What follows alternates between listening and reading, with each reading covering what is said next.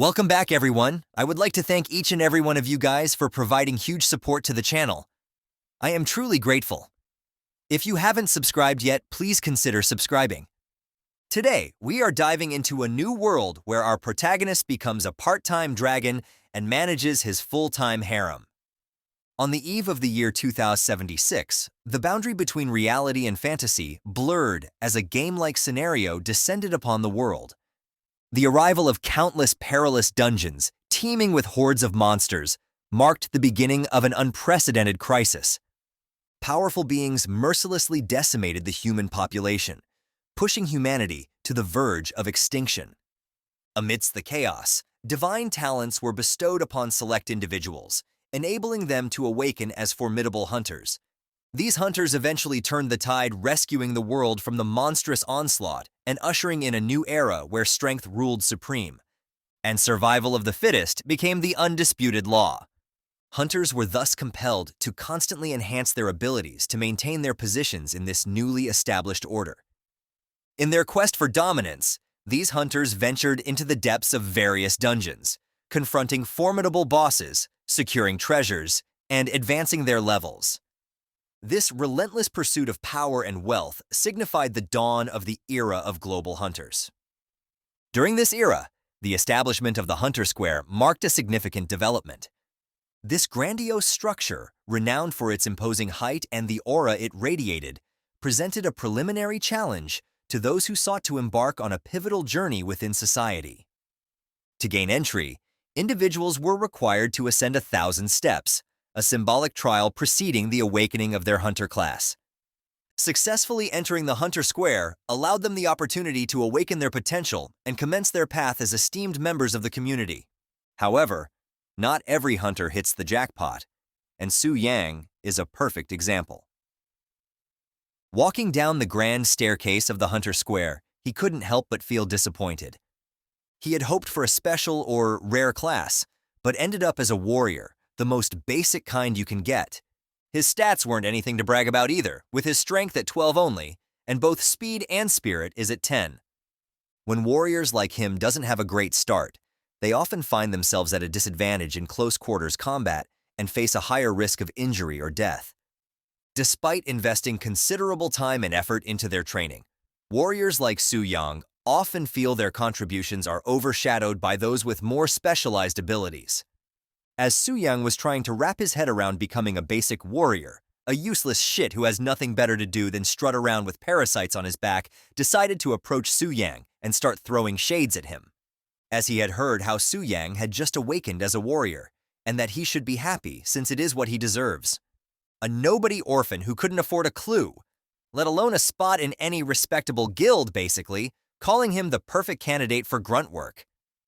But Su Yang, having none of it, hits him with a quick clapback, literally clapping his hands like he's trying to catch a fly that ain't there, stopping Wang Fei from yapping. And then he pretended to congratulate him on becoming an ice mage, a class as rare as a good hair day for Wang Fei, while sneakily dicing how mages turn into glass cannons after their awakening. Strong in magic, but as sturdy as a wet paper bag in a fight, so if he's so courageous to provoke him, he should run them hands because he would gladly give him the smoke if he desperately wants to. But as Su Yang expected, Wang Fei can only muster up some weak threats while hiding behind his squad instead of squaring up to him like a man. And in the midst of an escalating standoff, the air was thick with anticipation as everyone braced for what seemed to be an inevitable clash. However, the dynamic shifted dramatically when one of the members of Wang Fei's group caught sight of something that instantly demanded everyone's attention. Turning their heads, the crowd was taken aback to find themselves in the presence of the Spirit Hunt Guild's raiding team. This wasn't just any guild, but an A-tier powerhouse known throughout East Spirit City for its formidable achievements and influence. The crowd's initial shock quickly morphed into excitement as they recognized Zhao Ming, the vice president of the Spirit Hunt Guild. Zhao Ming, a figure usually seen gracing the guild's posters and promotional material, stood there in the flesh, his presence commanding the space around him. Seizing the moment, Wang Fei stepped forward with a mix of eagerness and ambition. He approached the raiding team, full of praise for the Spirit Hunt Guild, and openly expressing his desire to become a part of their ranks. He didn't hold back in showcasing his rare Ice Mage profession, hoping to impress and secure a spot in the guild. Initially, his request was declined by another guild member of the Spirit Hunt Guild, stopping his advancement and redirected him to apply at their recruitment crew down the stairs. However, Zhao Ming respects the hustle that Wang Fei had just demonstrated, and the strategic advantage his control skill could bring to the guild. And so he decided to give Wang Fei a recruitment card. This gesture not only highlighted Wang Fei's potential value to the guild, but also served as a testament to the Spirit Hunt Guild's openness to scouting and embracing new talent. Witnessing this interaction, others in the vicinity were quick to jump on the bandwagon. They began voicing their own aspirations to join the Spirit Hunt Guild, each citing their unique professions and abilities in hopes of catching the raiding team's attention. However, the raiding team made it abundantly clear that their current mission was not centered on recruitment. They advised all hopefuls to follow the guild's official recruitment process, emphasizing that proper channels and procedures needed to be adhered to. Their response was delivered with the kind of efficiency and professionalism that left no room for further discussion or negotiation. But before they could leave, Su Yang asked if they are also interested about warriors. But he was only met with disdain, as if he just asked a stupid question and wasted their time to even consider talking to a warrior. This encounter, brief as it may have been, left a lasting impression on everyone present. It showcased the prestige and selectiveness of the Spirit Hunt Guild, while also highlighting the competitive nature of the world they inhabited. And for Su Yang, this was yet another reminder of the challenges that lay ahead. There was definitely an isolation treatment for warriors like him, and it seemed to garner no interest from the elite guild. In a world where strength and the rarity of one's profession determined one's future, Su Yang couldn't help but feel that his fate was already sealed, given the general reluctance of even lower-tier guilds to accept warriors. But as he was in deep thought, Su Yang overheard why the vice president of Spirit Hunt Guild was here in the first place, and it was because they are actually planning to raid the Black Dragon's lair today. And they are using the teleportation gate inside the Hunter Square to get to the entrance of the dungeon. This was a surprise to you, Su Yang, because the Black Dragon's lair is the largest S-tier dungeon in City C. It not only has numerous small monsters, but it is also filled with powerful elite creatures. Even though death in this world doesn't mean immediate demise, instead, one loses levels in experience until one level drops to 0. The heavy competition between top guild is at all-time high, so the risk of losing a level and rare equipment should really be considered. There is also the most terrifying boss that awaits in the Black Dragon's lair, the level 99 Black Flame Wings Athos. And Su Yang had heard that even the strongest S-rank guilds have fallen at its feet. But they say the Spirit Hunt Guild has a large number of hunters at 4th Transcendence or higher, and they've never failed a raid, so Su Yang assumed that maybe they really can do it. But thinking about what others will accomplish really bummed him out, thinking the harsh reality that he may be destined to be a pauper in this life, trampled under the feet of these powerful beings. But before despair could fully take hold of him, Su Yang was startled by a sudden notification, lifting his gaze. He was met with a system interface proclaiming him a perfect soul host, indicating that the part-time system would soon be bound to him. The revelation was astonishing, but nothing prepared him for what came next. A notification asked him to activate the role. Su Yang confirmed, yes. New notification popped confirming the initiation of jump. Upon reopening his eyes, Su Yang found himself transformed into the level 99 Black Dragon, Athos, Black Flame Wing. His new form boasted an incredible health pool of 5 million, alongside staggering strength, speed, and spirit values. He was even equipped with talents that seemed straight out of a legend.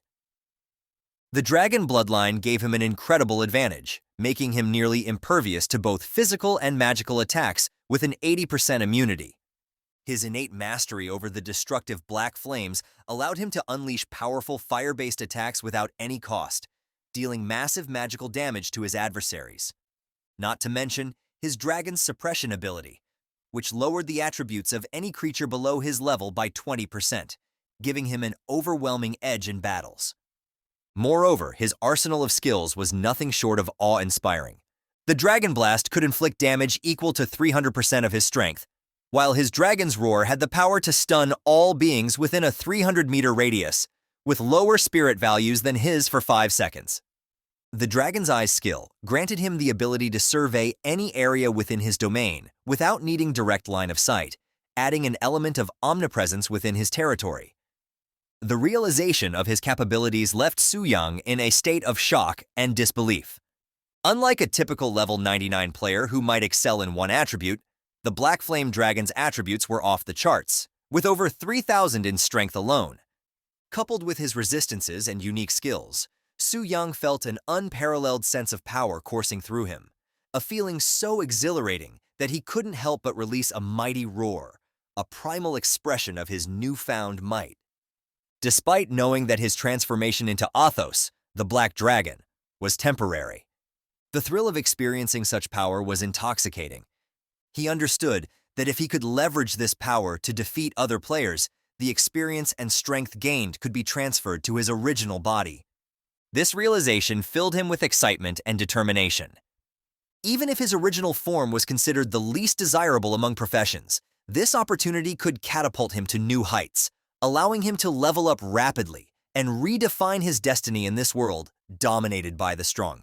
In the midst of his awe, however, Su Yang noticed the monsters in front of him were clearly affected by something. On closer inspection, he realized they were reeling from the after effects of his Dragon Roar skill, which he had unleashed unintentionally. Among them, a hooded figure stood out, addressing him as king and begging for mercy. It dawned on Su Yang that these monsters recognized him as their leader, presumably because he was currently embodying the Black Dragon, and so he acted what he assumed a superior being would do, looked down at his subordinates as inferior beings, and command them to rise as he no longer uses his roar. After that, the hooded monster praises him for having such power even at this early stage, and if he reaches maturity, he would undoubtedly crush the human world.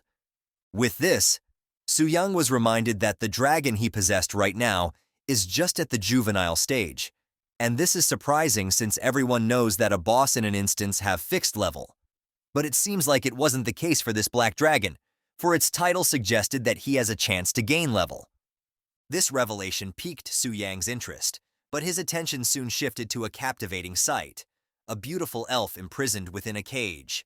Her elegant silver hair and striking crimson eyes contrasted sharply with her distressed state, struggling to breathe under the influence of Su Yang's dragon aura.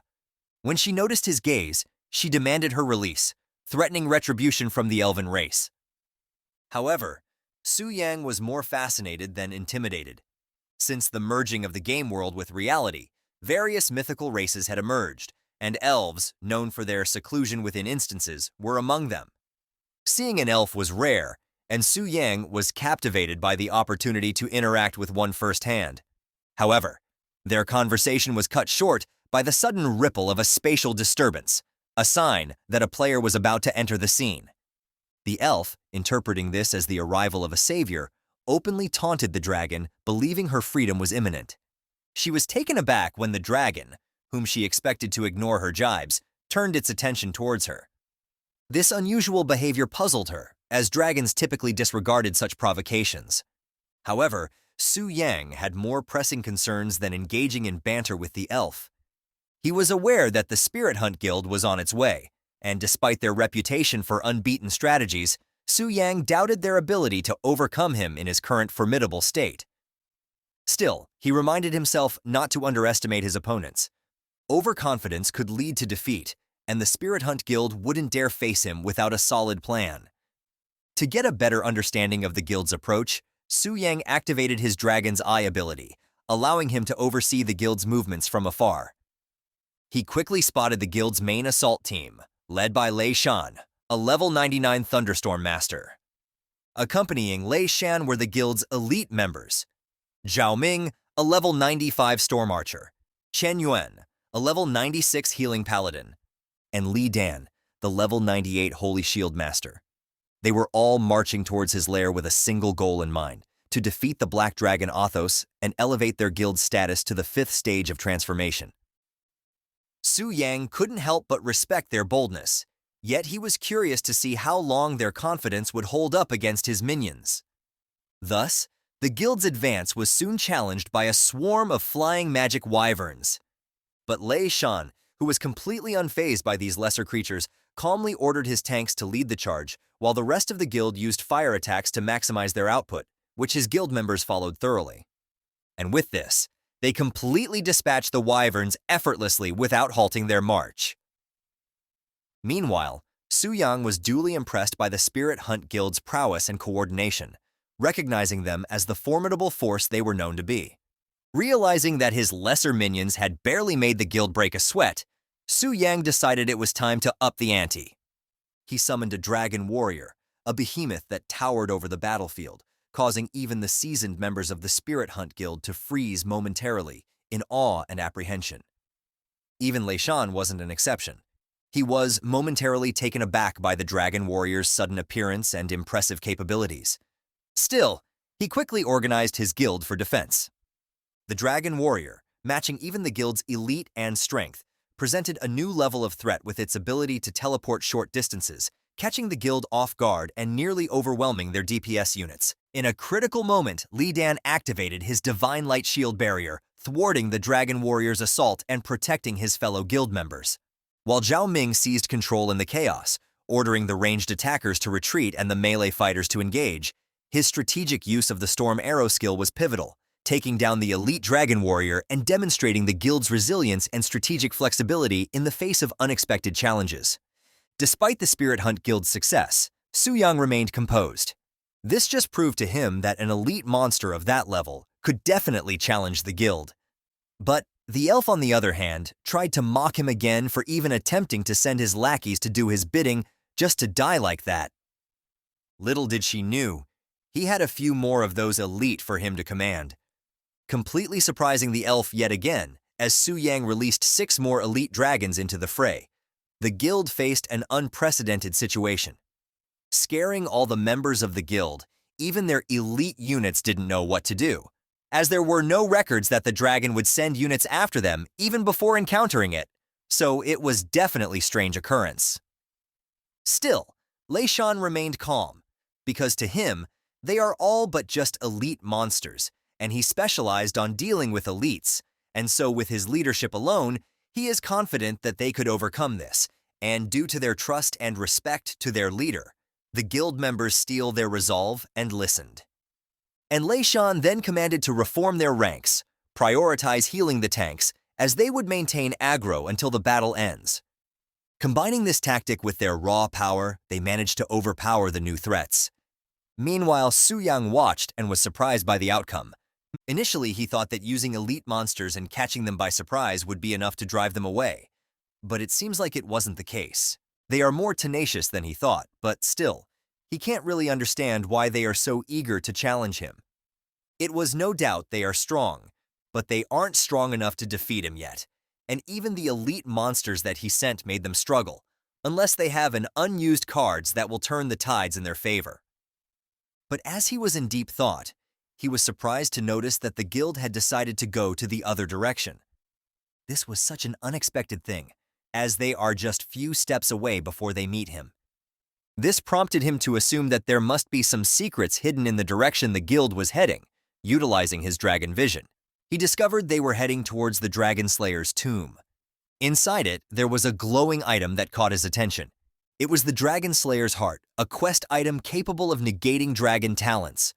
Following the threat this posed, a surge of rage overtook Su Yang, and his subordinates was startled yet again, asking him if he was okay. But he couldn't care less what they asked, as his mind was more preoccupied of the fact that what's happening right now is just like the strategies and what happens in games, where a boss with almost invincible resistance was weakened by the players through certain mechanism or items. And if that item allows player ignore his talent, then there is indeed a possibility that he will be defeated. But now that he knows this, he wouldn't just stand and wait for them to acquire this item. And so, with a powerful flap of his wing, he left his lair. The sight of him taking first really made the monsters rally in excitement. Their king taking action could only mean victory, so they cheered as he leaves. And even the elf was taken aback by this sudden change of attitude of the dragon, because the dragon usually waits for adventurers to get near his lair and never leaves early. And the way that it reacts was much more concerning, as if the dragon was in a rage, leaving the area with intense speed, breaking the sound barrier and creating a shockwave that even the ground collapsed. Meanwhile, as the Spirit Hunt Guild continued their march through the instance, Lei Shan expressed frustration at the unexpected challenges they had encountered since entering. This wasn't in the guide that were given to them. Hearing this, Zhao Ming speculated that the heavenly mechanism pavilion that gave them their guide might have deceived them. Lei Shan, however, remained confident in the pavilion's reputation and the authenticity of their strategy, especially when he had exchanged this strategy using his universe ring, which Zhao Ming understood, so he dropped the subject. But since there were too many uncertainties that happened in this raid, Qingmen raised concerns about potentially alerting the Black Dragon if they faced another unexpected situation. To which Lei Shan dismissed these worries, since the Black Dragon is just a boss in an instance with power, and it's complacent, as the guide had stated, it is but a lazy, overpowered lizard. As long as they don't initiate an attack, he is confident that it won't leave its lair, and they really shouldn't worry. This dragon is just a stepping stone for their guild, and now that it has caused so much damage to their guild, he promises to take it all back from it. Chen Yuan, on the other hand, was enticed by other things, because as long as they complete Elf Maiden's Easter egg, not only they can obtain a pass to the Elven Kingdom, but the Elf Maiden will also obey their commands, and Lei Shan quite understand the needs of his men. So he promises to have the authority with the elf, as long as they defeat the dragon first, but their planning was abruptly interrupted when Qian Yuan spotted a large silhouette in the sky. Initially, they mistaken it for a small flying dragon monster, which wasn't a threat by any means. But still, this was yet another unexpected thing to happen, because flying dragons are labeled as guard monsters. Therefore, there is no reason for them to appear here. But as soon as the silhouette got close, it also got larger, and now they wish it was just a simple guard monster. Unfortunately for them, it wasn't the case, as the true identity of the silhouette became apparent. It was the Wing of Black Flame, the boss they were supposed to confront later in their quest. Shock filled everyone's face, but one thing was in their mind. Those bastards from the Heavenly Pavilion had truly deceived them. Faced with the sudden appearance of the Black Dragon without the Dragon Slayer's heart, which they believed was essential for their victory, the guild contemplated retreat, and seeing them cower only made Su Yang smirk, as the supposedly invincible Spirit Hunt Guild was just a coward all along without their tricks. But even still, this was in favor for him, so he decided to eliminate them and level up in one go. However, Lei Shan's resolve hardened as he witnessed the dragon preparing to attack. And so, before the dragon could release his skill, he quickly used his lightning ability. Although it wasn't the most powerful attack, it successfully interrupted the dragon's assault. Li Shan then radiated a powerful aura of electricity, signaling his determination to confront the dragon head-on. And he firmly instructed his guild that retreat was not an option, as he believed in everyone's ability, and there is nothing they can achieve. Though this dragon is strong, his guild members are strong as well, so they should get back to their position and get ready to slay this dragon, and if that's not enough to convince them, he promised to reward them generously. May it be money, equipment, or women. There are no such thing as impossible after they overcome this. With this, Li Shan had gained back everyone's spirit, even though the dragon was still looking menacing as before. They believed in the captain's words, and now believed they could overcome everything. Meanwhile, Su Yang was equally excited on what this renowned guild may show him. As the confrontation with the formidable dragon Athos escalated, Li Shan swiftly issued commands to bolster their defenses and offensive capabilities. He instructed Li Dan to activate the strongest defense barrier, and called upon the healers to support him with mana regeneration, aiming to sustain their position.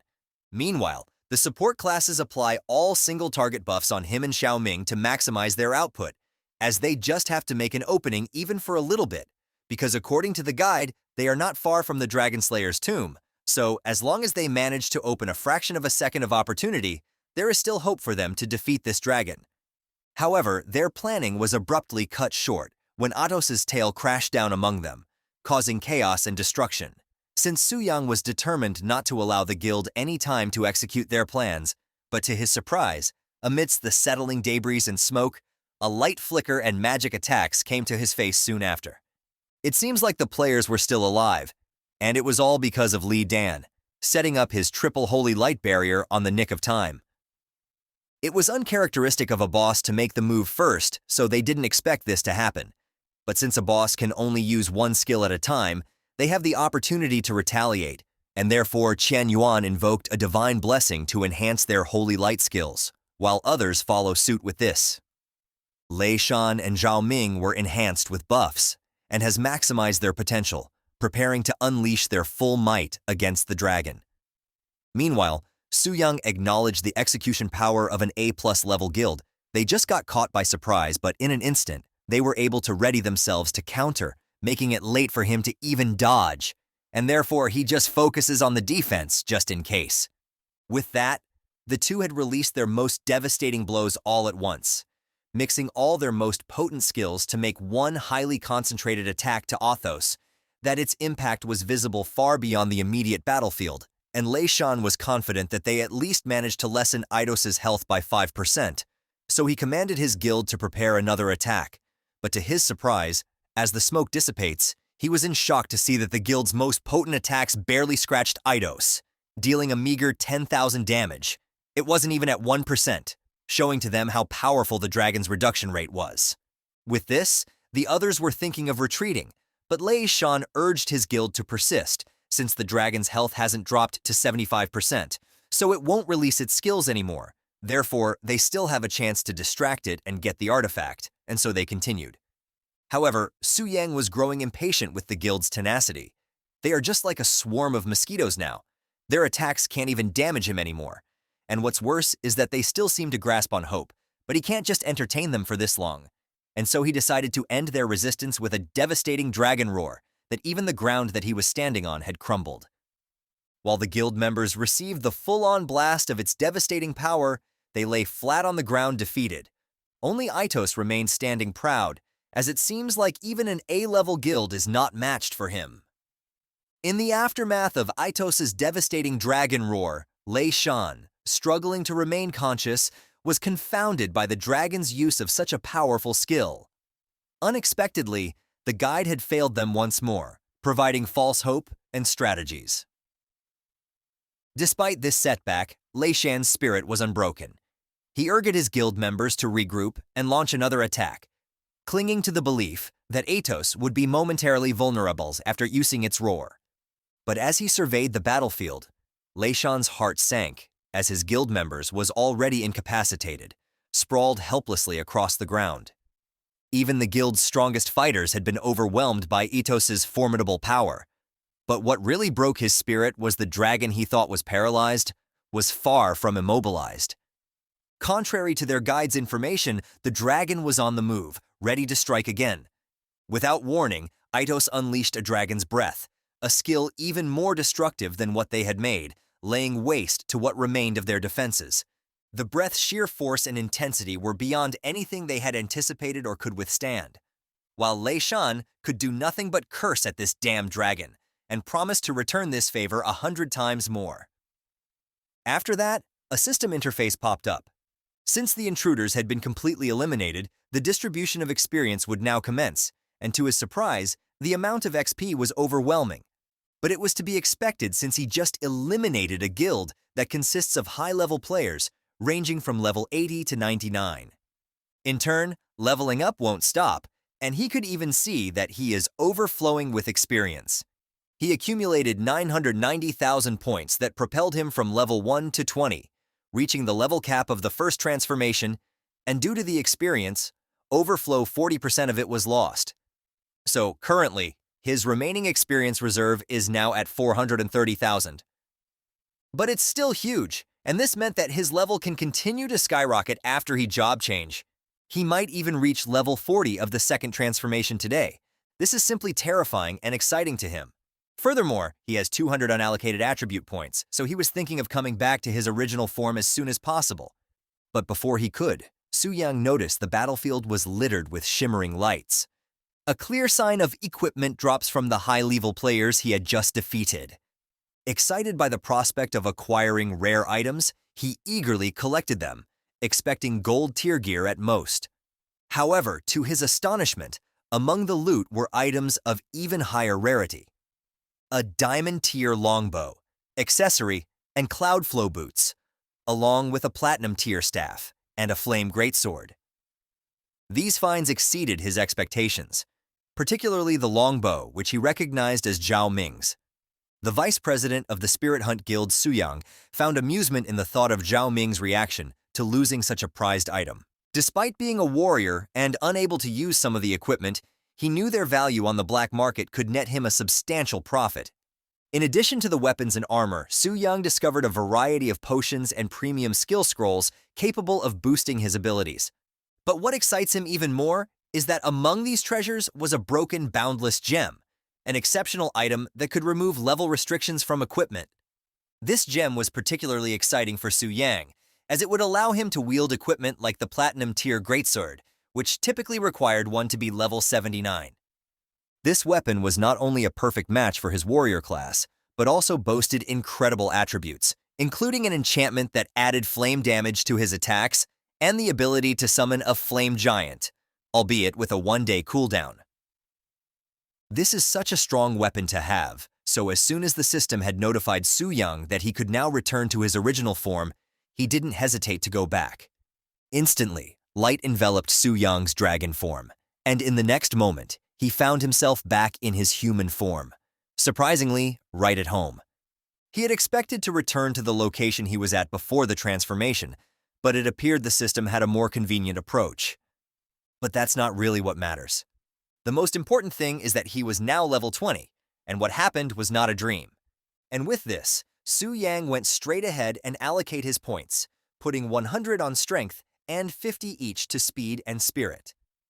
Although warriors usually don't add spirit with the advantage he has for receiving a system, he can't just follow the usual path, and he had obtained scrolls, which has a minimum required spirit for him to use. But to his surprise, the moment he confirmed the distribution of his points, an overwhelming aura burst forth from him. It was as if the very essence of his being had been supercharged, unleashing a wave of power that resonated throughout the room. This sudden manifestation of strength was so intense that it sent a shockwave through his belongings, leaving a trail of disarray in its wake. The experience served as a stark reminder of the raw power he now commanded, prompting a mental note to not to overdo it in the future. Now that was settled. The next thing he should do is to go to the temple to make a job change. But as he get a look at the time, he realized that it's already too late for him to do that today. So it seems like he has no choice but to rest for now, and just go to the temple tomorrow and take the transfer quest, which really excite him as he looks forward to complete his job change. Back at the Spirit Hunt Guild headquarters, the return of their leader so quickly stirred a wave of shock among the members. They understood that his early return signified one of two things. Either they had swiftly vanquished the dragon or faced a crushing defeat. The latter became apparent as they observed their leader's diminished state, noting the drop in his level from 99 to 90, a sight they had never before witnessed. The guild had always prided itself on its invincibility, bolstered by their strategies, and they also have the guide from the Heavenly Mechanism Pavilion, so there was no chance that they could be defeated, but this just pissed the leader even more, and commanded them not to mention that backstabbing of a pavilion in front of his face ever again. He had traded his universe ring, but they just gave him a shit strategy that led them to their defeat. This is unforgivable, and his men had also taken an impact, especially his vice president, Zhao Ming, who not only had dropped his level to 86, but he has also lost his diamond tier weapon, which took a toll on a mental health. Even his priest is now having a tantrum as he had lost not only the boots, but the chance to have himself an elf girlfriend. With this turn of events, Li Shan's eyes sparked with the fury of thunder, a clear sign of the storm that was about to be unleashed as he vowed to seek retribution against the pavilion for their betrayal, and will not rest until he got answer from those deceiving shits. The next day had arrived, and the ancient orphanage was alive with activity. It was a scene unlike any typical day. Kids ran around playing, their laughter and shouts filling the air, while the adults were busy with their responsibilities, trying to keep everything under control.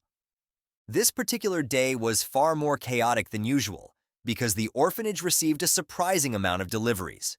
Piles of boxes and packages had arrived, addressed to the orphanage, which puzzled everyone, especially the elderly man in charge. He couldn't help but wonder if there had been some mistake, thinking perhaps these goods were meant for another place. However, the delivery staff were certain they were at the right location. They showed the paperwork, which clearly stated that these items were to be delivered to the Anshan Orphanage, and the person who ordered them was a young man named Su Yang. This detail shocked the old caretaker. He knew Su Yang very well, and was aware that Su Yang didn't have much money. The caretaker couldn't figure out how Su Yang could afford to send so much to the orphanage. But as the caretaker was lost in his thoughts, his attention was suddenly drawn to a more pressing matter. His parental instincts kicked in when he saw a little girl playing dangerously close to a stack of crates. And just as he feared, these crates were tipped over, and the little girl was about to get crushed by it. But because he was old, he couldn't reach her in time, and all he could do was shout. Fortunately, just as the crates began to fall, a figure rushed forward with remarkable speed, and arms shot out, catching and stabilizing the crates in the nick of time, preventing them from crashing down on the little girl. The rescuer was none other than Su Yang, the same person who had sent all the deliveries. He had arrived just in time to save the day, and it seems like he is well loved by the kids in the orphanage, as they immediately rushed towards him the moment they recognized him. And seeing them lively like this put Su Yang's mind at ease, and the old man was equally excited to greet him.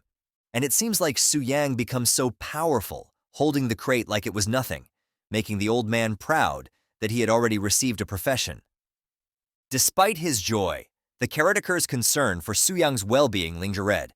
It was second nature for him to worry about the children he had raised, prompting him to advise Su Yang to remain cautious and prioritize his safety.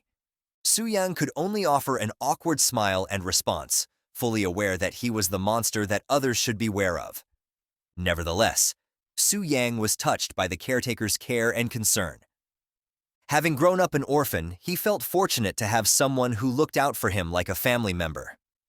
Eager to ease the caretaker's worries, Su Yang reassured him that he had nothing to fear, since the monster are pretty obedient towards him, and they can't even hurt him, thanks to his considerable strength. And he's even going to the temple right now to change his professions. That's how strong he was, and this brought a momentary sense of relief to the old man. Shortly after his departure from the orphanage, Su Yang made his way to the profession change hall. Upon arrival, he was immediately caught up in the whirlwind of rumors swirling around the place. The hot topic of the day was the shocking news that the Spirit Hunt Guild had been completely decimated. This disastrous event was traced back to an issue with the Heavenly Mechanism Pavilion's branch, specifically a fault in the guide they had provided. Known for its meticulous and highly regarded raid groups, was now under scrutiny for a mistake that seemed out of character for such a prestigious organization. As Su Yang mingled among the crowd, absorbing the gossip, he pieced together valuable information. The Heavenly Mechanism Pavilion was not just any raid group.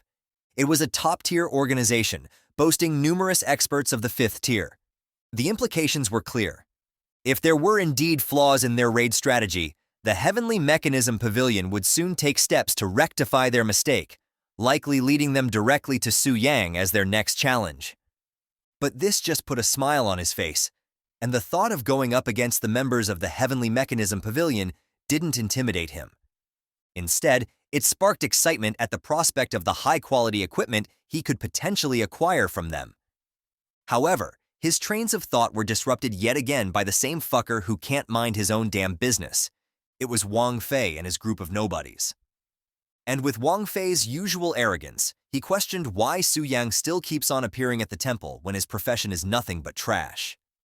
And before he could respond, he emphasized that was a rhetorical question, as Wang Fei was well aware why, and that no guild had wanted Su Yang, so he asked to come every day to try his luck. A fact he found amusing. But all jokes aside, since he was now in front of him, it is a good time to continue what they couldn't the day before.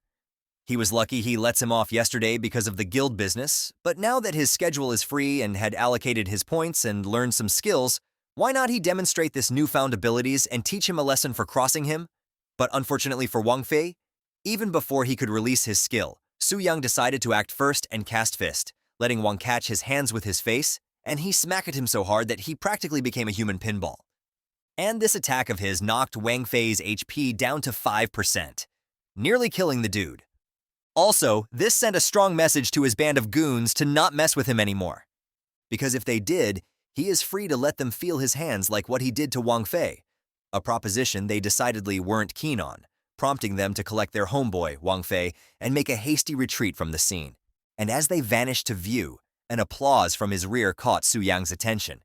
Turning towards it, he was met by the sight of a woman clad in black, her attire reminiscent of a nun's. Yet the slit in her dress that revealed her thighs suggested she was anything but a nun. Cheer up, guys, I think the first thick waifu just appeared. Look at those curves, I mean clothes. Shit. With this, it became immediately clear that she was a temple profession transition guide, a key staff member of the Changing Hall, and she is really impressed by the prowess Su Yang displayed, leading her to inquire if there was any way she could assist him, which what Su Yang exactly need. So he expressed his desire for a profession transition, a service she was perfectly positioned to provide. With a welcoming nod, she asked Su Yang to follow her to begin the transition process. During their walk, the guide couldn't help but notice Su Yang's appearance, which suggested he was a newcomer to the world of hunters.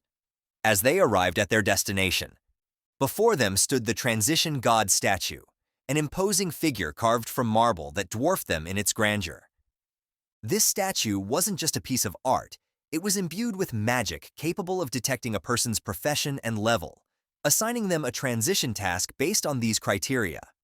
Successfully completing this task was the key to undergoing a profession transition, a critical step for any hunter wishing to advance their skills and status. Speaking about transition tasks, these are categorized into 4 levels of difficulty, each designed to test the hunter's capabilities. Before Su Yang could begin, the temple guide offered some advice, suggesting he attempt a 3-star task. This recommendation piqued Su Yang's interest, leading him to question why not aim for a 4-star task. The guide explained that 4-star tasks are significantly more challenging. While it might seem a bit harsh, she pointed out that Su Yang's current profession as a warrior comes with its set of challenges, especially since these tasks demand completion solo. Furthermore, she emphasized that transition tasks are not just any ordinary challenges. They are commitments for life. Opting for a 4-star task comes with the risk of a lifelong inability to transition should he fail. Understanding the gravity of the situation, Su Yang decided to proceed, extending his arm towards the statue to discover his task. A flash of lightning filled the room, a sign that the statue was evaluating his eligibility. Once it confirmed he met the prerequisites, various transition tasks appeared before him, each with its own set of challenges and rewards. The 1-star transition task was straightforward, requiring him to defeat 10 level 20 ordinary sharp-toothed boars. Success would grant him the opportunity to choose between becoming a charge warrior or a defense warrior. Progressing to the 2-star task, the difficulty slightly increased, maintaining similar objectives, but with the added reward of a common-grade first-tier warrior skill book. The complexity further escalated with the 3-star task, which also promised a superior-grade first-tier warrior skill book, enriching Su Yang's arsenal.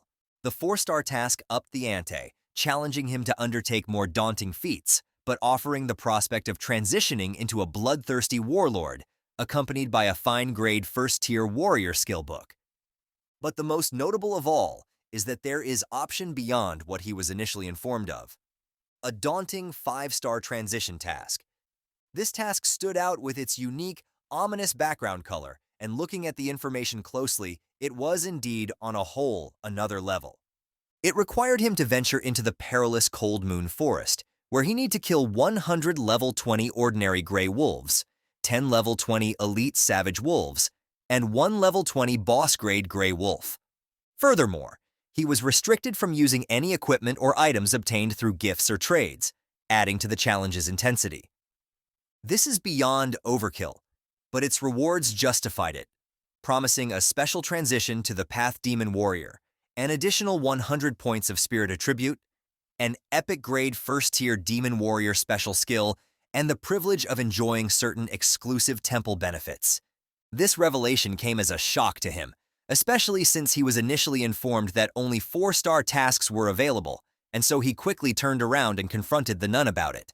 The nun promptly apologized for the oversight, explaining that the sheer difficulty of the 5-star task was the reason for it hadn't been mentioned. It was so difficult that not a single person in the Hua Kingdom has accepted this task for many years.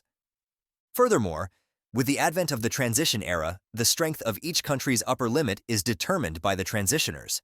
And so, rather than letting potential professionals remain stuck at level 20 forever due to a wrong choice, both the country and the temple advise against attempting the 5-star task in the hopes of cultivating more high-level professionals. Su-yang grasped the rationale behind this guidance. The 5-star task presented an extreme challenge. It requires him to take down a boss-level monster without any assistance or the use of equipment received as gifts or trades. Such daunting requirements explain why many opt to steer clear of this path. But still, the allure of gaining 100 spirit attribute points and the opportunity to transition into a demon warrior piqued Su-yang's interest, not to mention the mysterious temple privileges that accompanied the task. These factors solidified his decision to pursue this rigorous path. Meanwhile, the nun really tried her best to convince Su-yang to take the 3-star task. Unfortunately for her, he already made up his mind, and so Su-yang just thanked her for the advice, which made her happy. But even before she could finish her response, and the system chimed in, confirming Su-yang's acceptance of the 5-star challenge, her shock was palpable, her advice eclipsed by his audacity. And all she could do now is ask why the hell he would do such a thing, and Su-yang just confidently replied that it was all on his feelings. He felt that the 5-star task was more suitable for him, but before she could say anything more, Su-yang assured her that she doesn't need to worry about him failing, because he will definitely complete the task, and they should ready the temple since he is very curious about what the temple's privilege hold. I think I have a rough idea of temple privileges, and I think you guys too. Comment down now and let's see how many were correct. After that, he just walked away like a Chad and fade away from view. The nun, who was paralyzed by disbelief, soon snapped back to reality in panic, and then shouted at one of her co-workers, instructing them to report to the high priest that someone was foolish enough to dare accept a 5-star task. Upon his arrival at the transmission center, Su-yang was met with an unusual scene. A multitude of hunters idly gathered, not out of choice, but due to an unexpected energy fluctuation disrupting the portal's operation. This delay, a rare inconvenience at the center, had caught everyone off guard, including Su-yang. However, Su-yang, unlike many others, was not particularly perturbed by the holdup. He had no immediate rush to begin his journey to the Cold Moon Jungle, and decided to use the unexpected pause to better plan his trip. But not many shared his opinion. Among those affected by the delay was a city girl named Shu Yan, and she stood out from the crowd. Her distinct displeasure was noticeable. Coming from a large, bustling city, she was unaccustomed to and unprepared for the inefficiencies and problems of smaller towns. Her disappointment was compounded by the unwanted attention from local men, prompting her to caution her sister, Shu Qian, to stay close and avoid getting separated in the crowded space. I think she deserves the attention she is getting. Shu Qian, understanding her sister's concern, complied, but her attention soon shifted when she spotted a familiar figure among the crowd. It was Su-yang, calmly waiting in line for the portal, a sight that unexpectedly warmed her heart and brought a blush to her cheeks. But this moment of recognition did not go unnoticed by Shu Yan. She sensed her sister's sudden interest, and so she quickly inquired about the focus of her gaze, which flustered Zhu Qian immediately. But still, she tries her best to downplay her reaction by explaining that Su-yang was simply a classmate who had also changed professions the day before. But Shu Yan just found this odd because Su-yang is currently lining up for a portal leading to the notoriously dangerous Cold Moon Jungle, a destination ill-suited for novices. Concerned that Su-yang might be unaware of the risks, Shu Qian felt compelled to warn him against proceeding without adequate preparation. However, before they could act on their intentions, the portal's operations unexpectedly resumed, and Su-yang was swiftly transported to his destination, leaving Zhu Qian in a state of shock and worry for his safety. Unbeknownst to her, Su-yang stepped into the Cold Moon Jungle with confidence, and therefore quickly noticed the absence of other hunters. This solitude in such a dangerous area piqued his curiosity, suggesting that the other hunters had perhaps sensed the imminent danger and scattered, leaving him to face the jungle's threats alone. And his suspicions were confirmed when a monster launched an attack from behind. But Su-yang was fast in his feet and avoided the attack. But as he faced the creature head-on, he recognized it as a target from his quest. which he didn't expect to appear so soon. Since dealing with this kind of monster is really tricky if one relies on oneself alone without using trading prop and equipments, and as expected, the monster was fierce and fast, closing the distance instantly. Unfortunately for it, Su Yang has tricks of his own, taking out his long, red, flaming sword and sliced that big, black monster like butter, and quickly cooked it right after, as its buff ability was on effect. This was such an unnecessary overkill, but Su Yang just wanted to use this sword at full power as fast as possible, since he had used a great amount of money in order for him to use it, all because this weapon doesn't have a gem slot to begin with. At first he thought he could use it right away since he got the gem which ignore level requirements, but without a slot, it was useless. So he has to use a high-level drilling stone to carve in one, but luck wasn't on his side when he was doing this, as it kept on failing again and again, which drained his wealth from 100 million to 60 million. Nonetheless, getting to use this weapon is lucky enough, so he just decided to look at the brighter side of things, and he still has the long bow that was owned by Zhao Ming. If he is able to sell this, then he will gain the money that he lost, and maybe Zhao Ming himself would buy this back, which is very funny if he thinks about it. But his financial concerns must be put aside for the moment, as Su Yang found himself under attack from monsters once again. Fortunately, he didn't need to flee thanks to a silver-level scroll in his possession. This scroll activated a charging barrier around him, capable of absorbing up to 50,000 points of damage, effectively shielding him from the onslaught, and the low-level monsters have low IQ, so they keep on continuing to attack the barrier non-stop, unwittingly positioning themselves exactly where Su Yang had intended. With this, Su Yang unleashed a devastating swing of his sword, emitting a fiery whirlwind that swept through the monsters. This powerful attack allowed him to eliminate 15 wolves in a single stroke. However, his quest required him to vanquish 100 wolves, and he realized that hunting them down individually would prove to be a troublesome and time-consuming task. To streamline this process, Su Yang pulled a monster attraction stone from his inventory. This unique item, usually dropped by low-level bosses, had the ability to lure both ordinary and elite monsters within a considerable radius directly to him. Recognizing the tactical advantage this presented, Su Yang activated the stone by tossing it into the sky, where it shattered and unleashed its magic, and almost immediately, the gem's power was evident as wolves swarmed from all directions, surrounding Su Yang, leaving Su Yang with nowhere to run, but retreat was never an option. He considered he was determined to fulfill his quest objectives in a decisive manner. To achieve this, he consumed an intermediate spirit potion, boosting his spirit points significantly, and unfurled a special baptism of fire skill scroll. This scroll allowed him to unleash a devastating area of effect fire attack, enveloping him in a pillar of fire that incinerated any monster daring to approach. This maneuver allowed him to meet the requirement of slaying 100 wolves.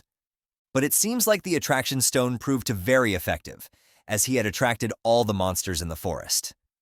But he is not worried for one bit, as he had numerous amounts of scrolls at his disposal, so he can easily respond in kind against this large number of monsters.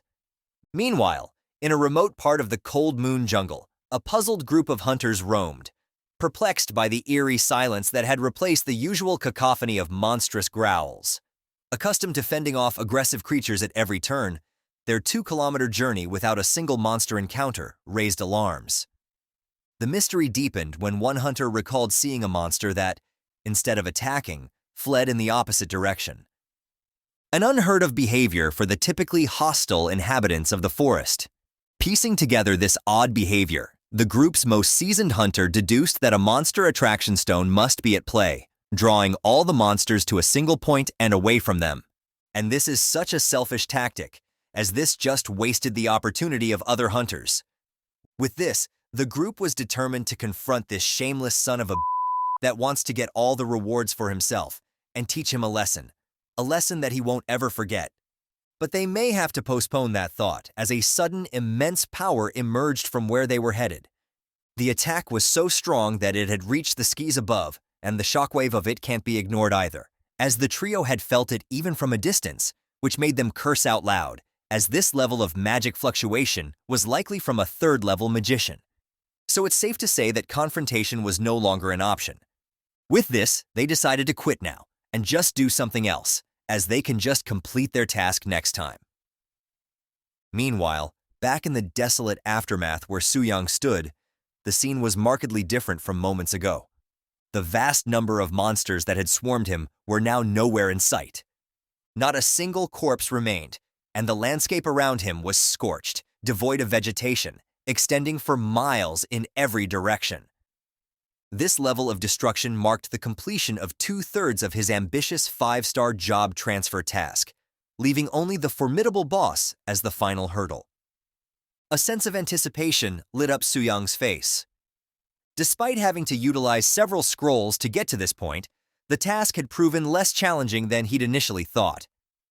Based on the nun's reaction back at the temple now, with only the boss battle ahead, he wondered if this would be the challenge he had been seeking all along, and he eagerly made his way towards its lair. The destination was the Cold Moon Cave, known to be the dwelling of the fearsome Blue Wolf King, a challenge typically recommended for a team of 3 or more hunters all over level 20. With this, just a few blocks away, a group of 3 can be seen peeking through a corner. They are above level 20, and a well-rounded team at that. Among the trio was Zhang the Mage, Li Sen, the tank, and Zhao the Archer. Each plays a crucial role in their planned confrontation with the boss, and Li Sun was particularly confident since their brother Zhang had bought him a primary strength concoction which allows him to survive for a longer period of time. But Zhao the Archer, on the other hand, was skeptical about all of this, since he had just changed his profession recently and haven't tried his new skill yet, so he doesn't even know if they are strong or not.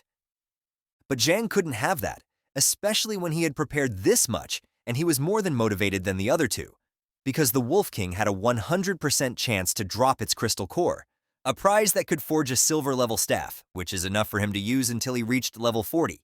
And so he tries his best to make Zhao confident about himself, set aside his apprehensions, and focus on the potential rewards their victory could bring. But before he could even finish his speech, Zhao signaled him to stop as he noticed an unexpected figure approaching the cave. With this, all their eyes focus on the mysterious figure, and it was actually Su-yang confidently walking towards the boss lair, quickly alarming the group as they feared he might claim their target first.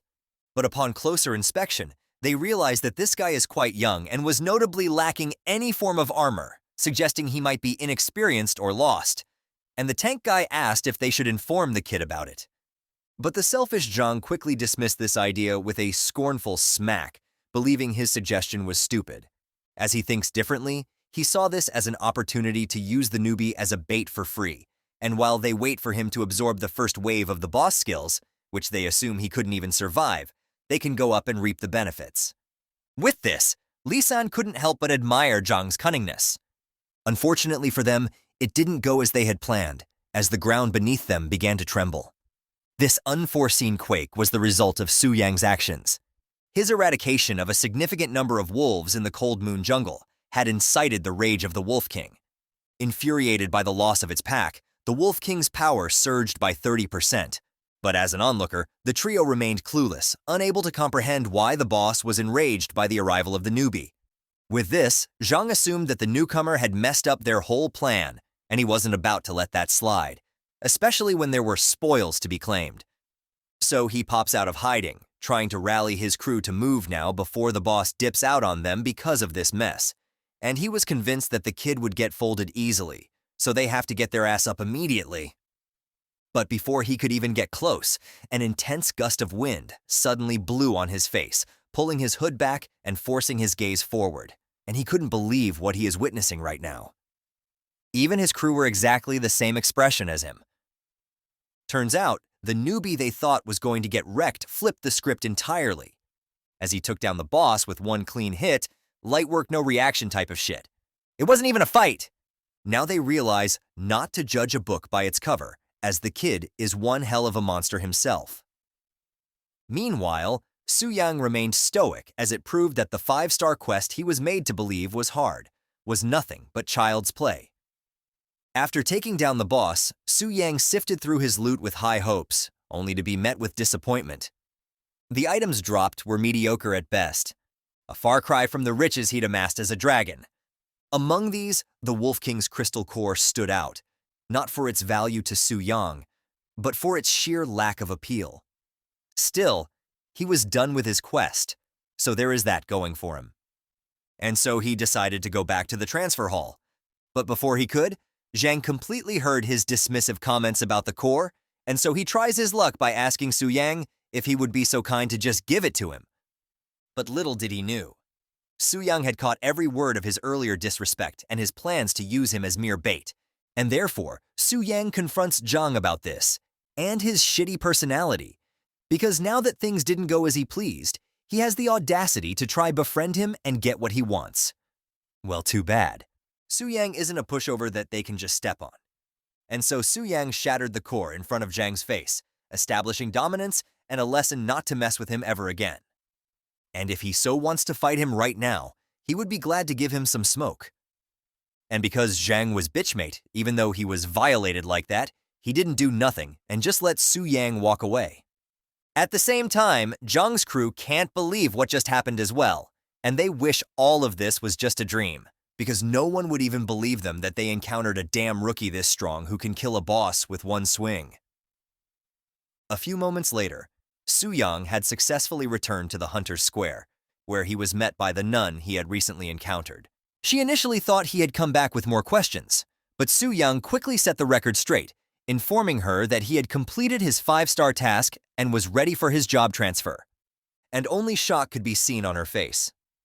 This was understandable since he took up a 5-star transfer task after all, and finishing at this rate is totally unheard of, which in turn made the nun skeptical. But as she checked out the receipts, it seems like Su Yang wasn't lying at all. Su Yang had indeed accomplished the task, and with this, the nun began to see him in a new light. This guy isn't a show-off nor an idiot after all. It turns out he was really powerful, so powerful that it made people wonder if he was cheating. But the system won't lie, and the fact that he returned uninjured speaks volume of his strength. As she continues to look at him intently, Su Yang felt increasingly uncomfortable, and so he snaps her out of it by inquiring whether he could now initiate his job transfer, which was successful, and so the nun led him to the statue once more. But as they made their way to the statue, the nun found herself increasingly preoccupied with thoughts of Su Yang's remarkable strength. She considered how advantageous it would be for her church to have someone of his caliber exclusively. Luckily, she had already informed the priest about Su Yang, reducing the risk of him being recruited by others. But as she continued to think about Su Yang, her thoughts took a more personal turn. She revealed to be down horrendous for real. Like damn, she a nun, but she down to get dirty with Su Yang since he is also pretty handsome, and she was even thinking of getting his contact information after this ordeal was over, and the thought of being with this guy is already driving her crazy. But these thoughts were momentarily set aside as they arrived at the statue, and not a moment wasted. As Su Yang stepped closer, and almost instantly, a burst of light shines above, and then several beams of light descended swiftly and penetrated him in succession, filling him with powerful energy. This spectacle signaled that he had successfully passed the test and was now prepared to undergo his profession change. And then immediately, a golden halo started to materialize around his wrist. This was a job halo, a special reward given to players who complete the job change tasks, and its color and the bonuses it provides vary according to the difficulty of the task completed, starting from white for a 2% bonus, green for a 4% bonus, blue for a 6% bonus, purple for a 10% bonus, and then to orange for the highest tier, offering a staggering 25% bonus to basic attributes. This is beyond what he expected, and he could feel it. He had really grown significantly. Additionally, he also changes to a demon warrior class, a hybrid class, adept in both close combat physical skills and a broad range of magic abilities, enhancing his versatility and overall power. Furthermore, since he had completely changed his job, his level cap was elevated to 40, and the surplus of 400,000 experience points from his previous endeavors instantly boosted his level to 34. This significant jump provided him with 210 attribute points, which he swiftly allocated to enhance his strength and spirit to 90 each and his speed by 30. This strategic distribution of attributes, combined with his flaming sword, dramatically amplified his capabilities.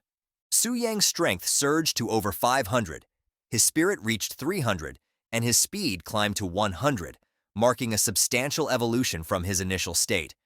But the blessings didn't end there, as he had also received the promised epic skill book specific to the demon warrior profession, in which contains an epic grade skill named Magic Blade, enabling him to forge a weapon out of condensed magical power, inflicting full magic damage, and the damage of it increases with his strength and mental attributes.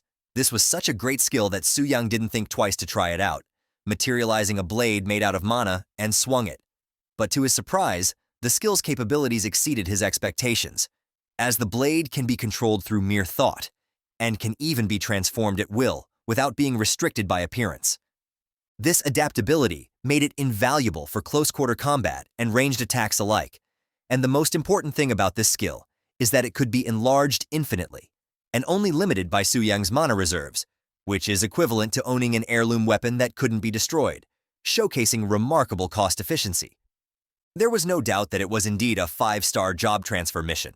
The distinction was clear, as the rewards far surpassed those of lesser tasks, and with this, Su-young resolved to pursue more 5-star challenges in future job changes, but his trains of thought were disrupted by the nun, congratulating him on his achievement, and from today on, his name will be engraved on the temple monument, and he will become a VIP guest of the Job Transfer Temple.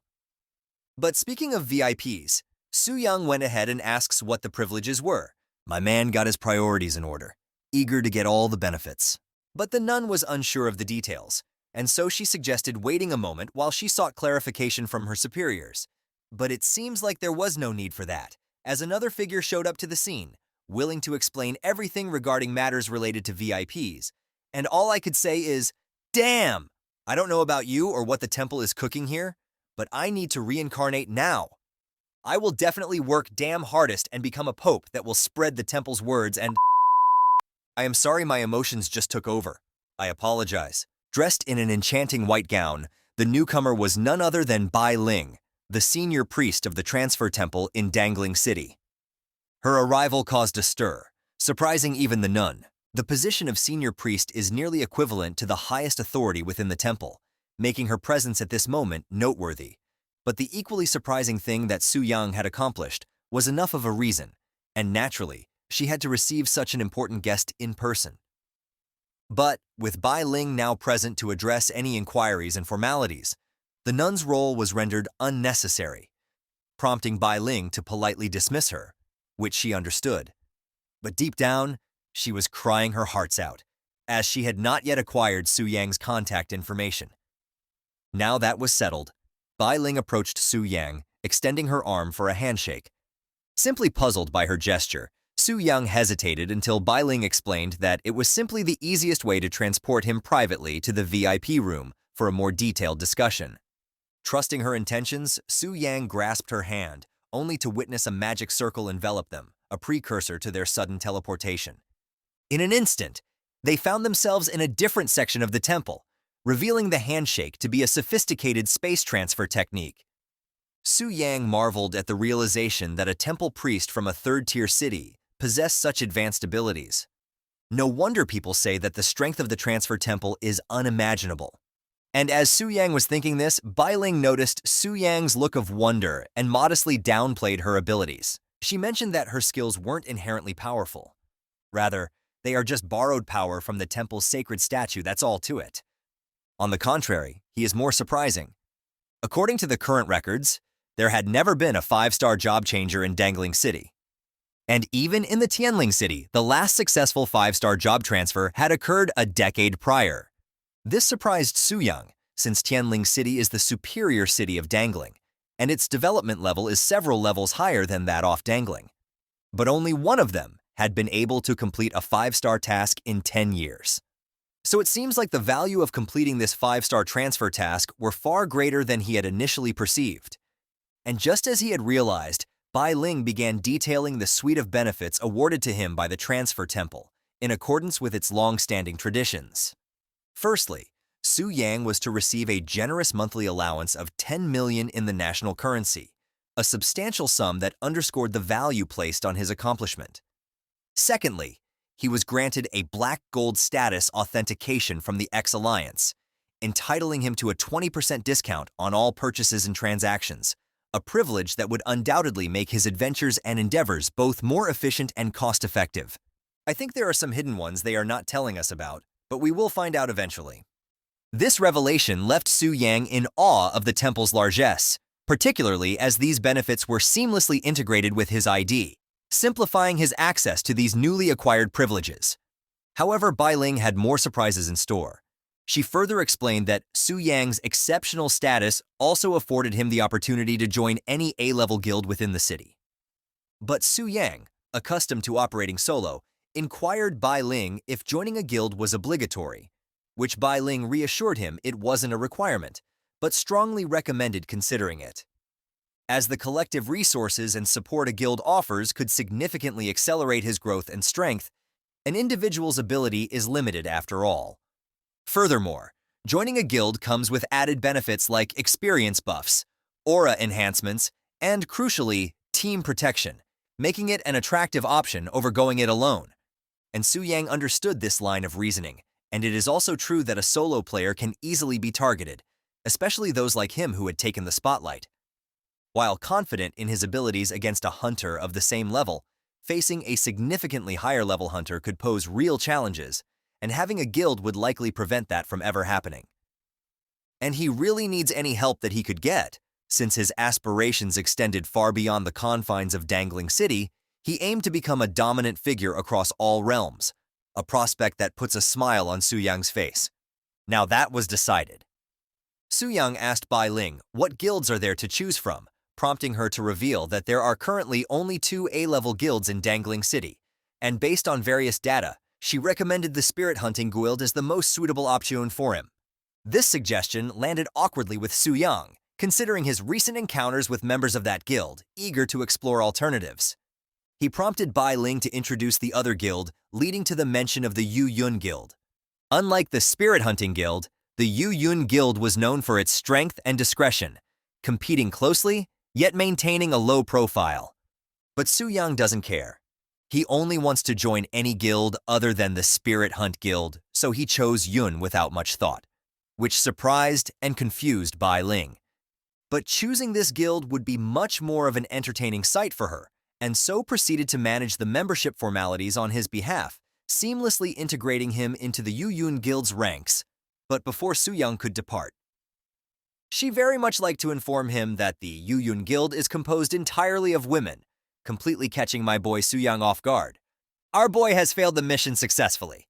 He just took the first step toward making his harem, or you can say managing the harem. In the city of Tianling, the Phantom Cloud Guild stands out with its base resembling an opulent mansion, befitting its status as an A-level guild.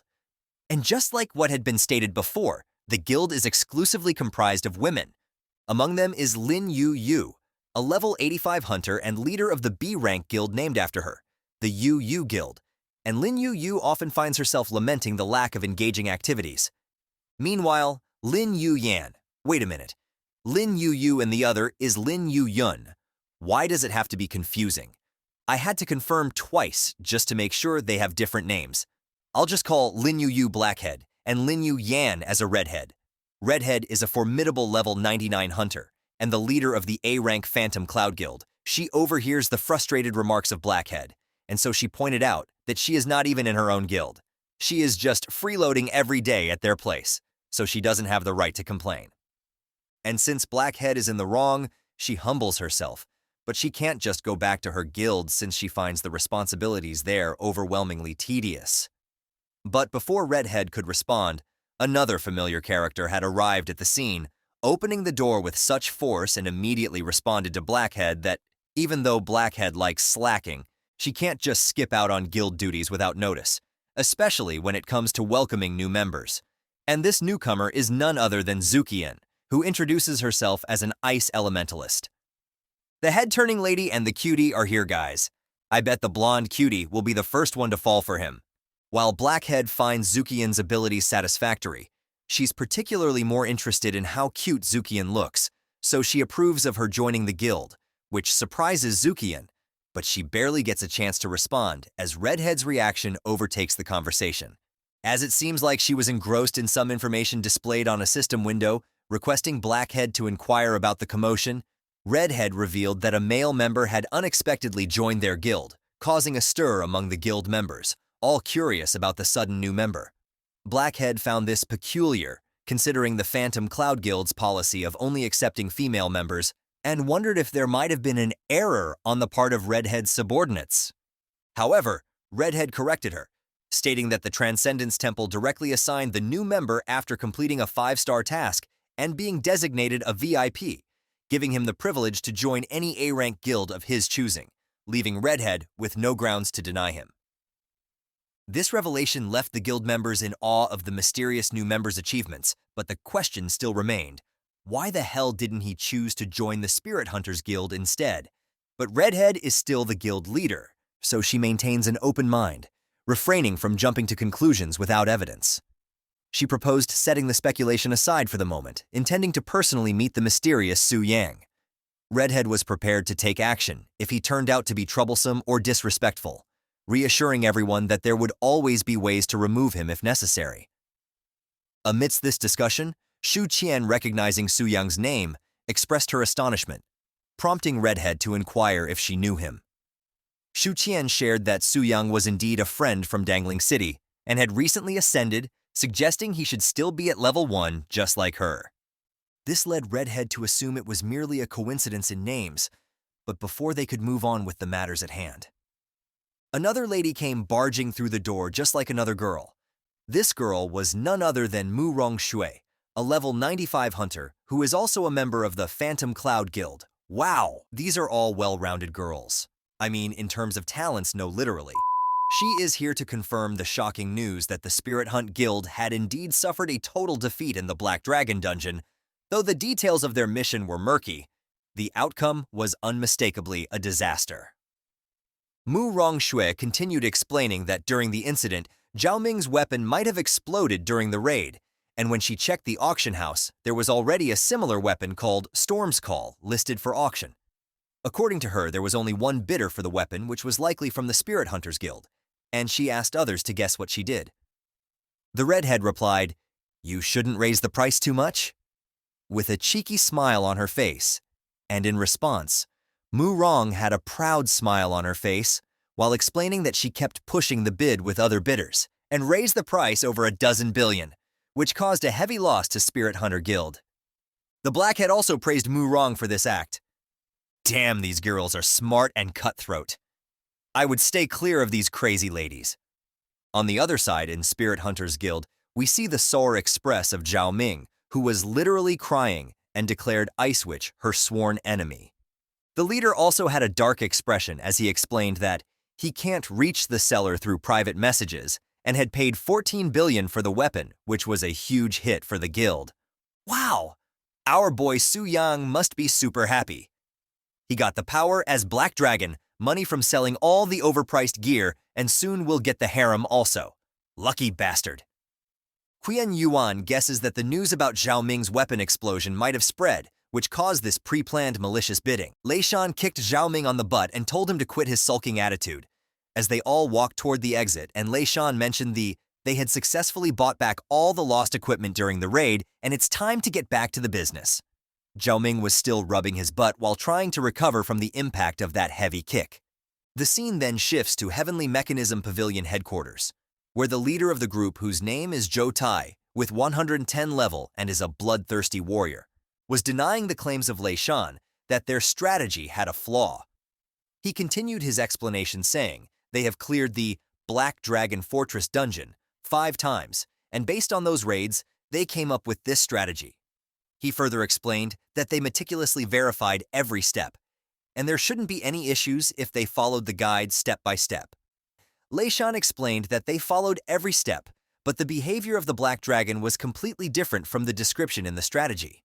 He continued further saying that he is not questioning Zhou Tai's professionalism, but he is not a fool to sacrifice his guild's main force just to blackmail them. A hooded guy then called Lei Shan's guild members a bunch of useless people, as they had a clear strategy, yet still they lost, and now came back to demand money from the Heavenly Mechanism Pavilion. This guy looked like a typical thug who is first to get beat up when the fight starts. He is a regular thug who is trying to act cool while juggling his dagger during his whole remark. We came to know that this guy's name is Liu Qi, and his level is 103. Lei Shan get offended by his remark and asked him to watch his words. In response, the thug teased Lei Shan to train harder or stop playing if he can't handle the defeat. At this point, even Zhou Tai got annoyed and cut him off by telling him to hold his tongue. Then he addressed Lei Shan and said that Heavenly Mechanism Pavilion has always placed utmost importance on integrity and will never sell any incorrect information. Therefore, he will arrange an exploration team to retrace the steps, and if they find any errors in the strategy, then they will bear all the losses incurred by Spirit Hunter Guild. If the strategy is correct, then it will mean that Spirit Hunter Guildmaster made a mistake somewhere, and it will not be their concern. And asked Lei Shan if that is acceptable to him, to which Lei Shan agreed. Then he proceeded to inform Zhang Kexin, who is a level 108, a 5-star holy healer, and Zhuang Zhen, who is a level 104, 5-star Mountain Barrier Master, and Liu Qi, the typical thug, to investigate the dungeon with him and Lei Shan tomorrow. While all of them were agreeing to Zhou Tai's decision, the door of the room busted open and black smoke started rushing in. Lei Shan and Qian Yuan quickly took a defensive stance and readied their spells for the attack. Zhou Tai asked them to stay calm as the person barging in is Mr. Chen Lun from the headquarters of the Heavenly Mechanism Pavilion. Lei Shan was surprised that a big shot was here. We get a clear look of Chen Lun, who is level 115 and a 5-star Necromancer. He said that Zhou Tai needs to inform him whenever he is going to the Black Dragon Fortress as per their previous conversation. Zhou Tai apologized and explained that they are going only as a part of their follow-up service, and he didn't want it to trouble him with such tiny matters. But Chen Lun cut him off and said he did not need an explanation and would go with them tomorrow. To which Zhou Tai agreed. Chen Lun was excited for the Black Dragon raid as he called his soul delicious, and every harvest made his treasure even stronger. He looks like an old pervert, and Zhou Tai fully agrees with me. Lei Shan was surprised that a team of 5-star professionals, plus an expert from the Heavenly Mechanism Pavilion headquarters, will do a raid and with that much power can easily clear up the 4th-rank dungeon. In case they kill the Black Dragon, it will work out fine, but if they get wiped out, they surely deserve it. Whether it's a genuine strategy or a fake one, with the heavy losses on his side, these self-righteous strategy groups should pay some price. He had an evil smile on his face just by the fact that the Black Dragon and exploration team will kill each other. The whole day passes and it's nighttime now.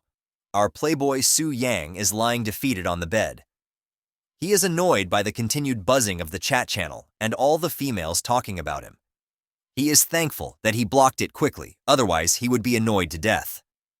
Another notification gets his attention, which is from the auction house informing him about the continued bidding on the weapon. He wondered if both of the bidders might have a grudge against each other, as Ice Witch kept bidding 1 yuan up from Elf Noble. Eventually, the price reached 14 billion, which was 40% higher than average. He immediately confirmed the sale. He thanked Ice Witch for helping him raise the bid. The transaction was confirmed, and in the next notification, his temple benefits came into the clutch.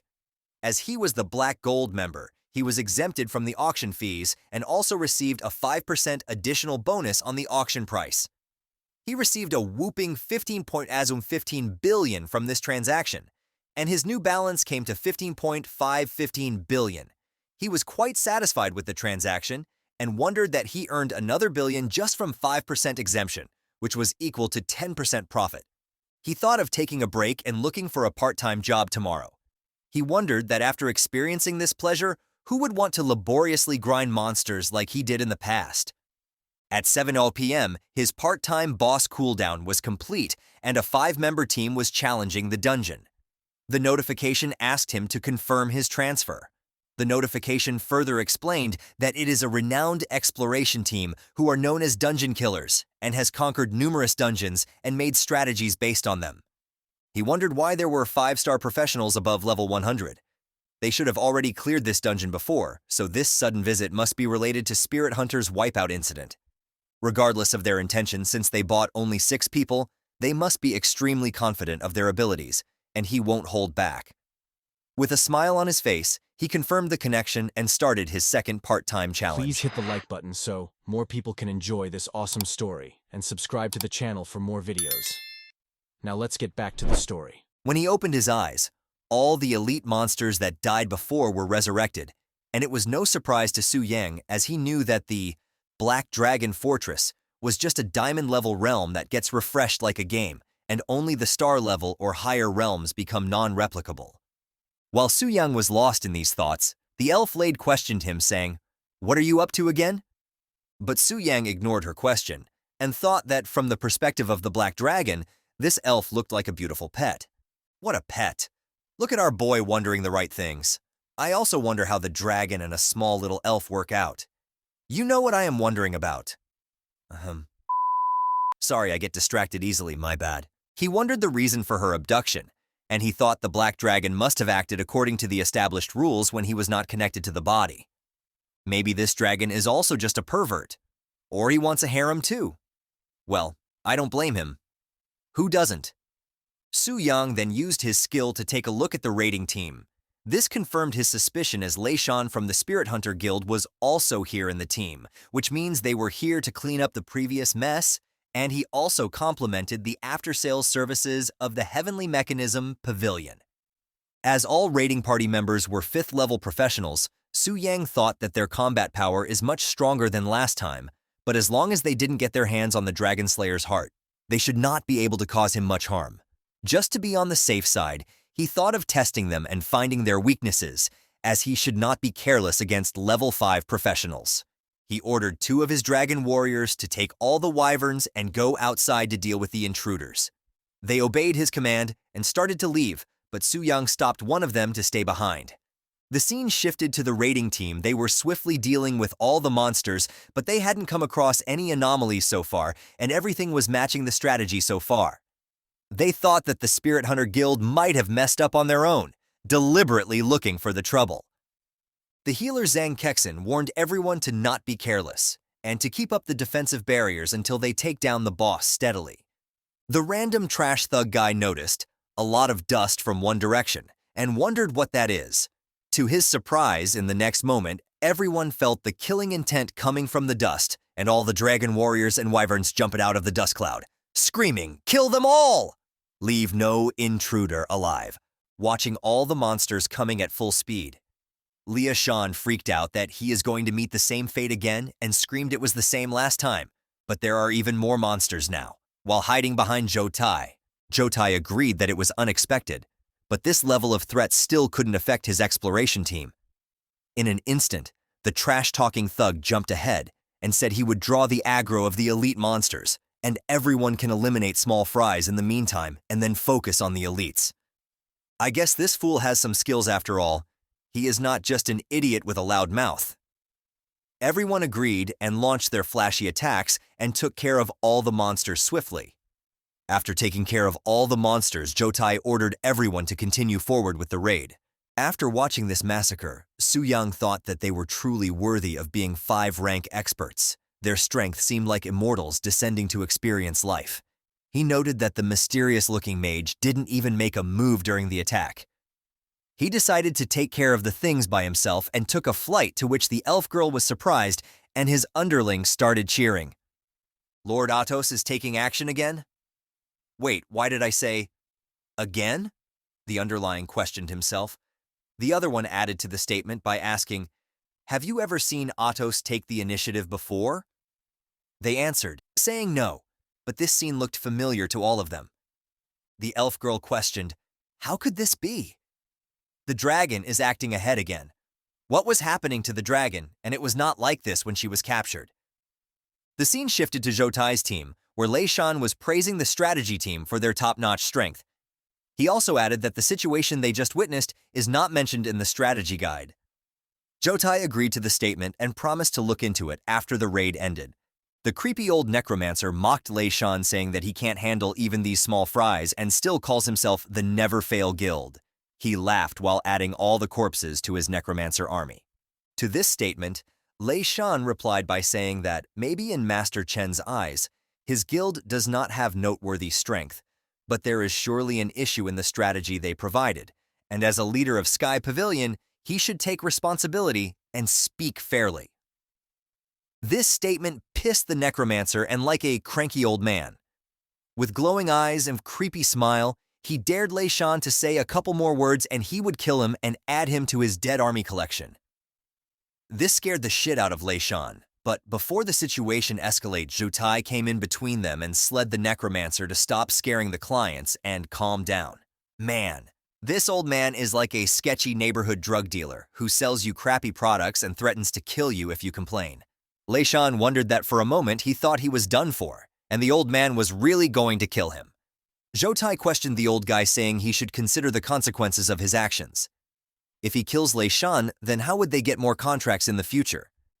Lei Shan was annoyed by all this and thought he should let him gloat for now, and he would see who would laugh after meeting the Black Dragon. While thinking this, he noticed a huge shadow and looked up. There he was. Black Dragon, he screamed. It's the Black Dragon. Guys, I think this guy is traumatized from the last meeting with the Black Dragon. The boss actually acted ahead of schedule. How is this possible? Zhou Tai wondered. Is this a bug? Spirit Hunter didn't deceive us. Everyone was shocked by the sudden appearance of the Black Dragon boss. In an instant, Zhou ordered everyone. He told Lao Zhuang to maintain the barrier, Lucy to be ready to transform at any moment, and the healer to prioritize healing Liu Si and keep his health at 30%. Everyone agreed and shouted understood. Zhou Tai activated his skill-frenzied blood song, which is a berserker talent that significantly increases all attributes when his health drops below 30%. It also reduces the amount of damage taken by the user. They landed multiple attacks in the next instant. Physical damage dealt 15,893. Physical damage dealt 14519. Shadow damage dealt 13774. Magic damage dealt 13343. Magic damage dealt 112678. To all these attacks, Su Yang wondered that something was off. Due to damage reduction skill, even the 5-star professionals can't deal him much damage. This Black Dragon has damage reduction buffs, keep chipping away, Zhou Tai shouted while dodging an attack. The hooded crappy thug was behind Zhou Tai and shouted that he saw the attack coming from miles away. This pissed off our boy Su Yang. I guess this guy has a unique quality to piss off everyone he speaks to. Can you guess what I'll do next? Su Yang instantly switched his target to the priest standing in the back line and launched himself with a dragon charge attack. But Zhou Tai blocked his attack, and Su Yang wondered if he wasted the opportunity to eliminate the support team. While the dragon's attack was blocked, the crappy thug took shadow form, which significantly increased the attack, speed, and critical hit ratio. All of his skills also increased the dark attribute damage. He yelled, "Taste my strike! All of your vulnerabilities are behind you," while jumping toward the back of the dragon. He started attacing frantically and dealt some physical and shadow damage.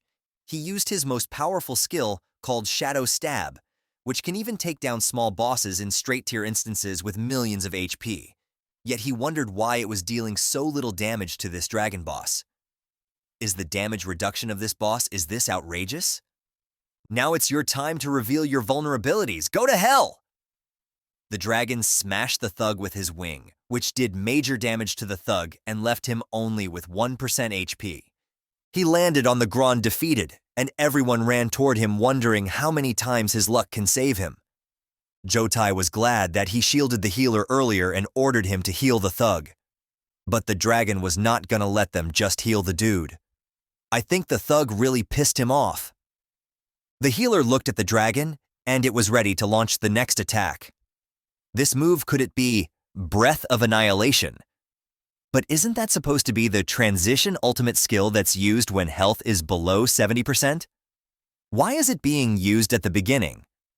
Our boy Su Yang is really abusing the major power-up and launching special skill attacks one after another. In the next instant, he launched the attack and the entire field was covered with fire. When he looked down to check the aftermath, to his surprise, everyone was alive and the thug was getting healed by the healer. He's still alive, but that move should be the last resort defense skill of the Barrier Master, which reduces damage taken by the allies inside the sanctuary by 90%, and it also restores the health continuously and lasts for 10 seconds with a cooldown of 360 seconds. The next breath of annihilation should finish them off, he wondered. Why isn't the boss following the usual pattern, and it seems to have gained some intelligence and stated understanding of tactics and exploiting the vulnerabilities? Everyone was wondering about the different behavior of the boss dragon. Zhoutai questioned that it's a stone-tier boss and its behavior patterns should be fixed. How could it suddenly grow a brain and start acting differently? The Necromancer started floating in air, while calling everyone a useless trash, and stated in the end he had to take action himself. He started casting a large-level spell and summoned the bone dragon, Malthus. Looking at the summoned dragon, Su Yang remembered that necromancers are extremely rare occupations. It is usually said that high-level necromancers can even summon the creatures at a dungeon boss level. He questioned if the summoned dragon would have a comparable strength to him. While he was lost in thoughts, the necromancer commanded the summoned dragon to attack. In an instant, the bone dragon rushed toward the black dragon, and they locked claws with each other. The impact of the collisions causes shockwaves in the surroundings. Such immense power! Does this seemingly fragile bone dragon actually have such strength? Su Yang wondered. Su Yang threw the dragon back while yelling "Het lost!" The bone dragon was knocked back, but instantly gained footing and launched a counterattack with Cloud Crop Inferno, a giant fire breath attack. Su Yang also responded with the Breath of Destruction, and a massive explosion covered the entire area in flames. Lishan was amazed to see that the bone dragon was actually countering the ultimate move of the black dragon. Zhoutai also added that the pervert old geezer is annoying, but his strength is real. Meanwhile, the dragons were still using the fire breath attacks and trying to overpower each other. Su Yang thought that the bone dragon's breath was powerful, but he himself is holding back for now. Then he put in some more strength in his attack and overpowered the bone dragon. The entire field was covered in fire, and only the bones remained in the end. He started walking toward the necromancer, but something grabbed his feet. He looked down, and it was the bone dragon. It was resurrected after being destroyed from last attack. The necromancer geezer smiled and commanded Bone Dragon to keep raising and fighting back. The Bone Dragon launched multiple attacks, dealing physical damage, 5941 on 8, dealing magic damage, 491, dealing magic damage, 119652, dealing magic damage, 80313. Multiple notifications popped indicating a major amount of damage to the Black Dragon. Its health was lowered to 81%. This damage is much higher than that of a class changer. This continues, I might lose. Su Yang wondered and took a flight back to catch his breath, while he was worried that the Bone Dragon would catch up with him and that he needed to recover soon. He looked at the dragon, which was still on the ground, looking at him. This guy can't fly. Su Yang figured it out. Geezer Necromancer commanded the Bone Dragon to continue attacking from the distance, and it launched multiple fire attacks at the Black Dragon. But our boy was able to easily dodge all those attacks because he can see them coming from a mile, literally. Su Yang looked at the Necromancer and saw he was defenseless and prepared to attack him. The old geezer realized this and commanded the Bone Dragon to protect him. But the Black Dragon actually fooled him. He grabbed the Bone Dragon and threw him at the Necromancer, which reduced his HP to 20%, and they landed on the ground, creating a large dust cloud. Su Yang was amazed that the Necromancer still had 20% HP. He thought he was just a squishy mage and would die in a second. When Su Yang looked down, Zhuangzhen was managing the barrier and healing the geezer Necromancer. Due to the sharing the pain skill, which shares half the damage taken by teammates, and also provides a 50% damage reduction. Everyone was still able to hold on somehow. Zhoutai was the main reason of their survival, as he was assisting everyone at the right time. Has Liu Qi not returned yet? The Necromancer questioned. Why is he talking about the crappy thug guy who got wrecked in the last chapter? I almost forgot about the guy. Zhoutai replied that, according to his calculations, he would be here soon. Liu Qi? That assassin! I didn't even notice he'd been missing for a while. Su Yang realized the crappy thug was missing. Guess I wasn't the only one forgetting about him. Su Yang guessed that he might be gone to retrieve the Heart of the Dragon.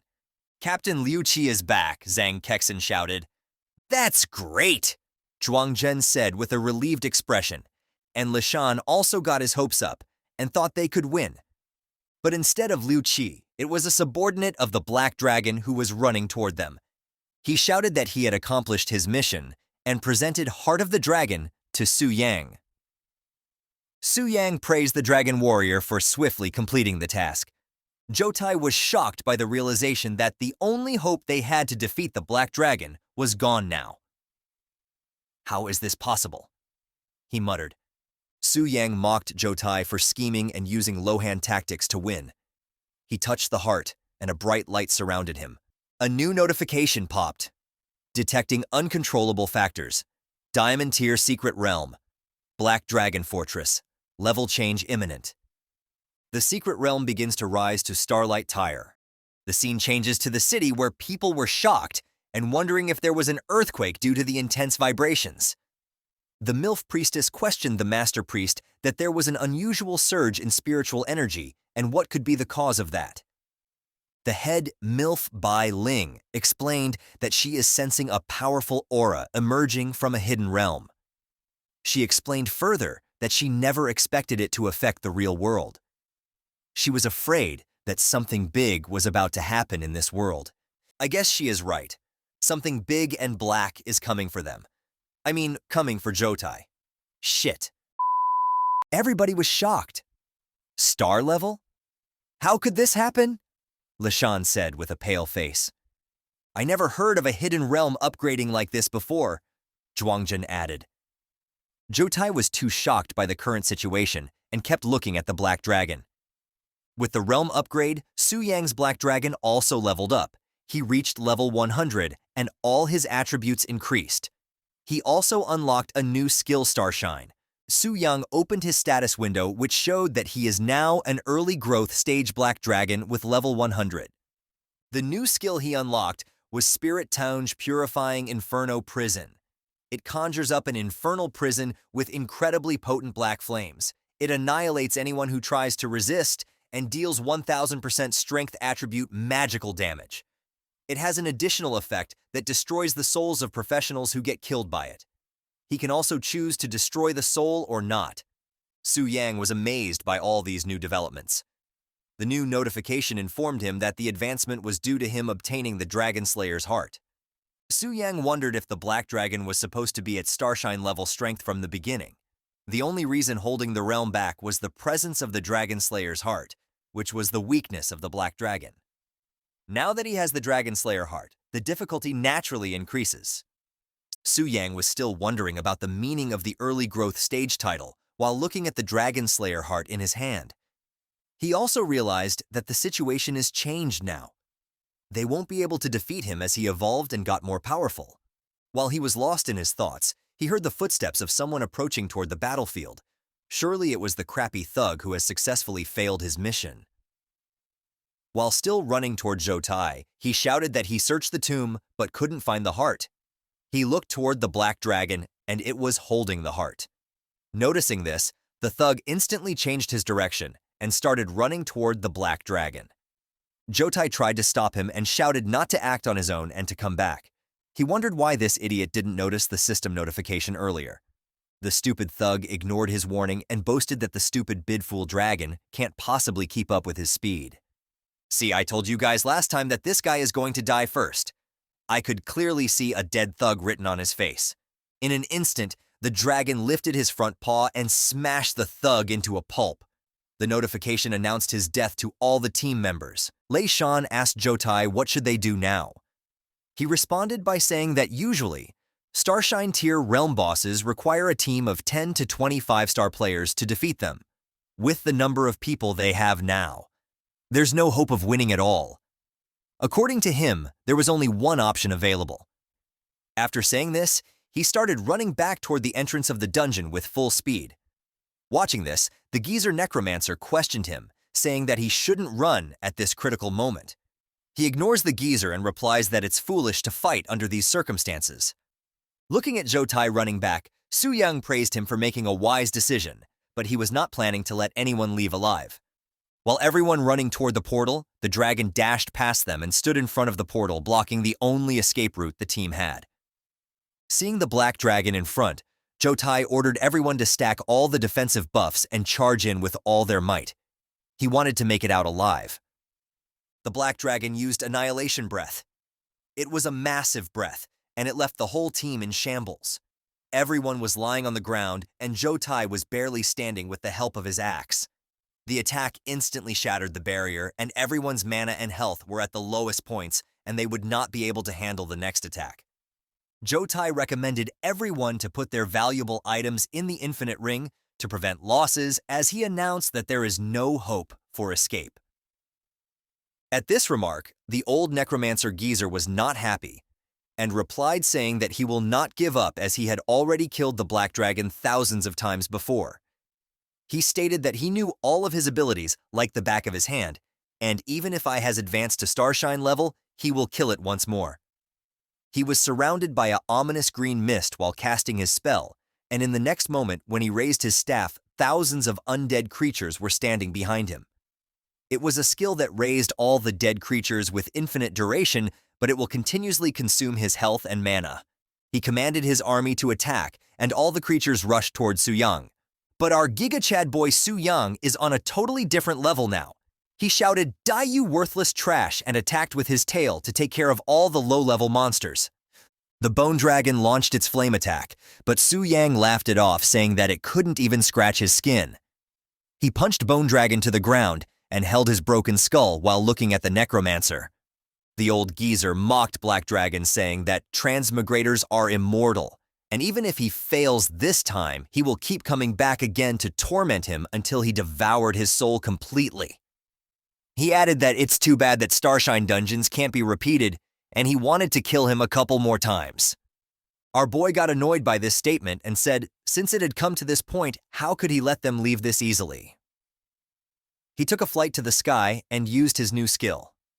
There was a big bowl of fire in the area. Everyone was burning and screaming in the fire, and the Necromancer replied that he will make the dragon taste this pain 100 times more.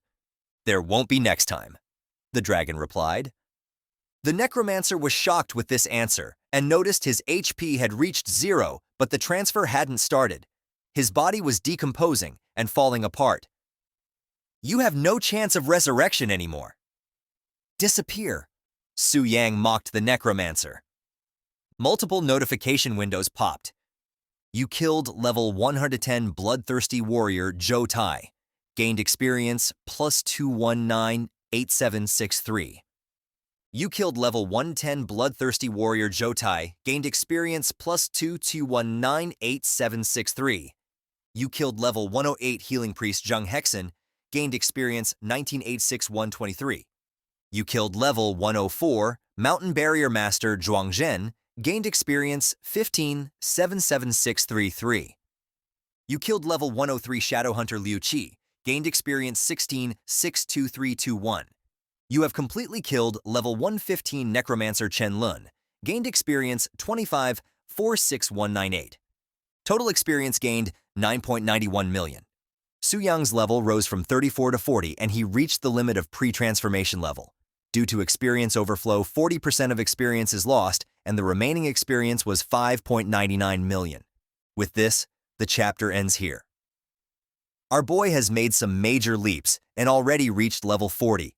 Let's see what happens on his first day in the guild. Jotai was sitting in the room holding his head, probably reflection upon the beating they just recently received. Nobody was uttering a single word, and there was a dead silence in the room. To everyone's surprise, somebody came rushing in while yelling, "I am back!" It was the healer, Zhang Kexen. Any news from the Master Chen? Jotai asked the healer. None, he replied. He told everyone that all the information about the Necromancer, Master Chen, was disappeared from the Heavenly Secrets Pavilion. This means only two things. First, that someone deliberately erased the information, or he was dead. This revelation shocked everyone, and a chill ran down their spine.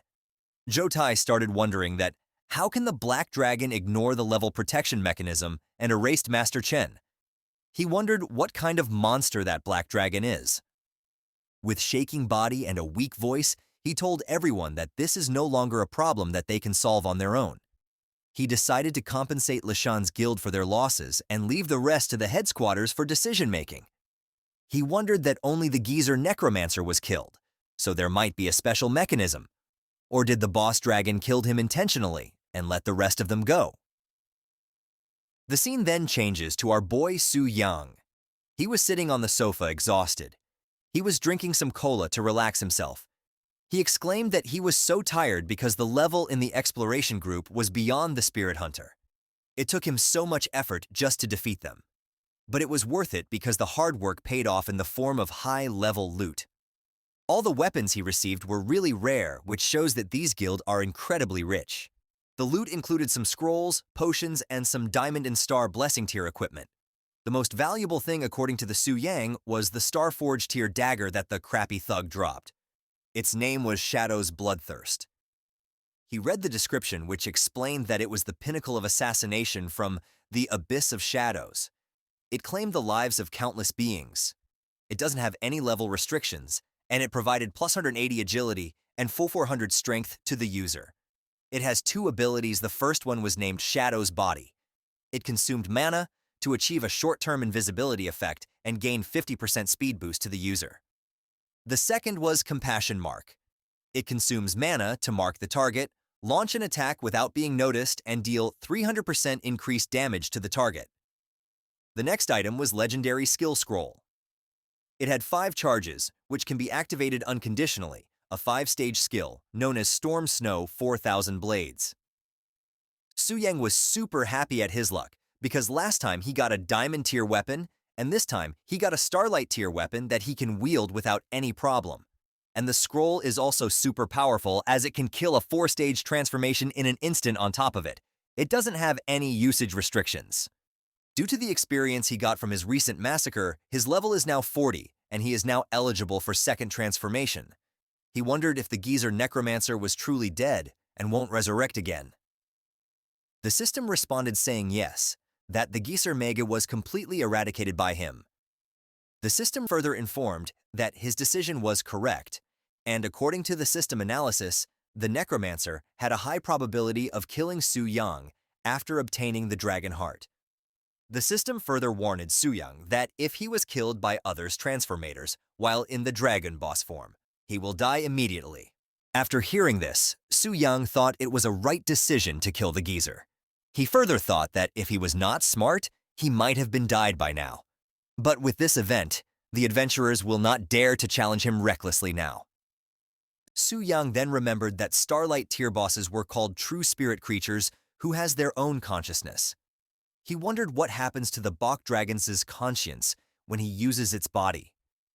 The system instantly answered, saying that the chosen boss will have its consciousness wiped when Lu Fan is in the body, regardless of the level of the boss. And when Su Yang is not connected, the boss will act normally according to rules set by the system. Moreover, if Lu Fan kills the dragon boss, the system will then find a new higher level boss, which will have event stronger capabilities than the previous boss. Su Yang then took out the heart of the dragon, which was required to kill the dragon boss successfully.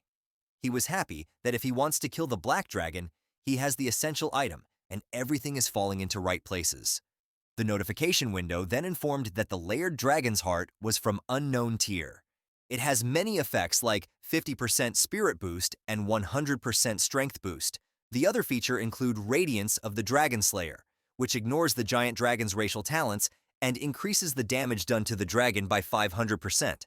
It also had the ability to summon the blood soul of Ancient Hero, which can aid the player during the battle with the black dragon.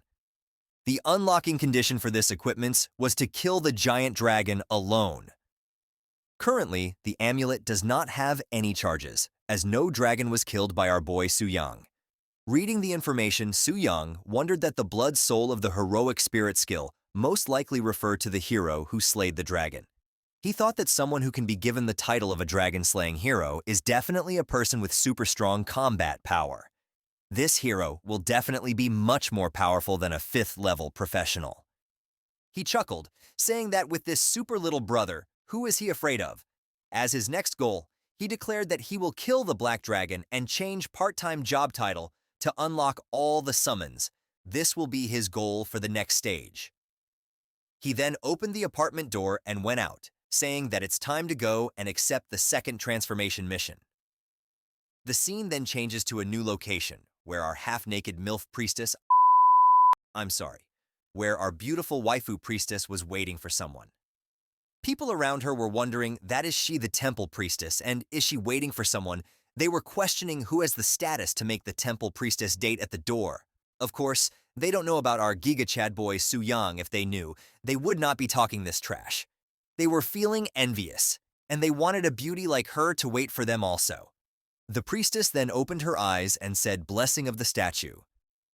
"Excuse me, brave sir. How can I assist you?" To these words, Su Yang was speechless and dumbfounded. He questioned, "Brave sir? And how do you know I was coming?" The head priestess explained that just now, the transformation statue emitted a guiding light, which was the signal that a VIP of the temple was about to arrive, and in the entire East Spirit City, there was only one VIP, which was Su Yang, and for the address, it was temple requirement. She urged him to don't mind. Su Yang smiled awkwardly and thought it was so edgy. Our well-rounded bai for priestess was also feeling awkward by following these weird specific rituals set by the temple. I want to find out what other weird rituals they have, and you know what I'm talking about. I promise that she won't feel this weird following all the other hidden rituals. Maybe they are all performed in the private area, somewhere hidden from regular people. Inside the temple, Su Yang then accepted the 5-star transformation task. The requirements to clear this task were to solo clear 2 silver tier instances and killing the final boss within 3 minutes of encountering it. To this requirement, Su Yang thought the same level instances usually required teaming up, but this task required a solar run is putting obstacles in plain sight. But for Su Yang, it was almost the same as no conditions. He had a smile on his face as he knew he can easily clear the task. Watching Su Yang accepting other 5-star mission, the priestess praised him and said that he is truly worthy of being called a brave man. Su Yang then asked the head priestess that it was nothing major, and he requested if she can provide him with the map of Silver Tier instance near East Spirit City. The priestess asked Su Yang to wait for a moment, and then she handed the map, which included all the information about Silver Tier and other information such as refresh locations and times of Bronze and Gold Tier dungeons. He thanked the priestess and got ready to leave, but before he can leave, the priestess asked him to wait for a moment. She informed him that not long ago, a terrible incident occurred in a dungeon. The difficulty of the dungeon suddenly increased, and it also resulted in a death of a professional.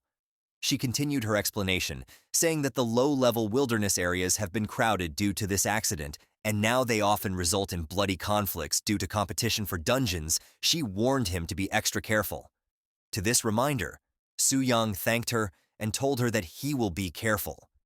He thought with so many low-level dungeons around the East Spirit City, he should be able to find 2 silver tier ones. Then the scene shifted to a dungeon, or somebody was already in the dungeon and he could not read it. A lot of people were standing in front of it and waiting for their turn to enter. He visited many other dungeons, and it was the same for all of them. By the end of the day, he was fully tired and exhausted due to all this running around and not being able to enter any dungeon. He said that after running 7 or 8 dungeons in a row, they were all taken by someone else. He was feeling that this was too unlucky, and he thought that it could be because he have been too lucky picking up all the equipment recently, and triggered the law of conservation of luck. In the next scene, he was looking at the map which was provided by the priestess, and he was trying to find the entrance to the Cave of Suffering. He noticed that there were a lot of people waiting in front of this dungeon as well. Upon looking closely, he recognized a familiar face. It was Gusuekian. He wondered what she was doing here. She was trying to defend herself from a douchebag, saying that she arrived first at the dungeon, and she does not want the douchebag to snatch it from her. Su Yang also recognized the useless shit Wang Fei.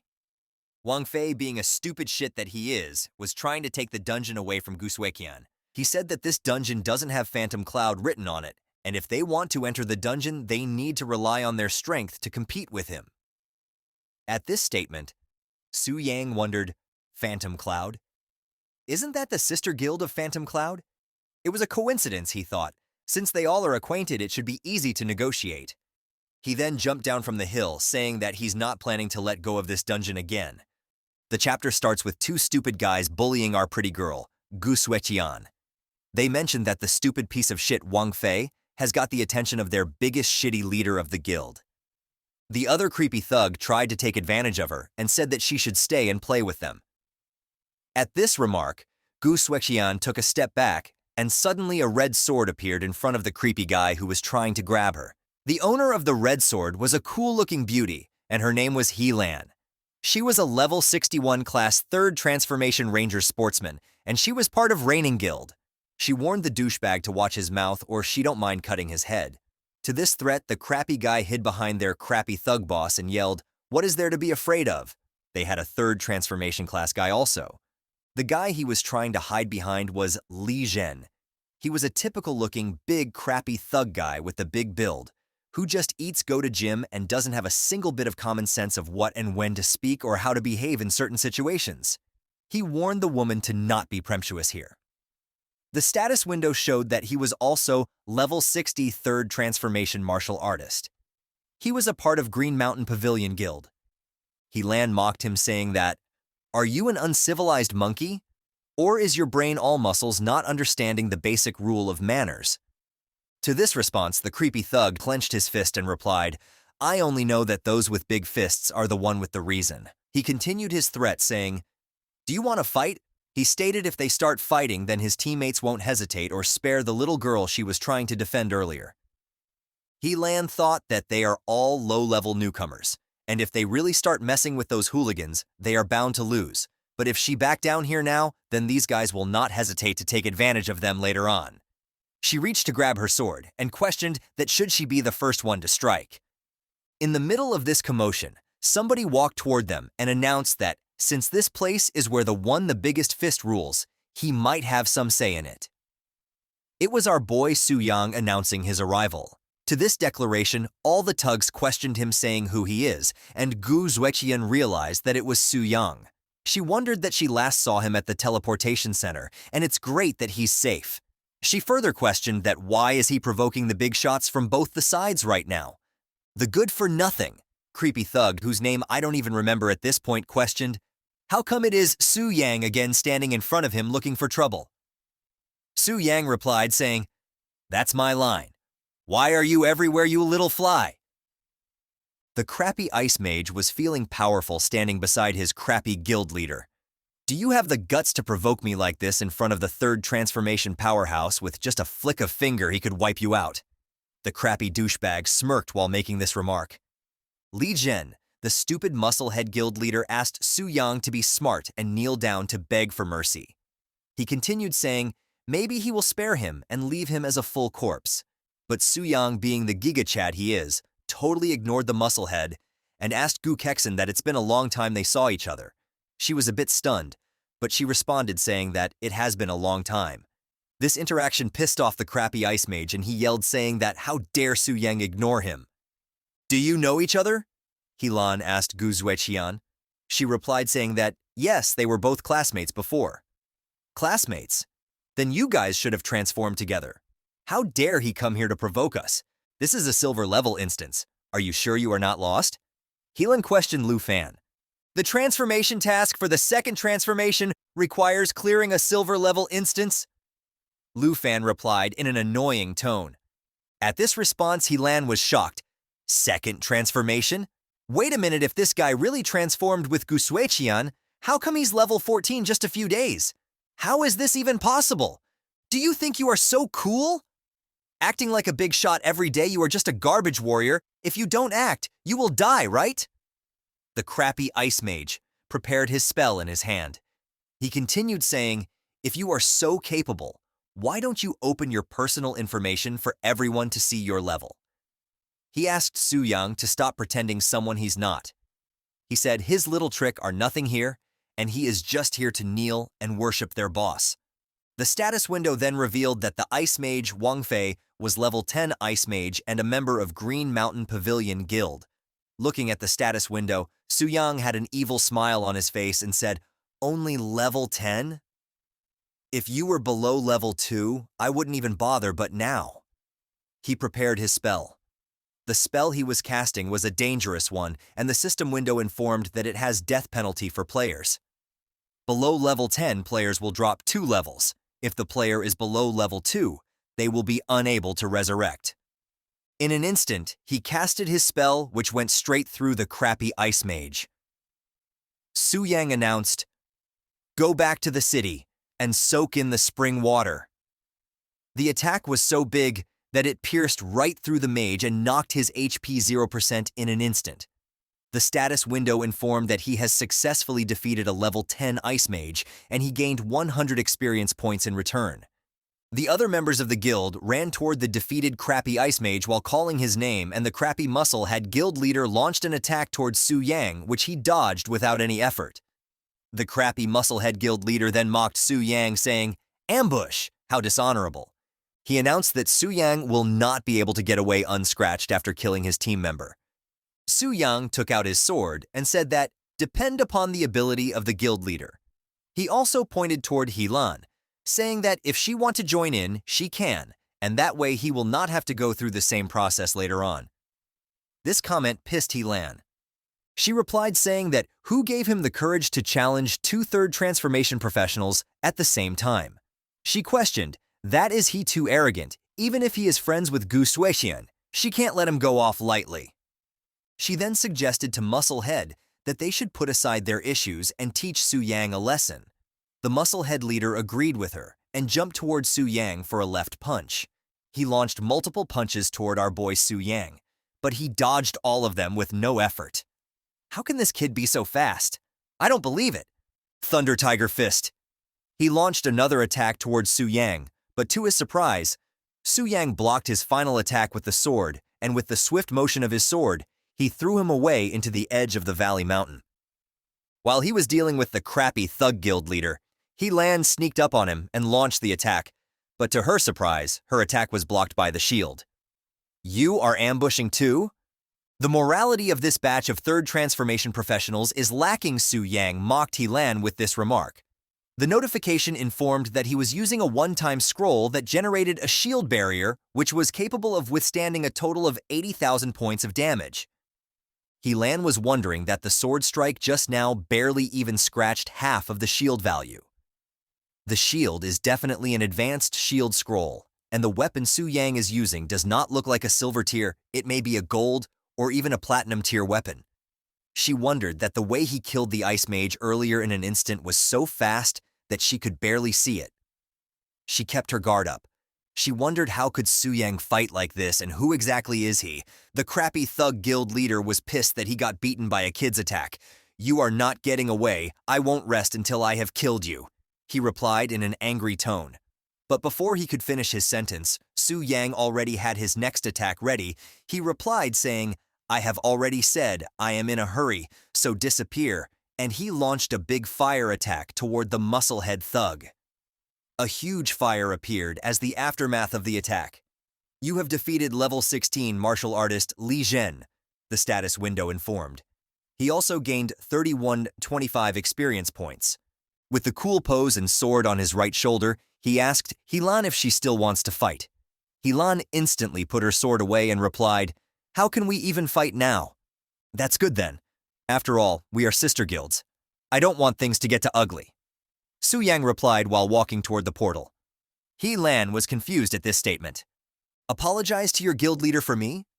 I will take down this dungeon first, Su Yang replied while walking into the dungeon portal. The notification window then appeared showing Su Yang's information. He was level 40 magic warrior, and he was a member of Phantom Cloud Guild. Another notification informed that he has entered the Cabin of Pain dungeon, and his transformation task has now began. The level required to clear this dungeon was 20 to 40, and the party limit was 1 to 8 people. Su Yang was inside the dungeon, walking in a cave with big crystals popping out of all the walls. He thought aside from the Black Dragon Fortress, this was the first dungeon that he has ever entered officially. He also remembered that this dungeon is supposed to be the lair of goblins. While he was thinking this, someone aimed an arrow at him. Only one monster? Su Yang questioned. It was a level 35 evil goblin who was about to fire his arrow at Su Yang. He took out his sword and deflected the arrow easily. He thought that as a first dungeon mob of his life, it felt pretty pathetic. As he was underestimating the goblin, another goblin jumped from behind him while trying to stab him. Su Yang detected the goblin in a nick of time. He grabbed it from the neck and then threw it toward the other goblin. Before both the goblins can recover from this, Su Yang launched a sword slash toward them, killing them in an instant. He was rewarded +549 and +537 experience for both the goblins. Su Yang thought that there was a sneak attack by a straggler goblin, and this dungeon was a bit sinister. If he was not fast enough, he might have been in a trouble. He reflected that previously he relied on mostly his attributes to overpower the enemy. But if he encountered stronger opponents in the future, he will have to use skill to determine the outcome of the battle. He summoned his Demon Blade skill, saying that he will practice it during this dungeon raid. While he was walking, 2 more goblins launched an attack at him from behind. He transformed his Demon Blade skill into a shield and deflects their attack. Then he transformed the skill into a hammer and crushed both the goblins in an instant. He dealt with a couple more goblins by using his skill as a bow and arrow. Then he got tired of killing all the goblins one by one and defending himself. He started running through the dungeon, and all the monsters came out of their hiding spot and started chasing him. He was about to reach the boss room, so he thought it would be best to take care of the monsters before encountering the boss. Su Yang then transformed his skill into a longsword and launched it at the monsters. He was happy that this skill was so versatile that it can be used as both long and short-range attacks and defense. He was looking forward to the new 5-star Transcendence skill he will get after completing this mission. All the monsters were killed in a single attack by Su Yang, and he gained a bunch of experience. The boss monster then appeared in front of Su Yang. It was a Ice Frost giant tiger. It was a level 40 boss monster of this dungeon. Su Yang was not impressed by this monster, but he found the design of this monster quite funny. He figured that the dialogues of this boss monster were also fixed. The reason was that because it was a boss below Starlight level, and these bosses does not have their own consciousness and act on predefined patterns. He then launched his new attack and killed the boss monster without any effort. The system notification then informed that he has defeated the silver tier dungeon boss, Ice Frost Giant Tiger. He gained 6321 experience points. Another system notification informed that he has successfully cleared the silver tier dungeon solo twice. After encountering the boss, he killed it within 3 minutes, 1 of 2. Su Yang boasted, saying it was an instant kill, no need for 3 minutes. He then started walking toward the dungeon exit to start his next raid in New Dungeon. When he exited the dungeon, Helene and Gu Suekian were hiding behind the rocks. "Why are you hiding so far away?" "I am not going to eat you," Su Yang questioned. "Don't mind us, just go your way," Helene replied. He said bye to both of them and left. Helene thought that he only took 5 minutes to clear the dungeon known as the Underworld. She wondered what kind of monster Su Yang is. Gu Zuexian wondered that not long ago they went to school together, but now it feels like they no longer in the same world. Multiple system notifications popped. You have defeated the silver tier dungeon boss Blood Boil Orc. Another system notification informed. He also gained plus 187 experience. Another system notification informed him that he has successfully cleared the silver tier dungeon solo twice. After encountering the boss, he killed it within 3 minutes. 2 of 2. 5-star Transcendence mission completed. With this, Su Yang completed his mission. But to his surprise, another interesting notification appeared. Detected perfect completion of 5-star Transcendence mission series. Hidden Transcendence mission unlocked. Hidden mission, he wondered. He confirmed the mission, and the system informed him that he has to travel to a marked location, and there is a terrifying beast lurking. It seems like it is guarding something. An addition reward to clear this mission is 5% increase in all attributes and a special class, Battle Mage Legendary Skill Book. Su Yang was happy because just the 5% increase in all attributes was a very tempting reward. He was getting a Legendary Skill Book on top of it. Based on the task description, there will be a second phase to this mission. He wondered about the incredible value of the 5-star Transcendence mission. He confirmed the mission instantly. The target area of the mission was an advanced wilderness area of Tianling City, where the average level of monsters were over 40. According to his calculations, the terrifying beast that system mentioned must be over level 50. To defeat this monster, Su Yang decided to unlock Starlight Grade weapon. But to use a Diamond Grade or higher weapon required a Grandmaster Blacksmith, which can socket a boundless gem into it. There is no one like that in the Dongling City. Then he remembered that a branch of the Celestial Mechanism Pavilion is in Tianling City. They also sell various kind of information.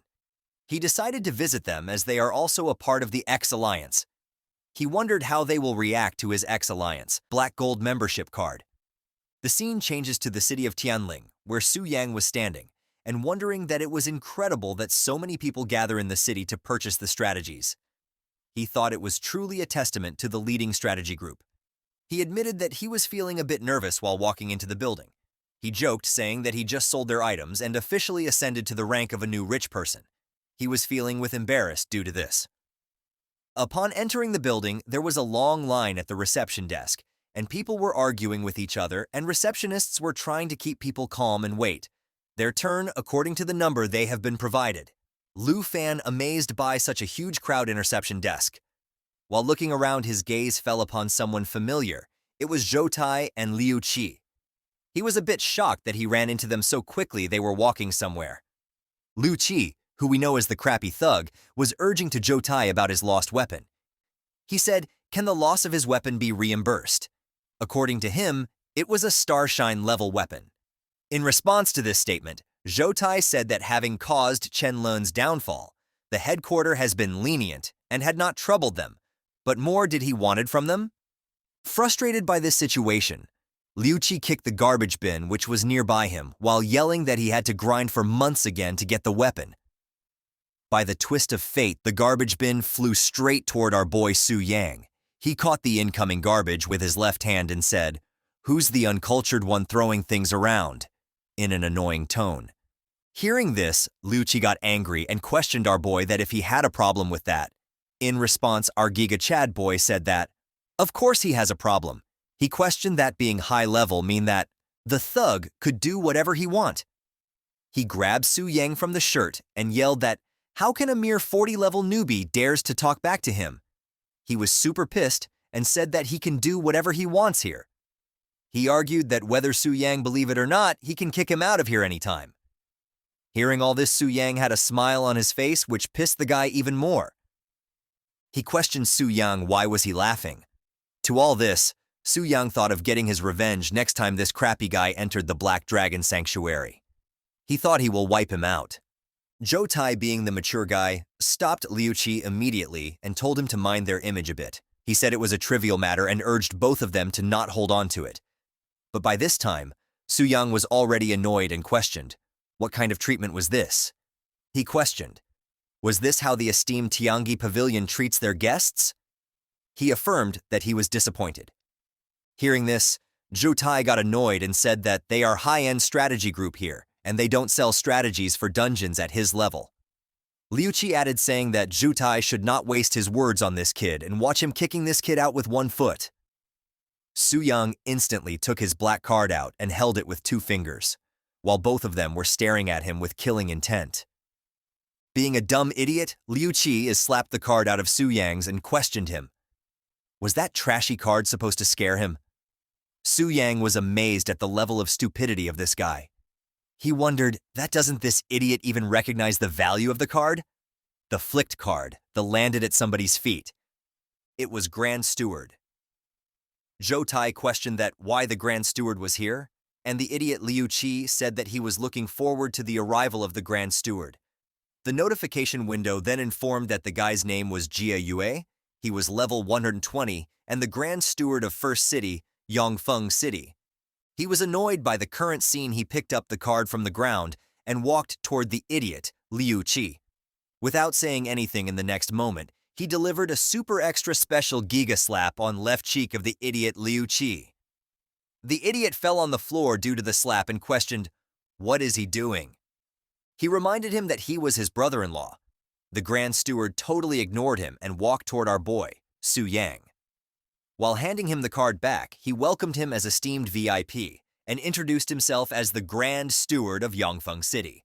He further apologized for the trouble subordinates have caused him.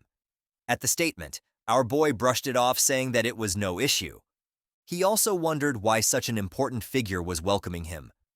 The Grand Steward then looked at Su Yang and asked him, at such a young age, he already possesses the Black Gold membership card of the X Alliance.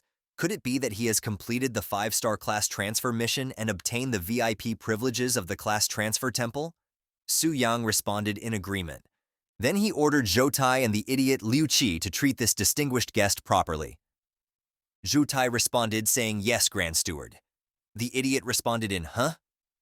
The Grand Steward then announced that he will be taking his leave now. He grabbed the idiot Liu Qi from his cape and started dragging him behind while saying that he wanted to talk with him about the next dungeon. The idiot Liu Qi was screaming like a little child, saying that he can walk on his own and he does not have to drag him like that.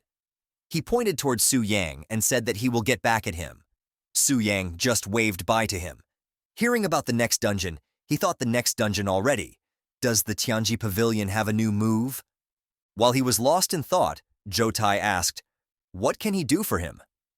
In response, Su Yang asked that he would like to know the whereabouts of the master-level blacksmith in the city, and if they have unbound gems here. He mentioned that the treasure pavilion ran out, and he would like to buy a few more. Zhou Tai responded, saying that information is not a problem, and they have the unbounded gems, but they are expensive. Stopping him. Midway his statement, Su Yang flicked his fingers, saying anything that can be solved with money was not an issue for him, and instantly a bag full of gold landed in front of him. Seeing the big chunky bag of gold, Zhou Tai said that he would have someone to assist him, or rather, he will personally retrieve all the stuff he has requested. He asked our boy Su Yang to wait for a moment. At this response, Su Yang thought that Zhou Tai was quick to change his face. Truly a salesman. While waiting for his stuff, Su Yang thought that Yongfang City was the capital of this region, and even the Grand Steward was so respectful. He was now even more curious about the background of the temple. After getting the information and his goods, Su Yang was checking the mini-map and wondering that Old Wolf Forge was a master-level blacksmith, and he was hiding in such an inconspicuous place. He said it was all right decision to entrust Taijin Pavilion. Then he got distracted by some other people who were talking around. You are saying the exploration team is preparing to go to the Black Dragon Sanctuary again? Is that true? People have died in there, and they still dare to go? The other person responded, saying I have only heard about it, but everyone is too scared now, there's hardly any response. The first person then responded, saying that he thought as much. Not even for $100 billion would he go. Hearing this conversation, Su Yang thought that, as expected, Chen Lun's death has dealt a huge blow to the morale of the exploration team, and they probably want to come again for a while. He thought that it's better to subdue the Black Dragon sooner rather than later, to avoid any complications. The scene then changes to the shop, where Su Yang asked that he was looking for Mr. Guyang while entering the shop. There were two beauties and a bald man working in the background. The beauties instantly looked towards Su Yang. Both the beauties were from Yuyun Guild. One had white hairs and pink eyes, and the other had pink hair and shades. According to the system notification window, the name of the pink eyes girl was Murong Shui, and she was level 95. The other girl who was wearing shades, her name was An Yu. She was level 92. Su Yang greeted them saying, "Hello, sisters. Are you here to get your equipment done too?" The pink-haired girl. An Yu instantly rushed at Su Yang, which scared him a little. She loudly asked him, "That was he the new brother who joined? How old is he? Does he have a girlfriend? Does he like older sister?" Wow. Look at this speedy lady asking all the right questions. Maybe she's going to be the next in the line to be a waifu. I hope she becomes one because she is pretty well-rounded. You know what I mean. The white-haired girl grabbed her face and pushed her back while saying, "Su Yang, right? This is a master-level forge. You don't need to come here at your level. Just go to the blacksmith shop on Commercial Street." Hearing this, Su Yang sighed. This is the second time today I have heard something like this. Sometimes I really don't feel like explaining. Then he waved his hand saying, "Is my weapon qualified to be here?" It was the dagger and gem. Both of the ladies were stunned after looking at the items. This couldn't be. A Starshine level weapon? The pink-haired girl added saying, and a complete unbounded gem. Each one is worth several hundred million. Looking at the items, the blacksmith was intrigued. It's been a long time since I have seen such a fine weapon, he said while looking at the dagger. Su Yang then passed both the items to the master, saying that he entrust it to him. Holding the dagger in his left hand, the blacksmith turned into Super Saiyan, which caused his shirt to be ripped apart. He affirmed Su Yang saying that he can rest assured and he will pour his life work into strengthen this weapon, and he will not disappoint him. The blacksmith started hammering the dagger, and sparks began to fill the room. He continued his hammering process without paying any attention to his surrounding environment. But the two ladies were amazed by the beautiful sparks flying around. The white-haired girl was looking at the sparks with puppy dog eyes. She speculated that the stars were the result of the enhancing process of Starshine tier weapon. She said that it was her first time witnessing such a marvelous scene. The girl with pink hairs and shades also added, saying that the scene was splendid. But to their dismay, when they looked toward our boy Su-yang, he was sitting at the bench with blank, unimpressed face. Both the girls thought that he is unimpressed because he seemed familiar with these kinds of spectacles. The pink-haired girl noticed the other girl looking at So-yang and questioned her teasingly, saying that she has been staring at Su-yang intently. She questioned, that was she starting to like him? And this question, the white-haired girl got surprised and rejected the acquisition, saying that she was just lost in the thought. Countering this argument, the pink-haired girl said that it was pretty rare to see her distracted. The white hair shouted at her, saying that this was enough. Su-yang was overhearing the conversation, and he was contemplating his decision of choosing this guild. A few hours later, the process was done, and the blacksmith announced that he has successfully finished the weapon, and it was looking amazing. Looking at the weapon, Su-yang was amazed and thought that this was truly a work of a master, and he also completed it in one go. He thought that last time he tried, he wasted so many materials. He asked the blacksmith master that how much does he owe him for the work. In response, the blacksmith said that he had to put a lot of effort in the weapon, and normally he would charge 1 billion in the fee.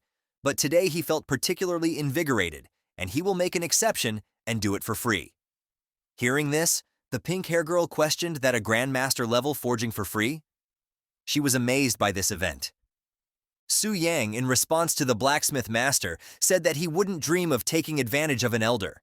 And he mentioned that the money is easy to come by, but a master like him is hard to find. He urged him to accept the 1 billion in fees. He said he will be visiting him often. At this gesture of goodwill, the blacksmith gave thumb up to our boy and said that he got guts, and he will accept the payment and look forward to his next visit. Looking at this interaction, the pink-haired girl was starting to fall in love with our boy Su-yang.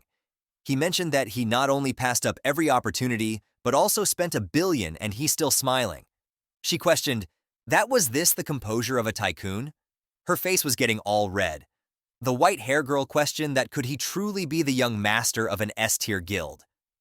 The scene then changes to the outskirts of Tianling City, the Wild Spirit mountain range. The level recommended to visit this area was 40 and above. Su-yang was standing on a tree branch while scouting the area and looking at a volcano. He mentioned that this area was indeed for those above the second transformation.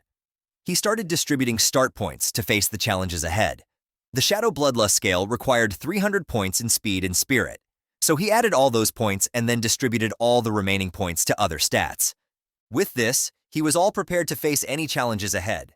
He mentioned that with his current strength, he can easily drive away 4th transformation powerhouse. He consumed 1 meditative elixir, which permanently increased his spirit attribute by 50 points. 2 swift elixirs, which permanently increased speed attribute by 50 points. Elixir of celestial speed, which permanently increased speed attribute by 100 points. After preparing the best he can, he jumped from the branch into the darkness and started falling down. During his fall, 2 monsters attacked him. One was a level 45 Wrathbat, and another was a level 44 Resentful Soldier. To deal with these monsters, Su-yang activated his Shadow Form skill, which consumed mana for a short period of invisibility, and provided him with 60% increase in the speed.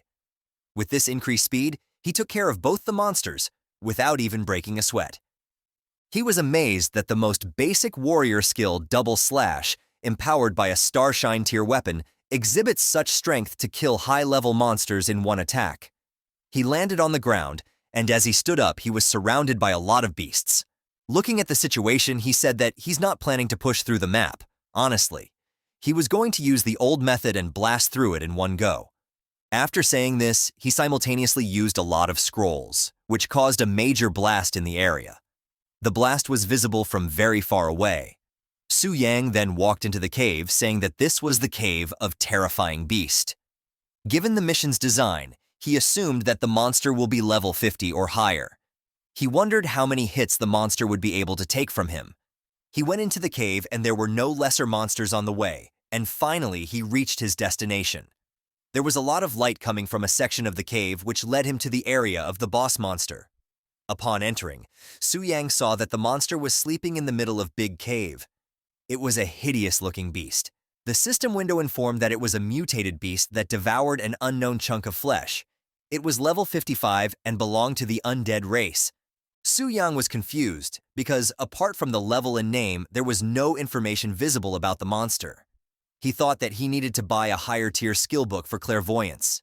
He prepared himself, saying that one must never underestimate a boss with unknown information.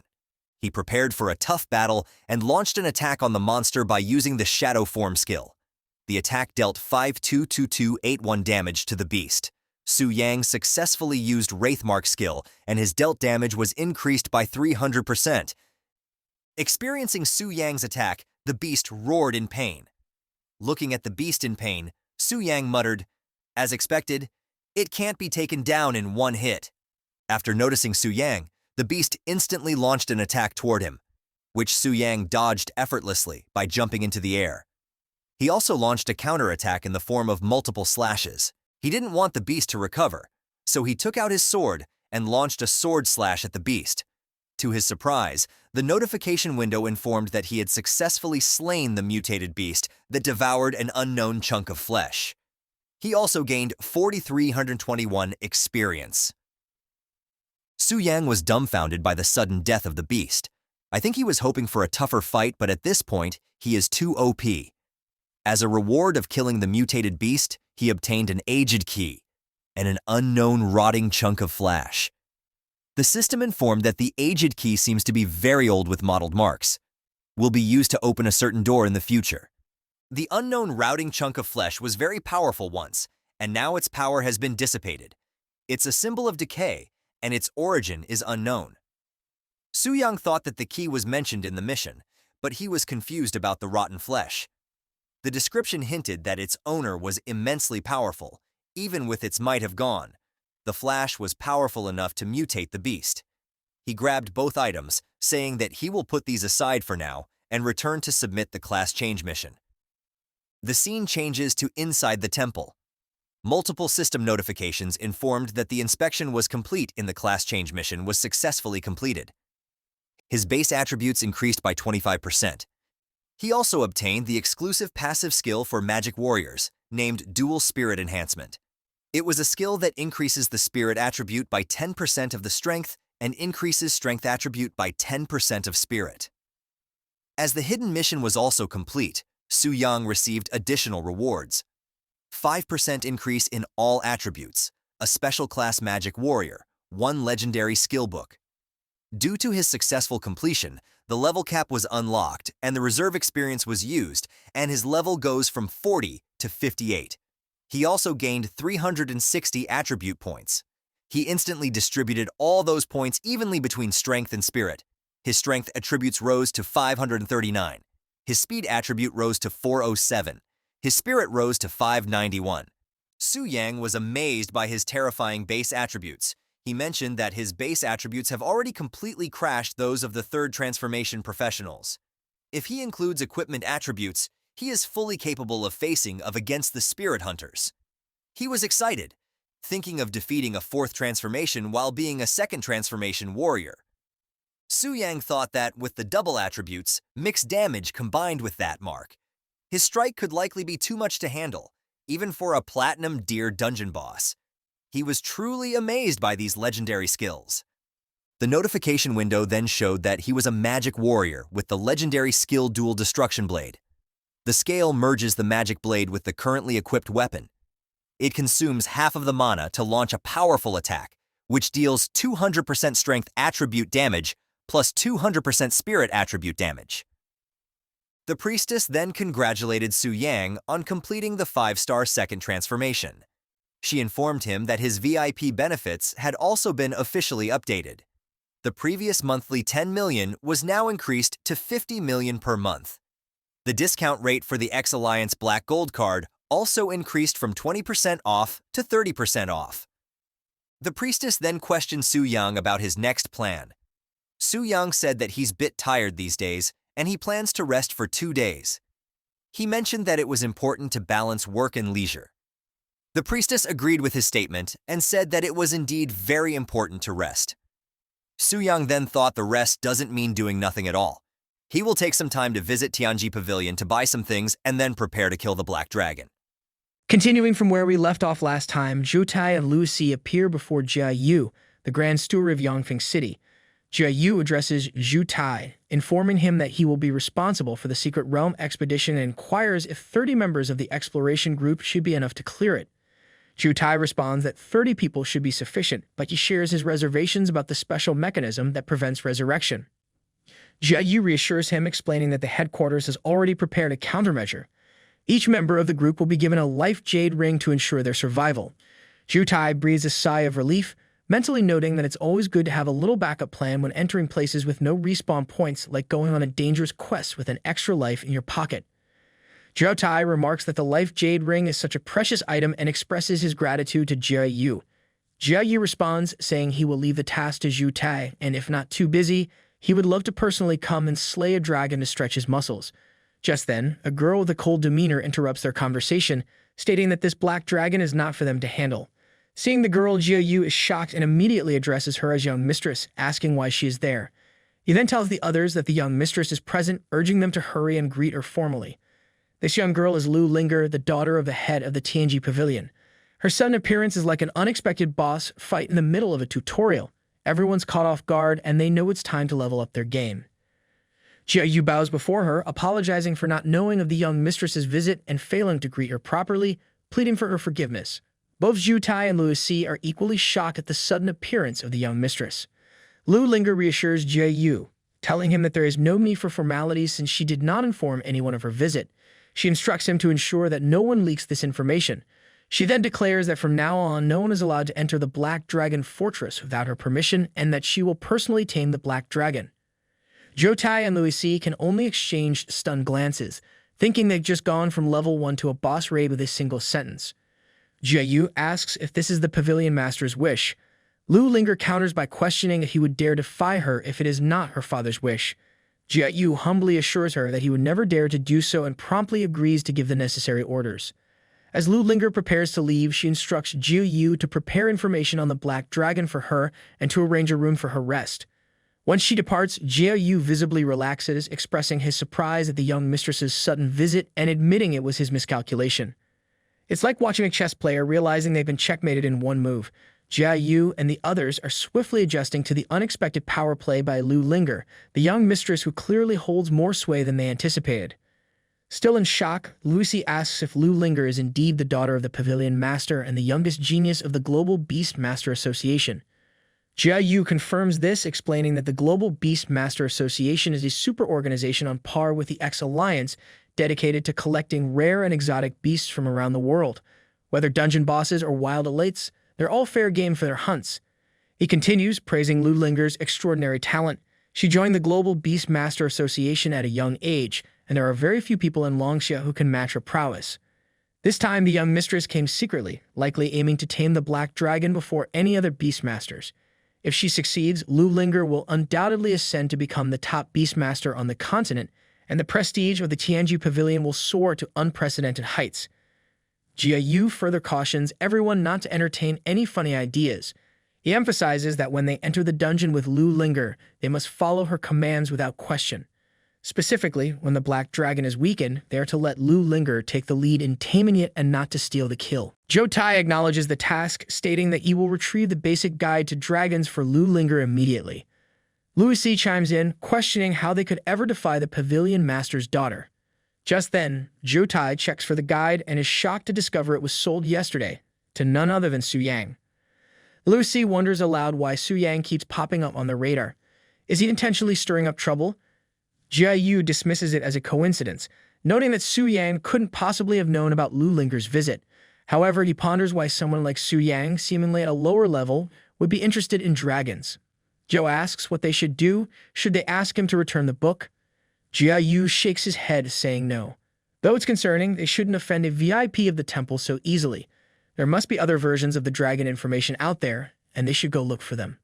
Later, at Su Yang's home, he's scrolling through the basic guide to dragons, pondering the hefty cost of 5.1 million gold coins for the book. He chuckles to himself, remarking that the Tianji Pavilion really knows how to do business. He hopes this book proves to be worth its weight in gold, or rather, in gold coins. He reads through information about red dragons, white dragons, and finally finds details on black dragons. It strikes him as odd that there's no mention of the black dragon boss's 80% double damage reduction trait. Su Yang reflects that with the Tianji Pavilion's level of professionalism, they shouldn't have missed such a crucial detail.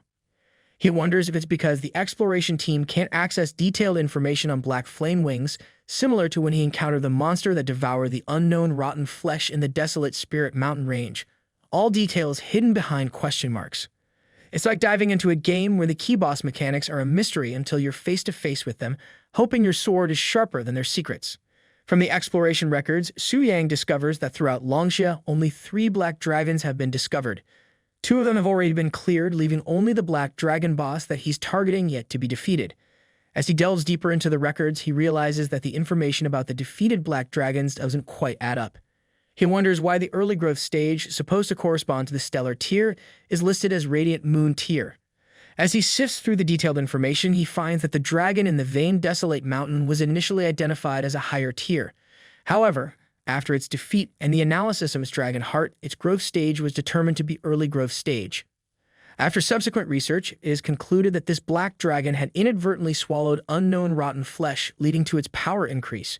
Su Yang also comes across a special note mentioning that the Tianji Pavilion is willing to purchase unknown rotten flesh for a high price. From this, he deduces that this meat truly has this effect. Excitedly reflecting, Su Yang feels like he's hit the jackpot this time. He considers that with the Tianji Pavilion making such a high-profile announcement to purchase it at a high price, the meat's value must be significant enough for the pavilion to ignore the possibility of people demanding exorbitant prices. He ponders the game-changing potential of letting the Black Dragon absorb this thing. With its power, he could skyrocket to Radiant Moon-tier strength in an instant. And then even if dozens of 5th-rank professionals come his way, they will be left scratching their heads, wondering what hit them, because they sure won't be scratching Su Yang. And once he cashes in on these newfound benefits, his level might just blast straight up to the 4th rank. It's like finding a cheat code in real life, but instead of invincibility, it's a dragon-sized power boost. Lying on his bed, Su Yang contemplates his unstoppable ascent through the ranks. Yet a nagging thought creeps in. He shouldn't overdo it. The Tianji Pavilion isn't dumb. They won't keep sending reinforcements after so many beatdowns. Eventually, they'll wise up. At that point, Su Yang acknowledges that it will eventually be necessary to eliminate the Black Dragon and move on to the next boss. Even with all the benefits, he admits to himself that he's a bit reluctant to do it. After all, it's not every day you have a level 99 Black Dragon boss as a part of your entourage. Just then, a screen pops up in front of him announcing that if he kills a boss he's previously tamed, it will automatically become his 100% loyal subordinate.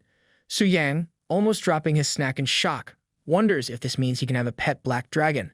The system, in its usual no-nonsense manner, confirms this is standard procedure and advises him not to get too excited. Su Yang can't help but exclaim in disbelief. How could he not be excited? It's a dragon, the epitome of majesty, power, and dominance. Even the SSS tier Super Guild, the Global Beastmaster Association, doesn't have many members who can claim a dragon as a pet. It's like winning the lottery and being told to calm down because taxes exist. He muses about the sheer epicness of summoning a dragon pet during a guild war. The mere thought of it brings a grin to his face. It would be a scene straight out of a blockbuster movie.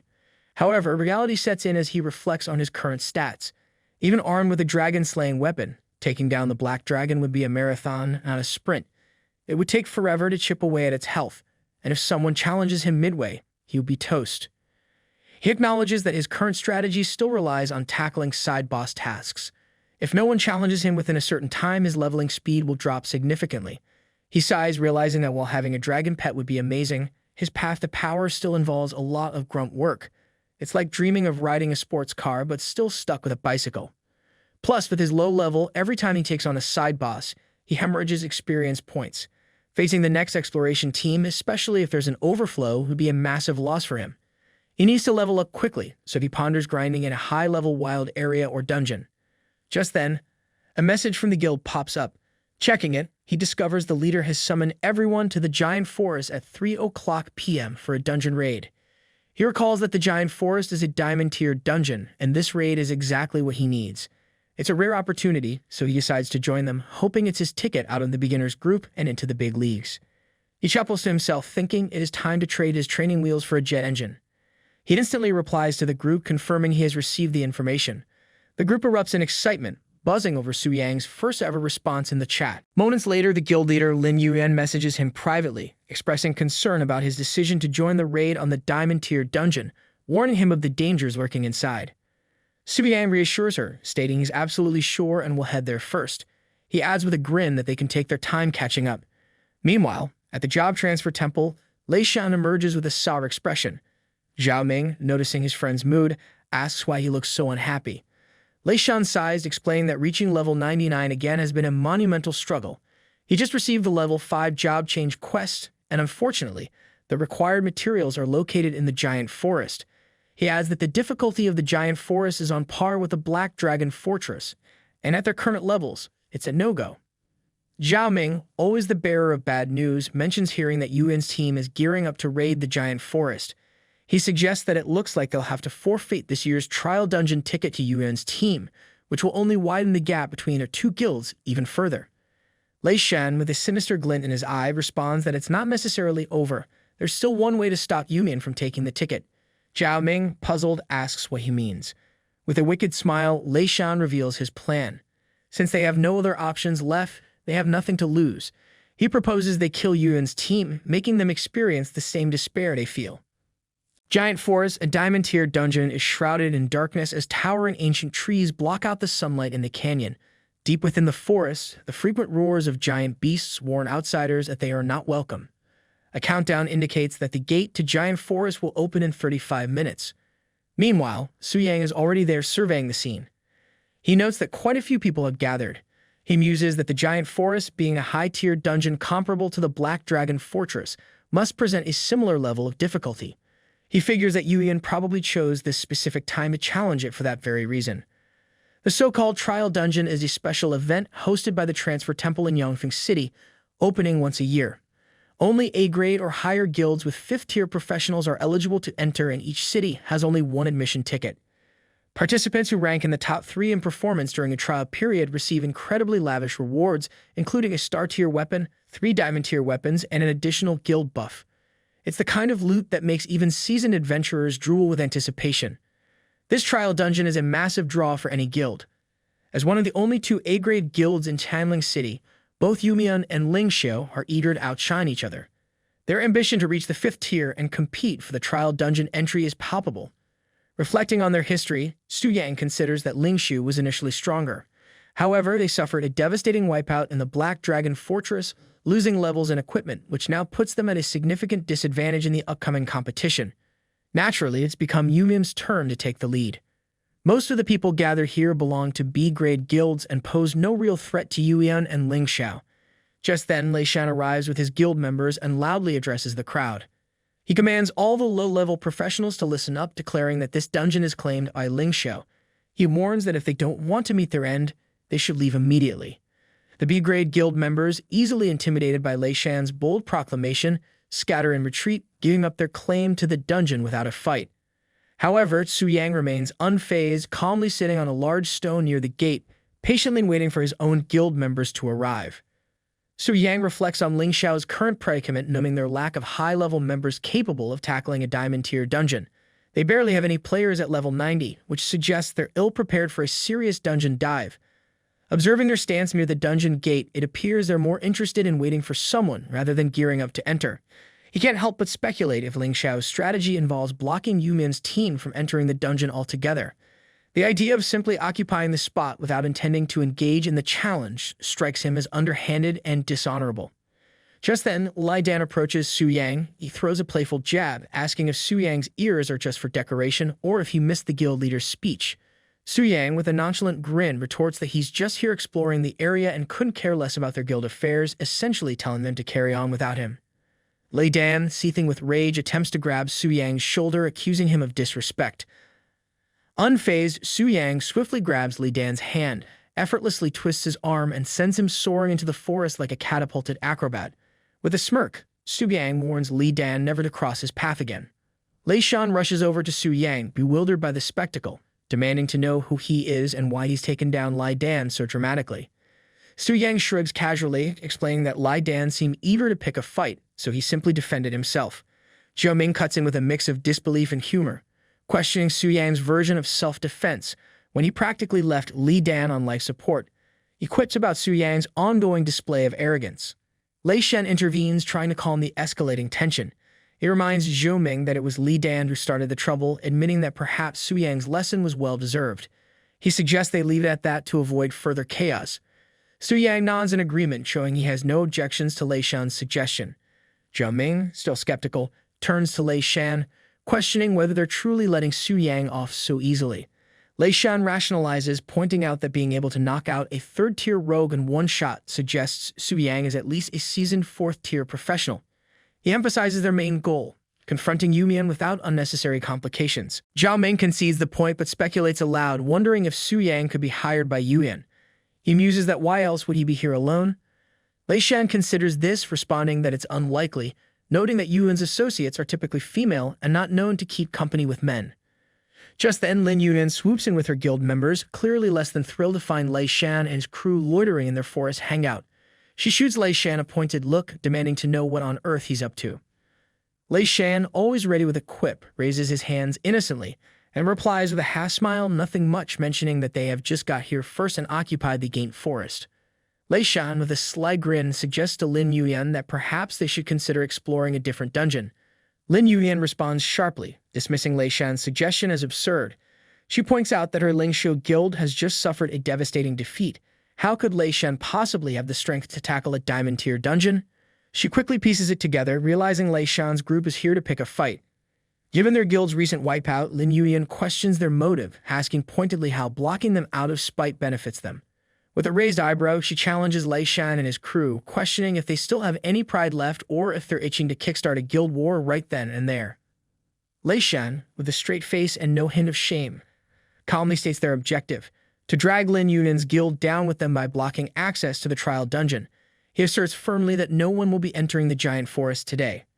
Just as the tension mounts, Murong Su swiftly assumes a fighting stance. Lei Shan, somewhat surprised, remarks to her that her guild leader has not even said anything about fighting and she is already making a move.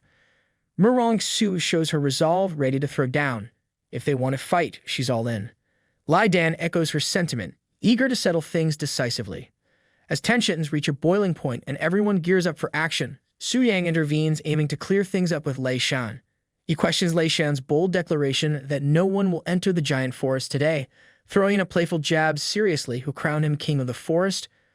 Witnessing Su Yang provoking Lei Shan, the girls of Yuan's guild are a mix of excitement and shock, their reactions a lively swirl of anticipation and disbelief.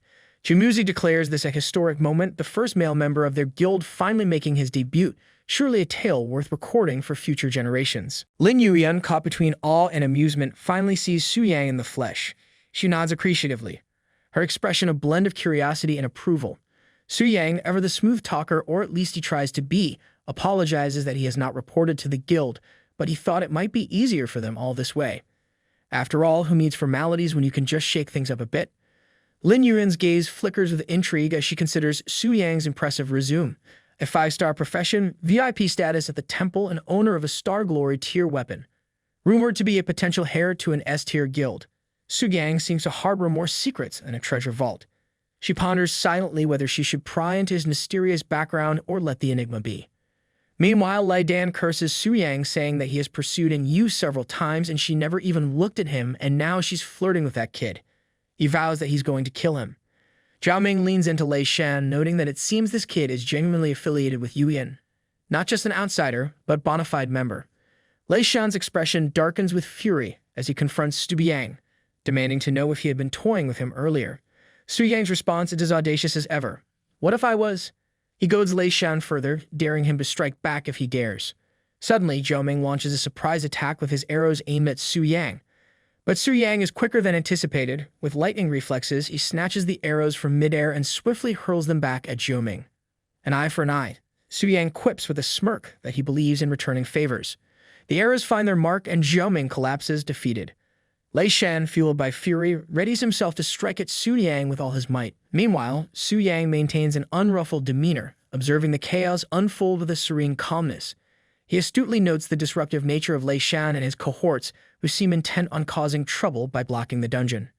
He subtly questions their grasp of time management, implying that their dungeon antics might be squandering valuable opportunities. Su Yang playfully suggests that if he misses out on slaying some fat sheep, they should be prepared to shoulder the responsibility. Enraged, Lei Shan demands an explanation from Su Yang, questioning his reference to fat sheep and dismissing his talk as nonsense, especially considering their dire situation. Su Yang, undeterred by Lei Shan's threat, resolves to take action. He announces his intention to teach him the lesson, swiftly activating his skill scroll. As Su Yang unleashes his skill, Lei Shan reacts quickly, ordering his team to erect a defensive barrier and activate all available team damage reduction skills. Lei Shan challenges Su Yang, mocking his audacity in facing them alone and boasting about their impenetrable defense barrier. Su Yang, unfazed by Lei Shan's bravado, simply retorts with a confident "really?" Then take this, and launches his skill scroll towards them without hesitation. His guild members watch in awe as Su Yang's attack unfolds. The sheer power and intensity of the elemental wave leave them stunned. Murong Su, wide-eyed at the spectacle, compares it to a cataclysm from ancient times, a testament to the devastating force Su Yang wields. Lei Shan's eyes widen in disbelief, struggling to comprehend this seemingly legendary attack. Su Yang commands with a smirk, his voice laced with confidence, and unleashes the Storm Thunder Thousand Blades technique. In a blink, Lei Shan and his men vanish without a trace. Then, turning to Lin Yuyan with a raised eyebrow, Su Yang casually suggests that with the obstacles cleared, they might as well kick off a dungeon raid. Meanwhile, his guild members, jaws practically scraping the floor, are frozen in shock at the spectacle. Lin Yuyan's eyes widen in disbelief, her mind racing with questions about how it's even possible for the spirit hunters to be obliterated in an instant. Murong Su chimes in, her voice tinged with skepticism, noting that even a legendary skill scroll shouldn't have the power to wipe out an A-rank guild so effortlessly. Jumuzi interrupts with a hint of excitement, revealing her drawing of the scene. She urges everyone to examine it closely. As they peer at the intricate lines of her illustration, a realization dawns. There, unmistakably depicted, is Su Yang wielding a blade crafted from condensed magic. Lin Yuyan nods thoughtfully, piecing together Su Yang's strategy. She concludes that he likely employed the legendary skill to dismantle defensive magic, followed by unleashing a barrage of epic skills to sow chaos and finally wielding the magic blade to swiftly dispatch their weakened adversaries. Quite the strategic masterpiece, she remarks, impressed by the sequence of events. Murong Su adds her perspective, noting how at level 58 skills shouldn't pose a threat to Lei Shan, yet Su Yang's prowess, coupled with his opulent gear, marks him unmistakably as the scion of a top-tier guild. Just as the discussion settles, Su Yang interrupts with a casual inquiry about proceeding into the dungeon. Lin Yuyan responds promptly with an affirmative yes, ready to embark on their next adventure. As they step into the dungeon surrounded by towering trees, Su Yang remarks on the environment, noting its resemblance to the territory of giants. Lin Yuyan concurs, cautioning about the complex terrain. She advises everyone to stick together and remain vigilant. Amidst the murmurs of preparation, Yu approaches Su Yang, voicing her concerns about their chances of clearing the dungeon smoothly. Su Yang reassures her confidently, stating that it shouldn't pose a problem. Yu persists, her worry evident as she brings up the possibility of unexpected situations, drawing parallels to past challenges like the Black Dragon Fortress. She half-jokingly instructs Su Yang to protect his big sister if such a situation arises. Su Yang chuckles warmly at Yu's protective tone, nodding in agreement. Not to worry, he replies with a grin that he'll keep his magic wand at the ready. As they venture forward, the bushes nearby begin to rustle, causing both Yu and Stubbian to jump in fear, imagining a lurking monster. To their relief, it turns out to be just a harmless rabbit. They continue cautiously, but their respite is short-lived as a level 89 two-headed raptor suddenly emerges, launching an attack. Shu Yan's panic rises again, but Lin Yuyan swiftly takes charge, urging everyone to stay calm and stand their ground against what she dismisses as a minor threat. With decisive speed, she darts towards the raptor and dispatches it effortlessly within seconds, demonstrating her formidable combat prowess. Just as they recover from the encounter with the raptor, a formidable level 95 giant rock bear emerges and charges at them. Yu, feeling the threat, calls out to Su Yang for assistance. Without hesitation, Su Yang swiftly moves to her side and swiftly dispatches the bear with practiced ease.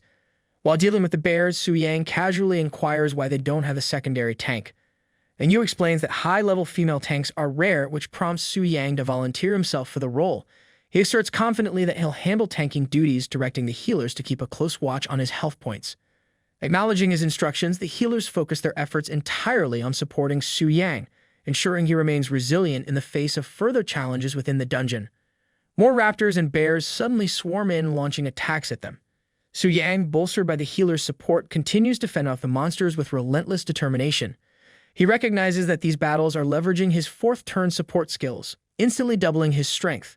With coordinated effort, they eventually overcome the onslaught. Lin Yuyan expresses her gratitude to Su Yang, acknowledging that his presence has significantly boosted their chances of success in the dungeon.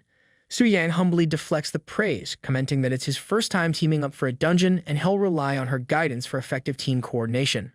Lin Yuyan reassures Su Yang, remarking that his first-time team experience suggests he's likely been soloing dungeons until now.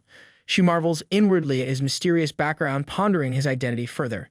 As they continue clearing out the remaining monsters, they finally approach the final boss. Lin Yuyan turns to Su Yang with a question, asking if he's nervous about the upcoming battle.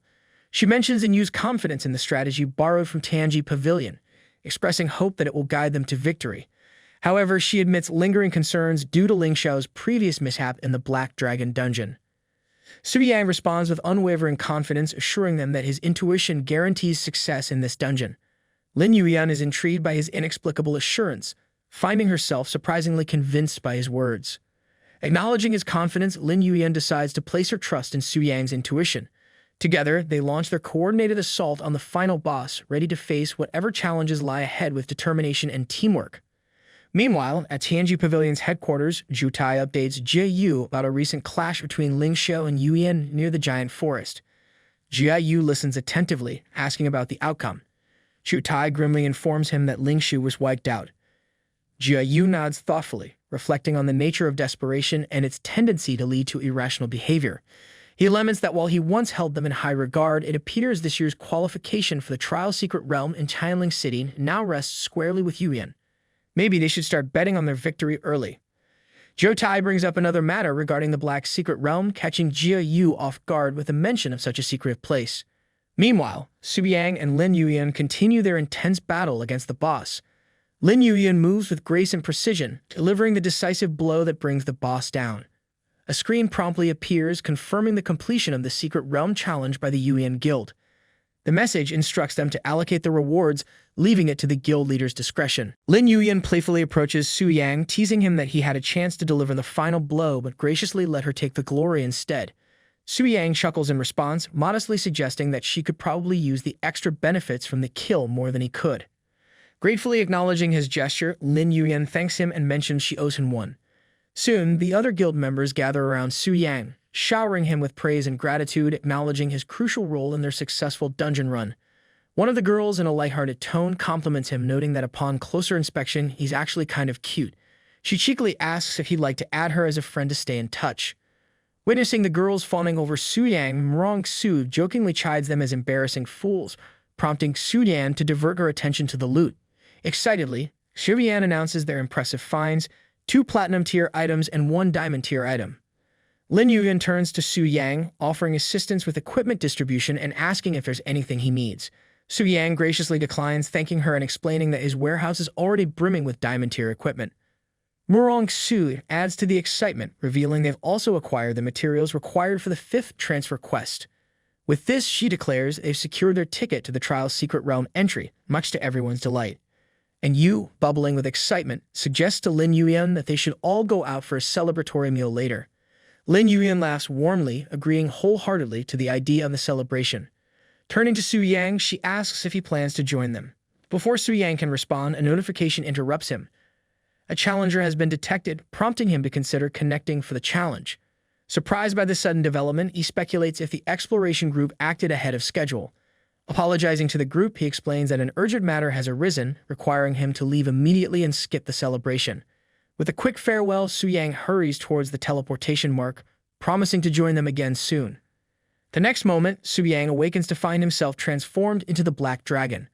Quickly activating his skills to assess the situation, he's surprised to discover that only one individual is attempting the dungeon. Judging by the appearance, a striking elf, it's clear this challenger is no ordinary adventurer. Scratching his dragon scales thoughtfully, Su Yang considers his next move. The elf, a level 140 court magician named Alcaray Lawrence, strides forward with confidence, effortlessly dispatching beasts as if they were mere annoyances. Su Yang, observing from his transformed state as the Black Dragon, marvels at Alcare's formidable power. Deciding to test Alcare's abilities further, Su Yang signals his elite monsters to engage. The monsters, with all the bravado they can muster, announce their intent to crush Alcare's skull, a statement that might sound more intimidating if they weren't facing a seasoned court magician. The dragon priest among Su Yang's elite monsters boldly demands that Alcare offer his blood as a sacrifice to Lord Athos. In response, Alcare scoffs at the name Athos, dismissing the Black Dragon as a mere juvenile. A few forbidden spells can deal with such trash, he declares confidently. With a swift incantation, Alcare unleashes his magic spells, swiftly and effortlessly dispatching all of the elite monsters. With a cocky grin, he remarks that calling them trash would be an insult to trash itself. As the blood of the elite monster splatters on his cheeks, Alcare grimaces in disgust. He wipes it away, muttering that the blood of these lowly creatures is more distasteful than reheated leftovers. Alcare laments that if it weren't for the princess, he wouldn't lower himself to set foot in such a filthy place. Alcare then summons a towering mountain giant and commands it to act as his protector, warding off any filth that might mar his elegant attire as it clears his path of obstacles. Meanwhile, Su Yang observes from a distance, impressed by Alcare's effortless dispatch of elite monsters above level 95. He speculates whether the elf might belong to a formidable 6th-tier class, potentially surpassing even their elite exploration group in strength. Su Yang reflects on the overwhelming power of a 6th-tier individual like Alcare, realizing their group stands little chance against him in a direct confrontation. A troubling thought indeed. Suddenly, a spark of recognition ignites in Su Yang's mind as he recalls Alcare's mention of the princess. Could he be referring to the girl elf they found imprisoned? Approaching the sleepy elf girl with curiosity and urgency, Su Yang calls out to her to wake up, teasing her gently about her prolonged nap. Startled awake, the elf girl responds groggily, asking who's calling her. Su Yang, in his black dragon form, questions the elf girl if she is indeed the princess of the Elven Kingdom. Startled by the talking dragon before her, the elf girl expresses her astonishment, asking incredulously if the dragon can actually speak. The black dragon retorts humorously, pointing out that she never bothered to ask him before and suggesting she might be focusing on the wrong details. The elf girl confirms she is the princess, playfully teasing the dragon for its apparent lack of awareness, calling it dumb for always seeming clueless and suddenly becoming intelligent. With a chuckle, Su Yang wonders how anyone could possibly accept such a transformation. The elf princess, reflecting on her situation, realizes that the black dragon may have seen her body while she was asleep all this time. Her thoughts turn suspicious, wondering if the dragon might have done anything inappropriate during those moments. Feeling uneasy, she accuses the dragon of being perverted and hastily demands it to stay away from her, starting to shout for help. The black dragon, perplexed by the sudden turn of the conversation, seizes the elf girl's cage in its massive claws. With a low growl, it warns her that it's running out of patience and demands answers. If not, she might become its next meal. Planning to intimidate her into revealing her story, the dragon leans closer, his eyes gleaming with calculated menace. Startled and frightened, the elf girl stutters her name, Lilith Savraya, revealing herself as the 6th daughter of the Honorable Queen Savraya. The black dragon ponders Queen Savraya and recalls from its knowledge that the Elven Kingdom, along with the Dragon Kingdom and the Giant Kingdom, are part of the SSS Ultra-Ultimate Subspace Nations, remarkably powerful entities. Among them, only the Elven Kingdom maintains friendly relations with humans, and it's governed by Queen Savraya, the supreme ruler. Reflecting on this information, the Black Dragon is surprised by the significance of Lilith's background. It hadn't anticipated that the seemingly ordinary elf girl would hail from such a prestigious lineage. The Black Dragon informs Lilith that her people have arrived to rescue her. Lilith expresses relief and gratitude upon hearing the news. However, the mood shifts abruptly when the Black Dragon shows her real-time footage of Alcare effortlessly defeating all his elite monsters. Lilith's face twists into a mix of shock, puzzlement, and horror as she gazes at Alcare on the screen. She blurts out in disbelief, questioning why it had to be him. The Black Dragon inquires if Lilith knows Alcare, noticing her unhappy reaction.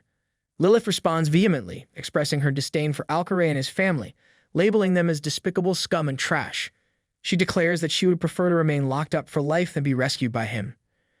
Curious and concerned, the Black Dragon presses further, asking what Alcare did to her. Lilith reveals bitterly that he is a wolf in sheep's clothing, recounting how he attempted to deceive and assault her. Fortunately, she managed to realize his intentions in time and escape from his grasp. The Black Dragon questions Lilith about her status as a princess and how Alcare dared to treat royalty in such a manner. Lilith explains with a sigh that the Lorne's family holds unparalleled power in the Elven Kingdom, making them nearly untouchable even by her own mother, let alone someone like herself who is not favored. Reflecting on the situation, the Black Dragon realizes there is more complexity to the story than meets the eye. It decides to leverage their shared conflict to its advantage. With a mischievous glint in its eye, the dragon tells Lilith about its plan to hand her over to Alcaray. Frightened and shocked, Lilith pleads desperately, exclaiming that she would rather face certain doom than fall into Alcaray's hands. Her distress is palpable as she implores the dragon not to go through with its plan. The Black Dragon responds firmly, making it clear that it isn't seeking her opinion. It explains that Alcaray is a formidable 6th-tier powerhouse, and she likely knows better than the dragon itself how powerful he is. The dragon warns her that refusing to hand her over could endanger its own life. However, it offers a potential lifeline. The dragon proposes that unless she begs for its assistance and reveals Alcaray's weaknesses, it won't proceed with its plan to hand her over. The elf girl begs the Black Dragon, offering to disclose Alcaray's weakness in exchange for her safety. Her eyes plead desperately like a kitten trying to negotiate with a tiger, though in this case, a very scaly, fire-breathing tiger. The Black Dragon, gazing at her, realizes it might have gone a tad too far in intimidating her. Reluctantly agreeing, the Black Dragon grumbles and instructs her to spill the beans on Alcaray's Achilles' heel. With hesitant voice, the elf girl reveals that the Lawrence family boasts unparalleled spiritual power and magical prowess. But there's a catch, like owning a sports car with tissue paper doors. Their bodies are as fragile as a porcelain teacup. Even if their magical prowess soars to the celestial heights of the 5th or 6th tier, their physical strength remains stuck at the kindergarten level. The Black Dragon chuckles softly, amused by the elf girl's description of the Lawrence family as a pure glass cannon. An incredibly unbalanced build indeed. Listening intently, it nods as the elf girl explains further, detailing how the family compensates for their physical fragility with a formidable magical barrier. Her voice quivers with concern as she admits that, given the dragon's current strength, breaking through that barrier might prove to be a Sisyphean task. Her words weigh heavily on her as she sinks to her knees, reflecting that nothing has changed after all, and she really is going to be taken away by that scum and become his sex slave. The Black Dragon reassures the elf girl to trust in its abilities, yet inwardly acknowledges the truth in her words. As it sees it, the only feasible path forward involves consuming this less-than-appetizing morsel to advance to the Radiant Moose stage. It's like deciding to eat a moldy sandwich to level up, unpleasant but necessary for growth.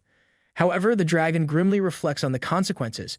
Beefing up itself would beef up the dungeon's difficulty, prompting the explorers' guilds to tighten security, directly impacting their next slaughter, the Fat Sheep plan. The dragon ponders whether there might be a way to have its cake and eat it too. It contemplates how its body transformed upon reaching the Starlight stage, gaining a flashy new look, lacking substantial functional upgrades. Its armor, though impressive to look at, offers little in terms of real attribute boosts. Suddenly, the word equipment triggers an idea in its cunning mind. Recalling how the heart of the dragon's slayer morphed into equipment in its own claws, the dragon muses aloud. If that could happen, couldn't it similarly transmute the equipment from its human form into something truly useful? The elf girl, her eyes pleading desperately, implores the Black Dragon to let her go, emphasizing her fear of falling into Alcaray's clutches. However, to her surprise, the Black Dragon vanishes into thin air right before her eyes. She looks around bewildered, wondering where it could have gone in such a sudden disappearance. Meanwhile, the Black Dragon breathes a sigh of relief as it successfully transitions into its shadow form. It marvels at the effectiveness of its newfound technique, basking in the thrill of evading detection. For the dragon, it's akin to pulling off a disappearing act worthy of a magician's encore. Back with the elf girl, uncertainty lingers in her mind as she ponders whether the Black Dragon managed to escape, or if there's more to this vanishing act than meets the eye. Stu Yang, still merged with the Black Dragon, marvels at the effectiveness of equipping Shadow's Bloodlust onto the creature. Activating the weapon's special ability effortlessly transitions the Black Dragon into its shadow form, a swift and seamless transformation. But that's not all. Su Yang discovers that the equipment's attributes, his own capabilities, and even his talents are all seamlessly shared with the Black Dragon. Of particular note is the dual spirit amplification effect, which he had applied to the dragon. Checking the creature's updated stats, Su Yang's eyes widen in surprise as he sees a significant boost in both strength and spirit, numbers jumping by several hundred points in an instant. Reflecting on this newfound synergy, Su Yang realizes that this method effectively bridges the gap in basic attributes between them. With a grin, he acknowledges that it's now time to properly entertain their uninvited guest. Meanwhile, approaching deep into the lair of the Black Dragon, Alcaray's voice echoes ominously. He shouts, demanding the black dragon to surrender the princess immediately, promising to consider leaving it with the body still in one piece. His threats ring through the cavern, a stark contrast to the dragon's hidden presence. Alcare's taunts grow louder as he challenges the dragon to show itself, questioning if it's trembling in fear. He mocks it as a cowardly soft dragon, scoffing at the effort he's had to put in to reach this point. Alcare's taunts escalate as he considers using a forbidden spell to obliterate the lair along with the black dragon. His voice drips with malice as he calculates the potential collateral damage, casually mentioning that while the princess might perish, memory manipulation spells could still make her compliant upon resurrection, pure and unblemished as he ominously puts it. His grin twists into a malevolent sneer as he revels in the thought of possessing such a princess, his excitement palpable. Alcare then says that's it, and is about to cast his forbidden spell, but before Alcare can unleash it, a clawed hand materializes out of nowhere, striking him with incredible force. He is sent hurtling through the air, his health plummeting dangerously to a mere 6%. The sudden attack leaves him dazed and vulnerable. The black dragon's voice cuts through the chaos, dripping with disdain as it calls Alcare a scum, a truly depraved one at that. It mocks him for shattering any lingering stereotypes about elves, especially in the most despicable of ways. With barely any life left in his battered body, Alcare wonders in disbelief when the black dragon appeared and how it managed to evade his senses completely. He questions how it could shatter his formidable magic barrier with a single devastating blow, deeming it utterly impossible.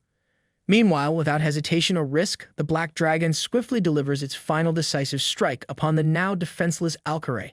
Standing over him, it asserts confidently that common sense holds no sway when dealing with someone as exceptional as itself. The black dragon's word spirit cleansing inferno reduces Alcare to a crisp.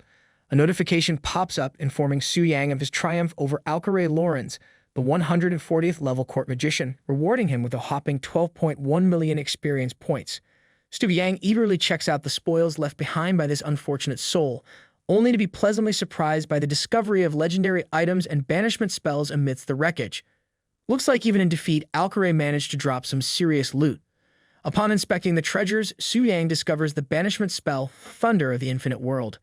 This spell promises cataclysmic damage, summoning endless thunder that shakes heavens and earth, ready to blast any enemies within range into next week. Talk about shocking surprises. Next up, he uncovers the first legendary item, the soul-summoning stone lunar wolf spirit. Activating this stone summons 2 ethereal 6th-tier lunar wolf spirits to the fray. These spirits, revered as messengers of the nature goddess and guardians of the elves, are like having supernatural furry friends on speed dial, perfect for a wild party in battle. As if that weren't enough, Su Yang lays eyes on the second legendary item, the Scroll of Nature's Guardian. This scroll boasts impressive resilience, capable of enduring up to 7 attacks from 6th-tier skills without so much as a scratch. It's like the indestructible shield of plot armor, ensuring Su Yang can take on even the fiercest foes with a grin and a shrug. Reflecting on the banishment spell's potency, Su Yang realizes these punishment spells are the pinnacle of magic, rumored to level cities with their sheer power. However, most mages lack the mana to cast such spells regularly, relegating them to scroll form for safekeeping, a bit like storing dynamite in a piggy bank. Despite Alcare's departure from the mortal coil, he did leave behind quite the parting gift. Yet, upon further pondering, Su Yang can't help but feel a tad miffed. Alcare's staff, robe, and accessories were all top-tier Starlight quality or better, yet not a single one dropped for him. Killing Alcare might have seemed like striking gold, but in reality, Su Yang is feeling more like he's lost a bet on a horse race. Where will he find another plunk sheep like that to fleece again? Meanwhile, the elf girl ponders the sudden disappearance of the evil dragon. Did it go off to face Alcare alone? She can't help but worry about the outcome. If the dragon loses, what then? The thought of being tainted by someone as despicable as Alcare sends shivers down her spine. Just as she's lost in her thoughts, the black dragon reappears before her. Immediately, she demands answers. Where did he vanish to just now, and where is Alcare? The black dragon coolly responds, admitting to using invisibility to launch a surprise attack. With a grim finality, he informs her that Alcare has been reduced to nothing but ash. The elf girl breathes a sigh of relief, grateful to be rid of such a vile presence, though the method of departure leaves much to be desired in terms of closure. The elf girl's mind whirls with disbelief at the notion that the black dragon could have single-handedly dispatched Alcare. After all, invisibility magic is a trademark of rainbow dragons. How could this black dragon possess such an ability? The mysteries only deepen. Turning her attention to the dragon, she questions its intent gaze. Why is it staring at her so intently? In response, the Black Dragon recalls the renowned magical prowess of the royal elf family, puzzled by her apparent lack of strength.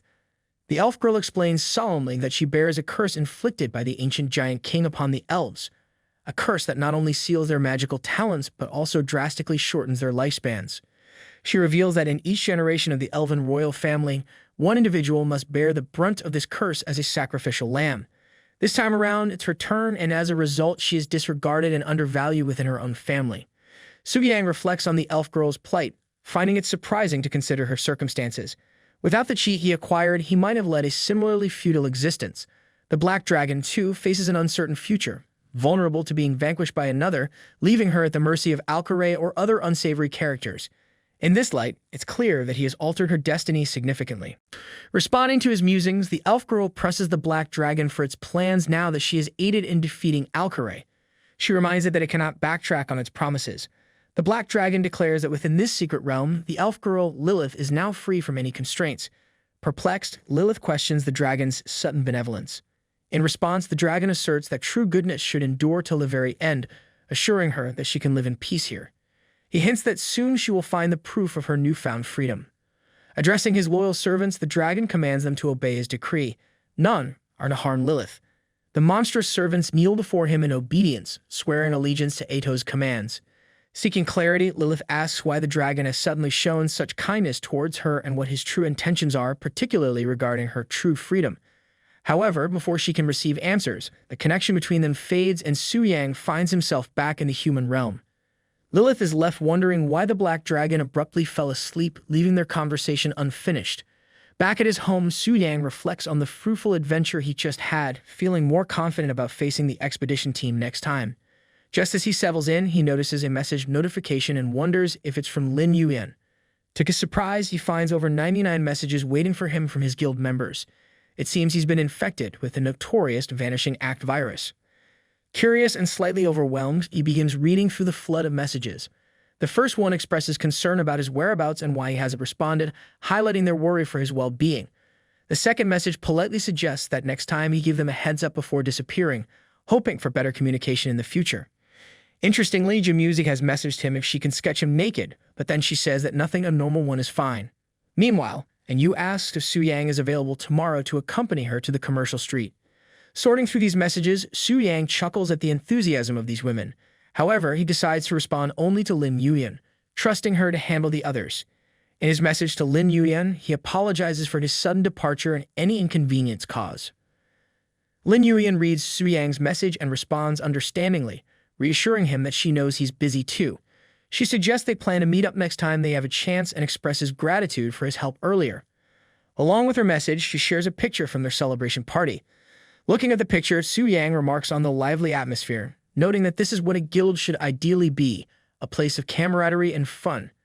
He reflects on Lin Yuan's amiable nature, contrasting it humorously with Ling Xiao and the expedition team, whom he dubs utilitarianists, implying they might not be as socially adept or friendly. At the job transfer temple the next day, Su-Yang runs into Gu Xiaoqian. Curious, Gu Xiaoqian asks Su-Yang if he's there to change jobs as well. Su-Yang confirms, returning the question about her purpose at the temple. Gu Xiaoqian nods affirmatively, sharing that she's here for her first job change after reaching level 20 with the help of senior players. Intrigued, she inquires if Su-Yang indeed ventured into the Diamond Tier's secret realm with Lin Yuyan and the others yesterday. Su-Yang confirms with a grin, mentioning that he hit level 60 during their adventure and has returned today to pick up his third job change mission. Gu Xiaoqian congratulates him, noting his incredible achievements. She thinks about how they seem to be in different worlds now, and if this continues, she'll be left far behind. Su-Yang reassures her, saying she has great potential as a hidden class, and maybe one day she will surpass him. Gu Xiaoqian wonders if that's true, thinking he might just be trying to keep her spirits up. Su-Yang confidently says it is, urging her to keep going because he looks forward to fighting alongside her one day. Maybe they'll even have matching battle scars to compare. Gu Xiaoqian promises to do her best, imagining herself as a powerful warrior and not just a sidekick. She reflects on how, despite his strength, Su-Yang still gently encourages her. He remains the same Su-Yang after all, even if he now comes with extra sparkles and heroic poses.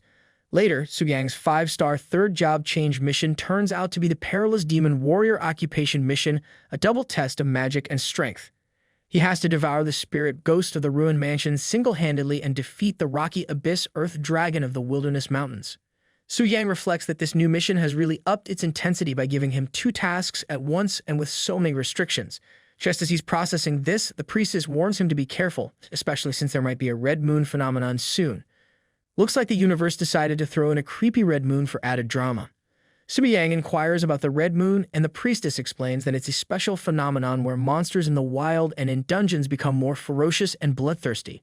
She mentions that dungeons like the ruined mansion, filled with various spiritual creatures, are most affected by the red moon. She adds that the appearance of the red moon has no fixed pattern, but there are early signs on the day it appears. At that time, the staff of the Adventurers Association will announce it, so he should pay attention. Su Yang nods, thinking that as if his mission wasn't tough enough, now he has to worry about moody monsters too. Su Yang tells her that he understands. However, he reflects that no matter how dangerous it is, with his actual 4th-level strength, it should be a walk in the park. Unfortunately, he can't tell her this, so he can only let her worry in vain.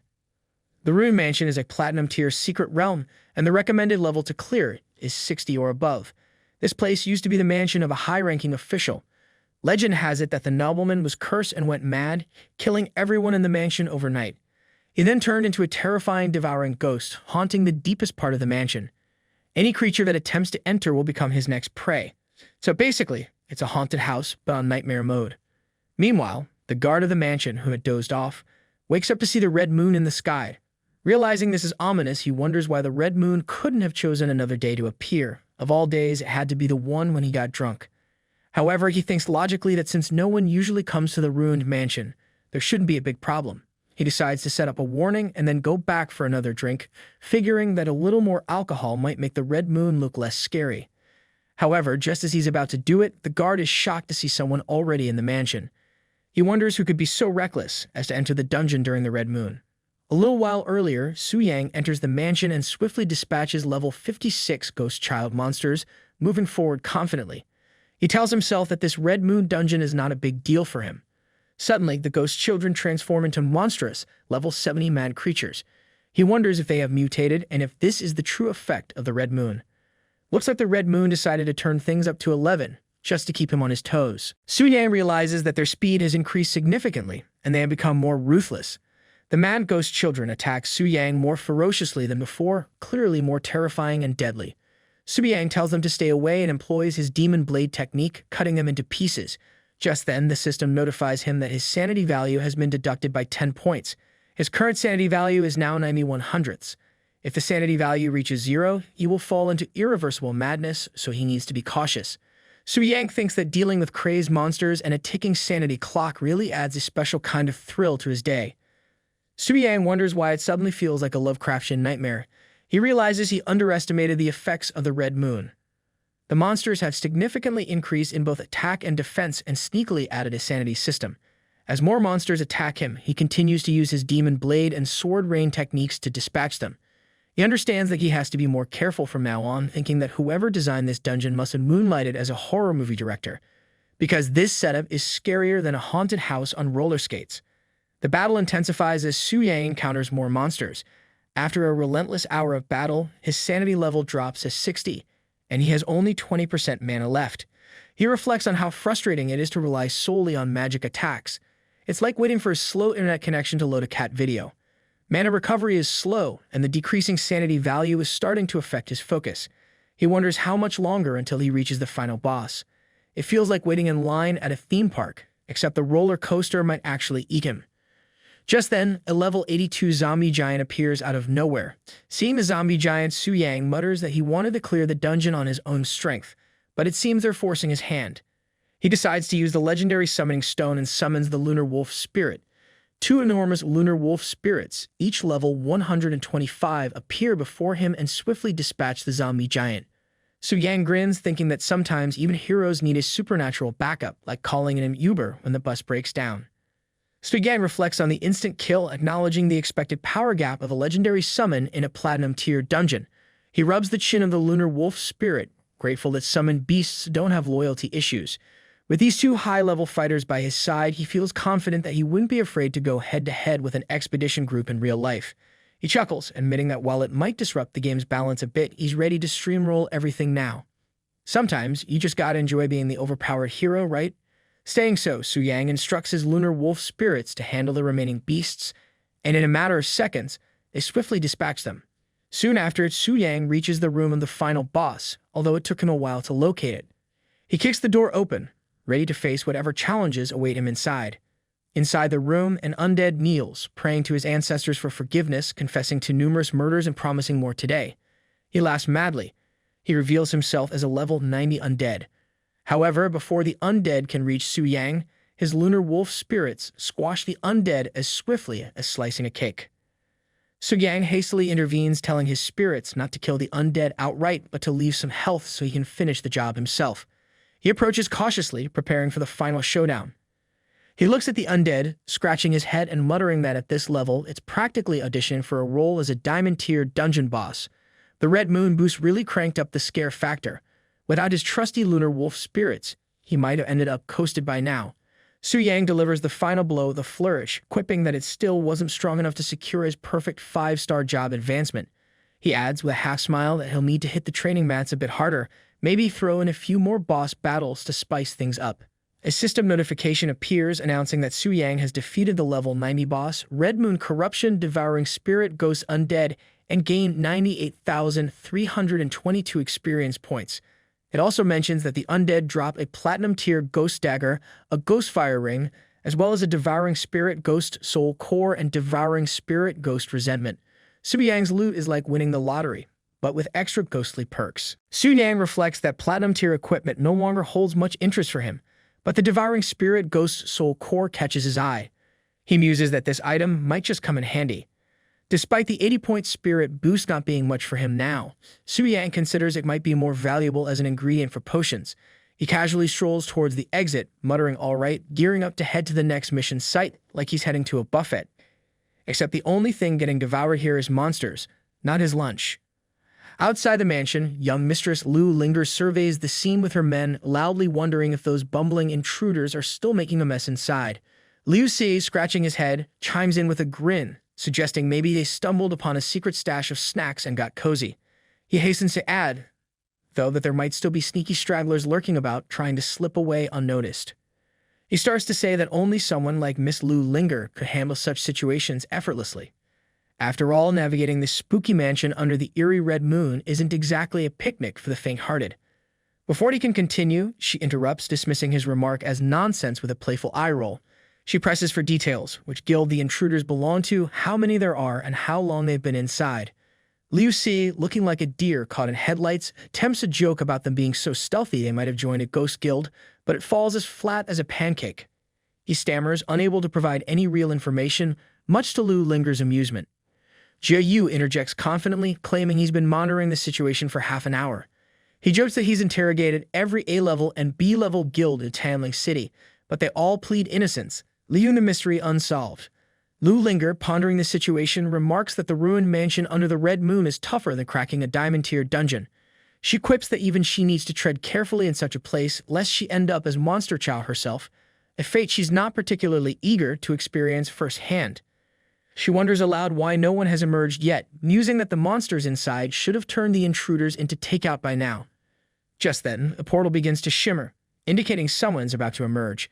Everyone's attention snaps to the portal. Su Yang steps out, scratching his head wearily, reflecting on how mentally and physically draining the ordeal was. He's taken aback to find a group waiting outside, looking at him as if he's the surprise dessert they didn't order. Seeing Su Yang, Jia Yu's eyes widen in surprise. Su Yang, suspicious of their presence, wonders if the expedition group has uncovered his true identity and set a trap for him. Meanwhile, Jia Yu reflects aloud that there's only one person coming out, Su Yang. Liu Si, equally shocked to see Su Yang again, can only stare in disbelief as if he's just seen a ghost, albeit one that's a lot less transparent and a lot more bewildering. Emerging from the portal, Su Yang wonders aloud why so many big shots are gathered here at such a late hour. He mentions that it is just a small, platinum-level secret realm, not exactly an event for a grand assembly, questioning the need for so many big shots. A guard steps forward, raising an eyebrow at Su Yang's obliviousness, and wonders aloud if Su Yang is aware that it's the red moon tonight. The guard is baffled by Su Yang's decision to venture into the dungeon alone as if he has a death wish. Su Yang shrugs, acknowledging the dungeon's grim nature but questioning if it's really that serious. The guard responds with a fervent nod, emphasizing the dire consequences. He shudders at the thought of the punishment he'd face if Su Yang had perished inside. Lu Linger steps up, telling the guard to be quiet and step back. She then asks Su Yang if he cleared the dungeon alone. Su Yang confirms, wondering if there's a problem. Lu Linger, impressed, comments on his strength, noting that clearing the Red Moon's ruined mansion solo is no small feat. She then requests the crystal core that dropped from the boss he killed, asking him to name his price. Su Yang, puzzled, asks who she is and why he should hand over the core just because she asked. His question leaves everyone stunned. Lu Linger's manager approaches Su Yang, looking like someone who just heard a cat bark and wonders if he knows who he's talking to. Su Yang replies with a shrug, saying he doesn't know and asking if he should. The manager calls him insolent and tells him to open his eyes wide. Standing before him, she announces, is the youngest genius of the Global Beastmaster Association, the precious daughter of the master of Tianji Pavilion, and the stunning beauty who captivates countless talents, Miss Lu Linger. The manager, furious, brandishes her weapon and declares that Su Yang must be punished for ignoring the Miss's generous request. Lu Linger, frustrated, taps her manager on the head and tells her to stop this madness. Su Yang takes a moment to reflect, thinking that if she is indeed the daughter of the master of Tianji Pavilion, she certainly has a lot to be proud of. However, it doesn't seem like she's here to target him specifically. He wonders if all this drama is just part of her daily routine. He then addresses Lu Linger, asking what Ms. Lu has to say. Lu Linger explains that she originally sought some top-grade food for her spirit horse and didn't expect him to get it first. She admits it's been years since anyone dared talk to her like that and commends his courage. With a sly grin, she adds that if he can withstand her soul-hunting falcon for 3 minutes, she'll pretend nothing happened. She then summons her level 90 soul-hunting falcon to attack Su Yang. Su Yang, seeing the formidable falcon, chuckles nervously and mutters that this seems a bit unreasonable. Witnessing all this, Liu Si, with a mischievous grin, comments that daring to offend the young lady means Su Yang is doomed. Jiu Tai, however, reflects that it's not necessarily true. If Su Yang can clear the Red Moon dungeon alone, his strength must be at least 4th tier. As the falcon uses its blade storm attack, Su Yang keeps dodging. He quickly realizes that the summoned beast isn't just fast, it can also attack from a distance. Simply defending isn't going to work. Reluctant to reveal his true strength but left with no choice, Su Yang summons his sword, the Shadow's Bloodlust. As the falcon attacks again, he thrusts his sword into it, using the soul mark. In an instant, the falcon is done and dusted. Proud Su Yang remarks that it hasn't even been 3 minutes yet. Furious, Lu Linger seethes, fuming over how he dared to kill her spirit beast. Su Yang calmly responds, pointing out that she told him to last 3 minutes and never said he couldn't kill it. He wonders aloud if she's so used to throwing her weight around that she can't grasp this basic principle. Reflecting to himself, Su Yang thinks that even if it comes to a fight, he's not afraid of her even with her forbidden spells. Lu Linger, now furious as hell, releases her purple aura. Witnessing this, Su Yang realizes that this woman is indeed very strong. Just as Lu Linger is about to attack Su Yang, Jiu Tai jumps in, reminding the young miss that this man's identity is special and she can't just start a brawl. Lu Linger, looking puzzled, asks what identity Su Yang holds. Jiu Tai explains that Su Yang is a VIP at the temple and a golden member of the X-Alliance. The Grand Court has explicitly instructed them to handle his matters with care, like he's some kind of high-maintenance celebrity. Lu Linger, narrowing her eyes, inquires if Su Yang, having both identities, has also completed the 5-star job transfer quest. Su Yang, catching the word also, wonders aloud if she's a VIP at the temple too. Lu Linger replies that she was up until the 4th tier. She recalls how she barely completed the first 3 tiers with the entire help of Tianji Pavilion, practically needing a cheerleading squad to get through it. She marvels at how Su Yang completed it alone, looking so relaxed as if he was on a casual stroll in the park. She can't help but wonder if he's secretly a superhero in disguise. Su Yang tells Lu Linger that she should understand the special nature of this identity, and if there's nothing else, he'll be on his way. Lu Linger steps onto her horse and instructs the others to head back. Liu Si, still puzzled, asks if that's it. Lu Linger, furious, snaps back, asking if he's planning to rob a temple VIP and oppose the temple. Liu Si quickly backs down, saying he wouldn't dare and they'll follow her lead. Meanwhile, Su Yang reflects with a smirk that being the young lady of Tianji Pavilion isn't that great. He silently vows that once he tames the Black Dragon, they'll all see who the real boss is. The screen then shows Su Yang that the first part of his quest, Devouring Spirit Ghost of the Ruined Mansion, is completed. With that, Su Yang now has to complete the second part of the quest, defeating the Rock Abyss Earth Dragon of the Wilderness Mountains. He reflects that once this is done, the hidden quest should appear. Later, At the entrance of the Wilderness Mountain Range, Lu Linger arrives with her team. She is pleased to find that the boss is still alive with 100% health. She comments that it looks like no one has come to tackle this earth dragon yet. Shutai and Liu Si, eager to please, tell her that when she instructed them beforehand to reserve the challenge slot, they took care of it immediately. Liu Si even mentions that they practically put up a do not disturb sign for the dragon. Lu Linger remarks that although the dragon's level is quite low, it's still a rare dragon-type world boss, and they should use it to get some practice. Just as they move ahead, a guard appears in front of Lu Linger, politely asking her to excuse him and not cut the line as there are others ahead of them. Surprised, Lu Linger asks what he means and then gives a cold stare to Liu Si and Zhu Tai. Liu Si, indignant, asks the guard how dare he and if he even knows who he's talking to. He mentions that they reserved their slot early and there were no other teams before them at that time. The guard explains that he's just an ordinary staff member and doesn't have the guts to mess with them. He clarifies that a temple VIP used their privilege to cut in line ahead of them. That's how the system shows it, and there's nothing he can do about it. Lu Linger, annoyed, says that if the staff is causing trouble, they should just replace them. Just then, Su Yang arrives and tells them to make way and not delay his dungeon run. Lu Linger gives him a cold stare. Seeing her, Su Yang internally groans, thinking, why is it her again? Liu Si wonders aloud why Su Yang keeps popping up everywhere like an annoying fly at a picnic. Su Yang, with a touch of suspicion, suggests that it's his line since running into them twice in a row makes him suspect they might have some grand plan against him. Lu Linger rolls her eyes, clearly unimpressed, and tells him not to flatter himself. She has no reason to target him. She warns Su Yang not to get too cocky just because he has the temple's privileges. If he ever fails in his class transfer, that would spell the end for him. Su Yang, with a grin, thanks her for the reminder but assures her she doesn't need to worry about him. He then curiously asks what brings the young lady of Tangi Pavilion to such a low-level wild boss area. Surely, he adds with a smirk, it's not because she feels like picking on weaklings. Zhou Tai steps in explaining that the young lady is here to practice taming the black flame-winged dragon, and this earth dragon is just a warm-up. He hopes Su Yang doesn't end up meddling with the young lady's grand plans. Su Yang apologizes, stating that this earth dragon is his class quest, and he has no reason to give it up. Lu Linger, not backing down, tells him to go ahead but warns that once she tames the black flame-winged dragon, even the transfer temple won't be able to protect him. Su Yang shrugs it off, suggesting she stops bragging about things that haven't happened yet. He casually advises her to wait around for the next boss respawn. With a cheerful bye-bye, he steps into the portal, leaving the tension behind. Lu Linger's manager mutters that Su Yang is such an impolite barbarian. Zhu Tai, still in shock, wonders if Su Yang really plans to go in alone and take on the boss. If Su Yang truly expects them to wait for the next respawn and questions if Su Yang is seriously planning to solo the boss. Maybe Su Yang thinks he's in a one-man action movie. Meanwhile, inside the portal, Su Yang reflects on Lu Linger's desire to tame the black dragon.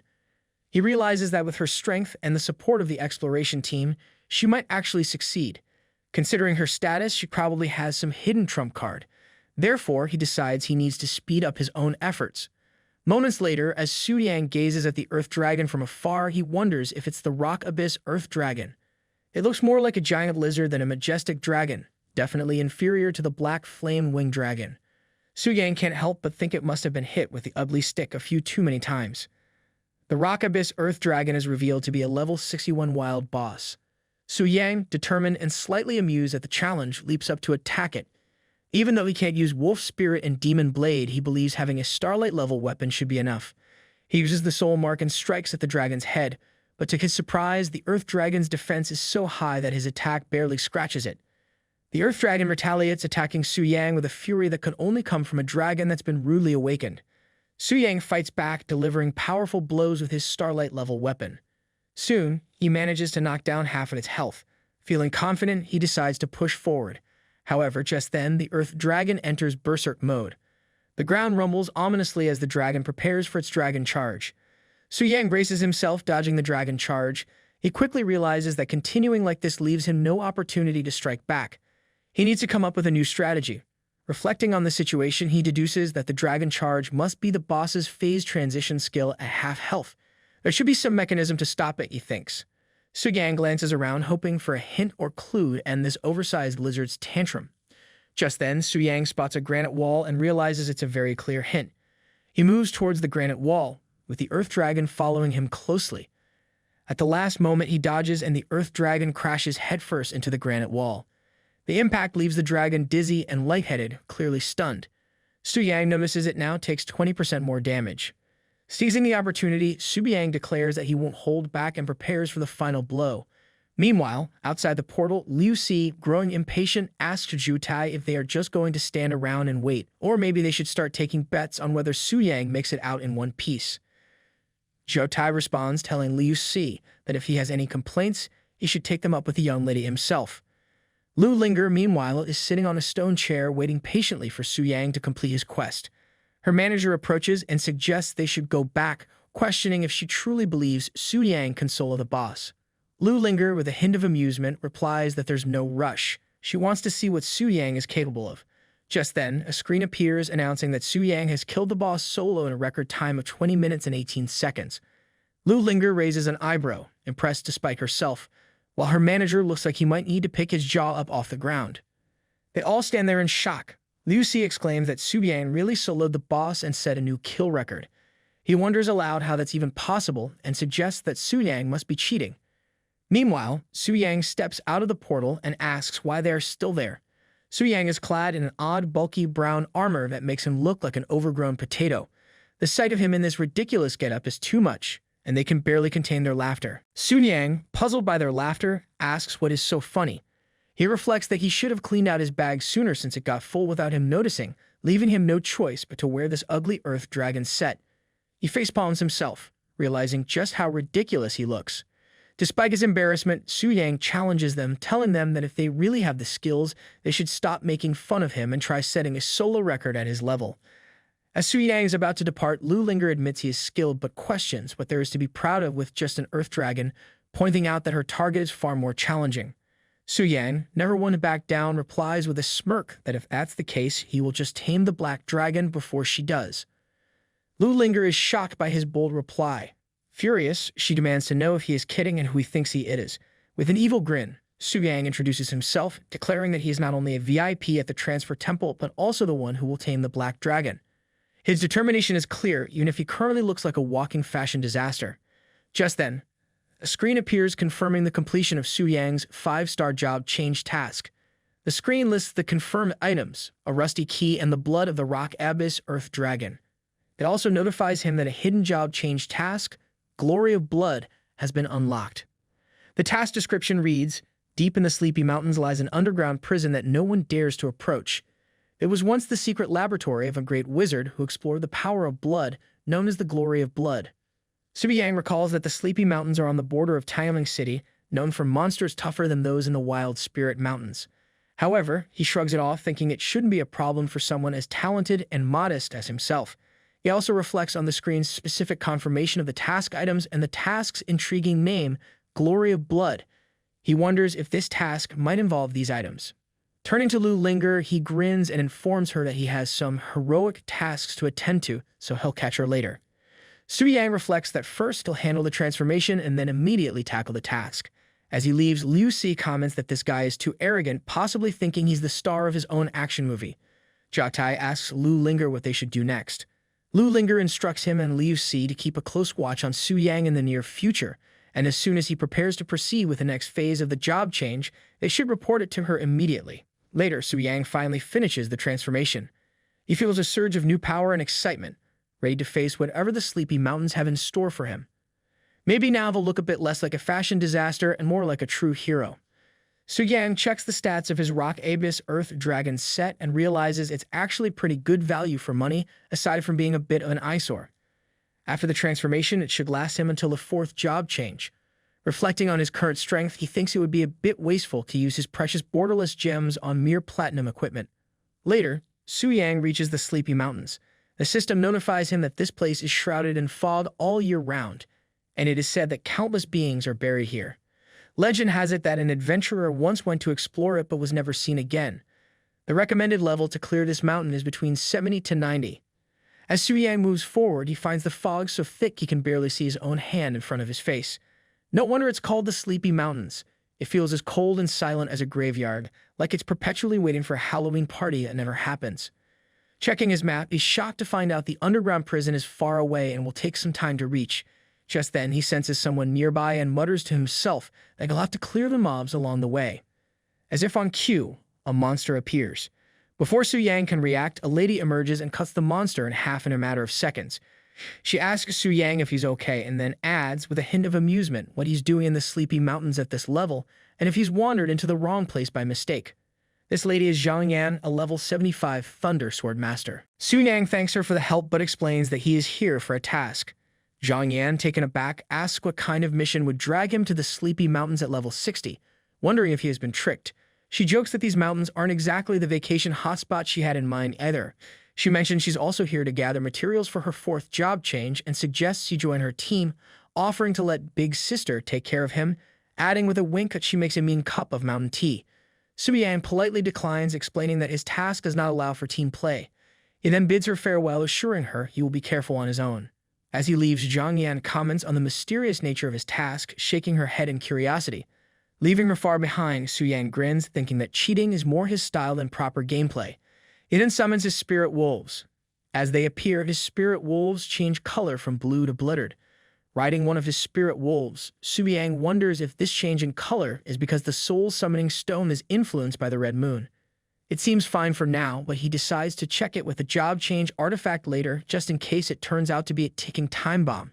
He hopes his ride doesn't explode mid-quest. With the high-speed charge of the spirit wolves, Su Yang reaches the well-hidden gate in a matter of seconds.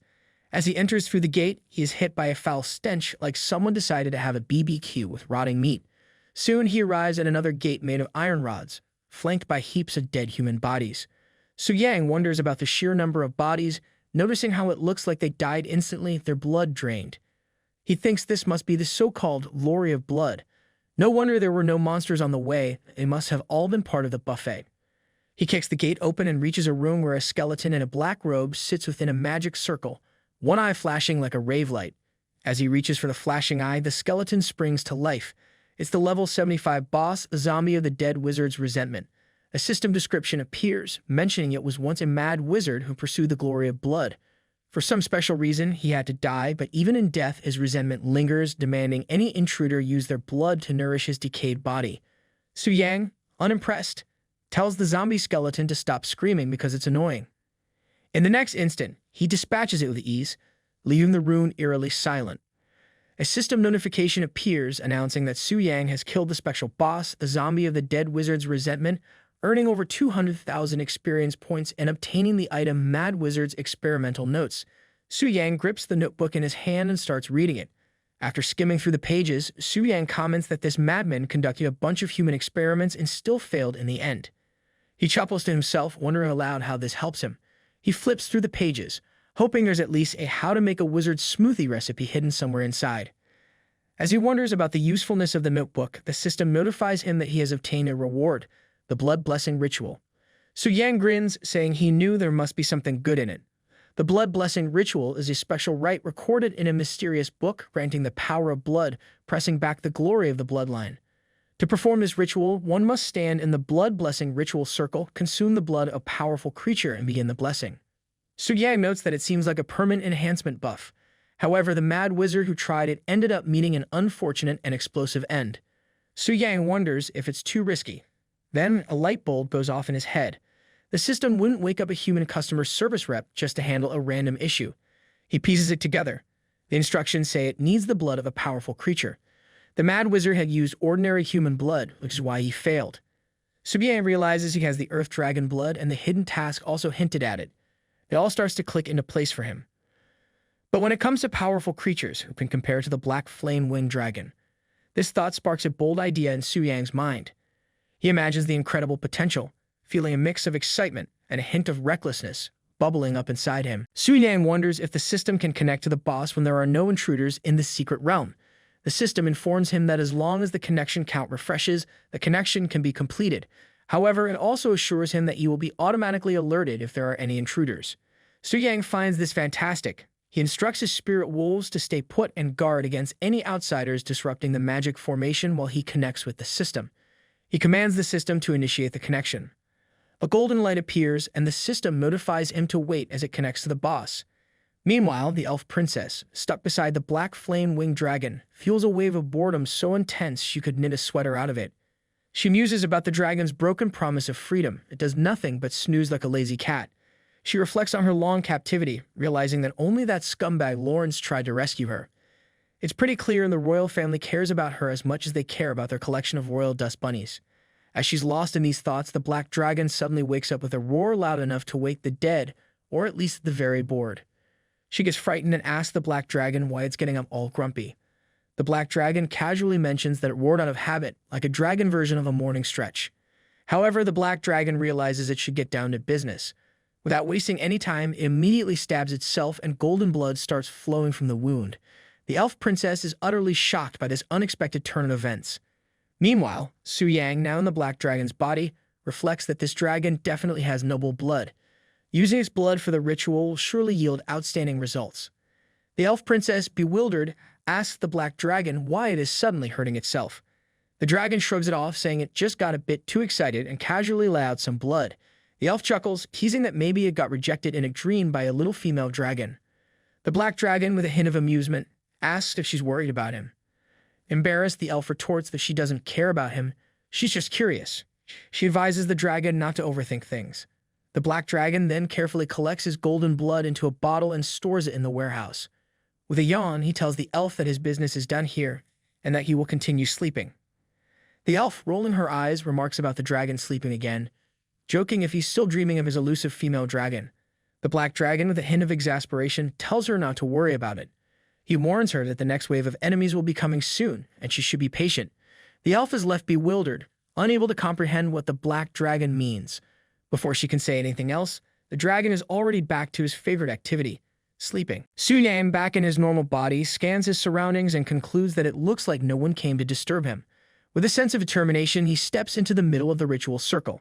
He recalls that, according to the task flow, he must stand at the center of the blood formation and then swallow the essence of a powerful creature's blood. What happens next? Well, that's completely unpredictable, a real roll of the magical dice. Su Yang takes out the black dragon's essence blood, thinking to himself that fortune favors the bold and sometimes the slightly reckless. He gulps down the blood, bracing for impact. Suddenly, his body gets covered in the blood and he feels an intense pain so hot it feels like his throat, body, and head are melting faster than ice cream in a heat wave. He realizes this blood is clinging to him like an overenthusiastic hug from a very clingy friend, trying to devour and assimilate him. His spirit wolves start growling, sensing their master's distress. Su Yang, through gritted teeth, instructs them to stay away, assuring them it's just part of the ritual. He reflects that the weaker must endure this pain to become worthy of the strong's blessing. Only equally strong beings can grow stronger through the tempering of such intense pain. Soon the chrysalis completes and the blood layers around him crack open like a badly made piñata. The ritual of the blood blessing is finally complete and he feels a complete life transformation, even greater than the boost he got from his previous job change. He reflects that now he can rival a 5-tier strong fighter. A system notification appears, stating that using the black dragon's essence blood to complete the blood blessing ritual has resulted in an increase of all attributes by 50%.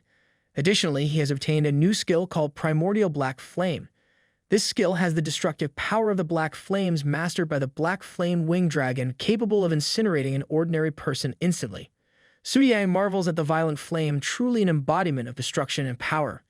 He realizes that merely being the boss didn't feel like much, but now, wielding this flame, he truly understands the terrifying extent of the black dragon's power. He comprehends how desperate fighters must feel when facing such a force. Power instills fear, and the weak naturally submit to the strong. Animals understand this rule best. Deciding to test the power of the black flame, he unleashes it. The explosion is so immense and powerful that the entire ruins begin to crackle and crumble.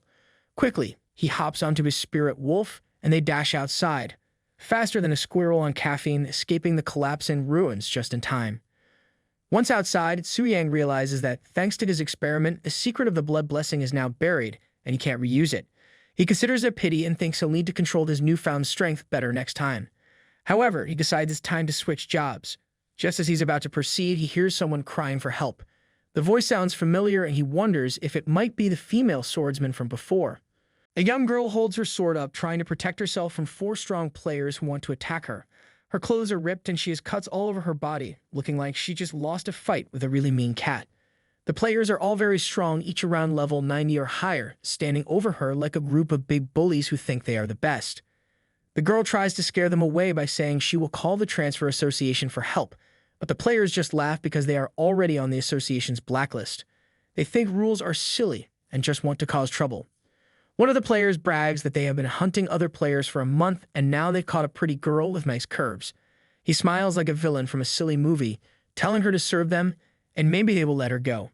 Hearing this, she puts the sword to her neck, thinking she would rather end her life than be humiliated by such mean people. Just as she is about to hurt herself, one of the players suddenly loses his hand, and Sun Yang shows up like a hero from a cheesy action movie. Well, he is wearing clothes at least. I thought he was going to show up naked. He walks in confidently and says he came here because he heard about a group of bad players picking on others. With a funny villain-like voice, he asks the 4 players how they want to die, offering them a choice between a quick death or a slow, painful one that goes well with a nice drink. Seeing their friend hurt, the other players rush at Su Yang, not knowing how dangerous he really is. The young girl, thinking he cannot win, tells him to run away. Yang smirks, saying that he might have had a hard time fighting against 4 4th-class players in the past, but now it is different. They attack Yang, but he dodges their moves as fast as lightning, shaking them like maracas in a bad band because now Yang is not as weak as he used to be. Easily, he kicks all 3 of them, sending them flying through the air like confused birds. The 4th player sees an opening and tries to attack him from behind, but Yang slices through his attack like cutting through butter. It's so easy that even a butter knife would be jealous. Seeing that the platinum-grade dagger cuts in half with just a single touch, the enemy thinks that Yang's weapon must be at least a star-grade weapon. He shouts to his friends that Yang is more valuable than the girl, thinking they should start a treasure hunt instead of a fight. Hearing this, the other players start daydreaming and charge at Yang again, convinced they can beat a main character. Yang uses his flames to attack them because he doesn't want to show mercy to such greedy and bad players. He quickly defeats all of them, gaining a lot of experience points. As loot, he finds some strange items that make him wonder if he accidentally walked into the Eero game. After a moment, the flames fade away, and he asks if the girl is alright. But she is completely shocked by his power and asks him about it. Yang doesn't tell her anything and just says it's a secret. She feels relieved and laughs, telling him that she didn't believe Yang would be that strong and thanks him for saving her life because if he hadn't come, she would have hurt herself. Since the girl doesn't know his name, she asks him to tell her and he introduces himself. Hearing her name reminds her of something because she heard about him from Yu. She reveals that yesterday she was at a party with Yumian and the others, wherein Yu got so drunk and started bragging about Yang solo and the boss alone. She laughs and tells Yang that everyone at the party knows about him, making Yang feel like he's become the star of a reality show he never wanted to be in. Yang decides to leave and asks her if she has a scroll so he can get away. She tells him that she has a scroll and thanks him again. After he leaves, she compliments him on being an interesting man. Later, Yang goes to the location to complete his task and receives many blessings and rewards. He levels up to a new class and gets a new weapon that is perfect for fighting against mages. Because the weapon will nullify magic if the user's spirit is higher than the caster's, Yang shows off his new arcane armor. The armor consumes magic power to reduce magic damage by 30%, plus increases the magic damage he deals by 30%, truly about a cheat code. And to top it all off, he gains a legendary skill book. After obtaining it, he gets more skills and an increase in speed, strength, and spirit.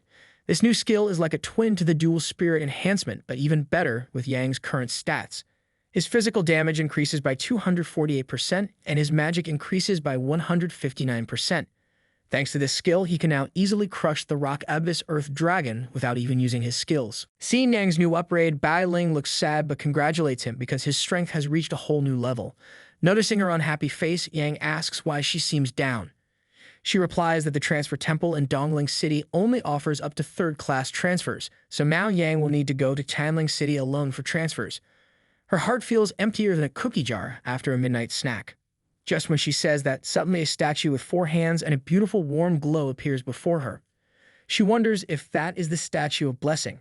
A light flows into her, and seeing that scene makes Yang realize that it's exactly like the blood blessing ceremony, but this one feels holy and bright, while the other was creepy and dark. After completing the blessing, she transforms into a beautiful angel with big wings. She advances to a 5th-class temple priestess, and another message appears telling her to proceed to Timeling City for employment. Yang asks if she really reached the 5th class. As she comes back down, she tells him that the advancement process for temple priests is different from transfer students, but she is so glad because now she can stay by his side. After that, she clings to him, saying she is too tired and would like to rest. She asks if that's okay, but before he can answer, she immediately falls asleep with a pleased face. He replies that he feels more reassured with her by his side and tells her they should go to the city together. Well, I think our Jigga Chad was pulling some strings behind the scenes. I never knew when they grew this close to each other. I don't know what else he is hiding from us. Only time will tell, and I am here for it. Meanwhile, outside the door, the other players are growing angry and anxious. The door still hasn't opened, and they're all waiting for their turns, fidgeting nervously. It feels like being stuck in line at the DMV, but way worse because everyone's holding swords and losing patience fast. Suddenly, the door swings open and Su Yang steps out, cradling an unconscious Bai Ling in his arms. As soon as the players see her, they start shouting in surprise because they instantly recognize her. Whispers fly through the crowd like wildfire and everyone's minds race, wondering what on earth Su Yang and the priestess are doing in there. Something spicy, they bet. Ignoring their wild guesses, Su Yang speaks calmly, telling the players that those who need a job transfer can go in now, and he asks them to step aside. But suddenly, a bald player, eyes blazing with anger, grabs Su Yang's shoulder and demands to know what he did to the priestess. It's like the bald guy thinks he's some kind of superhero, swooping in to save the day, but really he's just acting like a grumpy sidekick in a bad comic. Su Yang turns his gaze toward the bald guy, his eyes cold and serious, and with a voice that could send shivers down anyone's spine. He tells him to move aside. The bald guy's face turns pale, and he looks like he's about to wet his pants. Trembling, he stammers, asking who Su Yang really is. The bald guy is too scared to move, frozen in place as Su Yang starts to walk away. Just then, another priestess calls out to him, breathless like she just sprinted a mile to catch up. She asks if Bai Ling is going to Tianling City with him. Su Yang nods and congratulates her on her promotion and pay raise. She smiles, but there's a hint of sadness in her eyes like she just lost her favorite toy. She tells him it makes her sad because she won't be able to see him and Bai Ling for a long time. Hearing that, Su Yang gives her a reassuring smile, promising they can have a meal and some tea together when he visits. She breathes a sigh of relief and makes him promise, wishing him safe travels. After a while, Su Yang and Bai Ling arrive at the temple, where the current priestess greets them. She gently takes Bai Ling, who is still fast asleep, and assures Su Yang that she'll take care of everything once Bai Ling wakes up. She also lets him know that his promotion benefits and other important matters will still be handled by her. After making sure everything's set, Su Yang decides to establish a base in Tianling City. He needs to buy a property and make arrangements for his grandparents. He sends them a letter, along with some money, to let them know he's doing well. After that, he heads to a real estate office to check out a penthouse. The house is stunning, but Su Yang tells the broker it might be tough to manage. The broker quickly reassures him, saying that for an extra $1 million, he can have a dedicated maid team to handle all the chores and daily tasks. All the beautiful maids greet Su Yang warmly, and with that, he decides to buy the house without hesitation. The scene shifts to Su Yang living the good life, relaxing by the pool, enjoying delicious food served by the maids, taking luxurious baths, and lying down on a huge, comfy bed. It feels amazing to have money, especially since not too long ago, Su Yang couldn't even dream of living like this. As he lies on the bed, he decides to get some sleep and check on Bai Ling's condition the next day. Meanwhile, Bai Ling finally wakes up from her deep sleep, dressed in a flashy black nightie that makes her look even more stunning. She looks around, confused, and asks where she is. The temple priest, who's already by her side, hands her some herbal soup to help her recover. She sips it happily, feeling a lot better. Did the priest exorcise our priestess inside? How dare he? Doesn't he know not to touch our Giga Chav's waifu? Getting serious again, the priest shares his curiosity about Su Yang, wondering why the statue hasn't given any revelations for a long time. She asked Bai Ling what she thinks of Su Yang, since she spent the most time with him. Bai Ling's face lights up as she speaks, saying Su Yang has incredible courage and strength, but more than that, he has a kind and resilient heart. She truly believes that Su Yang will bring new hope to their world. Hearing this, the priest gazes at the red moon and nods, trusting Bai Ling's judgment. She's happy to leave Tianling City in her capable hands. Then, she mentions an event that's about to happen because the red moon has been hanging in the sky for days. The sight of the red moon triggers a memory in Bai Ling's mind. She remembers that she forgot something really important, realizing that she needs to warn Su Yang immediately. She takes off running, her heart pounding because Su Yang doesn't know about the red moon invasion, and she needs to warn him fast. As she runs, she prays for his safety. Seeing Bai Ling so worried about Su Yang makes the priest wonder if she's really fallen for him. On the other side of town, Su Yang is sleeping peacefully when a girl's voice suddenly wakes him up. He rushes outside, asking the maid what's going on. The maid's voice shakes as she shouts, "Monsters." It turns out that the rare event of a red moon invasion has triggered, and players now have to fight off the invading monsters. A terrifying demon clan boss, the Stitch Giant Axeman, suddenly appears in front of Su Yang. The monster's level is unknown. The monster's there to kill Su Yang, which makes him furious and not only disturbed his sleep, but also interrupted his luxurious life. He decides to take down the monster quickly so he can get back to bed. Littlefinger arrives on the scene and quickly realizes Su Yang is the target of the Red Moon's invasion. She frowns in disgust and tells him to stand back, saying he's no match for the monster and that she'll handle it.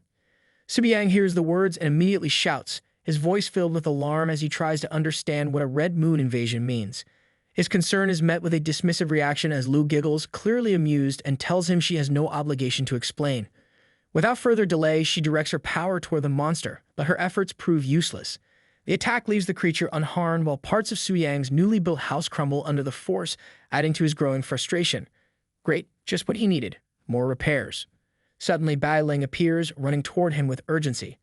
As he notices her approach, concern flashes across his face, and he urges her to be careful. Despite his warning, she throws herself into his arms, confessing that she just woke up and realized she hadn't informed him about the Red Moon invasion. Her anxiety and rush of emotions lead her straight to him, seeking comfort and understanding. Out of nowhere, a chair slides toward them and Su Yang gently places her on it, urging her to provide more details. Settling down, she begins to explain, her voice laced with fear. She tells him that whenever the Red Moon descends, monsters from an unknown subspace emerge. These creatures, known as Scarlet Decay, target the area where each warrior resides, their sole purpose being to eliminate the warrior. Only the warrior can harm them, and this terrifying event is what they call the Red Moon invasion. With a shudder, she reveals that any player slain by these monsters cannot be resurrected, adding a sense of finality to the situation. Yikes. Talk about a game over. Bai Ling continues, explaining that the Red Moon invasion occurs after a warrior's third advancement, a fact she was supposed to share with him the day before but had fallen asleep instead. Su Yang takes in the information, his mind racing as he tries to process it all. He questions why the monster appears so powerful, a hint of doubt in his voice. Bai Ling responds, revealing that the monster's strength adjusts to match Lu's abilities due to its unique characteristics. She also discloses Lu's goal of obtaining the Red Moon Crystal Core, further complicating the situation. Determined, Su Yang resolves to face the monster himself, preparing for the inevitable battle. Time to show this monster who's the boss. On the other side, the monster's power rivals that of Lu's magic creatures, leaving her puzzled. She wonders how a mere third advancement Scarlet Decay could possess such overwhelming strength.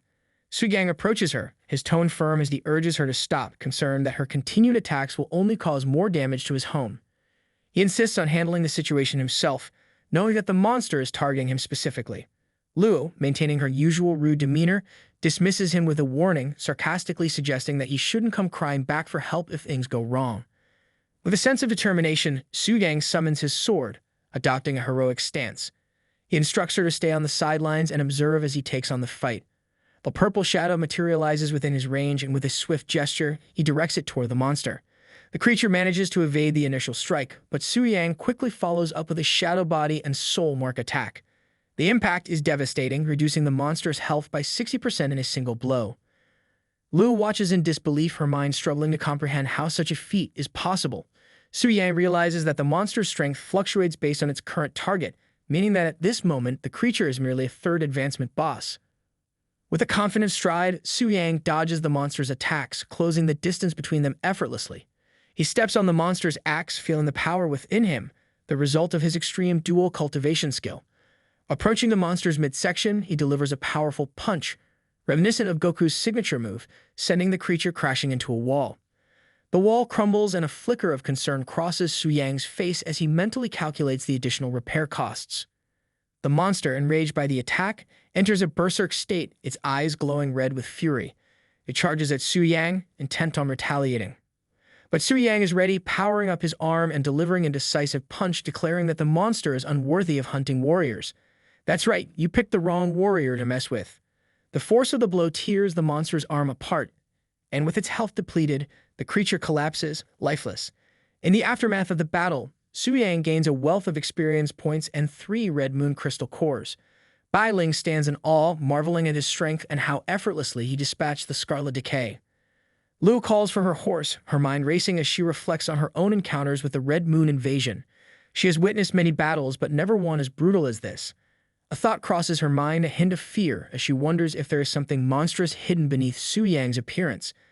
Still irritated by Su Yang's earlier antics, she warns him not to view this as a victory, vowing to make him pay next time.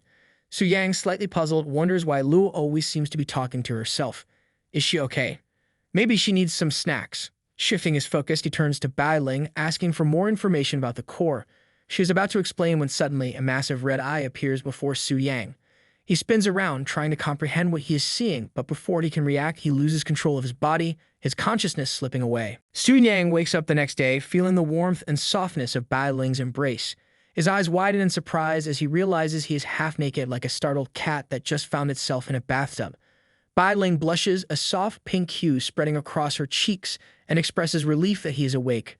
He feels a mix of embarrassment and confusion, trying to maintain a stern demeanor as he demands an explanation for why they are in the same bed. I think our MC did something with the waifu without even realizing it, or the waifu performed the secret ritual on him. You know what I mean. Bai Ling quickly reassures him, sensing his unease. She explains that he was cursed last night by the Scarlet Decay, a dangerous affliction, and she had to perform a purification ritual to save him. Despite his initial alarm, she calmly details the temple regulations that require close contact during such rituals. I want to be part of this ritual also. According to her, when a hero battles the Scarlet Decay, they risk becoming infected with the Scarlet Power.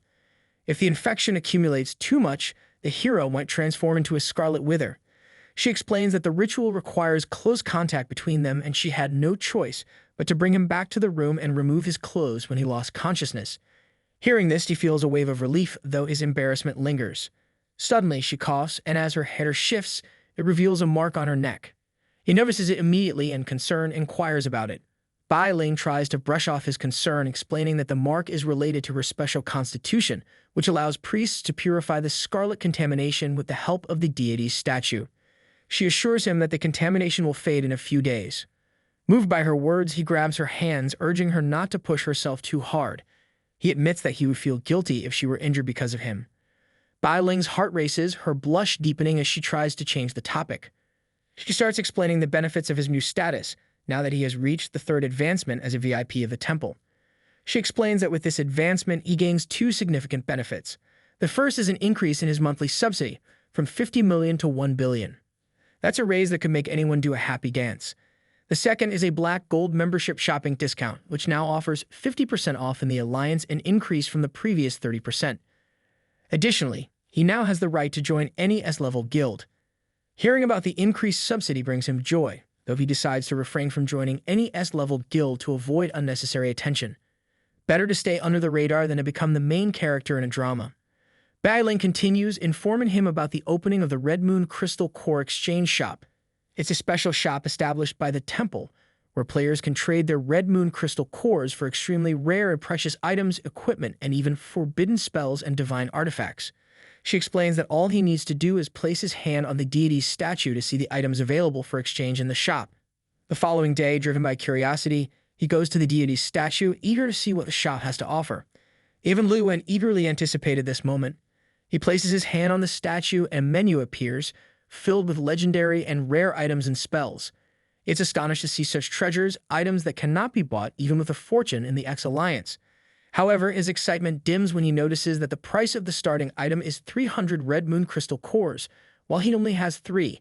Realizing that he is far from meeting the minimum exchange standard, he decides to quickly increase his strength and level up the monsters of the Red Moon invasion so he can farm more crystal cores. Bai Ling, who has been accompanying him, informs him that she needs to return to the temple for her duties. Su Yang decides to head back home as well since he needs to repair the damaged areas. Before leaving, Bai Ling mentions the arrival of foreign dignitary in the city. At the teleportation gate of Tianling City, the princess of Sakura Country, Asu Makiko, arrives with her guards. Her profession is that of a beastmaster, and she is at level 128. Her purpose for coming to the city is to tame a dragon, as there are no dragons in the realm of Sakura Country, forcing them to pass through Tianling City. The city's diplomatic consul Lai welcomes them. Afterward, he taunts Wuzi, questioning her confidence in the princess's ability to tame the fiercest and most brutal black dragon. Wuzi responds with determination, stating that they have great confidence in Makiko's talent. She even boldly claims that Makiko's skill might surpass that of their country's most talented beastmaster, Luo. Tensions rise between them, but Makiko intervenes, stopping the clash with a calm and almost childish tone. Lai is surprised by her naivety, wondering how the Asui family raised Makiko to be so innocent. He points them toward the teleportation point, instructing them to proceed on their own as he has official duties to attend to. Wuzi feels insulted and angry at the lack of proper greetings, frustrated by the dismissive treatment. Another samurai-looking man comments that Longsha is so powerful that they don't bother with small countries like Sakura. Makiko, hearing this, scolds them gently, reminding them of their country's teachings. Both samurai reflect on how the king of Sakura has overprotected her. While they converse, Liu and another man observe them from a nearby building. Liu dismisses Makiko as a mere girl, not considering her a threat, but expresses more concern about Su Yang. She asks the man if the investigation yielded any useful information. He reports that they thoroughly investigated Su Yang and discovered that he recently acquired the starting profession of a warrior, that he rapidly leveled up and increased his strength in a short time. The man points out the most intriguing detail, that Su Yang has no backing, meaning he achieved everything on his own, which is truly remarkable. This revelation makes Liu more uncertain about Su Yang's true capabilities. Despite his low level, he always manages to pull off the unexpected. She wonders if Su Yang can really tame the Black Dragon. Just then, the man informs her that the foreign team is leaving. Liu shifts her attention back to Makiko, who is about to enter the teleportation point. But before she steps through, Makiko suddenly turns around and waves her hand as if saying goodbye to Liu and the man. They are both shocked, realizing that Makiko has detected them even though they were using a stealth tool. Liu, now reconsidering her earlier assessment, admits that she underestimated Makiko and acknowledges that the girl might pose a significant threat after all. Looks like she's not just a pretty face. She immediately mounts her horse, flying toward the Black Dragon Fortress, instructing the man to gather their people quickly and meet her at the fortress entrance within half an hour to prepare for the secret realm. Meanwhile, Su Yang is busy overseeing the maids as they clean the house and construction workers work on rebuilding a wall. Suddenly, a message appears notifying him of intruders challenging the secret realm and asking if he wants to connect to the boss. He confirms the connection, preparing to teleport. Before leaving, he advises the maids to take care of the house, explaining that he has urgent business to attend to. Upon arriving at the secret realm, he finds out that Liu is leading the team. Liu addresses the players, promising generous rewards if they help her tame the Black Dragon. Seeing her, Su Yang can't help but laugh, deciding that she will pay for the repair costs and all the previous troubles with interest. It's time to collect on that debt. Su Yang, in his massive and intimidating dragon form, addresses his underlings with a grave tone. However, this time the exploration team seems better prepared. Not only do they have more people than before, but they also appear to be seasoned fighters with top-notch equipment. They won't be easy to deal with, he says. One of the dragon warriors, his chest puffed with unwavering confidence, strides forward and addresses his leader with a tone of absolute command. "My king, have no fear. Leave the intruders to us," he declares, his voice echoing through the cavernous hall like a foreboding promise of doom. The walls seem to tremble slightly under the weight of his words, underscoring the gravity of the situation. Standing beside him, another warrior, equally resolute and brimming with fiery determination, adds with intense conviction, "We will drive them all out, not leaving a single one behind." This powerful display emphasizes the sheer might and formidable presence of these dragon warriors. Their stats are nothing short of imposing: level 95, elite boss, mutated dragon blood warrior. These attributes are more than mere numbers. They represent a level of strength and resilience that sets them apart as nearly invincible. Their stats reflect their vast physical prowess, magical resistance, and combat capabilities, painting them as an almost insurmountable force. They move with an effortless grace that belies their immense power, each step exuding an aura of terror and dominance. The very air seems to crackle with their formidable presence, creating an atmosphere charged with the anticipation of an imminent and devastating clash.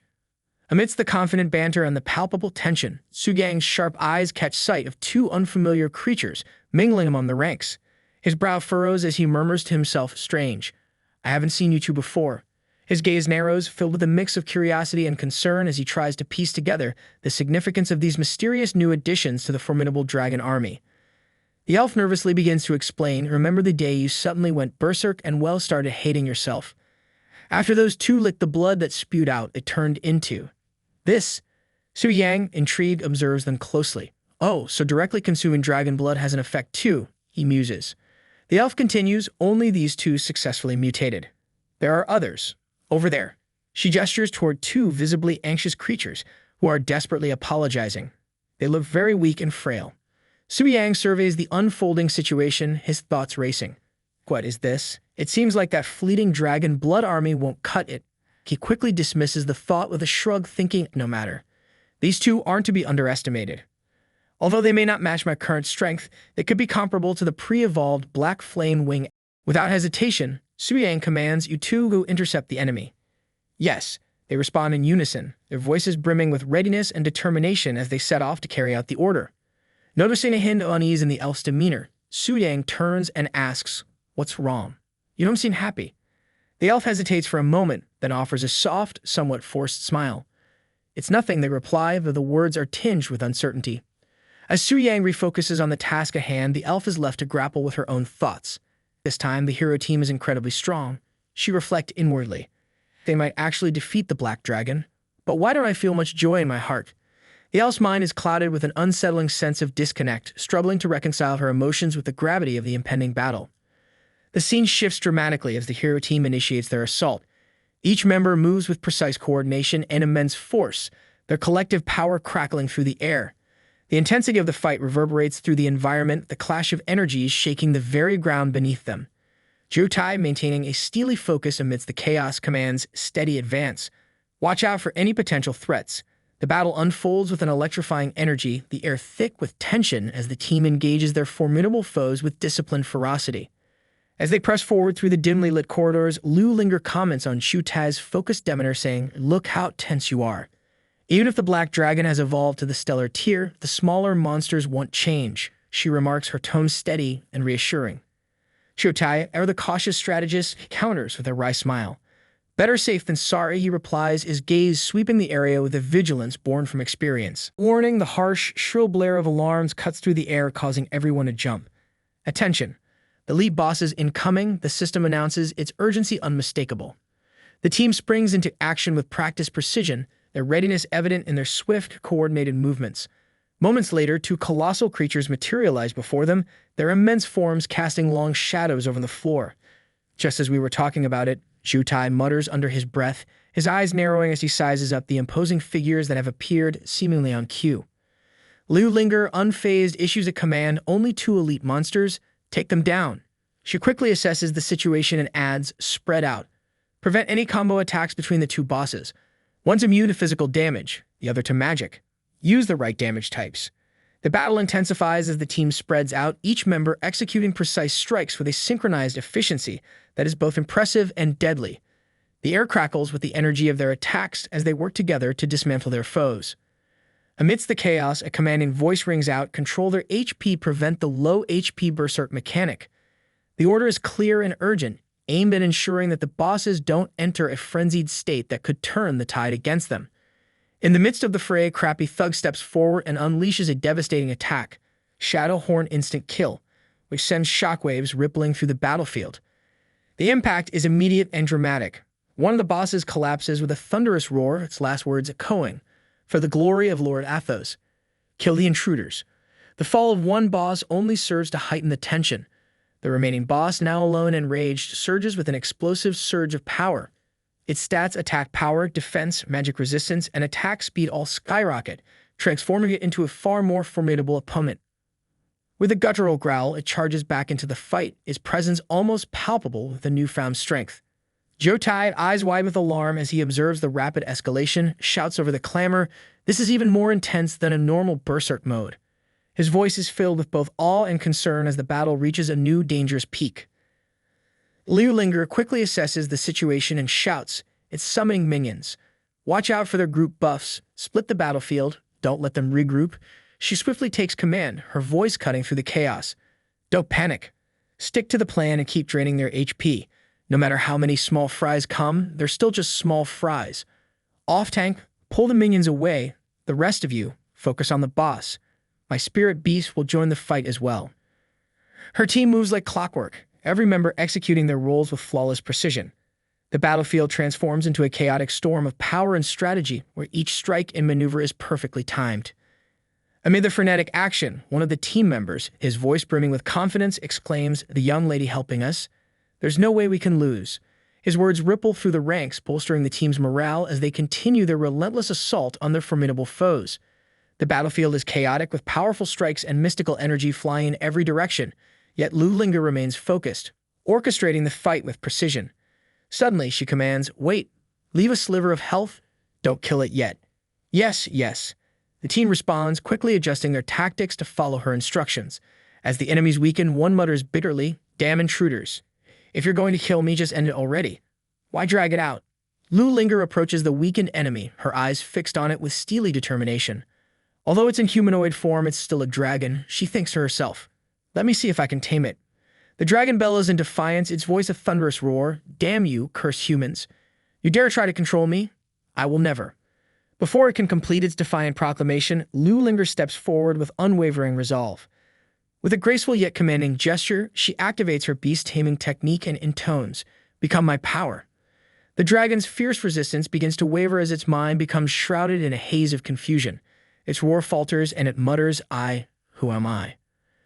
Lu Linger, her tone both calm and authoritative, responds, "You're my loyal servant now."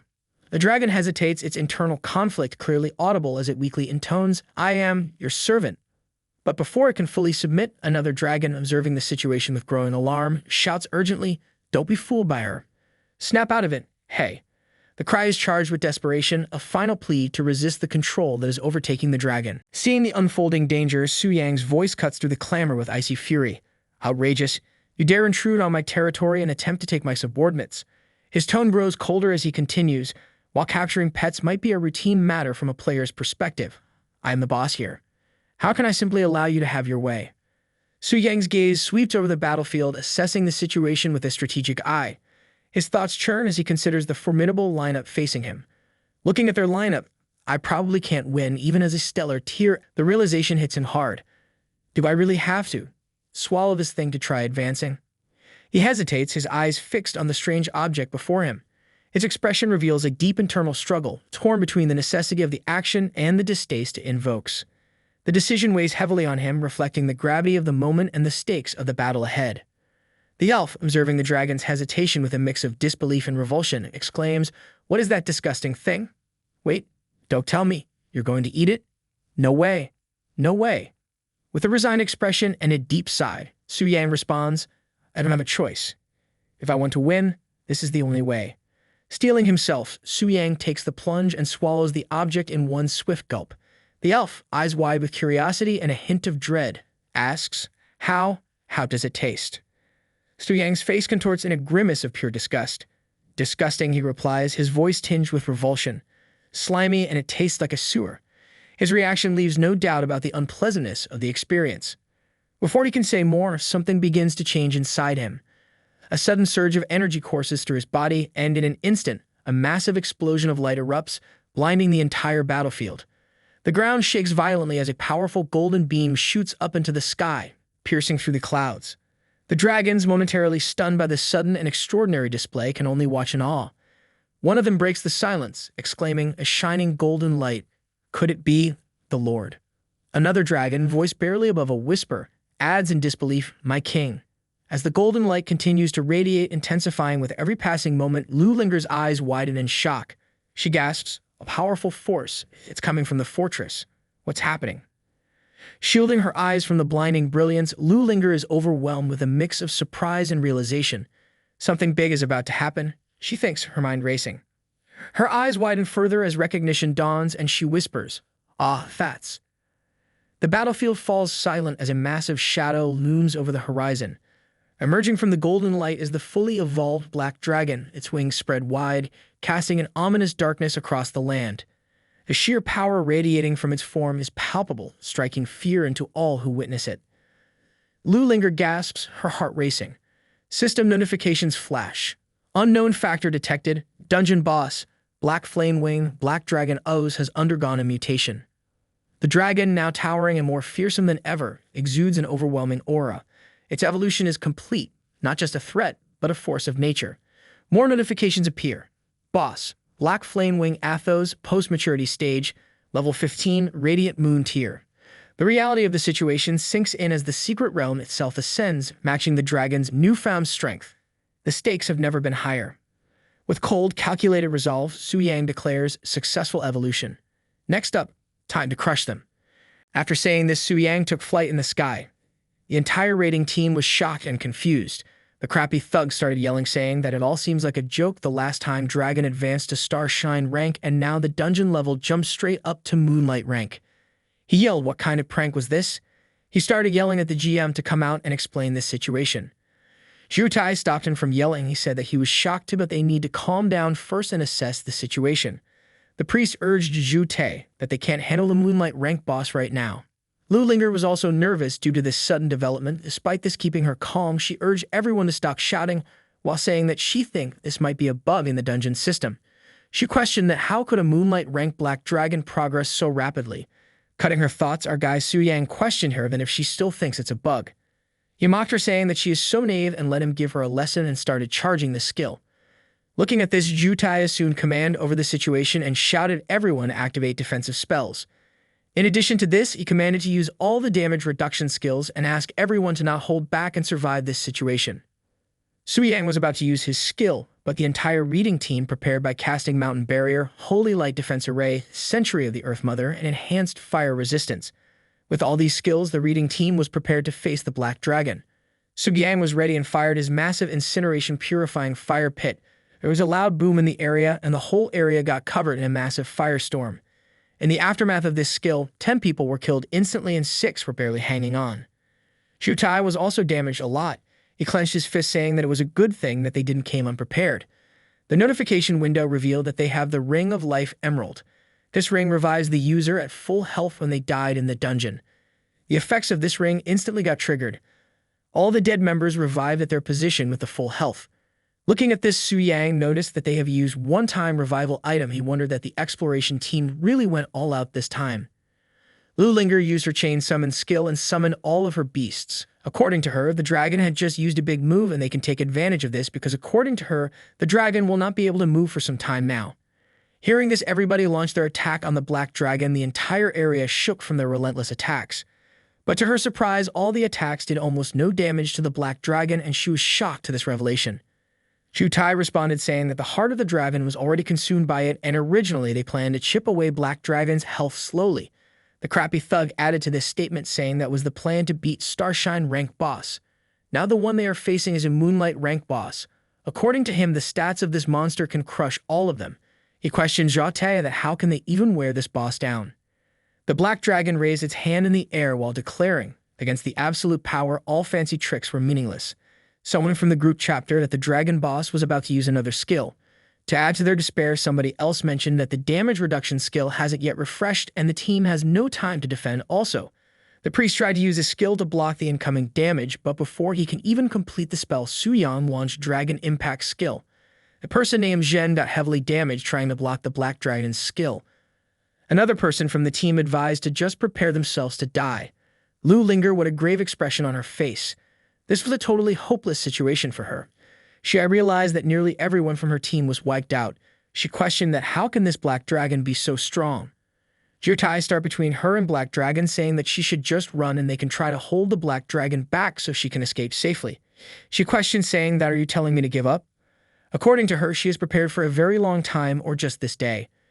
Zhu Tai cut her off, saying that from the moment the Black Dragon advanced, they lost any chance of winning. Now the best they can do is to minimize their losses. According to him, as long as Lu Linger survives, they can at least report back to the master.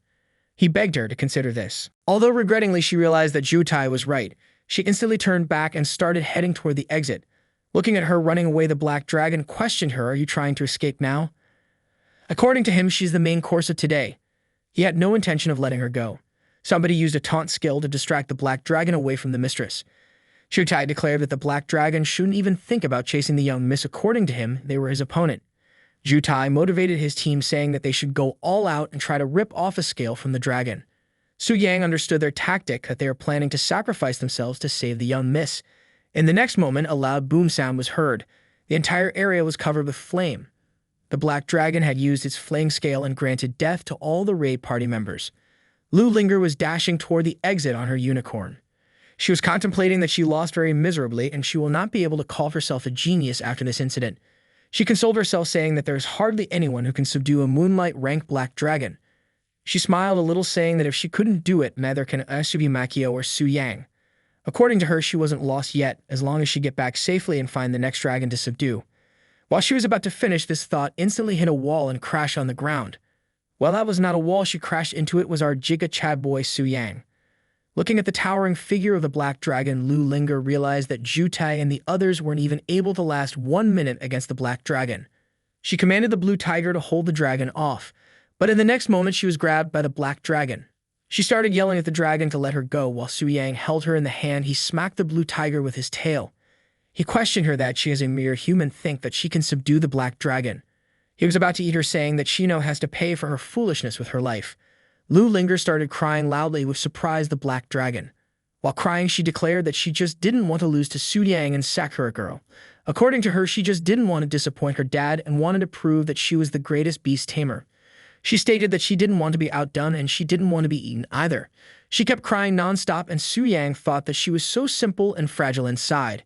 He sympathized with her, saying that he got that she's just competitive, but he can't just let her go for nothing. He declared that it's fine, that he will not eat her and will give her a quick death. In the next moment, the black dragon started breathing a small amount of fire and roasted Lu Linger like a marshmallow.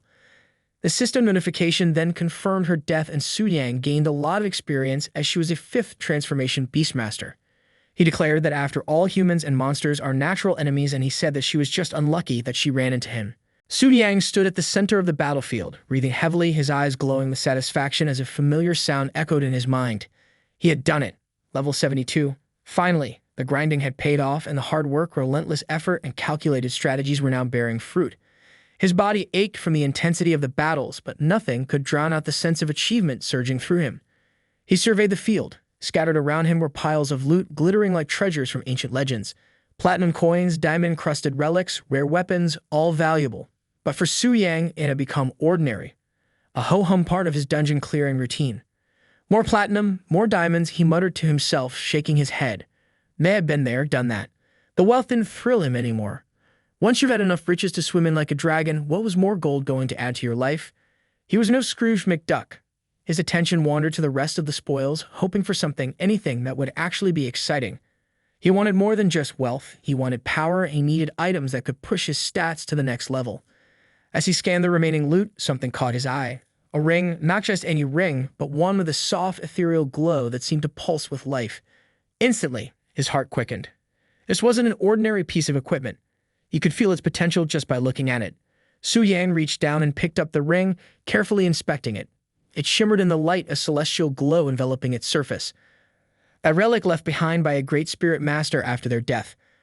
Perhaps it has been soaked in spiritual resonance for so long that even after the original owner passed away, it continued to whisper in meditation. The whisper from the ring permanently increases the wearer's spirit power by 1% each day, up to a total increase of 10%. Consumes mana to render the wearer completely immune to any mental interference for the next hour. Su Yang's eyes gleamed. This wasn't just a normal accessory, it was a game changer. It was rare for an accessory to offer both a stat boost and resistance bonuses like this, and the fact that it came with such powerful traits was mind-blowing. He had seen plenty of powerful weapons and armors, but accessories like this were few and far between. What really got him excited was the passive trait. A permanent increase in spirit power by 1% per day? That was incredible. With this ring, he could exponentially boost his power in a short time. It wasn't an immediate game changer, but it was the kind of item that would make a massive difference in the long run. Combine that with the Spirit Master's Blessing active ability, which made him immune to mental attacks, and Su Yang knew he had just found something that could tip the scales in any future battle. And then, as if that wasn't enough, Su Yang's eyes widened when he noticed the gem slot. Those were legendary. Infinite stones could continuously absorb mana from the surroundings, making sure the item they were embedded in never ran out of power. The sheer rarity of infinite stones made them priceless, and the idea of combining such a gem with the Spirit Whisper Ring was almost too good to be true. Lu Linger, you really outdid yourself this time, he said aloud, though Lu Linger was nowhere around to hear him. She had dropped some incredible loot upon her defeat, but this ring, it was beyond anything he'd expected. As Su Yang slipped the ring onto his finger, he felt a surge of energy coursing through him. His spirit power instantly spiked, and the world around him seemed to slow down as his mind became sharper. This was the kind of boost he needed. But that wasn't all. As he admired his new ring, Su Yang felt another surge of energy, this one far more intense than before. His fingers tingled, and his vision blurred for a moment before a new item appeared in his inventory. What? Another one, he muttered, opening his inventory to investigate. There, glowing with an eerie light, was a forbidden scroll. The wrath of the wind god tears apart anyone who dares to provoke him. Su Yang's jaw dropped. This was no ordinary spell. This was a forbidden spell, and not just any forbidden spell, but a first-tier one at that. Forbidden spells were the stuff of legends, spells so powerful they were restricted by the world's laws. Just having one in your possession was enough to make you a target for every ambitious mage and warrior out there. With 2 forbidden spells now in his arsenal, Su Yang's grin widened. He felt invincible. With these 2 trump cards, he could decimate any opponent foolish enough to cross his path. The sheer destructive power of the Wrath of the Wind God combined with his existing forbidden spell meant that Su Yang now had options. Whether it was a one-on-one duel or a battlefield full of enemies, he had the tools to destroy them all. Well, Lu Linger, I guess I owe you a thank you after all, Su Yang thought to himself. He hadn't expected to walk away from this battle with so much power, but sometimes the world had a way of surprising even someone like him. Su Yang straightened his posture and decided it was time to head back to base. Word of the expedition team's defeat had likely already spread through the land, and it wouldn't be long before people started talking about him again. The rumors were probably circulating at that very moment, each more exaggerated than the last. But Su Yang wasn't concerned about what others thought. He had bigger plans in mind. The mission for the Black Flame Wings, Su Yang muttered to himself, clenching his fist as he teleported back to his base. It's time to bring an end to it. Meanwhile, far from the smugness of Su Yang's victory, another scene was unfolding. The remnants of the defeated expedition team were licking their wounds both physically and emotionally. They had thrown everything they had at the Black Dragon, only to be sent packing in disgrace. It was one thing to lose, but it was another to lose after bringing an entire army with you. The team huddled together in a makeshift camp, many still in shock. Some murmured to themselves, others sat in sullen silence, unable to process how things had gone so wrong. The bitterness in their voices was palpable. These were seasoned warriors, mages, and beast tamers. None of them were strangers to battle. Yet they had been utterly humiliated by the Black Dragon, a beast that seemed to defy logic. Jotai, the team's de facto leader, had been standing off to the side, listening to the complaints with a frown on his face. He had tolerated their grumbling long enough. Enough, Jotai snapped, his voice cutting through the air like a whip. We lost. Deal with it. His words silenced the group immediately. The team looked at him, waiting for him to continue. Has anyone seen the young miss? Jotai asked, scanning the group. His question hung in the air, and for a moment, no one spoke. That realization dawned on them all at once. The young miss, Lu Linger, was missing. A collective sense of dread settled over the team. They all remembered the last time when the grumpy old geezer Necromancer got killed by the Black Dragon. The look on their faces was akin to that of children who knew they were about to get in trouble with their mother. Jotai cursed under his breath, his worry for the young miss outweighing his frustration. Where is she? He growled, striding off toward the edge of the camp. He had to find her, and fast. It didn't take long before he spotted her, huddled in a quiet corner, her shoulders shaking as she sobbed. She was sitting on the ground, her face buried in her hands. Her normally composed and regal demeanor had completely crumbled. Jotai's heart sank. He had seen the young miss upset before, but never like this. Miss, he started, his voice softer now as he approached her. Miss Lu Linger. She didn't respond, lost in her own world of despair. She had come here with one goal in mind: to tame the Black Dragon. As one of the most gifted beast tamers in the land, Lu Linger had believed that she could accomplish what no one else could. But she had been wrong. Her preparations hadn't been enough, and she had been soundly defeated. How can I call myself a genius monster master now? She whispered through her tears, more to herself than to anyone else. The title had once filled her with pride, but now it felt like a cruel joke. She had believed taming the Black Dragon would be the pinnacle of her achievements, but the task had turned out to be far more difficult than any of her previous conquests. I thought I could do it, she sobbed, her voice breaking. I really thought this would be it. Jotai kneeled beside her, his expression softening. He wasn't always the most compassionate person, but seeing the young miss like this tugged at his heartstrings. Miss, you're one of the best beastmasters out there. Don't let this one defeat ruin everything. Lu Linger shook her head, still crying. How can I be a genius if I can't even tame a dragon? Her voice was small and filled with self-doubt. You're not just any genius, Jotai said firmly. You're the daughter of the TNG Pavilion, and besides, no one could have predicted that the Black Dragon would evolve mid-fight. There's no shame in losing to a Moonlight Tier dragon. Lu Linger sniffled, wiping her eyes with the back of her hand. Do you really think so? Jotai nodded. Even Su Yang couldn't defeat a Moonlight Tier Black Dragon, at least not easily. Lu Linger perked up slightly at the mention of Su Yang's name. Su Yang, the infamous dungeon conqueror, had a reputation for being nearly unbeatable. If even he would struggle against the Black Dragon, maybe her failure wasn't so catastrophic after all. Besides, Jotai continued, it's not over yet. There's still the Red Dragon and the Silver Dragon. The Red Dragon is a bit weaker, but the Silver Dragon, if you could tame it, It might be the most powerful dragon ever tamed by a beast master. A spark of hope ignited in Lu Linger's chest. Taming the silver dragon. That would be an achievement no one could dispute. The thought filled her mind, and for a brief moment her tears stopped. She was already fantasizing about what it would be like to have the silver dragon by her side, its majestic form towering over all who dared challenge her. "You're right, Zhu Tai," she said, her voice gaining strength. "I won't give up. If I can't have the black dragon, then I'll tame the silver dragon. And when I do, I'll be the most powerful beast master in the world." Zhu Tai smiled. "That's the spirit, miss." Feeling revitalized by her newfound goal, Lu Linger stood up, wiping away the last of her tears. "Report the losses to the Tianji Pavilion," she ordered. "We'll cover the expenses." Zhu Tai nodded. "Understood." The rest of the team of low-lifes, who had been watching from a distance, erupted into cheers. "Long live the young miss," they chanted, their spirits lifted by her determination. They had all been worried about how she would react to the loss, but now it seemed like they were back on track. But just as they were preparing to leave, a new team appeared at the dungeon's entrance. It was Ashu Makiko, another renowned beast master, accompanied by her own team. "Could it be Miss Lu Linger?" Makiko called out, recognizing her rival from a distance. Lu Linger turned, her eyes narrowing slightly. "That's me. Are you here to tame the black dragon too?" Makiko smiled and nodded. "I am." It seems we had the same idea. The two beast masters locked eyes for a moment, a silent challenge passing between them. Makiko extended her hand for a handshake, but Lu Linger wasn't in the mood for pleasantries. Without a word, she turned away, mounted her unicorn, and rode off with her team. The members of Makiko's team were left fuming. "How rude," one of them exclaimed. "Does the bitch think she's better than us?" "The bitch is probably just upset because she couldn't tame the black dragon," another said with a smirk. Makiko, however, wasn't interested in their complaints. "Quiet," she ordered. "She's angry. Let it go. Why are you defending her?" One of her team members asked, confused by her attitude. Makiko shook her head. "It's not about defending her. She's not our enemy. Focus on the task at hand." Her team grumbled but followed her lead, knowing better than to argue with their leader. As they approached the dungeon, they checked the status and were shocked to see that it had jumped from Starlight Tier to Moonlight Tier. "What the hell? How are we supposed to fight that?" One of the team members asked in disbelief.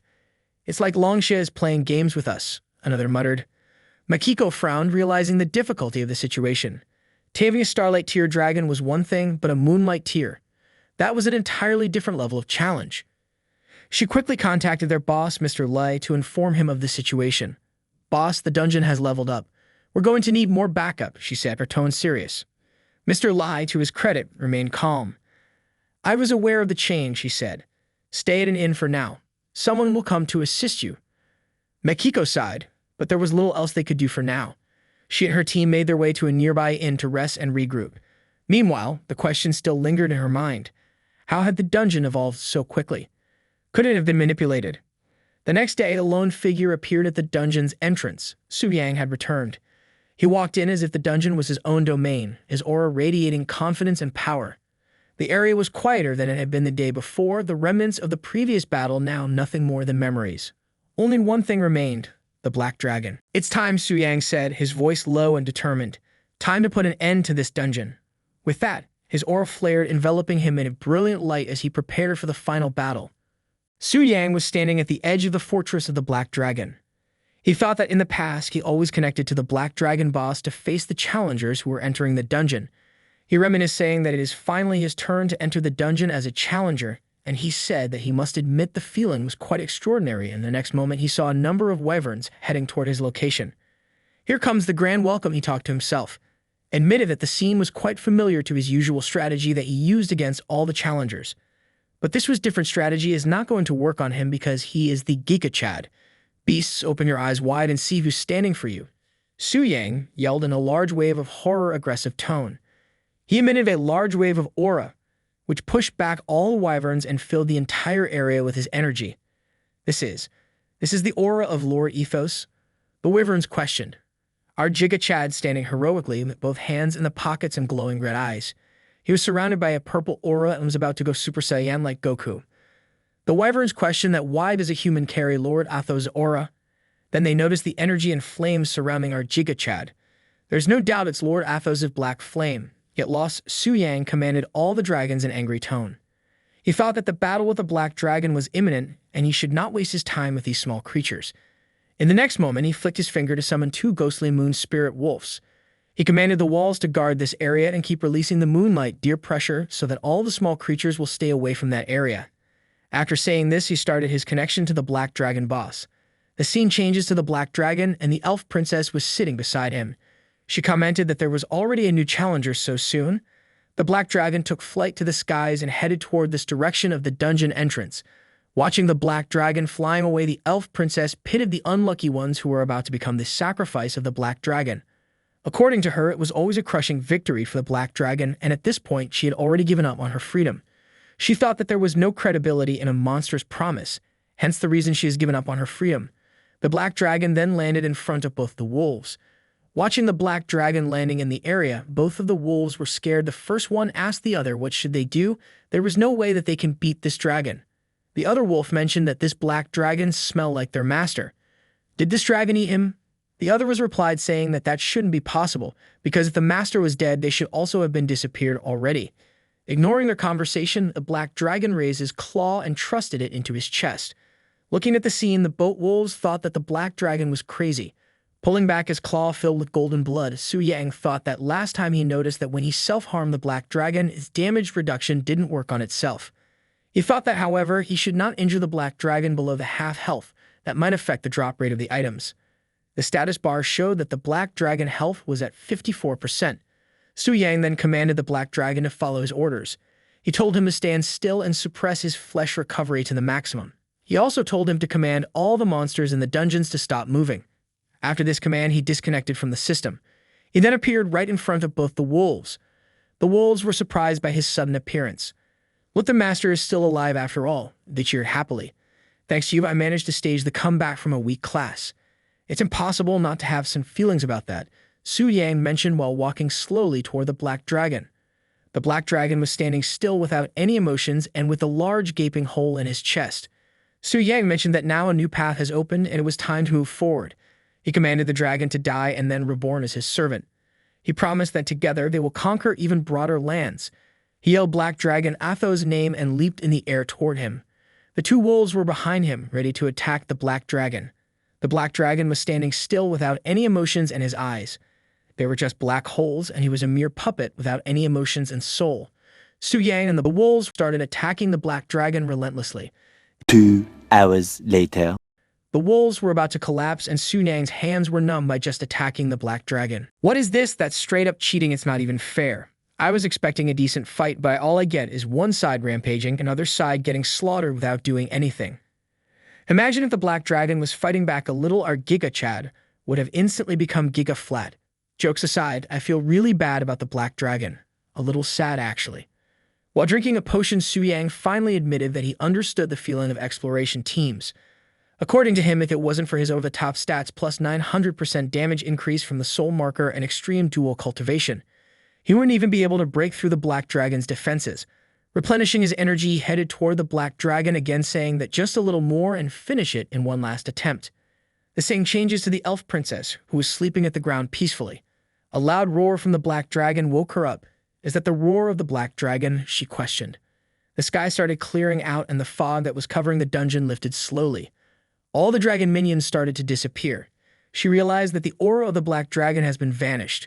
The scene changes to Su Yang, where he realized that it was finally over. The body of the black dragon started to disintegrate into thin air.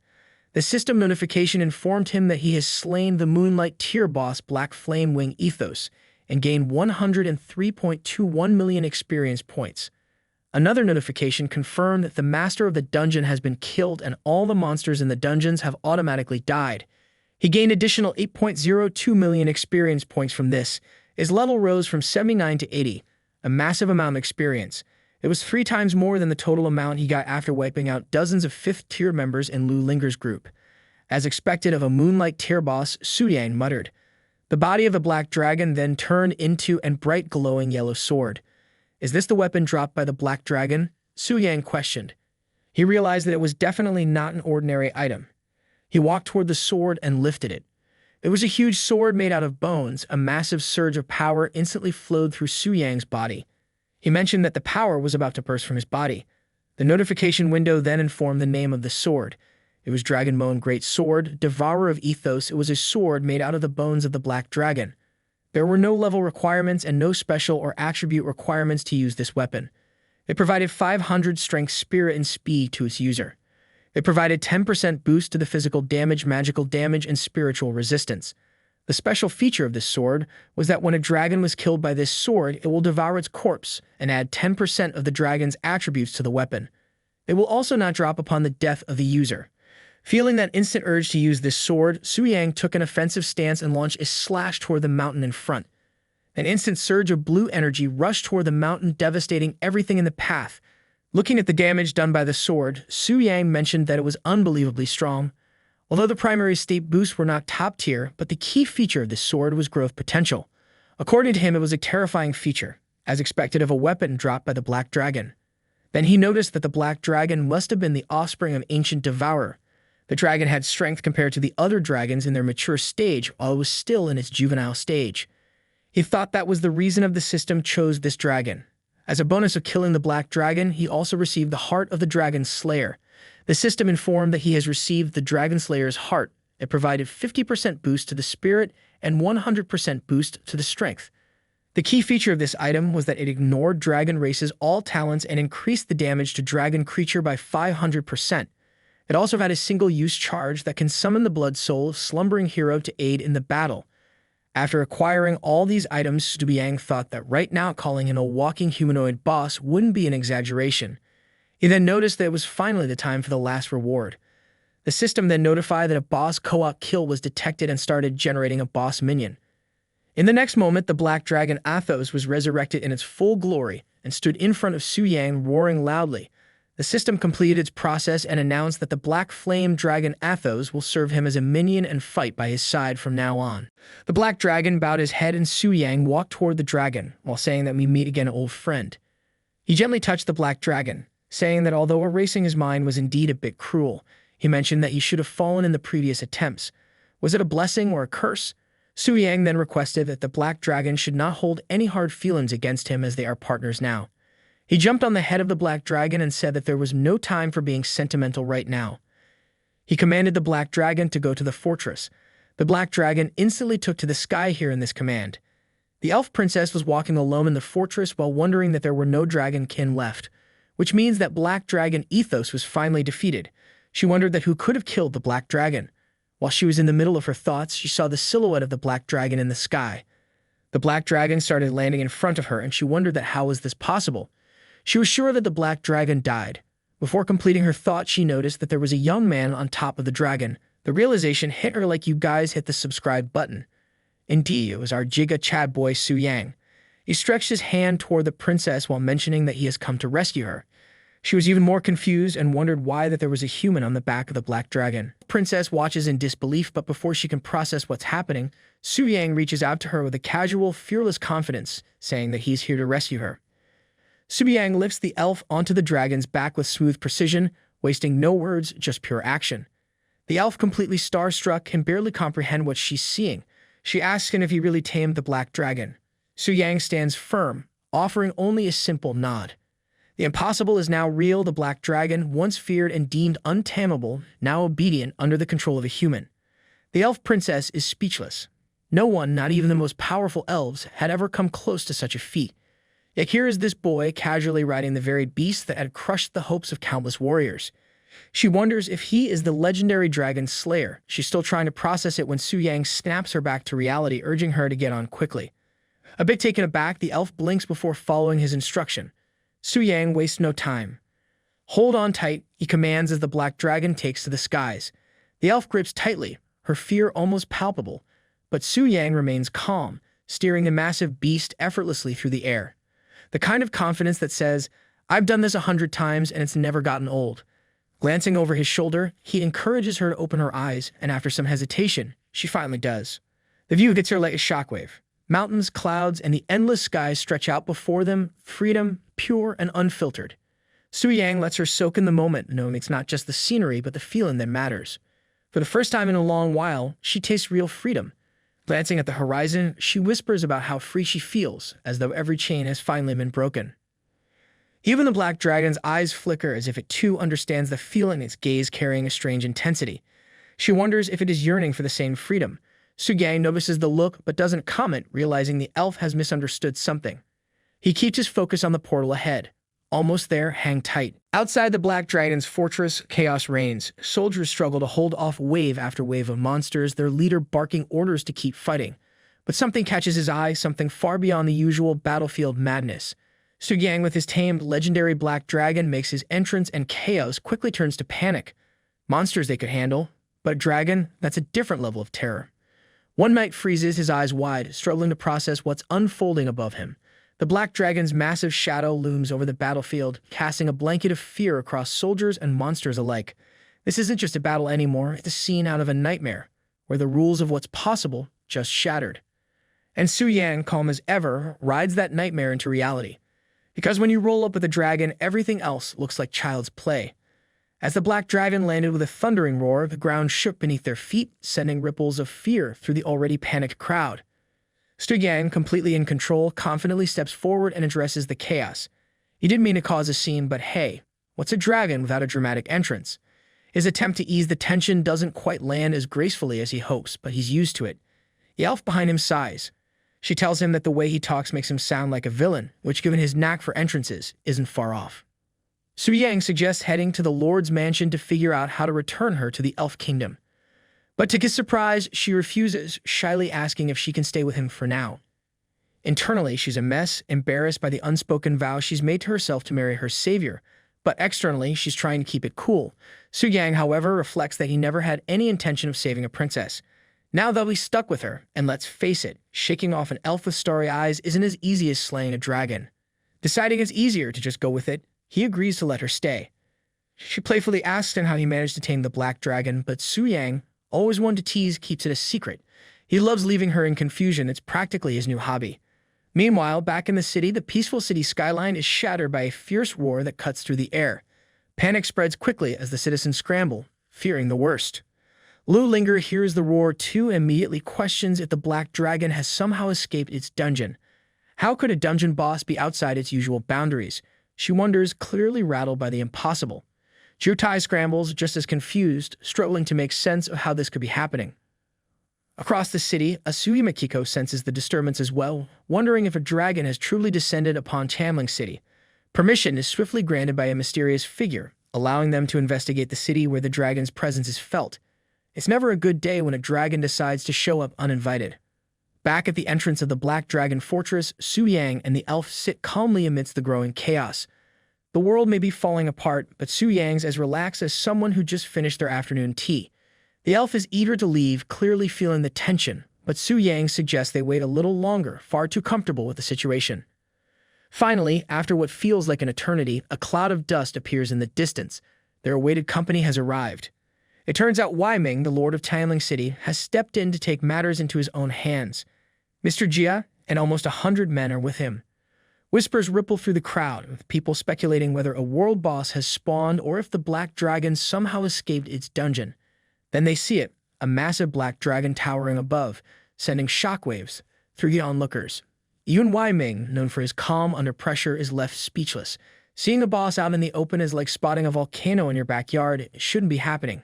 Yet here it is. Just as the group approaches the legendary black dragon, Su-yang greets Mr. Jia with a knowing smile, hinting at a long-standing connection. Wei Ming's jaw nearly hits the floor. It's not just the dragon that has him in disbelief, but the casual familiarity Su-yang shows. Wei Ming, still struggling to grasp the situation, turns to Su-yang, asking if he truly tamed the black dragon. Su-yang, ever calm and confident, responds with a simple gesture, letting the dragon's presence speak for itself.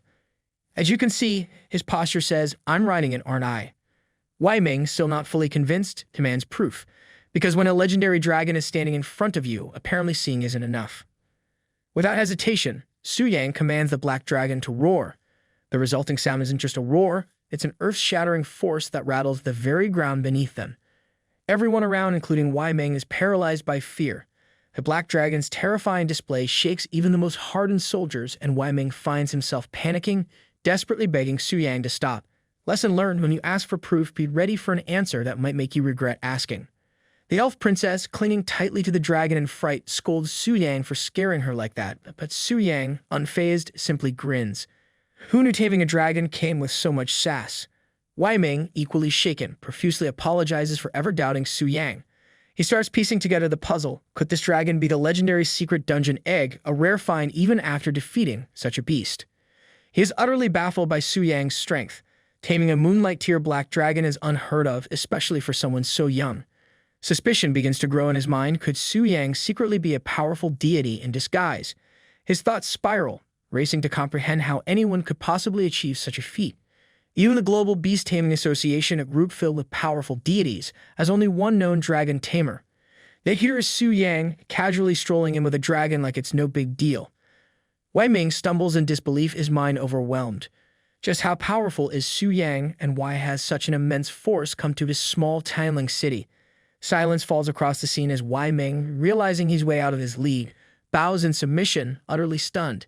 Su Yang, extending his hand with a casual smile, accepts the bow with an air of someone who has done this 1,000 times before. It's hard to be humble when you're riding a dragon after all.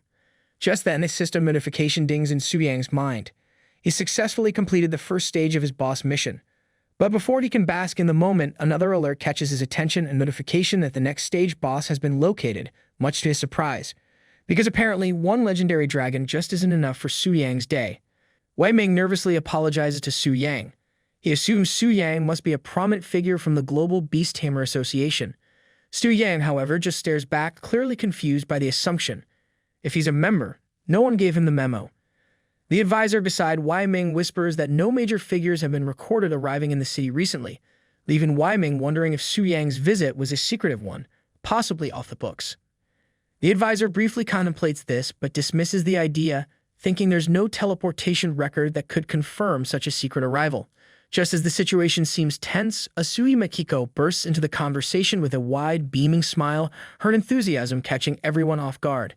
It's like someone opened a door and let a ray of sunshine into an awkward board meeting. Wei Ming and his advisor are thrown off by her sudden appearance, but Asui, completely unfazed, introduces herself as a beast tamer from Sakura country. Clearly amazed by Su Yang, she immediately starts asking him for advice on how to tame a dragon, because, nothing breaks the ice quite like asking someone to spill their most powerful secrets. Su Yang is left speechless, staring at her boundless enthusiasm. There's a level of energy here he's not entirely prepared for. Asui continues, eagerly inquiring about his dragon taming methods before quickly realizing that dragon taming secrets are probably restricted to actual beast tamers. Su Yang, however, drops a bombshell on the group. He's not a beast tamer. The air practically freezes around them as the shock sets in. Wei Ming and the others are completely stunned. How could someone who isn't even a beast tamer manage to tame a black dragon, something not even the Global Beast Tamer Association could pull off? The black dragon, feared and considered untamable, was beyond even the most skilled tamer's reach, yet here Su Yang, a guy with apparently no membership card to the association, just casually did the impossible. Remaining calm as ever, Su Yang merely states that he has his own method, though he keeps the details under wraps. Because when you're taming legendary beasts left and right, a little mystery goes a long way. He then politely asks Wei Ming to inform the citizens in advance so they don't panic when he flies into the city on his black dragon. Wei Ming, still reeling from everything, quickly agrees to handle the announcement. It's not every day you have to calm an entire city down over an unexpected dragon flavor. As Wei Ming rushes to make arrangements, he finds himself struck by Su Yang's humility. Unlike the arrogant show-offs who flaunt their strength, Su Yang possesses true power but carries it with a calm, quiet confidence. It's in sharp contrast to the usual look-at-me types who strut around pretending to be powerful. Su Yang, on the other hand, just flies in on a dragon and lets the facts do the talking. Asuhi, a bit hesitant, asks if she can report Su Yang's success to her teacher, who is a high-ranking member of the Beast Tamer Association. Wei Ming, eager to compare notes, chimes in, complimenting Asui's brilliance and noting how she rivals Lu Linger in skill. Su Yang notes that even Asui and Lu Linger are at the same level. Their personalities couldn't be more different. It's like comparing a lightning bolt to a soft breeze, both powerful, but worlds apart. Su Yang's curiosity is piqued, especially when Asui reveals that her teacher is one of the 9 heads of the association. She hints that someone of such high status might even seek Su Yang's guidance on dragon taming. Su Yang, who can't fathom the idea of advising the top-tier beast tamers of the world, is momentarily speechless. The thought of teaching professionals how to tame a black dragon when he's not even in their club. Ridiculous. He quickly excuses himself, telling Asubi and Wei Ming that he has other matters to attend to, and suggests they can discuss things later. Before the awkwardness can grow, he makes his exit like a true hero, on Dragonback. With a swift farewell, he mounts the black dragon and flies off, leaving Asui and Wei Ming stunned. It's the ultimate McDrop except with wings. Wei Ming turns to Asui, informing her that the taming of the black dragon has already been reported to Elder Li. He suggests that she return to the city to rest and continue their discussions later. Asui agrees but can't help daydreaming about taming her own dragon one day. Because, let's be honest, watching Su Yang just did wonders for her goals. Meanwhile, the black dragon soars through the sky, its massive form casting a shadow over the mountains below, a sight both awe-inspiring and terrifying for anyone watching. Far off, Lu Linger watches from a distance, her eyes locked on the black dragon's impressive silhouette. Annoyance bubbles up inside her, partly at the dragon, but mostly at herself. The idea that Su Yang actually tamed the black dragon, something she had deemed impossible, leaves her stunned. Though impressed, envy seeps into her thoughts as she realizes how much further she needs to grow. Determined, she vows to become stronger, to tame her own dragon, and to one day challenge Su Yang head-on. Because nothing says rivalry goals like wanting to out-dragon your competition. Meanwhile, back in Chanling City, an announcement is broadcasted to calm the citizens. They're informed that the black dragon boss has been tamed, and they're advised not to panic if they happen to see it flying overhead. It's not every day that a city has to reassure its citizens about casual dragon sightings. As the black dragon descends into the city, its massive presence stirs awe among the people. Conversations break out, with onlookers buzzing about how such a powerful beast, once a moonlight tier creature, was defeated and tamed. They're left wondering what kind of superhuman could possibly pull off such a feat. Amidst the commotion, the maids in Su Yang's villa are minding their own business. One of the maids is working in the lawn with a broom in hand. Suddenly, the ground shakes as Su Yang lands the black dragon right in front of his house. The thunderous boom knocks the broom right out of her hands. Startled, the girl is about to panic when Su Yang steps forward, apologizing for the dramatic entrance. You never wanted this kind of attention, but when you've got no dragon garage, you do what you have to. The maid recognizes him immediately as her master and calms down, relieved. Su Yang reflects on the ironies, always tried to keep a low profile, but not being a beast tamer means he can't just tuck the dragon away into a neat pocket dimension. It's not showing off if you have no other choice, right? Turning to the elf princess, Su Yang offers her the freedom to choose any ruse she likes. He then leaves the elf princess in the capable hands of his staff while he handles pressing matters. The elf, now comfortably settled in, admires Su Yang's clean and spacious home. She's confident it will be a good place to stay, much better than the castles and courtly politics she's used to. Internally, Su Yang breathes a sigh of relief. Sure, she's a princess, but her down-to-earth attitude is a blessing, none of the princess syndrome he had feared. Turning his attention back to business, Su Yang sits down and summons the system. Almost immediately, the system responds, revealing the details of his next challenge. His heart skips a beat as the next boss is revealed to be from the Demon Abyss, a sovereign of original sin, ranked at the terrifying god tier. Su Yang, who has faced plenty of formidable opponents, is genuinely shocked. God tier, that's like skipping the last levels of the game and suddenly facing the final boss while still holding your starter gear. His mind races as he recalls the globally recognized ranking system issued by the Temple of Professions. From the 5th tier onward, every 50 levels constitute a new tier. The 6th tier is known as the Starlight tier, the 7th as the Moonlight tier, and the 8th as the Sunlight tier. Together, these are the legendary tiers, and above them all is God tier. And now he's about to face one. No pressure. The system lays out the rankings in full detail, explaining how the God tier sits at the pinnacle of a long and arduous journey, which includes passing through the Starlight, Moonlight, and Sunlight tiers. Only those who complete the Trial of the Gods can ascend the Godhood staircase to reach this exalted level. Su Yang can't help but think how extreme this leap feels. One moment he's taming a Starlight tier dragon, and now he's being matched against a God tier boss from the Demon Abyss. That's like skipping high school and going straight to running a multinational company. As Su Yang contemplates this next phase of his journey, he reflects on how his own transformation has progressed since taming the black flame-winged Athos. What new doors will this connection open? Curious, he summons his connection, and the process begins. Swirling energy engulfs him as his body undergoes a transformation, preparing him for what lies ahead. Suddenly, Su Yang finds himself into the body of the God tier boss from the Demon Abyss. The sheer size and overwhelming aura of the creature nearly takes his breath away. Its stats are off the charts, its strength beyond belief, its speed nearly impossible to track, and its resistances make it almost invincible. Physical damage has minimal effect on him. Fire and water barely scratch him. He has a strong hold in darkness and is untouchable. But there's one glaring weakness: light. Su Yang studies the boss's talents carefully, trying to formulate a strategy. The boss controls everything in the abyss, which would be bad enough, but then Su Yang discovers the worst part: it can revive its subordinates endlessly. And the most terrifying revelation is that the boss itself can resurrect as long as any demon in the abyss survives. It's like trying to kill a boss that comes with an endless supply of extra lives. The realization sinks in: if anyone wants to defeat this monster, they'll have to erase every single demon in the abyss. All of them. The enormity of the task feels borderline impossible. As he absorbs the system's explanation, Su Yang learns more about the demon abyss itself. Unlike typical dungeons, this place is a vast, dark rift that connects to the human world, functioning almost like a gateway. It's akin to the Elf Kingdom or Dragon Kingdom. But where those places are filled with peace, the abyss is a realm teeming with demons and unimaginable danger. Every country has its own entrance to the abyss, making it accessible but also incredibly perilous. Each level of the abyss descends deeper into chaos, and with each step, the demons grow stronger. Even the first floor is no joke, with demons starting at level 40, making it one of the most dangerous locations known to adventurers. It's like starting a marathon by running through quicksand, while being chased by monsters. Su Yang finds his mind racing as he analyzes the demon abyss. This place isn't just a dungeon, it's a whole different beast, a rift to another world, filled with endless challenges that would give even the bravest adventurer nightmares. The deeper you go, the stronger the demons become, and it's the sheer depth that turns it into a living nightmare. The furthest humanity has ever reached is the 386th floor, conquered by elite SS-ranked guilds like the Ring of the Archmage and Knights Sanctum. These guilds don't just visit the abyss, they practically rent out space there.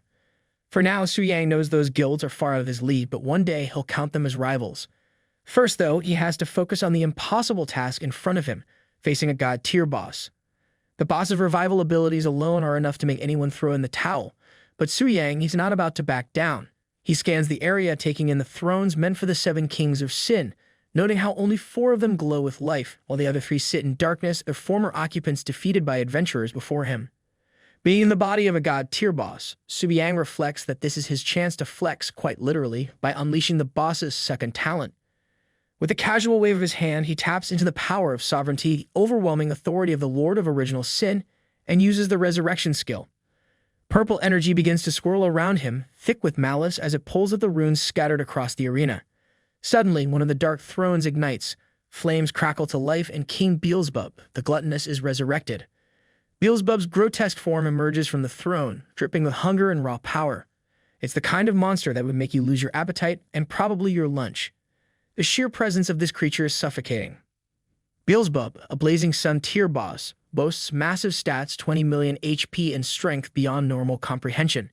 And with that stat sheet, you'd expect him to be ruling the kingdom, not kneeling like a disgraced henchman. Yet there he is, kneeling before the sovereign, ashamed and begging for forgiveness. It's almost sad if it weren't so gross. Su Yang's eyes glow with disappointment, clearly unimpressed with what was supposed to be a grand revival. This wasn't the revival that he had expected, as it is only a mere sunlight tier king. What kind of weakling did he bring back? Su Yang thinks, half amused by the underwhelming performance of the once feared Beelzebub. But then Su Yang finds out that Beelzebub's 2 talents are nothing to scoff at. The first talent is, the more he devours, the stronger he becomes without limit, except for the god tier itself. The second talent is even more horrifying. Anything Beelzebub consumes offers a tribute to the sovereign, permanently transferring 2% of the victim's attributes to the god tier boss. In other words, every bite Beelzebub takes makes the real monster even stronger. Su Yang quickly connects the dots. Beelzebub can funnel his kills to the sovereign. This means every victory Beelzebub achieves is essentially a win for the sovereign as well. But now, with Su Yang possessing the body of the sovereign of Original Sin, a light bulb goes off in his mind. If those tributes were funneled into the sovereign's true form, it wouldn't mean much. But if they could be transferred to Su Yang's actual self, he realizes with a spark of excitement he could ascend immediately. As Beelzebub grovels for forgiveness, Su Yang listens half-heartedly, more focused on the thrilling possibilities of this newfound connection. Suddenly, a knocking sound interrupts Beelzebub's pitiful plea, driving Su Yang's attention back to his own house. He reflects that he has to go back into his own body, but before he does so, he addresses the once feared king of gluttony, kneel before him, to go back to the abyss he guards and await his next summon. He adds that this time he must not disappoint him. Beelzebub, once feared across the realms by demons and humans alike, now looks more like a wit dog than a king. Kneeling before the sovereign of original sin, he humbly submits to his master's command. It's almost pitiful, like watching a once mighty lion reduced to a house cat. Inside, Beelzebub is overwhelmed, reflecting on how even lust and greed have fallen, yet the monarch chose to resurrect him first, without punishment. In his mind, he's singing praises, convinced the sovereign holds him in the highest regard. Talk about delusions of grandeur. He vows to make the humans pay and offer the greatest tribute to the king. The system promptly activates its omniscient monarch authority, sending Beelzebub back to the 100th layer of the demon abyss. Su Yang, still connected to the sovereign's power, reflects on this detail. The 100th layer, so Beelzebub was resurrected to guard his old stomping grounds. Of course, they resurrect the weakest of the 7 great demon kings. Luck of the draw, I guess. Su Yang shakes his head, bemused by the situation. Disconnecting from the system, Su Yang returns to his own body, sitting cross-legged on the floor of his home. Shifting from being an all-powerful demon lord back to regular life is like waking up from the wildest dream. One minute you're controlling armies, the next you're thinking about what to have for lunch. He reflects on how exhilarating it feels to take on the form of the sinful lord. That level of absolute control, the sense of ruling everything with just a flick of the hand, it's dangerously addictive. No wonder so many ancient rulers fought tooth and nail for power. Su Yang can't help but wonder when, if ever, he'll reach that same level of dominance. After all, who wouldn't want to wake up feeling like a boss every day? Before he can sink too deep into his thoughts, a persistent knock on the door snaps him back to reality. As much as he'd love to daydream about ultimate power, there's always someone meaning something typical. His maid outside calls for him, asking if he is there. Su Yang sighs, turning toward the door as he tells his maid to hold on. Opening the door, he's met with the news that City Lord Wai Ming has arrived and wishes to speak with him personally. Su Yang nods, stepping out to meet Wai Ming, who eagerly greets him. The City Lord looks like he's been waiting for this moment, practically vibrating with excitement, as if meeting Su Yang is the highlight of his week. Wai Ming exclaims how relieved he is that Su Yang has come, and with his usual calm demeanor, Su Yang asks what the City Lord needs. It's always something big when someone rushes over with that kind of enthusiasm. What is it now? A dragon tax. Wai Ming, practically bursting with excitement, informs Su Yang that the news of his feat, taming the black dragon, has spread not just across Longxia, but globally. Because of course the world can't keep quiet when someone pulls off the impossible. Su Yang listens as Wai Ming explains how his achievement has caused a huge sensation in the world of beast tamers. The symbol of the black dragon illuminates the room, glowing in the background as a constant reminder of Su Yang's monumental accomplishment. It's like the room itself is ready to throw him a parade. The announcement from the Global Beast Tamer Association is clear. Taming such a legendary creature has shattered previous assumptions about what's possible in the field. This marks a significant milestone in the history of beast taming. However, as with all groundbreaking feats, the world remains skeptical. Of course, there are always those who say, "Pix or it didn't happen." Wai Ming continues, mentioning that many experts didn't witness the event firsthand, which has led to lingering doubts. To address this skepticism, the Global Beast Tamer Association has issued an official statement, and one of its top leaders, currently in Longxia, is preparing to meet Su Yang, the so-called beast taming genius. Su Yang, feeling the weight of this sudden attention, asks when this leader will arrive. Wai Ming tells him they should arrive soon. Just what Su Yang needs, VIPs coming to inspect him like he's a museum exhibit. The sudden global spotlight makes Su Yang uneasy. Knowing the top figures in the Beast Tamer Association aren't easily impressed. These people have tamed creatures he hasn't even heard of, and now they're coming to scrutinize his work. No pressure, right? Meanwhile, at the Tanling City Transport Hub, Lu Linger and her subordinates try blending into the crowd. Unexpectedly, Lu Linger is avoiding the VIP passage, preferring to move discreetly with the masses. It turns out an important figure is about to arrive here. As tension builds, whispers spread like wildfire through the area. Make way, everyone, make way. The crowd stirs, excitement rippling through as all eyes turn to the new arrival. Something big is happening and everyone can feel it. Hearing the commotion, Lu Linger wonders what all the fuss is about. It's rare for a crowd to buzz like this unless something huge is about to go down. At the center of attention, the guards announce the arrival of Elder Lu Dashi, one of the great leaders of the Global Beast Tamer Association. His presence causes a stir, and the crowd parts eagerly to make way for him. Elder Lu Dashi greets the onlookers with humility, apologizing for any disturbance his arrival may have caused.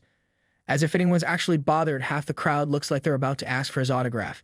His reputation as one of the most respected and mysterious figures in the beast-taming world only adds to the air of awe around him. With his calm and dignified aura, Elder Lu quickly becomes the focal point of the entire area. It's not every day you get to see a legend in the flesh after all. People whisper excitedly that it's a rare sight to see him in person, and the buzz only intensifies when he addresses Lu Linger, the young lady from the Tianyi Pavilion, expressing surprise at seeing her there. They exchange pleasantries, and even Elder Lu shows clear respect for her position in the world of beast tamers. Clearly, Lu Linger isn't just another face in the crowd. The young lady, however, reveals her frustration and disappointment. She admits that she wasn't strong enough to tame the black dragon, a feat that would have solidified her position as Longxia's top beast tamer. With a resigned smile, she acknowledges that her title may soon belong to someone else. Elder Lu Dashi, always composed, gently advises her not to place too much value on titles and superficial achievements. He encourages her to focus on what truly matters in the path she has chosen, because when a legendary elder gives advice, it's not the kind you roll your eyes at. Elder Lu reminds her of what is truly at stake: the dragon spirit's secret realm. This special realm, connected to the land of dragons, offers incredible rewards for those brave enough to venture inside. But there's a catch. The requirements to enter the dragon spirit's secret realm are strict. One must have a dragon companion to qualify. And of course, dragons aren't exactly something you can pick up at the local pet shop. Currently, only one person in the world has such a companion, Valeria from the Eagle United Federation. Elder Lu recounts that many, himself included, have tried to tame dragons, but none succeeded like Valeria. Lu Linger listens carefully, her mind already racing. Elder Lu continues sharing the insights from his teacher's research. According to the findings, the stronger the dragon companion, the greater the blessings and rewards one can obtain in the dragon spirit's secret realm. This is why Lu Linger had sought to tame the black dragon, believing that its unmatched strength would bring the highest benefits. Because why settle for a regular ride when you could have the Ferrari of dragons? Lu Linger, ever determined, expresses that now, because she has failed to tame the legendary black dragon, she is eyeing for the silver dragon. While not as formidable as the black dragon, it still leaves above the red dragon in terms of potential. It's a step down, sure, but still a worthy challenge, and definitely more manageable than the death wish that is taming a black dragon. Elder Lu advises her to be patient, reminding her that the Tianyi Pavilion has already secured the white dragon's secret realm, a significant achievement in itself. He suggests that instead of rushing into another attempt, she should join him to meet the mysterious beast-taming genius who has captured the world's attention. But just as quickly, Lu Linger suddenly remembers something urgent and rushes off, clearly uninterested in meeting Su Yang. Because when you're on a mission to prove your own strength, running into someone who just casually tamed a black dragon isn't exactly on your to-do list. Her pride keeps her focused on her own plans, and Elder Lu watches her depart with a knowing smile, amused by her strong sense of independence. Meanwhile, Wei Ming and Su Yang prepare to meet this mysterious genius, the man of the hour who, unbeknownst to them, is already in their midst. Just then, they hear a powerful roar that can only mean one thing: the arrival of the Elder.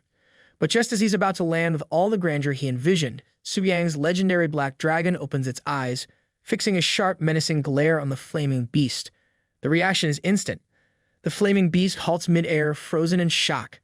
You could practically see its thoughts. Nope, not today. The fear of the black dragon engulfs the flaming creature, paralyzing it. Then, with the kind of authority that only a dragon of legend can command, the black dragon lets out a mighty roar, sending a shockwave that rattles the very air around them. Elder Lu, for all his grandeur, barely holds on as his mount struggles to steady itself. It's the kind of moment where you realize your fiery and majestic beast is basically a nervous cat in front of a lion. Realizing that his flaming beast is nothing more than a piece of shit, Elder Lu abandons the idea of landing on his beast entirely. Better to spare what little dignity remains. He leaps off and lands himself, trying to salvage the moment. Wei Ming introduces himself, politely greeting Elder Lu and pointing out that Su Yang is the genius tamer who mastered the black dragon, in case the glowing, legendary dragon wasn't enough of a clue. Elder Lu's eyes light up in genuine amazement. For once, even he is caught off guard. The idea that someone so young could tame a black dragon is almost too much to believe. He praises Su Yang, remarking that such a feat is nothing short of remarkable. The young are destined for greatness, he reflects, clearly impressed. Su Yang, ever humble, brushes off the praise, downplaying it as mere luck, as if taming the most dangerous creature in the world happens by accident. Elder Lu laughs heartily, telling Su Yang there's no need for modesty. You're the first to tame a black dragon, be proud. With a nod, Elder Lu makes a surprising offer, an invitation to join the Global Beast Tamer Association. But Su Yang hesitates, and Elder Lu immediately picks up on it. Concerned, the Elder asks if something is troubling him.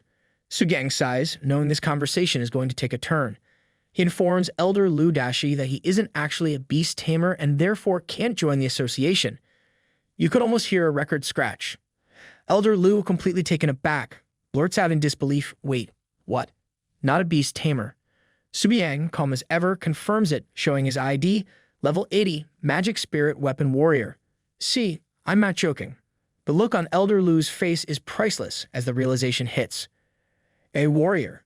Shock spreads through the Elder's entire demeanor as he tries to process what he's just learned. It's like finding out someone climbed Everest barefoot. Just as Su Yang turns and begins walking away, Elder Lu, still speechless, calls out for him to wait. Elder Lu Dashi decides to inform the Global Beast Taming Association about his encounter with Su Yang, sending a series of rapid messages between the association's elders. It doesn't take long before the conversation explodes with reactions. Elder Lu opens the discussion, calmly stating that he's met Su Yang, the young man who tamed the legendary Black Dragon, which in this crowd is the equivalent of saying he just met someone who discovered the Fountain of Youth. Elder Zhao Han immediately responds, questioning why there's any hesitation and whether Su Yang has agreed to join, because clearly, who wouldn't jump at the chance to join the most prestigious beast taming club in the world? Elder Trump from the Evil United Federation jumps in with his usual confidence, claiming their organization is the strongest, and of course, Su Yang has no reason to refuse. Because, if you have dragons, why wouldn't you want to be part of the cool kids club? Elder William Smith, ever the diplomat, congratulates Longxia on having another genius in their ranks, while Valeria, the only other person to have tamed a dragon before Su Yang, eagerly chimes in. She's clearly excited to no longer be the sole dragon whisperer in the room. But just as the excitement reaches its peak, Elder Lu drops a bombshell that silences the group. Su Yang is not a beast tamer, he's a warrior-class professional. Cue the record scratch. Elder Lu can practically feel the collective gasp from the other elders through the screen. It's like finding out the star of a cooking show doesn't actually know how to cook. President Heralina of the Siberia Northern Plains, quick on her feet, suggests offering Su Yang honorary membership.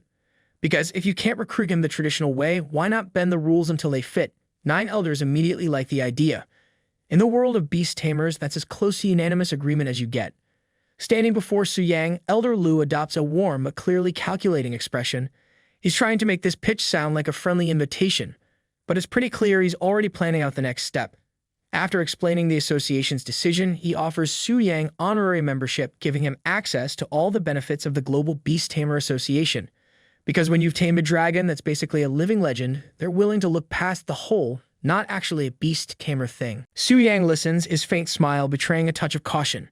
He's not buying the no-strings-attached angle. Su Yang's mind races, there's no such thing as a free lunch, and he knows there's more to this offer. He asks rather bluntly what exactly they want from him. Because if they're giving out perks like this, they've got to be expecting something in return. Elder Lu, with a wave of his hand, reassures Su Yang that it's nothing too special, just a few lessons on how to tame a dragon. Only 10 people. Nothing major, right. But Su Yang's mind kicks into high gear. These aren't just any 10 people. These are the beast taming world's elite, a president included.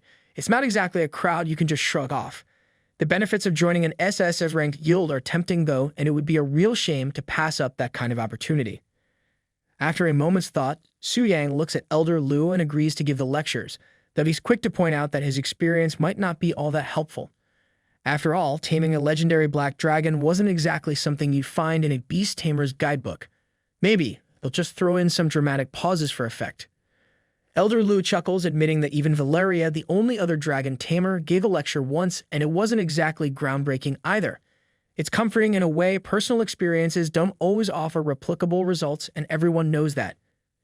It's just an opportunity for people to hear his story and maybe learn a thing or two. No pressure at all. With a slight grin, Su Yang nods. He agrees to join the Global Beast Tamer Association. But in the back of his mind, he's already plotting his next move. If it's personal experience they're after, he might as well have a little fun with it. Beast taming leaders, get ready. His version of events might just be the most creative story they've ever heard. Since the merging of games and reality, the world was forever changed by the descent of transfer statues, marking the creation of the Transfer Temple. In an effort to manage these unprecedented events, the World United Council designated a specific area at the very center of the world, soon known as the Holy City, home to the Transfer Temple headquarters. At the heart of this temple stands the enigmatic Euphemia Vega, the divine high priestess. Her identity remains a mystery, her name surrounded by rumors and legends. Because, of course, every overpowered figure needs to be wrapped in mystery. It's practically a rule. Euphemia has never once left the holy city, and her origins, true power, and even her level are completely unknown. For all anyone knows, she could be level 1 or 1000.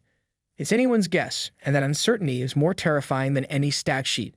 Clad in radiant attire, she exudes an aura of authority and divinity, commanding respect and fear without even lifting a finger. Basically, she's the kind of person who walks into a room and everyone suddenly remembers they have somewhere else to be. The only documented event involving her occurred 10 years ago, during an infamous clash with Augustin, the president of the SSS rank Guild Ring of the Mage God. Augustin, after ascending to demigod status through completing the Trial of the Gods, sought to test the power of the elusive High Priestess. Because what else do you do when you hit demigod status? Challenge the most mysterious and overpowered figure around, obviously. Augustin stood at the peak of power, known as the 9-turn Element Destroyer, with his level reaching an impressive 300. His strength was unmatched, and with confidence, some might call it arrogance, he launched a barrage of multiple forbidden curse attacks, each infused with immense elemental force, flames, ice, and thunder converging in a display that would make lesser beings break out in a cold sweat. The sheer destructive energy behind his attacks was enough to obliterate entire armies. But in response, Euphemia Vega simply activated her divine shield, a barrier that effortlessly deflected everything Augustin threw at her. Not just deflected, mocked, as if squatting away the most powerful magic in existence was just another Tuesday. Despite the demigod-level force behind his attacks, Augustin couldn't even put a scratch on her defenses. The divine high priestess didn't flinch, didn't break a sweat, and certainly didn't seem impressed. The result was clear and undeniable. Augustin, one of the most powerful beings on the planet, couldn't touch her. Since that day, no one has dared to challenge the Transfer Temple's authority, and Euphemia Vega's legend has only grown. In the present, Euphemia Vega, the divine high priestess of the Transfer Temple, stands tall in her sacred chamber. Her golden mask hides her face, but not her overwhelming power.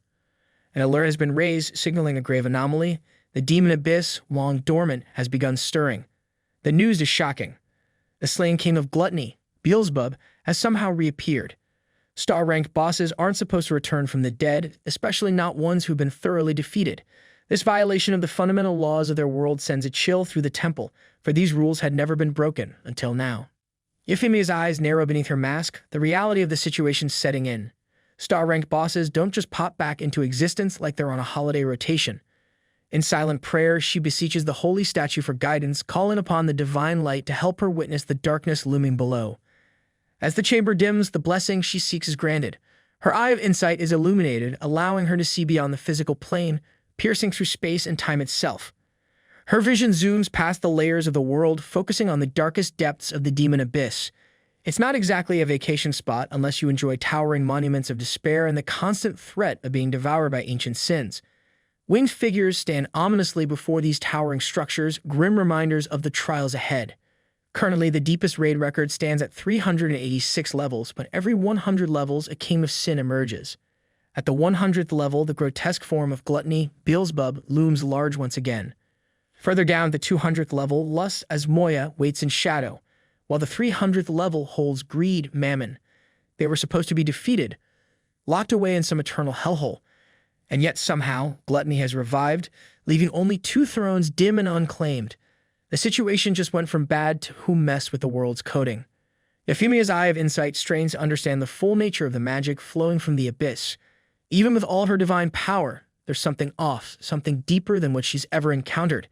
The sheer magnitude of the magic pouring forth is bottomless, causing her to mutter in disbelief. This isn't just a power surge, this is the kind of dark magic that makes you reconsider your life choices.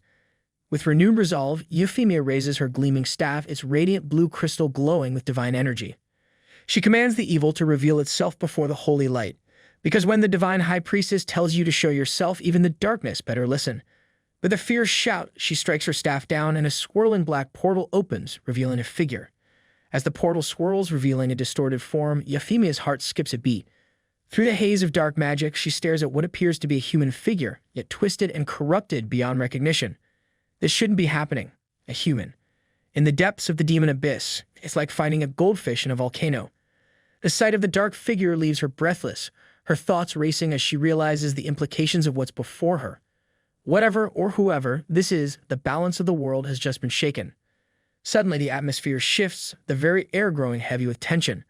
A voice booms through the abyss, shaking the ground beneath Euphemia's feet, asking who dares spy on her king. The force of the voice is enough to make the holy chamber tremble. The air ripples violently, and from the shadows emerges Lucifer, the queen of sin, Pride herself. Because of course, when Pride shows up, she brings enough ego to fill an entire dimension. Lucifer commands Euphemia to be gone. In a heartbeat, Lucifer raises her sword. With one swift motion, she unleashes a devastating beam of energy aimed directly at Euphemia. The High Priestess reacts instantly, summoning her divine shield and shouting her command for protection. The beam collides with the shield, but the sheer force of the attack sends her reeling. It's like trying to block a freight train with an umbrella, technically possible, but not recommended. Gasping, her wings flare out as she struggles to regain control midair, but Lucifer's power is overwhelming. Lucifer looms above her, cold red eyes burning with a godlike intensity, the kind of eyes that make you reconsider whether facing her was the best decision of your day. Euphemia's eye of insight, flickering from the strain, finally fades. It's as if the universe itself decided, nope, this is above your pay grade. The High Priestess mutters, acknowledging the dispelling of her greatest tool. Her power, overwhelmed, is swept away like dust before a storm. Lucifer, unmoved, stands tall with her black wings, casting a shadow so dark it swallows the light around her. She exudes the kind of confidence that comes from knowing you're always the strongest one in the room. Glancing around, Lucifer scoffs, her voice dripping with disdain. Did her opponent flee? How predictable. Kneeling before a shadowy figure that remains hidden in the depths of the abyss, Lucifer bows her head, a rare sign of submission from the Queen of Pride. Even Lucifer has someone to answer to, a thought terrifying in itself. She speaks with reverence, apologizing to her exalted king for her failure, admitting she was careless enough to allow someone to spy on him. Her crimson eyes glow with wicked delight as she smiles, a kind of smile that signals nothing good is coming. She softly whispers to the figure, her voice filled with longing, wondering aloud when she will be able to hold his face again. Defeated, Euphemia begins to vanish. Her voice trembles and she barely managing to whisper, a god-ranked enemy. The words sound ridiculous, even to her. It's like realizing you've been playing the tutorial all along and the real game just hit New Game Plus without asking. The whole situation is so far beyond anything she's faced before. Her mind spins, trying to make sense of it all. And being served by god-ranked kings of sin, that's like finding out your neighbor not only owns a dragon, but the dragon also pays rent on time. Later, the booming sound shakes the world. A massive golden light explodes from the heavens, glowing like the universe just decided to flip on the world's biggest flashlight. Even as Euphemia fades, she stares up at the sky. She wonders if this a world announcement. Her heart races, knowing it can't mean anything good. The sky opens, and the announcement appears, World Boss. Monarch of the deadly sins has appeared in the deepest abyss of the demon abyss. Across the globe, adventurers freeze mid-quest, some spilling their healing potions, others probably regretting all those times they skipped boss raids for sleep. Carolina, president of the Global Beast Taming Association, pops up on everyone's feed with that annoyingly confident tone. She's all smiles as she explains the stakes. Defeating the monarch of the deadly sins, who commands all 7 of the Sin Kings, gives players the chance to obtain the legendary Sin Reversal series weapons, artifacts so rare and powerful that even the most hardened players perk up. The kind of weapons that make you wonder if they come with a do not use on Mondays warning. Then Augustin, the ever-serious mage god, chimes in with his usual flair for drama, explaining how critical these weapons are. You'll need them if you plan on even scratching the monarch. He mentions the higher the transfer star rank, higher is the drop rate. Finally, Tang Zhan, the loud and proud president of the Undying War Domain, crashes into the conversation like he's announcing the final boss at a wrestling match. Defeating this world-class boss, he says, will unlock the next expansion, Ascend the Divine Ladder. Because nothing says, good job defeating Hellspawn like climbing into the heavens for a rematch. Stay tuned, he adds. Oh sure, Tang Zhan, like everyone's not already sweating buckets over the prospect of fighting a god-ranked monster. Some players are practically vibrating with excitement, while others are already typing looking for group faster than they've ever moved in-game. Meanwhile, Su Yang stands in front of the Grand Cathedral, processing all this. He wonders if he has just become a world-class boss. Bai Ling, still grappling with the sheer magnitude of the unfolding events, exclaims, this is huge. Elder Lu Dashi turns to Su Yang, looking slightly awkward. He explains that he has to leave for a bit, as the president of the Global Beast Tamer Association is calling him into a meeting. Apparently, even in a crisis, there's paperwork and meetings to attend. Lu assures him that he's already completed the membership process so they can catch up later if anything comes up. Su Yang waves him off with a smile, the kind of no worries that only someone who's now a world-class boss can pull off. Just as Elder Lu leaves, Bai Ling standing beside Su Yang speaks softly, her concern evident. Brave hero, with all these anomalies happening recently, what's going on in this world? Su Yang places a reassuring hand on her shoulder, telling her not to worry because nothing says it's fine like standing next to a guy who just realized he's the boss everyone else will be hunting. She gives him a small, relieved smile, trusting in his strength. Su Yang, ever the confident strategist, smirks as he gazes ahead. His mind is already spinning faster than a player on double XP weekend. He knows the major SSS guilds are undoubtedly mobilizing by now, and it's only a matter of time before the monarch of the deadly sins becomes their target. But before the chaos erupts, he needs to make his own preparations, because if there's one thing Su Yang isn't going to do, it's wait around to be raided like some NPC.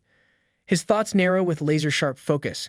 The Kings of Sin drop unique, limited Sin Reversal Series weapons, god-tier items that are essential for defeating the monarch of the deadly sins. And because when it comes to endgame loot, Su Yang is more determined than a loot goblin in a dungeon raid. These weapons could provide a massive boost to his already considerable power. After all, who wouldn't want an artifact that sounds like it could reverse sins? But then it hits him like a rogue spellcaster's crit. If he, as the monarch of the deadly sins, defeats the Kings of Sin, could they drop the Sin Reversal Series weapons for him too? A world-class boss farming his own minions for god-tier loot, it's like realizing you could rig the final boss fight to win the ultimate prize. The idea sparks a flicker of ambition in his eyes. Su Yang pauses for a moment, a sudden realization dawning on him. If he, as the monarch of the deadly sins, were to defeat the Kings of Sin, could they also drop the Sin Reversal Series weapons for him? His mind races, piecing together the possibilities like a gamer planning the ultimate exploit. As the ruler of the Abyss, the original Sin Monarch, it's only natural that his subordinates would dedicate themselves to him, right? After all, he can resurrect them without much burden. He contemplates further, watching the glowing orbs around him. The only hitch is that the resurrection cooldown is annoyingly long, like waiting for your mana to recharge in the middle of a boss fight. Su Yang's thoughts churn as he stands before the golden statue of the divine high priestess, mentally strategizing. If only he could shorten that cooldown, he'd have a near-perfect farming loop. As his mind whirls, another thought strikes him. The current strongest professionals are only at semi-god rank, but with the next patch, Ascension Ladder, it seems that defeating the original Sin Monarch is the key to true ascension. Su Yang's determination flares. If he can solo the original Sin Monarch, wouldn't he be the first to ascend to god rank? He smirks, the kind of grin you get when you realize you found a game-breaking strategy. Thoughts of the competitive elites who have been grinding for years flash through his mind. Being a cheat means thinking like a cheat. You can already imagine their reactions when they find out that he, someone who's only been transferred for less than a month, will surpass them all. It's the kind of revelation that makes him chuckle internally. Su Yang looks up the statue of the divine high priestess, his angelic companion standing quietly by his side. He nods to himself, determined but focused. The grand plan is in motion, but first things first. For now, he thinks, let's focus on the immediate goal. Time to take on my 4th-rank 5-star mission. Bright beams of light shoot into the sky from the Grand Cathedral, illuminating the towering structure. Below, 4 figures stand, each tense and alert. Augustin, Carolina, Tangzhan, and Poker. The atmosphere is heavy, but Augustin, the president of the Divine Magic Circle and 9th-rank Element Annihilator, breaks the silence with a casual tone, saying it seems they all arrive here at the same time. Carolina, smirking at his laid-back demeanor, teases him. You, of all people, actually woke up early. The subtle jab is enough to bring a small chuckle from the others. It's not every day the old drunkard shows up for something this serious before noon. Tangzhan, president of the Immortal War Domain, remains serious. This isn't just any gathering, it's about the new version and the world boss. In true stoic fashion, Tangzhan adds that they need to take it seriously, because nothing says no pressure like knowing the fate of the world is tied to a new patch. Poker, the president of the Knight's Holy Sanctuary, adds gravely that the Holy High Priest herself sent out an invitation letter. This matter is beyond unusual. Suddenly, bright beams of light burst forth from the Grand Cathedral, catching the attention of everyone nearby. Inside, whispers spread through the crowd as Augustin, Tangzhan, and Poker are all gathered there. Everyone seems excited. It's their first time witnessing their heroes up front, because when the heavyweights show up, you know things are about to get real. The excitement builds as the crowd realizes the SSS-ranked guild leaders are present. Whispers ripple through the room like a wave of awe. It's Augustin, the pride of the mages. Others exclaim as Lady Carolina and Tangzhan follow closely behind. The cathedral is practically buzzing with a collective fanboying of half the continent. Above them, holographic projections flicker to life, showing the high-ranking leaders of the world, hovering like a council of gods. One in the audience whispers in awe, wondering if those are the national leaders. They have only ever seen them on TV before. The sense of reverence thickens as the guild leaders enter the room. Augustin, ever the unflappable mage, casually remarks, "Guild giants and national leaders gathered together. Looks like we're in for a good show." Because when you're one of the most powerful figures in the world, even a potential world-ending threat feels like something you can comment on like it's the latest sports game. The divine high priestess, standing with a radiant aura that seems to glow even brighter as she speaks, addresses the assembly of the world's strongest leaders. Her presence is commanding, her voice carrying the weight of the message she delivers. "Thank you all for responding to the temple summons," she begins, her tone poised yet filled with urgency. She remarks that they are all aware of the purpose of this gathering. She reveals that Gluttony, the original Sin King, Beelzebub, has been resurrected. The leaders, previously calm, stiffen at the revelation. This isn't your standard respawn. This is the kind of nightmare you'd expect when world bosses start playing by their own rules. The High Priestess presses on, her tone determined. She explains that the appearance of the original Sin Monarch, a world-level boss, is likely tied to Beelzebub's resurrection. The vibe in the room shifts from curious gathering to endgame boss briefing. The Divine High Priestess stands before the round table, her presence dominating the room as she addresses the gathered guild leaders. She informs them that, according to the guidance of the divine statue, the only way to defeat the original Sin Monarch is by slaying the original Sin Kings and obtaining a reverse Sin series weapon. Because, let's face it, nothing screams ultimate boss fight like an exclusive weapon drop. She lets that sink in before turning her gaze around the room, locking eyes with each leader as they sit silently, absorbing her words. She drops another crucial detail: the final blow against each king of sins must be dealt by a high star rank transfer to increase the probability of obtaining the coveted weapon. No pressure or anything, it's only the fate of the world resting on one final blow. The responsibility rests squarely on the shoulders of those in the room. Her gaze moves across the gathered leaders, each of them fully aware that they are the best combatants the world has to offer. There is no one else. The task ahead is clear. They must work together to face this unprecedented threat. The burden of saving the world, defeating the original Sin Monarch, and acquiring the powerful weapons lies with them. A holographic projection flickers to life, illuminating the grim details of the Demon Abyss. The current record for the deepest level conquered is level 386, where the extermination team encountered 3 of the original Sin Kings: Gluttony, Lust, and Greed. The High Priestess explains that based on the pattern, they encounter a new Sin King every 100 levels. This means there are still 314 more levels before they can face the final boss, the original Sin Monarch. The room tenses as the enormity of the task looms before them. Hundreds of levels filled with unimaginable dangers await. High Priestess then turns toward Augustin and Tang Zhan, both of whom are at level 372. The question is simple but critical. How many levels can be advanced with each progression they make? Their experience is crucial in determining how fast they can push through the remaining levels of the Abyss. The room holds its breath, awaiting their response. Every leader knows the road ahead is steep and treacherous, but the prize at the end, victory over the monarch and the chance at Ascension, drives them forward. The world hangs in the balance, and the battle is about to begin. Augustin hesitates, taking a long swig from his drink before finally responding, his voice gruff but laced with a hint of reluctance. He admits that for him, handling about 3 levels at a time is the limit.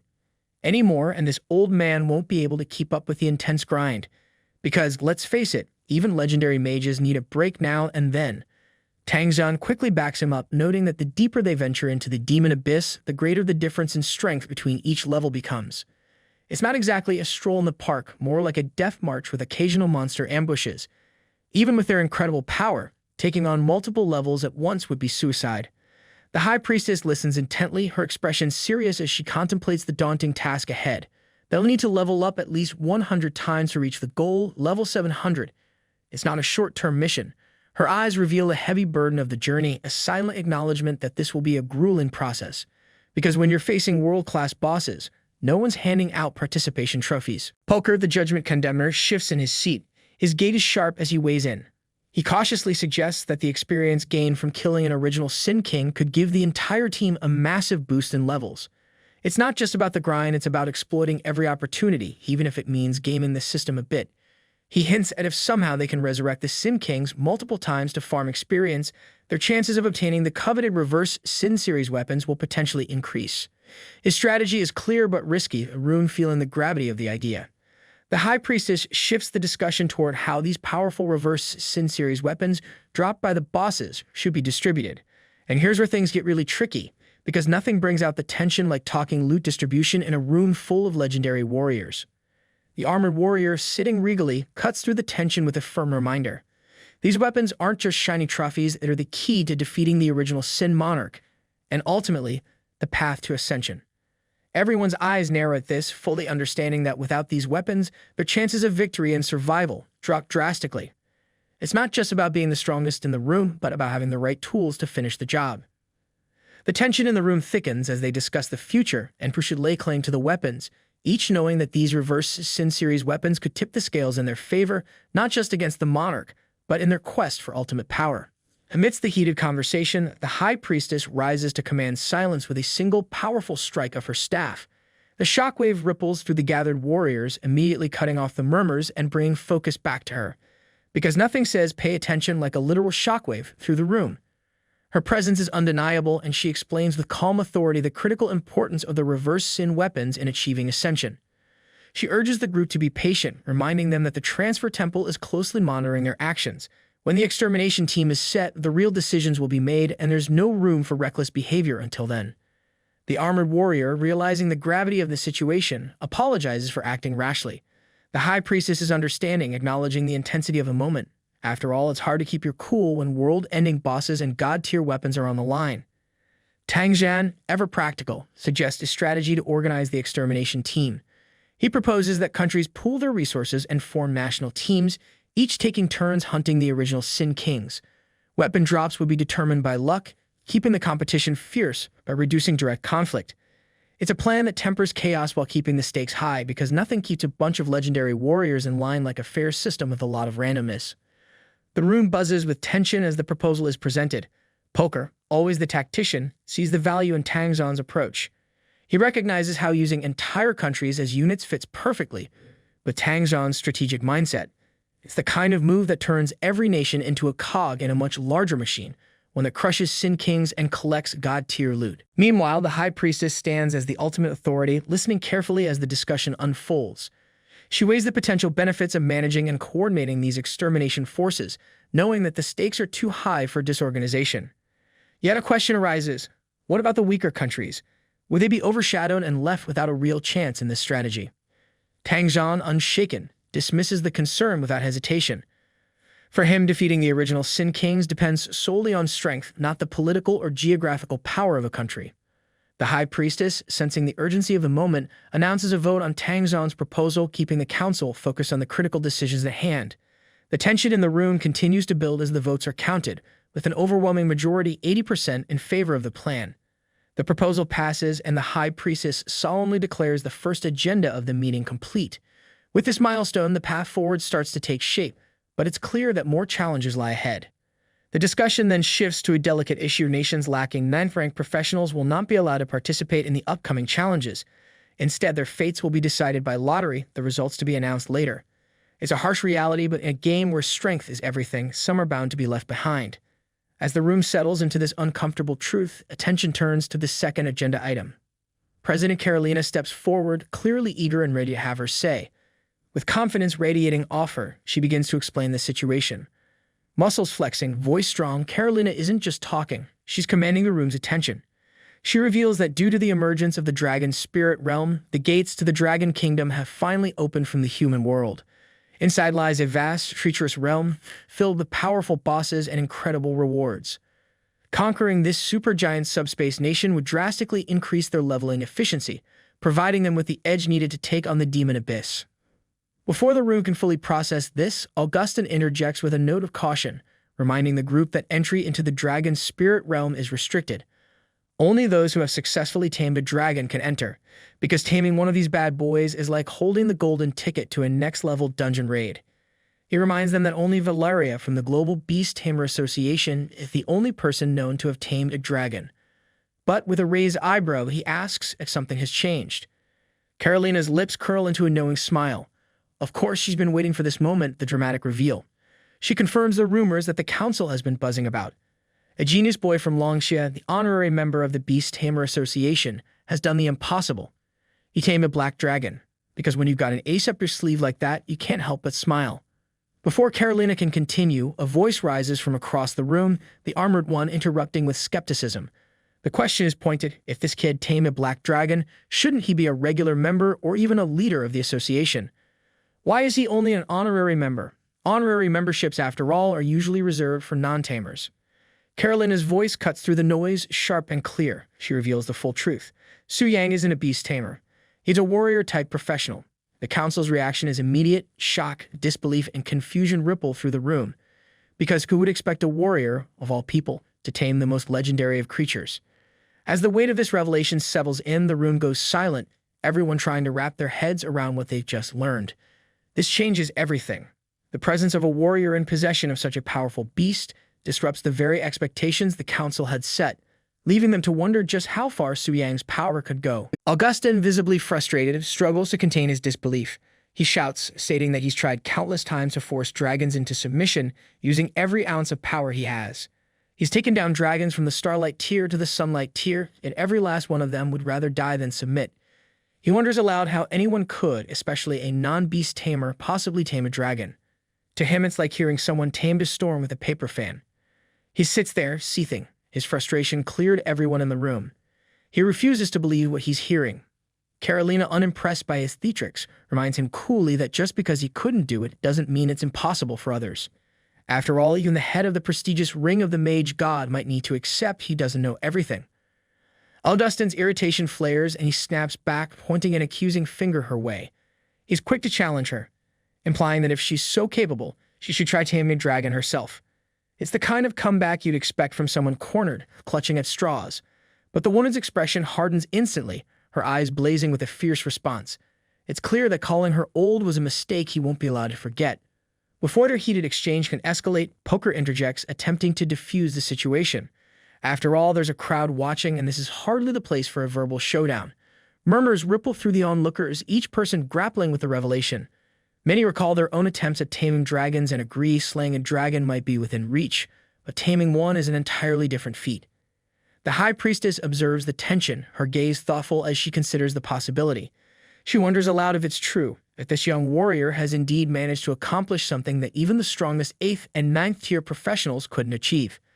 Her eyes sharpen as she looks around the room, everyone sharing in the disbelief.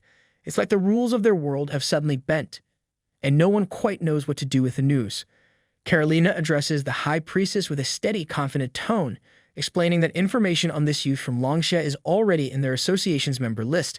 Before the meeting even started, the association had finalized his membership registration. The High Priestess scans through Su Yang's profile, her expression serious. It's clear he's a warrior and has only completed 3 transformations. Her gaze sharpens, questioning how someone at his level could achieve such impressive feats. Poker can barely contain his disbelief. It's one thing to hear rumors, but the idea that Su Yang defeated the Black Flame Wyvern with just 3 transformations leaves him stunned. He seems to be asking himself, baffled, who on earth is this guy? Tang Zhan joins in, filled with a mix of shock and admiration. He's amazed that Longsha has produced such a talent, and yet, somehow, he's never heard a single word about Su Yang until now. It's as if a hidden legend has suddenly walked into their lives. Carolina turns to the crowd, her voice steady with conviction. She shares that the association is planning to invite Su Yang to give a lecture, hoping he'll share his experience taming the Black Dragon. She adds with a touch of hope that unlike the last lecture with Valeria, which didn't reveal much, maybe this time they'll learn something truly groundbreaking. Her expression sharpens with determination, suggesting that taming a dragon might not be exclusive to beast tamers after all. She continues, her tone filled with optimism. Maybe, she proposes, they've simply been going about it the wrong way. If they can uncover the right method, they might be on the brink of an era where taming beasts becomes possible for everyone. Whispers spread quickly through the crowd as people exchange astonished looks. One person leans over to a friend, barely containing his excitement at the thought that even without being a beast tamer, one could actually tame a dragon. The idea of having a dragon mount of their own seems almost too good to be true. Another one, still a bit skeptical but clearly intrigued, mutters that they'd normally laugh at such a claim, but since it's coming from the president of the Global Beast Tamer Association, maybe there's actually something to it. After all, who wouldn't want a fire-breathing friend at their side if it turns out to be real? However, tension rises as Poker raises a concern. If anyone could tame dragons, the exclusive hold that the Global Beast Tamer Association has over the dragon's spirit realm might slip away. He casts a challenging look at Carolina, questioning if she's really okay with that possibility. With a resolute look, Carolina makes it clear that the chance for universal beast taming excites her more than any idea of exclusivity. In her mind, the thought of everyone taming beasts is more thrilling than holding onto any secret realm. Augustin, watching with an amused grin, can't help but jump in. He's more of a realist than a dreamer and announces his intention to go straight to Longjia to meet this talented young man himself. Never one to pass up an opportunity, he jokes about trading a forbidden curse with the young prodigy as if exchanging magical secrets, or as casual as trading game cards. He's confident that the offer will be too tempting to refuse. Tang Zhan gives Augustin a skeptical look, slightly wary of the so-called drunkard's sudden burst of enthusiasm. Meanwhile, Su Yang sneezes loudly, catching himself off guard. Apparently, even high-level professionals aren't immune to the common cold. Priestess Bailing hands him a tissue with a small smile, remarking that this is outside her knowledge base. She'd never considered viruses ignoring skill levels. Su Yang reviews his latest task, a 5-star, 4th transformation mission titled Ice Witch of the Frozen City. The task requires him to infiltrate the Frozen City, break into the palace, and take down the Ice Witch, a Fu armed with formidable ice powers. The task notes it as diamond-level difficulty, requiring solo completion. The rewards are tempting: a hopping 400 points in strength and spirit, a legendary demon spirit mystical weapon, and an active skill book. He smirks, amused by the challenge. A diamond-level dungeon, the same as the Black Dragon Fortress. Yet here he is, thinking of it like it's a warm-up. With confidence shining in his eyes, Su Yang recalls how Lu Linger failed at this level during her 5-star transformation attempt and was unable to clear it. He muses they really went all out this time, intentionally making it hard. However, he already dismisses this challenge as nothing more than a light jog for him. Without hesitation, he strides toward the blinding entrance, exuding the air of a true boss. Mounted on his black dragon, he grins, feeling unstoppable. With a powerful whoosh, he takes off, riding on his majestic black dragon. Below, Priestess Bai Ling waves him off, calling after him with a grin, hoping her brave hero returns in one piece, preferably without catching another cold. Meanwhile, deep within the icy dungeon, a group of rookie adventurers huddle together, shivering as they curse their luck. One grumbles, barely able to feel his fingers, wondering if they signed up for an adventure or an impromptu freezer session. Another, frustrated, complains that the Ice Witch's crystal armor dulled his sword without leaving a scratch. With a defeated sigh, one of them admits that he'll likely need to grind levels for months before tackling this dungeon again. However, their complaints are cut short as they notice a massive dragon eye opening, its fierce gaze locking onto them. Panic floods their faces, each one momentarily frozen in fear, wondering what fresh nightmare has befallen them. Before they end up terrified to death, Su Yang steps forward and with a gentle smirk, he signals that their attempt is over and that he's taking over from here. Relieved, the rookies practically stumble out of his way, grateful to be off the hook. As they retreat, one of them looks back in awe, recognizing him as the one from the citywide announcement, the very man who tamed the Black Dragon. The sight of him stepping into the dungeon alone leaves them speechless, as if they're witnessing a living legend in action. Su Yang strides forward, unbothered by the biting cold swirling around him. Suddenly, a thunderous roar echoes through the dungeon as a massive snow monster, Bigfoot, level 92, appears with a horde of smaller snow creatures at level 89. They charge, eyes filled with fury, but Su Yang's dragon unleashes a roar even more powerful, scattering the monsters as if they've just remembered something urgent back home. Su Yang steps forward, his gaze fixed on the trembling Bigfoot snow monster that's practically shrinking under his stare. He smirks to himself, feeling that familiar thrill of a boss exerting pressure over weaker creatures. It doesn't matter which dungeon it is, he's still the big fish in this icy pond. With a casual wave, he dismisses the cowering snow monsters, deciding they aren't worth his time. His dragon, however, is far from satisfied, letting out a powerful roar, clearly itching for a bigger fight. Su Yang, matching its enthusiasm, commands it straight to the real prize, the boss. His dragon doesn't waste a second, unleashing a stream of fiery breath that erupts through the frozen landscape. Snow melts, ice shatters, and the dungeon quakes as a massive explosion tears through the terrain. Amidst the destruction, the enraged Ice Witch materializes, shouting in fury at the intruder who dared to wreck her palace. But before she can finish, Su Yang's dragon slams the ground with a forceful blow, cutting her off mid-sentence. Su Yang regards her with a cold, detached look, clearly unimpressed by her theatrics. If he had a clock, he'd probably be checking it right now. Su Yang stands victorious. The system chimes in, confirming his success in defeating the dungeon boss. Flames linger around him, remnants of the dragon's fiery onslaught, casting an intense glow over the icy ruins. He glances at the smoldering remains of the Ice Witch and sighs, mildly disappointed. This so-called challenge barely even warmed him up. Su Yang, flexing with a smirk, mutters to himself, brushing off the ease of his fourth transformation. It was never supposed to be hard after all. He wonders if maybe the legendary stage will provide a real challenge, something to actually make him break a sweat. Meanwhile, a group of girls from the Yu Yun Guild arrive outside the dungeon. The girl with the snowy hat spots the notification that the dungeon is currently being challenged, raising an eyebrow in disbelief. Next to her, the brown-haired girl suggests they wait. There might be a chance if the current challenger fails. After all, a little wishful thinking never hurt anyone. But an adventurer nearby chimes in with a knowing look, advising them not to get their hopes up. He explains that a true boss has entered the dungeon, and he's not one to leave any job unfinished. When someone like him is inside, the rest are just here to watch, he says with the resignation of someone who's seen legends in action. Curiosity piqued, the girl with the snowy hat asks who this boss could be. The answer leaves her stunned. It's the guy who tamed the black dragon. The crowd collectively sighs, realizing they're just here to catch a glimpse of a living legend as he exits the dungeon. The girl with the snowy hat mutters that they'll try their luck next time, and her eyes gleam with excitement. Noticing the spark in her eyes, her friend, the pink-haired girl, grabs her arm, insisting they stay put. After all, a single glance from the dragon tamer might be an instant ticket to the top, or so the rumor goes. The girl with the snowy hat, more grounded, nudges her friend with a playful shove, urging her to calm down. The other adventurer nearby agrees they might as well wait, pointing out a few yards away, where even two older adventurers stand with the same look of anticipation. Because legends don't come around every day, and even the oldies wouldn't want to miss a glimpse of glory in action. It turns out that two of the oldies in the crowd are none other than Augustin and Tang Zhan. Augustin, with a wistful smile on his face, stares off into the distance, daydreaming about having a beautiful companion by his side to keep him warm in this icy weather. Perhaps he's feeling a bit tipsy, but the cold seems to have sunk deeper than usual today. Beside him, Tang Zhan stands unfazed, as steady as a rock despite the freezing conditions. Suddenly, a wave of excitement ripples through the crowd as whispers spread. The boss is coming out. The pink-haired girl's eyes light up with anticipation, and she calls out eagerly, hoping for an autograph. She looks up at the imposing black dragon with admiration, sighing in awe at the creature's raw power and majesty.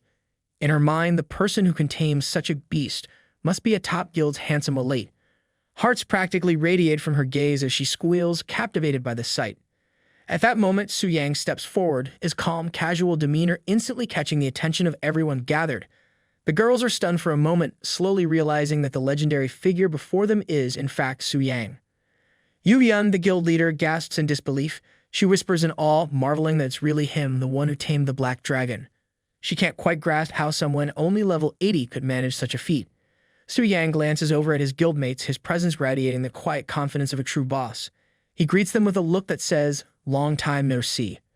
The girls standing there are momentarily stunned, struggling to process that a living legend is standing right before them. Yu Yun, still half in disbelief, studies him carefully. She asks if he's truly the one who tamed the black dragon and became famous worldwide, almost as if she needs a final confirmation that this isn't a dream. Su Yang gives her a nod, asking if they're here for leveling up. Yu Yun explains that she was planning to help Xiao Yu gather materials, but it looks like they'll have to wait until the dungeon's next cooldown. Her disappointment is hard to miss. Su Yang takes a moment to glance through his inventory, pausing as he spots something. He pulls out a glowing, frost-colored orb labeled Heart of Frost, Epic, the very material that had dropped from the boss he just defeated. Without a second thought, he offers it to the girl with the snowy hat. She hesitates, clearly torn, insisting she can't accept it. It's a rare item after all, and she's not about to take such a valuable piece from a legend. She tries to politely refuse, saying she'll wait for the next dungeon reset, but Su Yang insists, gently pressing it into her hand. He reassures her it's fine, adding the casual shrug that he doesn't need it anyway, and that it suits her perfectly. A blush spreads across the girl's cheeks as she clutches the Heart of Frost, silently wondering why he has to be such a legend. Just then, the pink-haired girl chimes in, nudging her friend. She points out that if the handsome young master himself is offering, he genuinely doesn't need it. She should just take it. Reluctantly, the girl with the snowy hat holds the Heart of Frost close, murmuring her acceptance. Su Yang addresses the group with a warm smile, easing the tension. He assures them that there's no need to be so formal. After all, they've tackled dungeons together as friends, not just allies. The pink-haired girl grins, appreciating his easygoing nature and feeling a bit more relaxed herself. Suddenly, a low, ominous rumble echoes through the icy expanse, capturing everyone's attention. Su Yang glances back at his legendary dragon Athos, sensing something's up. He calmly asks the dragon if something's wrong, and Athos responds with a deep, rumbling growl. Meanwhile, Augustin is reaching out to Athos like he's about to pet the enormous creature before him.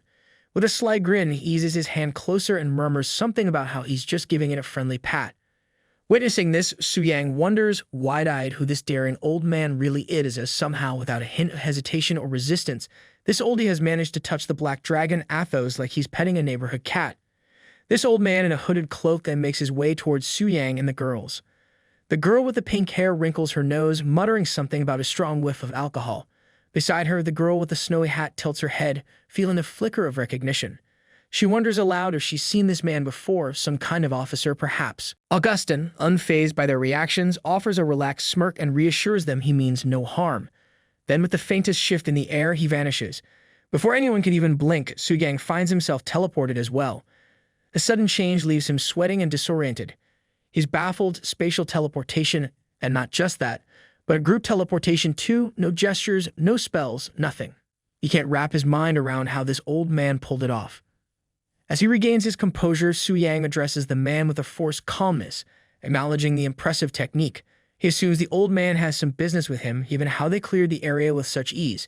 He respectfully asks for their names, though the air remains thick and silent, adding to his sense of unease. Finally, the two old men introduce themselves, and the weight of their titles hits like a ton of bricks. Augustin is none other than the president of the Ring of the Mage God, and his companion, Tang Zhan, leads the Undying War Domain. These aren't just any visitors, they're legends, two of the most powerful guild leaders from the top-tier SS guilds. Su Yang's mind races, piecing it all together with rising dread. Two legends in the realm have sought out him, a novice who's barely scratched through his advancement quest.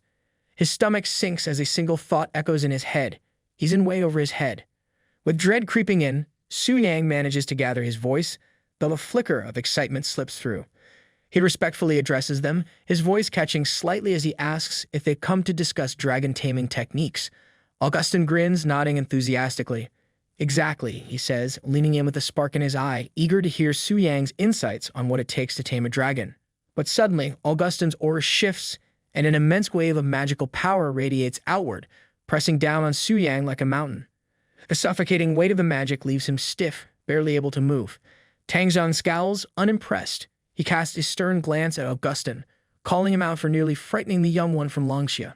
Augustin, realizing he may have overdone it, chuckles sheepishly and apologizes, admitting he got a bit too excited. The tension lifts slightly as Augustin gives a small, embarrassed laugh, muttering something about needing a drink to steady himself. Tang Zhan, ever the composed one, reassures Su Yang that Carolina has briefed them on his situation. He explains they're simply here to exchange information and promises to keep Augustin in check. Augustin, clearly a bit annoyed, rolls his eyes and scoffs at being painted as the bad guy. With a sly grin, he reaches into his robe, pulling out two radiant scrolls. The glow of the scrolls catches Su Yang's eye, and he realizes these aren't ordinary items, they're forbidden spell scrolls. Augustin offers a deal. If Su Yang shares his dragon-taming techniques, the scrolls are his. Su Yang can't help but feel the pull of the offer. Forbidden spell scrolls of this caliber are rare and powerful, and these could be the key he's been searching for. But there's something about Augustin's grin that makes him cautious. The power radiating from the scrolls feels otherworldly, and he senses there's more to this deal than meets the eye. This could be the chance he's waited for, but he wonders, what is it that Augustin truly wants in return? Tang Zhan and Augustin's fierce stares practically pin Su Yang to the spot, an unspoken warning flashing in their eyes. These two are among the best, and if they catch a whiff of his bluff, he's done for. Su Yang feels his heart hammering, knowing he's walking a thin line. But he figures if he's going to bluff, he might as well go all in. With a calm expression, Su Yang raises a finger, projecting as much confidence as he can muster.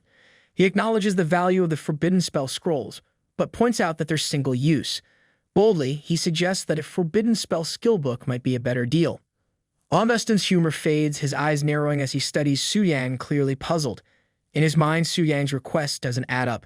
He wonders aloud why a warrior would want a spell book. Augustin questions whether Su Yang is trying to push beyond the usual boundaries of a beast tamer, aiming to cast forbidden spells like a mage as well. The suspicion is clear in his gaze, and Su Yang senses he's on thin ice. Tang Zhan steps in, observing Su Yang closely and giving a slight nod as he speaks to Augustin. He mentions that some warriors follow a path that mixes magic with their combat skills, and Su Yang might be one of them. Taking the cue, Su Yang keeps his cool, confirming that he is indeed a mystic spirit warrior, a warrior capable of wielding magic. Accepting this explanation, Augustin finally relents, pulling out a gleaming spell book and extending it towards Su Yang. This is no ordinary spell book. It contains the Tier 2 forbidden spell, Thunder Destruction Technique. Augustin hands it over as a gift, though he warns Su Yang with a serious tone. A spell of this caliber requires significant mental strength, possibly a higher rank, to wield it effectively. Forbidden scrolls may provide an instant boost in power, but Augustin advises Su Yang to think carefully about what he's risking in exchange. Su Yang nods, appearing confident as he accepts the spell book, but inside he's already calculating the potential. He recalls the power of Tier 1 spells like Lightning of the Universe and Wrath of the Wind God, both strong enough to defeat a 6th level advancement. This Tier 2 spell, however, might even be powerful enough to take on a 7th. His mind races with possibilities, but he keeps his excitement in check, knowing that he's just gained something rare and valuable. Getting serious, Su Yang formally addresses Augustin and reminds him that regarding dragon taming, there is no guarantee that they will succeed. He adds that there have been similar cases with the mighty Global Beast Taming Association, and he hopes that Augustin will understand. Augustin just waves it off with a dismissive flick of his hand, as if he's heard it all before. With a grand, sweeping gesture, he commands a sound barrier to be set up, making it clear that things are about to get serious. A few minutes later, Su Yang stands within the shimmering boundary. Tang Zhan and Augustin listen attentively, absorbing the intricate insights shared by Su Yang. Su Yang looks up and asks if they're satisfied with his understanding. Augustin, with a confident gleam, nods and casually declares his intent to head straight to a dragon's sanctuary to try out the techniques. Su Yang blinks, momentarily stunned. Augustin is actually planning to put this into practice right away. Internally, Su Yang can't help but think, geez, this old man is serious. Tang Zhan steps forward, giving Su Yang a careful, scrutinizing look. He admits that he had his doubts at first, but Su Yang's detailed understanding of the Black Dragon Fortress mechanisms has won him over. For Tang Zhan, there's no choice but to believe him. Su Yang smirks inwardly, satisfied with his success. Suddenly, Tang Zhan tosses something towards Su Yang, who instinctively catches it. He glances down, curious, as Tang Zhan explains that it's a warrior skill book containing a Tier 2 ultimate technique, the Absolute Destruction Fist. Su Yang examines the book closely, his mind racing. He realizes that this must be Tang Zhan's signature move, an ultimate technique befitting the formidable reputation of Tang Zhan, known as the 9-tier Absolute Tyrant. The generous gift leaves Su Yang feeling a bit uneasy, but he reassures himself that a fellow Longshan wouldn't deceive another from Longxia. Tang Zhan goes on, saying once he tames a dragon, he'll gain access to the dragon spirit's secret realm, a hidden realm reserved exclusively for dragon masters. Right now, only Su Yang and Valeria hold that title, though in time, others might join them. Su Yang nods, doing his best to maintain a calm exterior, though inside his mind is calculating his next steps. He remembers reading about the dragon spirit's secret realm. The rarer the dragon, the greater the rewards it offers. If he's to make the most of this opportunity, he'll need to hunt down more dragons. But beneath his confident facade, he knows his knowledge is an elaborate bluff. With every step, he's walking a razor-thin line, aware that one wrong move could shatter the illusion he's so carefully crafted. Tang Zhan's expression shifts, his face growing serious as he continues. He explains that after the recent world-level boss event, experience points and drop rates from the Demon Abyss have spiked. Officials are organizing a team of young, talented individuals to undergo specialized training in this abyss. He then casts a nod of respect towards Su Yang, noting that his profile speaks volumes. His advancement quests, all rated at 5-star difficulty, are a testament to his exceptional talent. Tang Zhan states plainly that Su Yang is more than qualified to join. Su Yang acknowledges this with a simple nod, but can't shake a sense of doubt, wondering why the Demon Abyss specifically for training. Surely there are other, safer options, and the boosted experience and drop rates seem like a small reason for such a choice. Sensing his hesitation, Tang Zhan raises an eyebrow, seemingly impressed by his insight. He reminds Su Yang that since he completed the 5-star third advancement, he must have encountered the Red Moon invasion at least once. Su Yang nods, recalling his encounter with it, and wonders aloud if there's a deeper connection. Tang Zhan's face grows even darker. He explains that despite this game era lasting hundreds of years, no one truly understands what the Red Moon is, not even the revered Profession Change Temple. The temple remains elusive, refusing to explain the phenomenon clearly. Tang Zhan explains they only know that the higher one's 5-star advancements, the more frequent these Red Moon invasions become. Those who fall to the Scarlet Decay face permanent death, erased entirely. His voice holds a note of resolve as he declares that it's almost as if the Red Moon exists to weed out the most gifted players. Standing firm, he concludes that they can't just stand by anymore, something must change.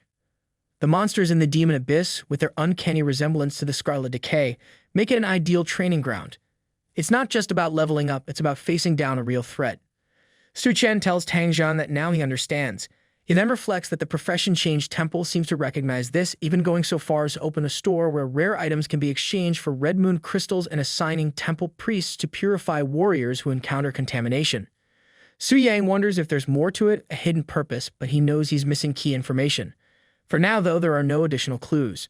Just as they prepare to part ways, Tang Jian gives him a nod and mentions that the Demon Abyss assembly is about to begin.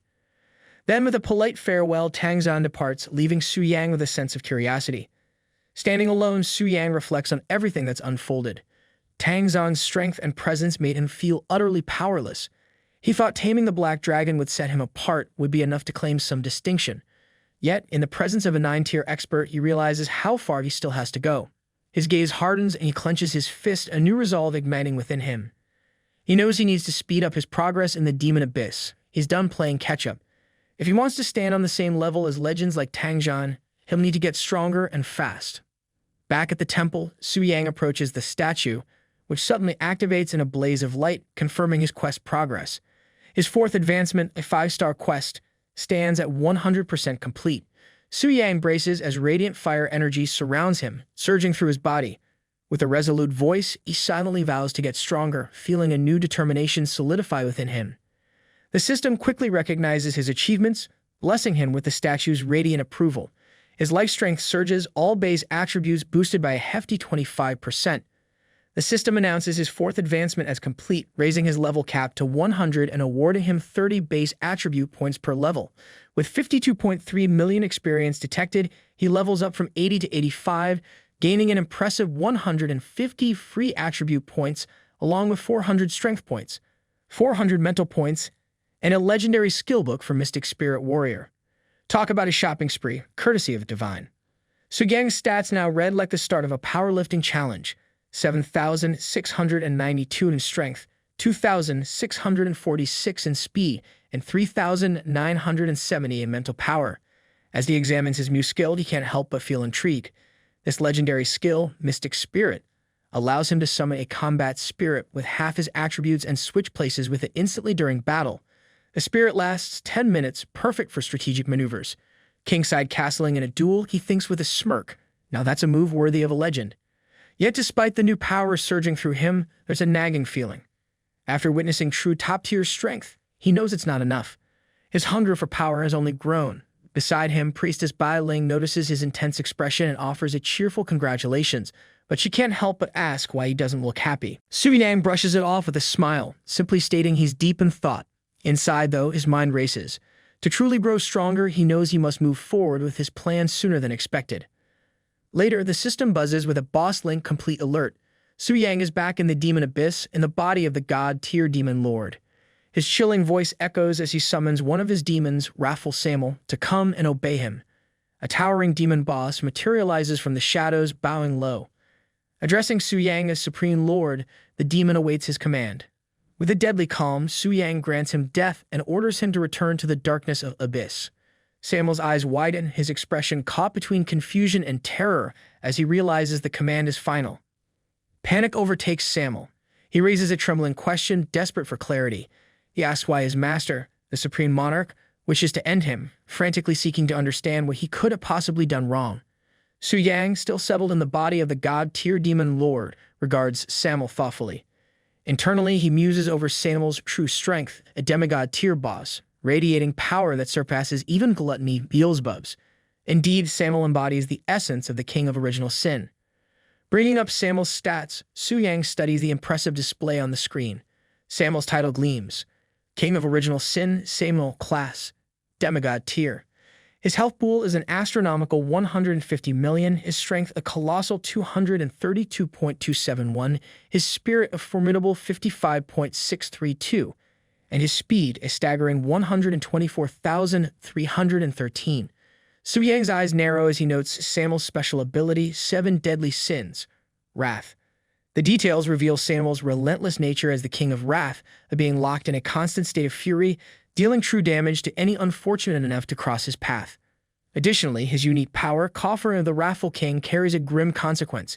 Any target slain by Samuel sacrifices 10% of their health as an offering to the Lord Original Sin. Su Yang considers the power in Samuel's offering skill, realizing it lets Samuel endlessly collect life energy. Imagining the potential, he knows his own health could stack up to a downright terrifying level if Samuel sticks around. It strikes him that killing off this powerhouse might just be a waste, like throwing out a treasure chest because it's a little heavy. Playing it cool, Su Yang keeps his expression icy, glancing at Samuel with a gaze that could cut stone, daring him to question his authority.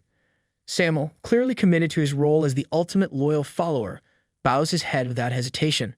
His loyalty shows in his lack of fear. Even as a warrior who's never tasted defeat, he stands ready to obey the command even if it leads to his end. Yet there's a stubborn pride in him, a reluctance he can't hide, as if his very essence is built to resist any quiet exit.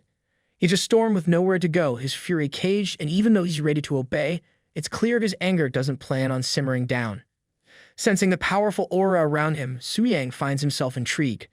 There's no defiance in Samuel, no rebellion, yet the raw anger radiates as naturally as fire gives off heat.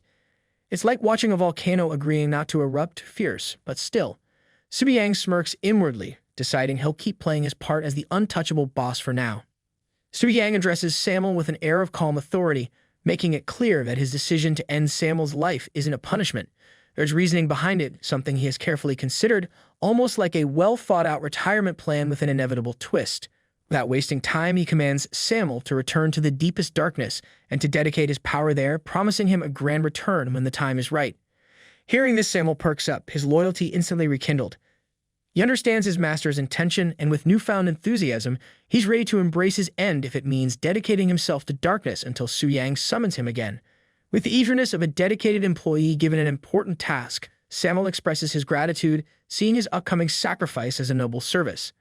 Su Yang, satisfied with Samuel's loyalty, summons the dark blade of the demon monarch.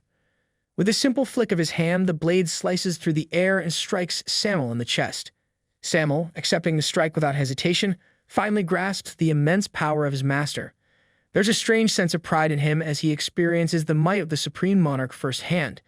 In a final commanding tone, Su Yang instructs him to wait in the darkness, an eternal resting place, until his eventual return. As his life fades, Samuel declares his dedication, vowing to follow Su Yang's will.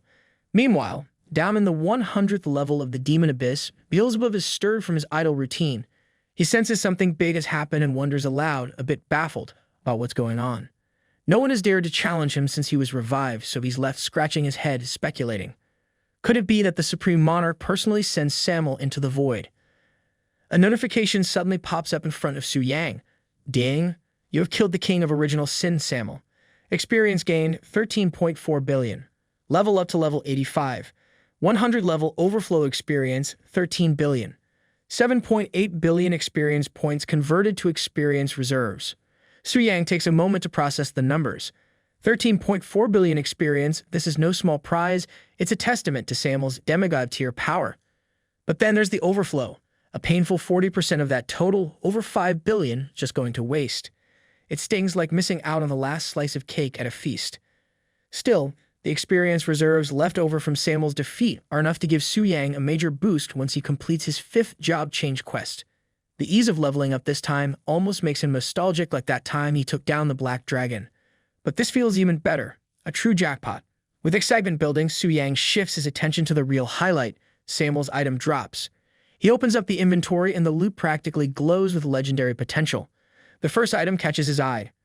Flesh of the King of Original Sin, Samuel. Consuming it grants a permanent 10 million increase in maximum health. It's a one-time use item, a rare gem of an opportunity, like finding a lifetime supply of health potions rolled into one.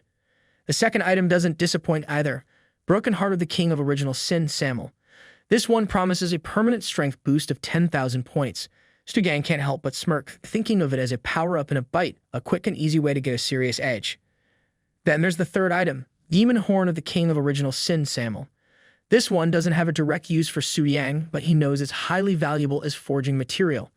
In the hands of a legendary blacksmith, this horn could be turned into an artifact, something that would likely be the envy of every demon lord in the abyss. And finally, he examines the fourth item, demon source of the king of original sin, Samuel. This treasure grants immunity to demonic power erosion for a hopping 400 layers, effectively a shield against all things chaotic and corrupt. Suyang grins, feeling like he's just hit the jackpot at a supernatural casino. Startled, Suyang blinks and rereads the stats, half convinced he's hallucinating. 10 million maximum health, 10,000 points in strength. These items seem like they belong in a fairy tale rather than his inventory. His current base strength barely scrapes past 2,127 points, and his health sits at a humble 53,175. These items would multiply his stats into the stratosphere, giving him 5 times his current strength and a health bar so massive it would make him practically unbreakable. Suyang chuckles to himself, realizing that even without linking to a boss, he's starting to look like one himself, complete with the kind of health pool that could terrify any challenger. The 10,000 points in strength is equally mind-boggling. Combined with the boost he already gets from his job changes and the effects of the Heart of the Dragon's Slayer, his power is set to skyrocket. And with his passive skill enhancements stacked on top, Suyang can almost see himself swatting away 5th job changers and even 6th job changers as if they're minor inconveniences. If any poor soul shows up with wings of black flame, he imagines ripping them apart bare-handed, barely needing to break a sweat. Then he considers the other 2 items. One of them can be used as a forging material for artifacts, which means there's potential for some legendary weapon or armor in his future. Tang Jian had once mentioned that the monsters in the Demon Abyss are similar to the Crimson Withering, notorious for its infectious curse. Fighting against the Crimson Withering leads to Crimson Infection, so it's logical to think that taking on the demons in the Abyss could lead to demonic erosion, a power-draining corruption. As he thinks deeper, a new theory emerges. If the Demon Abyss resembles the Blood Moon and there's a crimson portal of invasion, could it mean there's also a supreme being, a ruler like the king of original sin, lurking somewhere within? In the Abyss, job changers who fall can still be resurrected, but those who meet their end at the hands of the Crimson Withering have no such luck. He wonders if, lurking in these dark depths, a supreme monarch could exist, someone even mightier than the king of original sin. The idea is both thrilling and daunting, but Suyang quickly shakes it off. That's a question for another day. Right now, his goal is crystal clear: secure the first kill of the king of original sin. Once he reaches the divine tier, he'll revisit these big-picture mysteries. Returning to his inventory, Suyang checks out the new equipment, and the first item that pops up is a jaw-dropper, the demigod artifact, Armor of the Wrathful King. The armor itself comes with some hefty requirements, restrictions set for the truly relentless. To even wear it, you'd have to slay 100,000 diamond-tier demons, 1,000 star-tier demons, 100 radiant moon-tier demons, and 10 sun-tier demons. Suyang can practically feel the armor's aura. It's as if it seethes with the fury of its former owner, Samuel, a king who lived in a state of eternal rage. Even the armor itself seems ready to destroy everything in its path. The armor's attributes are nothing short of spectacular. It adds a solid 2 million to health, boosts strength by 5,000 points, ups physical resistance by another 5,000, and even increases overall toughness by 35%. Then there's the trait Desire for Destruction. Passively, this trait raises all attributes by 1% for every 1,000 consecutive kills during battle, a feature that's like a growing snowball of power lasting until the end of the fight. And for an added kick, there's the Wrathful Berserker active ability. When rage hits its peak, this ability converts pain into raw power, sacrificing 70% of his health to give him a 200% boost in all attributes for 10 minutes. It's a trade-off that would turn Suyang into an unstoppable force, but only for a short, dangerous window. Suyang studies the attributes of the armor with a grin. The stats are absolutely insane, offering strength, health, and effects that seem almost too good to be true. And with no level or attribute restrictions, this truly lives up to its title as a demigod artifact. But then he frowns. Is this really all? Just this single piece of gear? Where are his beloved inverse sin weapons? Shrugging off the thought, he reminds himself that luck isn't always on his side, and the rewards he's received are already beyond generous. With a sigh, he instructs the system to disconnect, but just as he's about to leave, a notification pops up. There are still special dropped equipment unconfirmed. Do you wish to disconnect? Yes? No. Intrigued, Suyang pauses. Special drops. This setting wasn't part of the usual loot mechanics. Could it be something extraordinary? Curiosity getting the better of him, he selects the option to view the special drop. And there it is, the treasure he hoped for. Artifact Inverse Sin. Punishment of Wrath. His excitement grows as he reads through the description. This weapon isn't just rare, it's one of a kind. The item is unique, limited, and bound to his soul, meaning it can't be traded, gifted, or dropped. It's described as the judgment weapon for reversing sins and taking down demon kings, a fitting title for something that only appears after defeating the king of original sin. The requirements, however, are steep. Only those at the demigod tier with a strength of 50,000 or more can wield it. But the stats, they're off the charts. The weapon grants a monstrous plus 20,000 strength and reduces toughness by a hopping 60%.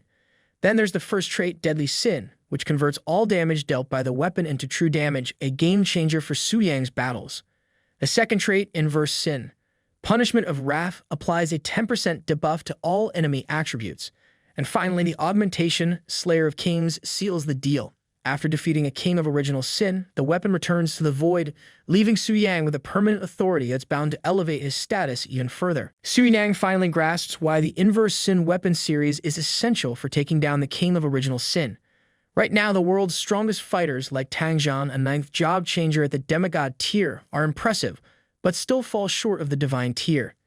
Even if someone of Tang Zhan's caliber can handle other kings like Gluttony, it would be helpless against a true divine tier being like the king of original sin. The brilliance of the Inverse Sin weapons becomes clear to him. Each weapon in the series can strip the king of original sin of a portion of their authority and apply a 10% all-attribute debuff. With all 7 Inverse Sin weapons, this totals a crippling 70% debuff, leaving the king of original sin at only 30% of their original strength. Suddenly, the possibility of defeating such a seemingly invincible foe seems within reach. These artifacts are truly exclusive tools, purpose-built for slaying kings. Just then, one of his demigod demons radiates an aura of presence. Curious, Su Yang wonders who could be calling for him. A voice laced with loyalty reaches out, requesting permission to return to the depths of the abyss with news to deliver. Moments later, a striking demigod demon lady appears, bowing deeply before him. With a respectful tone, she confesses that while he was in slumber, she returned to the abyss without permission. Raising her hand, she conjures a hunter's whip out of thin air and offers it to him. She insists on accepting punishment for her offense before proceeding with her report. Su Yang takes hold of the whip, somewhat puzzled by her eagerness for discipline. Transgression, returning without permission. He wonders what she's talking about. Has something major happened here while he was away? Meanwhile, the demon lady seems to be putting her apology on full display. Su Yang is momentarily taken aback, realizing she might just be enjoying this a bit too much. He has to wonder, is this prideful demon actually a bit of a masochist? Su Yang, who is still in the body of the Demon King, takes a moment to reflect on his predicament. He doesn't know what's going on, but one thing is clear. It's time to embrace the role of the Almighty Sovereign. After all, what's the point of being supreme if you don't act the part? And for offenses like overstepping their bounds, his servants clearly need some correction. Gripping the hunter's whip with as much authority as he can muster, he lands a firm strike on the demon lady's apple bottom. She cries in pain, but Su Yang quickly notices something strange. She doesn't look upset, in fact, is that she seems to enjoy it. She shoots him a sultry look, practically begging him to continue. She wants him to be fiercer, and Su Yang, now really getting into the swing of things, decides to give her the dose she can't handle. He swings his hand down again and again, clearly enjoying his new role as the big boss. His eyes glow red, and with a dramatic flair, he gives a little speech about how he's the one who decides the punishment, not her. He announces that the punishment will double, one for her behavior and one for her attitude. He makes sure she knows who's in charge here, all while looking like he's having a bit too much fun with the whole thing. The demon lady, realizing she might have pushed her luck too far, suddenly looks nervous. She quickly backpedals, trying to save face, and begs for forgiveness for her arrogance. It's clear she didn't expect the Supreme Demon King to be this serious about his new gig. She bows and kneels before Su Yang, her posture as submissive as possible. Su Yang, getting back to business, looks at her and asks her to share the news she brings. While kneeling, she speaks, her voice steady but with a hint of urgency. She informs him that during his slumber the previous night, the humans, those pesky, nosy creatures, dared to peek into the depths of the abyss. She is convinced that only one person could be bold enough to pull off such a stunt, is that holy high priest. Su Yang reflects on the situation, connecting the dots. He realizes that this event happened right after he disconnected the connection. And at that precise moment, the Transmutation Temple had announced him as a world-class boss. The timing couldn't be worse. He thinks about how even powerful beings like Tang Zhan with his 9-turn powerhouses could only advance slowly with careful strategy. Yet this holy high priest managed to peer directly into the deepest part of the demon abyss, which could only mean one thing: the strength of this priest is formidable. The more Su Yang considers it, the more he suspects that this priest might have already reached the divine tier. Su Yang gives a nod of understanding and tells the demon lady to return to her post. She bows and leaves, but as she walks away, her mind starts to wander. She can't help but wonder if Samuel is really dead, but quickly dismisses the thought. It must be something granted by the king, she thinks. The mortals couldn't have stirred him to such fury so fast. Her mind shifts to her mighty king, and a blush creeps up her face as she walks. She gets a little lost in her thoughts, thinking that she'd do anything for him, even if it meant throwing herself into a pit of danger. She quickly snaps out of it, reminding herself to focus on her duties and not get too carried away. Sitting on the throne of the Supreme Demon King, Sun Yang reflects on the hidden powerhouses within the Transmutation Temple. He hadn't expected them to be so strong, and it's clear now why their authority has been so unshakable for so long. However, he quickly pushes those thoughts aside. Right now, the only thing that matters is increasing his own strength. The path forward is clear. Complete the 5th transmutation task and make his official advance to the legendary stage. It's a big step, and he knows he has to focus all his energy on reaching that goal. Meanwhile, at the Eagle Beauty Federation's new Silver Lake Dragon nest, Augustin stands in front of a green dragon that looks like it's barely holding on to consciousness. He's frustrated beyond words. He's followed Su Yang's so-called foolproof method step by step, but the dragon just lies there refusing to obey. He opens his system to check his progress or lack of it. 3 dragon secret realms in one day and nothing. Not a single success. Worse, he's almost out of dragon realms in the Federation. Just as he's about to throw his hands up in exasperation, a system notification pops up. It announces that the first weapon of the Reverse Sin series has been obtained and that someone has completed one of the 7 world-class boss subjugations. Augustin stares at the message, stunned. His expression shifts from disbelief to pure rage in record time. He looks like a kettle about to whistle, steam practically pouring out of him. The thought of someone defeating the king of original sin in a single day makes his head spin. It's not just annoying, it's insulting. He wonders who could have pulled off something so outrageous. Tang Zhan pops into his mind, but the idea only fuels his anger. Meanwhile, the green dragon lazily opens one eye, probably wondering if Augustin plans to leave anytime soon or just stand there fuming all day. Augustin's eyes glow with a fiery rage as his anger boils over. To him, this is not just about someone breaking the rules, it's an insult to his beloved High Priest Euphemia. He clenches his fists, vowing that anyone bold enough to disrespect Euphemia, and by extension himself, will face consequences they'll regret. His fury simmers, promising retribution for this audacious act. Meanwhile, in Sakura County, Kyoto, Lord Takugawa gathers his men for an update. He turns to Asui Sonakiro, head of the Asui family, and asks about his daughter's readiness to subdue a dragon. Asui, with a composed yet determined air, shares the latest news. Word has it that the Black Dragon has already been subdued by some genius, raising the stakes for Sakura County. They simply can't afford to lag behind. Asui assures Lord Takugawa that while the Black Dragon may be off the table, their plans are far from over. Negotiations with Longjia continue, and they've arranged for his daughter to face a Red Dragon instead. Unlike the fearsome Black Dragon, the Red Dragon presents a far lesser threat. Based on his daughter's abilities, Asui confidently estimates a 70% chance of success. Lord Takugawa sits back with a satisfied nod, pleased with the preparations so far. He confidently shifts the conversation to the Demon Abyss, emphasizing how lucky they are to have the chance to challenge the King of Original Sin first. This is their moment to shine, and he wants everyone to understand the importance of grabbing this opportunity. Just as the room begins to buzz with determination, a system notification cuts through the air. The announcement is like a slap. Someone has already obtained the first weapon of the Reverse Sin series. Lord Takugawa's face changes faster than the seasons, from calm and composed to absolutely furious. His mood nosedives, and the whole room feels the shift. The murmurs start immediately. Someone in the back mutters about how they were supposed to go first. Another one laments the absurd luck of whoever managed to claim the weapon. The room quickly turns into a symphony of confusion and annoyance, with everyone trying to figure out who could have pulled off such a stunt. Lord Takugawa sits still for a moment, his mind racing. He knows there aren't many countries capable of pulling off a strategy against the King of Original Sin in a single day. His thoughts land squarely on the Eagle Beauty Federation, and just the idea makes him grind his teeth. If they're behind this, they're about to have a serious problem. With a dramatic rise from his seat, he orders action. He turns to the shogunate leaders, declaring it's time to march to the Holy City. Answers are needed, and he's not planning to leave without them. Meanwhile, in the Holy City, a flustered priest rushes to High Priest Euphemia, sharing the news that leaders, executives from various nations, and presidents of SSS-level guilds are on their way to the city. The priest looks understandably nervous. It's not every day that who's who of the world storms in after a dramatic world announcement. She anxiously asks Euphemia to make a decision. Without missing a beat, Euphemia calmly orders the barriers to be shut down and the gates opened. There's no sense in delaying the inevitable, and she'd rather meet this storm head-on. The priest hurries off to carry out the command, relieved to have her marching orders. Euphemia gazes at the sky, her expression thoughtful. Since the dawn of the game era, the Transmutation Temple has guided the world, calming the chaos of war and restoring order. Under its influence, nations stopped fighting long enough to keep the world running smoothly. An incident like today's, a betrayal of the Alliance, is not only rare but dangerously unsettling. She reflects on the consequences, realizing that if this matter escalates into renewed conflict between nations, the existing power and influence of the Transmuters could take a significant hit. At a time when the future is already shrouded in uncertainty, such an outcome could spell disaster.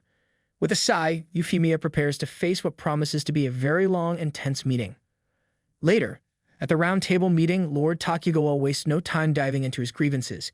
He stands up and speaks, reminding everyone that yesterday, under the holy priest Euphemia's leadership, they had all agreed that Sakura country would be the first to challenge the king of original sin in 3 days. Yet now, thanks to some sneaky and shameless thief, that chance and their divine artifact has been stolen. He points an accusing finger at others, his voice rising as he demands justice, insisting they identify the culprit and make them return what rightfully belongs to Sakura country. The room feels like it's about to burst into flames from all the collective rage. Augustin looks ready to punch a wall, Tangjun is silently fuming, and Carolina seems like she's missed Black Friday's sale. Everyone stands there, stewing in their frustration, as if daring someone to admit guilt. Euphemia, calm as ever, finally speaks. Her voice carries authority as she acknowledges that someone has indeed broken the rules. The killing of the king of original sin and the theft of the artifact are more than just provocations to the nations. It's a direct challenge to the Transmutation Temple itself. Still, she reminds everyone of the merciful nature of their god, offering the sinner a chance for redemption. If the thief admits their mistake and returns the artifact, she solemnly promises, on behalf of the temple and all nations present, to let the matter rest without pursuing further consequences. Euphemia extends her hand with an air of finality, raising her staff as if to seal her words. A dazzling golden light shoots upward, piercing the heavens. She begins a chant, invoking the guidance of the sacred statue.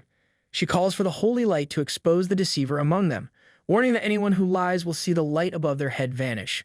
Her tone makes it clear there's no escaping the watchful gaze of the statue.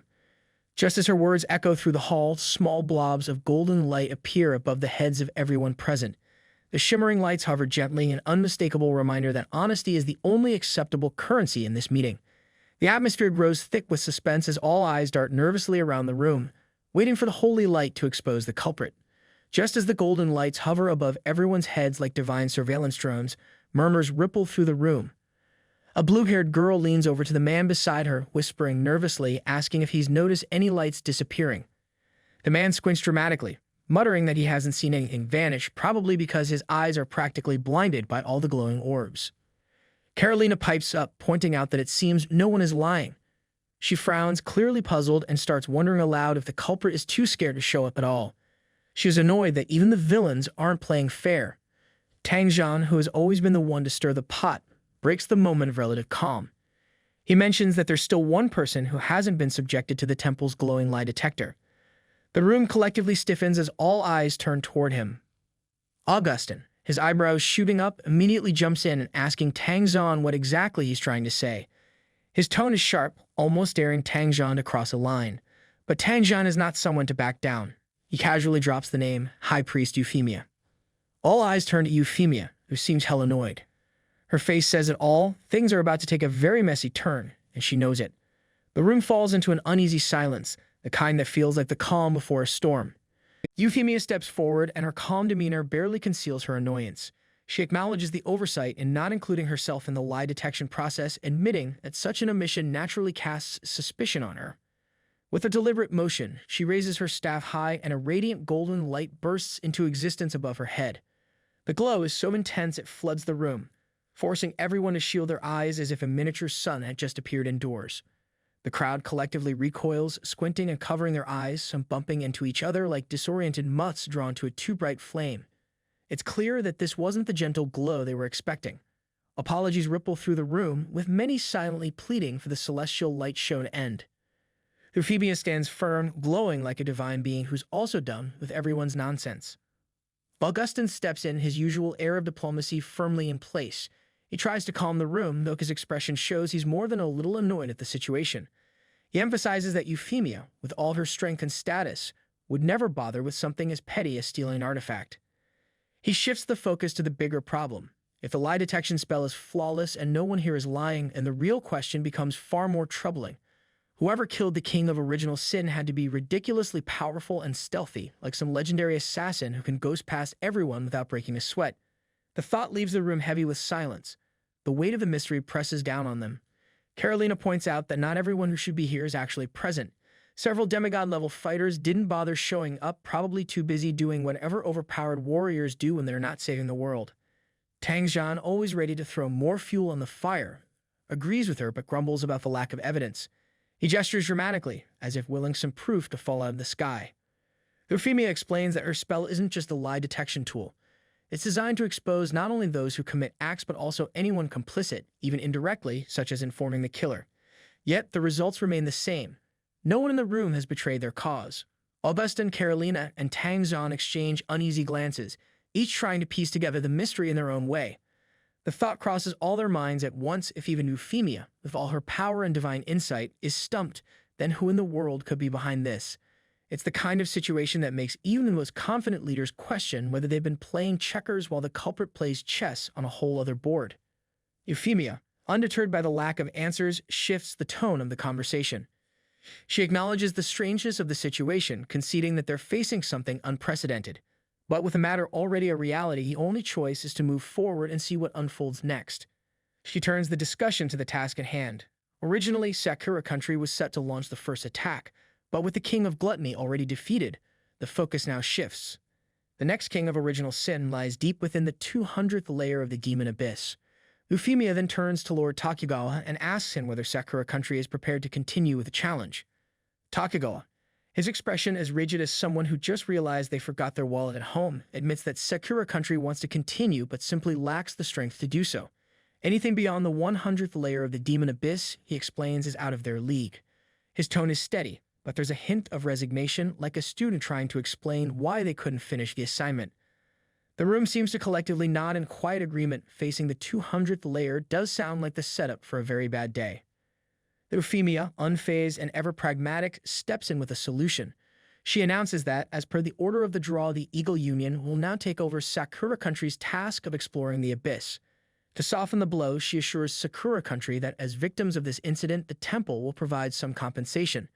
It's a fair trade, though it does feel a bit like handing someone a participation trophy after their team gets eliminated. Augustin signals his agreement almost immediately, stepping forward with the kind of confidence that suggests he's ready for the challenge, or at least ready to look like he is. The declaration earns a few glances, but his confidence is hard to argue with.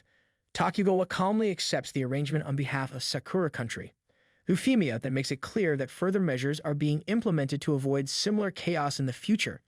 She announces that, effective immediately, entrances to the Demon Abyss will be guarded by troops from the Holy City. This move is intended to ensure controlled access and prevent any unauthorized actions. Her tone suggests she's done playing referee and ready to enforce a zero-tolerance policy. With no further comments or protests, she brings the meeting to an official close, leaving behind a room full of leaders nodding in resigned agreement, or at least pretending to. Meanwhile, Su Yang, back in his own body, adjusts his jacket with a casual air of someone who just aced a test he didn't study for. He can't help but reflect on the success of his recent adventure. With the weapon of original sin in hand and his experience points maxed out, he feels like a gamer who's just hit the jackpot in a grind-heavy quest. A small grin tugs at his lips as he mentally tallies his achievements. The trip might have been risky, but it's paid off in spades. He's already thinking about his next move, changing his class to something stronger, flashier, and probably capable of breaking a few more rules.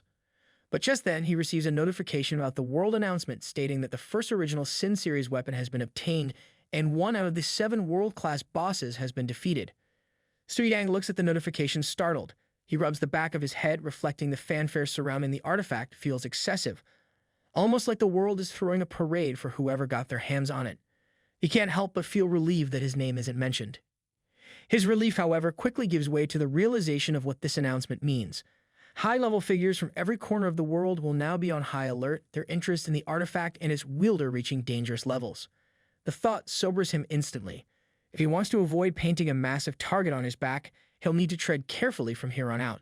He resolves that no one, under any circumstances, can know he possesses the original Sin weapon. Even in life-threatening situations, he vows to use it sparingly, if at all. The risk of exposure outweighs the benefits, and the potential consequences send a chill down his spine. He recalls the old saying about how simply possessing a treasure is enough to invite disaster. Suyang knows better than to underestimate the truth in that. Suyang's mind drifts into a vivid scenario, imagining the look of surprise on Priestess Bailing's face if he shows up at the temple again, ready for yet another class change. He can almost hear her internal monologue, how his leveling speed is suspiciously fast, the kind of pace that makes people whisper about hacks or cheats. He envisions other adventurers nudging each other, eyebrows raised, murmuring that there's no way this guy is playing by the rules. Something's definitely up with him, they'd speculate, probably while concocting wild theories about secret items or forbidden skills. Thinking it through, Suyang realizes pushing forward so quickly might not be the smartest move. It's only been a day since he completed the 4th transition task, and running straight into the 5th would set off every red flag imaginable. Even the temple's neutral priesthood might start raising eyebrows, and that's not the kind of attention he wants.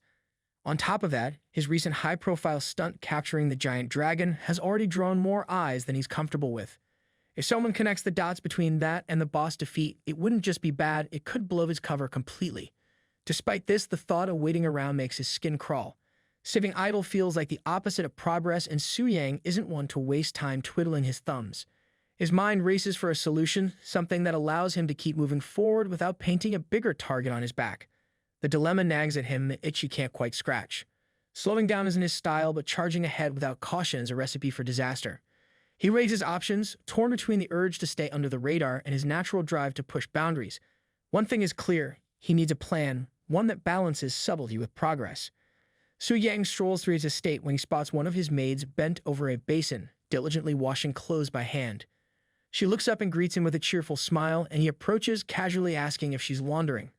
He thanks her for her hard work, his tone light but sincere. She chuckles, brushing off the praise with a smile that suggests she's used to doing her tasks without much fuss. Suddenly, Suyang grabs her hand, his expression shifting to one of genuine concern. He asks why she's still hand-washing clothes when they have a perfectly good washing machine at home. He points out how much effort it must take and how it could hurt her hands. His words catch her off guard, and her cheeks flush as she realizes how close her master is standing. Her thoughts spiral into chaos, her emotions bubbling over like an overfilled kettle. Unable to handle the moment, she abruptly turns and hurries off, practically fleeing the scene. Just as she scurries away, she mutters something about how, despite the convenience of the washing machine, she prefers hand washing. She finds it satisfying to carefully clean stubborn stains, and the joy of seeing everyone in neat and spotless clothes gives her a deep sense of fulfillment. Her words trail off as she disappears, leaving Suyang standing there, both puzzled and mildly amused. He tilts his head, processing her explanation, and then a spark of inspiration lights up his face. Cleaning dirt away bit by bit, that idea suddenly connects to his recent dilemma. It reminds him of scenes in movies where gangsters launder money, and he wonders if experience points could be treated the same way. Maybe black experience could be washed into white experience. The concept strikes him as both ridiculous and strangely plausible. All he would need is a spot that's perfect for grinding out points while avoiding suspicion. He claps his hands, feeling a surge of excitement. The mundane act of laundry has somehow sparked a solution to his dilemma. Now he just needs to find the perfect laundromat for his experience points, and hopefully one without too many stains to scrub out. Suyang carefully evaluates his options, his mind already strategizing like a seasoned tactician. 2 places immediately come to mind: the Dragon Spirit Secret Realm and the Demon Abyss. Each has its own appeal, but also its complications. The Dragon Spirit Secret Realm, still undeveloped and shrouded in mystery, requires possessing a giant dragon to enter. The lack of information about what lies inside actually works to his advantage if he claims to have gained a lot of experience there. Who could argue? After all, only 2 people are currently eligible to enter: himself and that prodigy Beastmaster from the Eagle Union. It's the kind of exclusivity that practically screams believable excuse. The Demon Abyss, on the other hand, feels like a crowded marketplace by comparison. Open for ages, it's crawling with adventurers, including Tang Zhan and his plans to bring a bunch of young talents there for training. The more people around, the more unpredictable things get, and unpredictability isn't exactly Suyang's style. He quickly dismisses it in favor of the Dragon Spirit's Secret Realm. Fewer people means fewer complications and fewer chances of being caught doing anything unconventional. Suyang's mind races further. If he can somehow reduce the number of people who qualify to enter the Dragon Spirit's Secret Realm before it opens, his odds of keeping everything under wraps improve dramatically. His mental checklist starts populating with names of those who might capture a giant dragon before the realm becomes accessible. Lu Ling, other Beastmaster geniuses from various countries. The list is intimidating, but Su Yang's confidence doesn't waver. Then an idea strikes him. It's bold, a little absurd, but undeniably effective. Why not transform himself into a self-proclaimed giant dragon hunter and eliminate all the existing giant dragons in advance? It's efficient, decisive, and most importantly, guarantees no unexpected competition. A grin spreads across his face as he pictures himself systematically hunting down the creatures, not just leveling up but securing his dominance over the secret realm. The plan feels so outrageous that it might just work. Su Yang chuckles to himself, already visualizing the chaos it will cause in the beast-taming world. With a flick of determination, he decides if the dragons have to go, then so be it. Su Yang returns to his lounge, settling into a comfortable chair as he opens his system interface. With a few quick taps, he initiates a video call to Bai Ling. Her calm and efficient demeanor greets him as he requests information on the current giant dragon's secret realms in Longxia. Bai Ling promptly responds, her fingers moving swiftly across her own interface, asking him to wait a moment. Moments later, Bai Ling delivers the information with her usual precision. She reports 2 active secret realms, the Silver Dragon's secret realm in Ju City, located in the southwest, and the Red Dragon's secret realm in Anling City in the northern region. Both are categorized as Starry Radiance tier. Su Yang nods, focusing on the details, and instructs Bai Ling to make a reservation for the Silver Dragon's secret realm. However, Bai Ling hesitates for a brief moment before pointing out something unusual. She mentions that the top 50 reservations for the Silver Dragon's secret realm all come from the TNG Pavilion. Her tone carries just enough curiosity to suggest she finds it strange, but she doesn't press further. Su Yang leans back in his chair, reflecting with a knowing smirk. This pattern aligns perfectly with his expectations. Knowing Lu Ling's determined personality, it makes complete sense that, after failing to capture the Black Dragon, she'd aim for another giant dragon. Reserving slots exclusively through the TNG Pavilion feels like her way of stacking the odds in her favor. Yet to Su Yang, it's nothing more than an elaborate setup that places her directly in his line of fire again. He chuckles quietly to himself, shaking his head at the situation. While he admires her tenacity, he can't help but feel a pang of amusement at how often their paths seem to cross and not to her advantage. With a hint of mock sympathy, he spares a moment to silently mourn for the young lady before moving on. In the end, this is just another step in his grand plan, and Lu Ling is, unfortunately for her, simply an obstacle in his way. Su Yang tilts his head slightly, asking Bai Ling if the temple VIP status grants absolute priority for secret realms. Bai Ling nods, confirming that as long as he makes a reservation, no one, unless they're a higher-tier 5-star class changer, can take precedence over him. However, she hesitates and gently raises the question of whether this could affect relations with the TNG Pavilion. Unfazed, Su Yang waves off the concern, instructing her to proceed with the reservation. He leans back, reflecting with a quiet smirk. The TNG Pavilion is hardly a concern. His temple VIP status alone was enough to ensure that Jia Yu treated him with the utmost respect in the past. Now, with even more accolades under his belt, Tamer of the Black Dragon, honorary member of the Global Beastmaster Association, and a slew of other titles, he doubts they would dare cross him. Even if they had 100-fold more courage, the TNG Pavilion isn't in a position to act recklessly. He lets out a low chuckle, his thoughts shifting to his trump cards. Samo's flesh and shattered heart, spoils from defeating one of the kings of 7 sins, sit in his inventory like ticking bombs of overwhelming power. The absurd stats they grant, over 10 million HP and nearly 30,000 strength, make him nearly untouchable. Unless the Pavilion sends the 7-star class changer, which is highly unlikely, they're in no position to threaten him. His confidence swells as he visualizes the possibilities. If anyone from the TNG Pavilion dares to interfere, he wouldn't mind teaching them a lesson while slaying a few dragons on the side. The thought of taking down both obstacles and beasts in one fell swoop feels more like an opportunity than a problem. His grin widens as he sets his plans in motion, the thrill of what's to come fueling his determination. Su Yang pauses for a moment, staring at the 2 items in front of him, deep in thought. Now the real question arises, how exactly is he supposed to eat these things? He can't just swallow them whole, right? That would be ridiculous. He eyes the flesh and heart, his mind wandering down the slippery slope of culinary possibilities. Maybe he could turn them into a delicious dish. The idea of cooking them flickers in his mind, but just as quickly, regret washes over him. He scoffs internally. The thought of risking his cooking skills, if you could even call them that, on such precious ingredients is laughable. Not to mention if someone else were to do it for him, the chances of them leaking information are way too high. He's already paranoid about that. Thank you very much. His mind jumps to another idea. What if he roasted them with black flames? That could work, right? But then again, what if something goes wrong? That would be disastrous, and he's not about to let a cooking disaster be the death of him. His thoughts spiral, each possibility more ridiculous than the last, and soon enough he finds himself exhausted just from thinking about it. He curses under his breath, frustrated with himself. He wonders why he is overthinking this.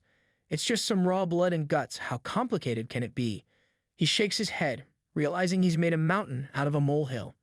Su Yang grabs both pieces of flesh and heart, casually holding them in his hands as he begins to eat. No fanfare, no hesitation, just a simple task at hand. But as soon as he takes a bite, something unexpected happens. A massive golden beam of energy erupts from the window, lighting up the entire room as if a sunburst has gone off inside. The air around him crackles with power, and it feels like the very walls are about to ignite. Down in the house garden, his loyal maid is sweeping when she notices the blinding light pouring out of the window. Her eyes widen in alarm as it seems like Su Yang is on fire. Panic sets in instantly. Her heart races, and she rushes to the room, fearing the worst. Without even thinking, she breaks through the window, desperate to get to him.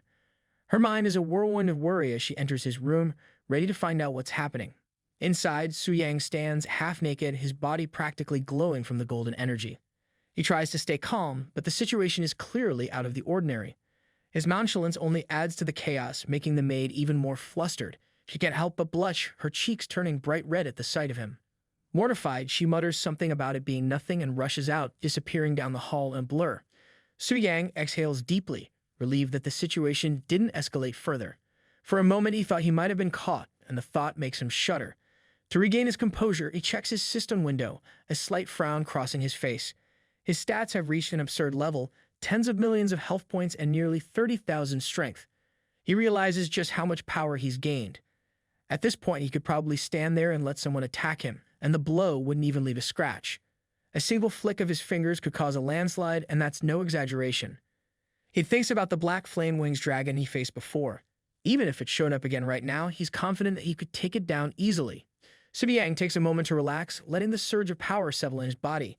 The explosive increase in his attributes always brings a certain addictive thrill, as though every joint in his body is humming with energy, urging him to head out and hunt monsters. But he pushes that impulse aside for the moment. Instead, he decides to check in on Lilith, the elf princess. He wonders how she's adjusting to life here, if she's settling in and finding comfort in this strange new world. He makes his way to her room and knocks on the door, calling out to announce his entrance.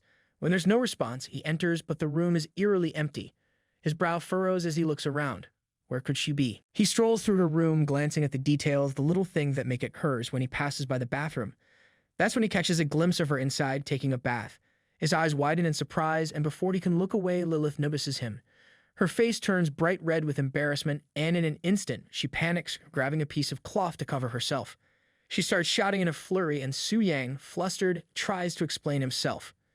He opens his mouth to explain that he knocked and thought she wasn't inside, but before he can finish his sentence, Lilith raises her hand. He reacts instinctively, covering his face, half expecting a slap. "Please don't slap me," he mutters, stepping backward toward the door, trying to get out of the room as quickly as possible. But just as he's about to leave, Lilith sits on her bed, her face still flushed but no longer shouting. She looks at him with a curious gaze and seductively asks why is he in such a hurry. Su Yang freezes. The question throws him off guard, and he stands there for a moment, flustered, caught between wanting to leave and not wanting to make the situation worse. He reflects for a second. This situation is a bit too stimulating for a teenager. Without missing a beat, he quickly turns around. He mutters an apology under his breath, his face turning a shade redder. With a hasty step back, he tells her he has other matters to attend to before making his swift exit, inwardly cringing at how clumsy the whole encounter had been. Lilith finds Su Yang's behavior surprising. She chuckles softly to herself, reflecting that she hadn't expected someone so brave to come across as so innocent. A smirk forms on her lips as she watches him leave, and she peeks out of the window, her mind still on the encounter. He's nothing like the people in the royal court, she muses. The contrast is stark, and something about it amuses her. The strength and power he exudes are undeniable, but there's an almost childlike simplicity to him that catches her off guard. Meanwhile, in the level 2 main city, Jew City, the little princess is absolutely furious. She glares at one of her officials, Tang Sai, demanding that he repeat what he just said. She can't believe it. Someone actually had the audacity to cut in line ahead of her to enter the dungeon. Who could it possibly be? Her mind races as she waits for an answer. Tang Sai, visibly uncomfortable under her gaze, explains that one of his subordinates had everything arranged, but a special reservation had come up unexpectedly. It was for a VIP of the temple, and his subordinates didn't know who the VIP was. The little princess's eyebrows furrow as she hears the words temple VIP. Could it be Su Yang again? She wonders. She can't believe it. It's just too much of a coincidence. The thought of running into him again seems almost impossible. Tang Sai, trying to calm the situation, suggests they go to the Silver Dragon's secret realm and wait there. Once the temple VIP arrives, it can discuss matters and see if there's any way to exchange something with him. But the little princess is already seething, her anger flaring up like wildfire. She snaps at him, telling him to get lost. Tang Sai, unable to withstand her fury, immediately crumples to the floor, practically rolling out of her presence, swearing he'll leave right away. The princess stands still, her anger simmering, but then her thoughts shift. If it really is Su Yang, she reflects, he just tamed the black dragon. There's no way she can compete with him on my own. Her fists clench in frustration, but a new idea forms in her mind. She'll have to ask her teacher for help. It's the only way to deal with this situation. The little princess, her frustration bubbling over, opens her system screen and dials up her teacher. She inquires if he's available, her tone reflecting her impatience. Her teacher responds almost immediately, asking what's the matter and telling her to get to the point if she has something important to discuss. With a deep breath, the princess explains the situation. She had originally planned to explore the Silver Dragon's secret realm, but a temple VIP had cut in line with this special reservation.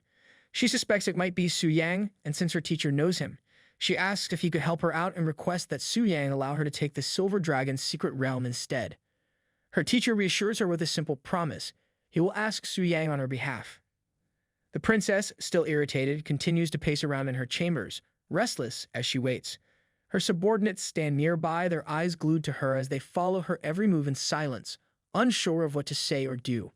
Time drags on, each passing minute feeling like an eternity as the princess can't help but feel a growing sense of urgency. Eventually, a message finally pops up on her screen. It's from her teacher. She opens it eagerly, only to read that Su Yang had refused his request. She immediately types a response, incredulity clear in her message. Su Yang actually refused. She presses for clarification, asking on what grounds he could possibly reject her teacher's request, given his status as a giant in the Global Beast Master Association. Her teacher's reply is simple but heavy with implication. Anyway, he did not agree. He adds that he doesn't know the reason. However, Su Yang's quite popular right now, though. He has even heard that the war god is looking favorably at him, so he advises her that it might be best not to provoke him too easily. The princess stares at the message for a long moment, her thoughts swirling. The war god, there's only one person who holds that title, and that's Tang Zhan, the strongest in Longxia, the extreme path tyrant. If even he is paying attention to Su Yang, then perhaps his abilities are far greater than she had anticipated. She wonders if his talent truly is as outrageous as the rumors suggest. Just then, one of the princess's subordinates, still unsure of what to do next, asks her for instructions. She responds with an exaggerated crying face, her frustration clear. She mutters, "What is he standing around for? They're going home." Meanwhile, in the Silver Dragon's secret realm, the scene is chaotic. Multiple dragons are sprawled across the ground, unconscious, their massive forms giving the place an almost desolate feel. The only one still standing is the dungeon boss, the Great Radiant Silver Dragon, Starry Tier, level 106. Su Yang approaches the dragon, his eyes scanning the unconscious bodies of the other dragons. He had expected to run into the people from the TNG pavilion, but it seems they've already left. They must have some sense, after all, he muses to himself. It seems that the pavilion didn't dare stick around, or maybe they had something more important to attend to. He looks at the silver dragon before him, noticing that it doesn't even have a name. How strange, he thinks. No special bloodline, no name. It's almost as if it's just another monster in the dungeon, no different from the rest. His mind is already calculating the fight ahead, sizing up the creature with a quiet confidence. Without warning, the silver dragon attacks. It's swift and powerful, but Su Yang doesn't flinch. He raises his sword, parrying the dragon's strike effortlessly, his posture calm and unyielding. He stands there, as if daring the silver dragon to come at him again. The air around them crackles with tension, but Su Yang remains steady, a smirk forming on his lips. This is the kind of fight he has been waiting for, he thinks, his eyes glowing red with anticipation. A decent punching bag. He cracks his neck, his grip on the sword tightening. He's eager to test his new strength to see just how much of a difference the recent increase in his stats will make. The silver dragon roars, and suddenly the sky darkens as it summons granite rain. Stones of all sizes start falling from above, crashing down in a storm of chaos. It's impressive, really. It looks like something out of a disaster movie, but for Su Yang, it's no problem at all. With a swift whoosh, he dashes through the rain of stones as if they're nothing more than raindrops. His speed is too much for them to even touch. As he moves, you can't help but think that the silver dragon's stance looks impressive. A big show of power, really. But Su Yang knows better. It's all just for dramatic effect. He sees right through it. The dragon's portal continues to rain granite, but Su Yang's aura is so powerful that it shatters the falling stones before they even get close. He stands in the middle of the chaos, untouched. As he feels the rush of energy, Su Yang wonders to himself if this is due to his heaven-defying resilience. His health has gone through the roof recently, and these attacks barely even scratch him. The silver dragon roars again, unleashing its dragon impact double strike, packing the force of 27,000 tons. It's a massive attack, powerful enough to flatten mountains and obliterate anything in its path. But Su Yang stops the strike with a single hand, barely even flinching.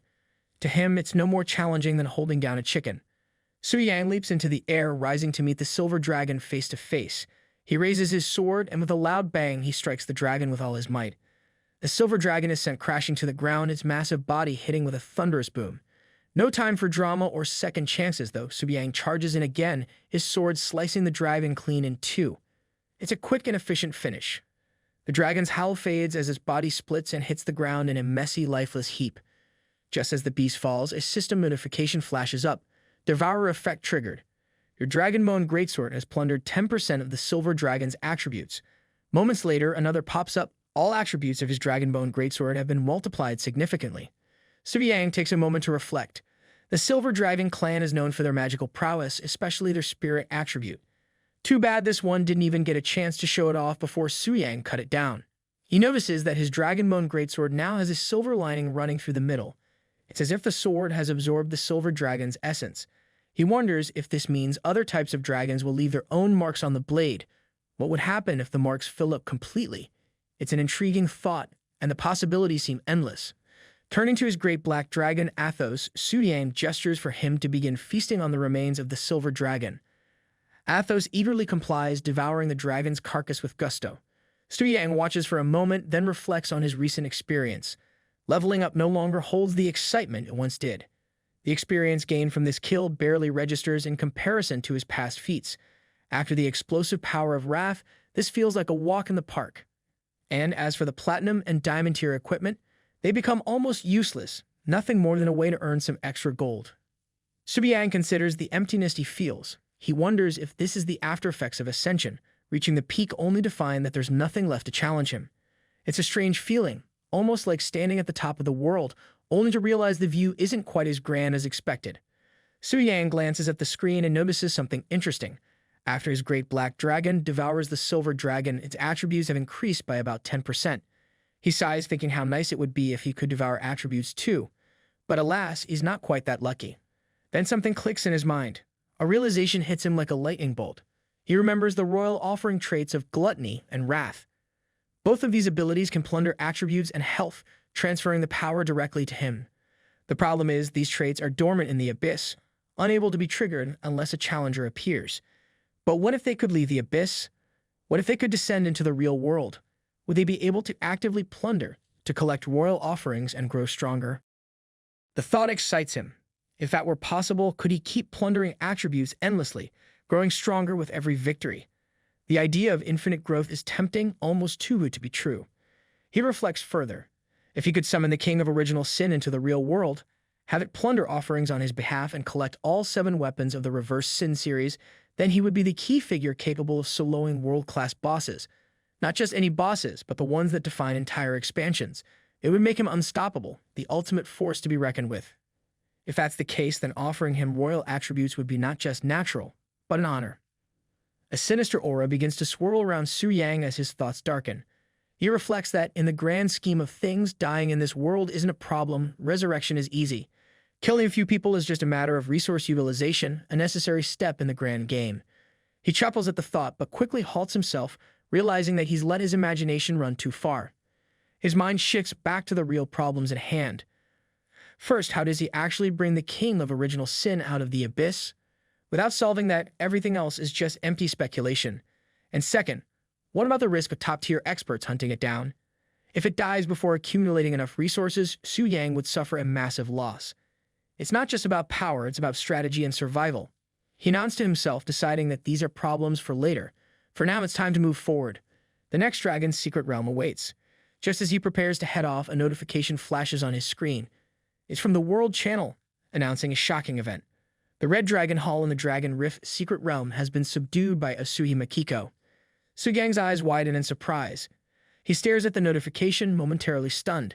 This is no small feat. Meanwhile, in the Dragon Rift secret realm, Asui Makiko stands triumphantly, tapping the head of her newly subdued red dragon. Her companions are practically jumping for joy, more excited than she is. Everyone seems delighted with the victory. Her knight in red armor beams with pride. Sakura Nation now has a dragon of its own, and you can already picture the patriarch's reaction. Surely they will be rewarded generously for this accomplishment. The lady standing beside them turns to Elder Lei, asking what he thinks of the situation. Elder Lei, his eyes sharp, replies, "Not long ago was Su Yang who was in the spotlight. Now even Miss Makiko from the Asui family has subdued a red dragon. That's truly impressive." Elder Lei turns to Asui Makiko, who is now seated confidently on the back of the red dragon. He gives her a nod of approval, acknowledging her achievement. He tells her that their next step will be to escort her to Longqing City and then back to Sakura Nation. Asui Makiko smiles, expressing her gratitude for the support. However, her mind is preoccupied with another thought. She had hoped to meet Su Yang, the one who had tamed the black dragon. There had been something about his presence that intrigued her. But now that he's joined the association, she knows it won't be long before their paths cross again. She's certain they will have more opportunities to interact in the future. Meanwhile, from a distance, the arrogant princess Lu Linger watches Asui Makiko flying on her red dragon.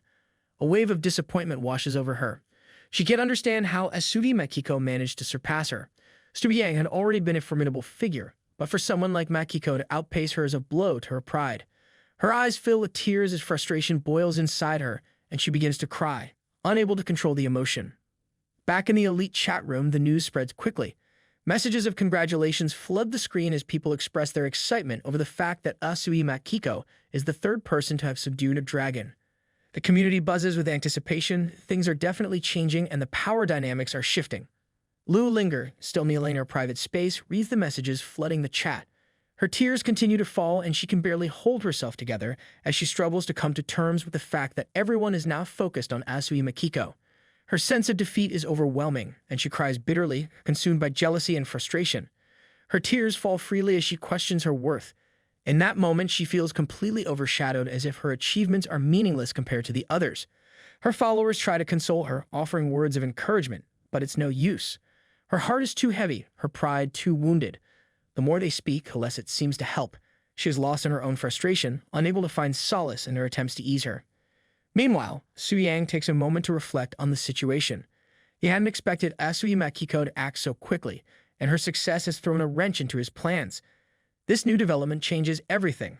Not only has she added another competitor to the mix, but her actions have raised the stakes. Now there are even more powerful players to account for. He realizes that with only a few days left before the Dragon Spirit's secret realm reopens, time is running out. He can't afford to sit idle, not when there are so many variables at play. There's no time to dwell on what others are doing. He needs to shift his focus and prepare for what's next. The race is far from over, and every moment counts. Meanwhile, sitting on his throne, King of Gluttony, Beelzebub sighs in frustration, feeling bored. He wonders why no one has come to challenge him yet. He slumps back, eyes narrowing as his thoughts start to swirl. Maybe it's actually better this way, he thinks. A sudden flashback hits him like a blow to the gut. He remembers when he got attacked by Carolina and her wolves. It's a memory that sends a cold shiver down his spine. He recalls the fear that gripped him, the weight in his chest as the beasts lunged toward him. He had been frozen, unable to move with no chance to escape. He thinks to himself that maybe it's better no one comes to challenge him. It's safer this way. Suddenly, a deep voice booms from above like thunder cracking through the air. It is the demon lord who orders him to heed the call and come to him in the depth of darkness. The words hit him hard, making his breath catch in his throat, his heart racing. He remembers not long ago when Samuel had been summoned and granted death. He wonders if it is his turn now. His head lowers and his shoulders slump, the weight of resignation settling in. He faces a bitter truth. This life was never really his. It belongs to the Lord. It's better to face death by the Lord's will than to be defeated by those detestable humans. Moments later, Beelzebub is kneeling before the demon lord, completely still. The glowing light surrounds him, swallowing him whole. The demon lord looms over him, covered in red. The air is thick with power, and it feels heavy. Beelzebub knows he has no chance and must obey the lord. In the body of the demon lord, Subiyang speaks, ordering Beelzebub to offer his life once again. There is a moment of silence. Like a humble little servant, Beelzebub accepts his fate. He says his life was given by the Lord, and if the Lord wants to take it back, he will not argue. Subiyang sees the loyalty in Beelzebub and approves. The ground trembles, and the light around them grows sharper, almost unbearable. Beelzebub cries out one last time, but the darkness quickly surrounds him. Violet chains appear out of nowhere, crackling with energy. They wrap tightly around Beelzebub, holding him in place. His red eyes widen in panic, and his body jerks violently as he tries to break free. But it's no use. The chains are too strong. The chains tighten, draining his energy. His body shakes, and sharp streaks of energy tear through him, pulling all his strength away. He opens his mouth in a silent scream, but no sound comes out. His body trembles as the chains continue to drain him, and in a matter of seconds he dies. The screen in front of Subiyang flashes, notifying him that Beelzebub, the king of original sin, is dead. Subiyang gains 3.7 billion experience with 40% overflow. This means that 2.22 billion experience is stored for later use. Beelzebub's body collapses to the ground, lifeless.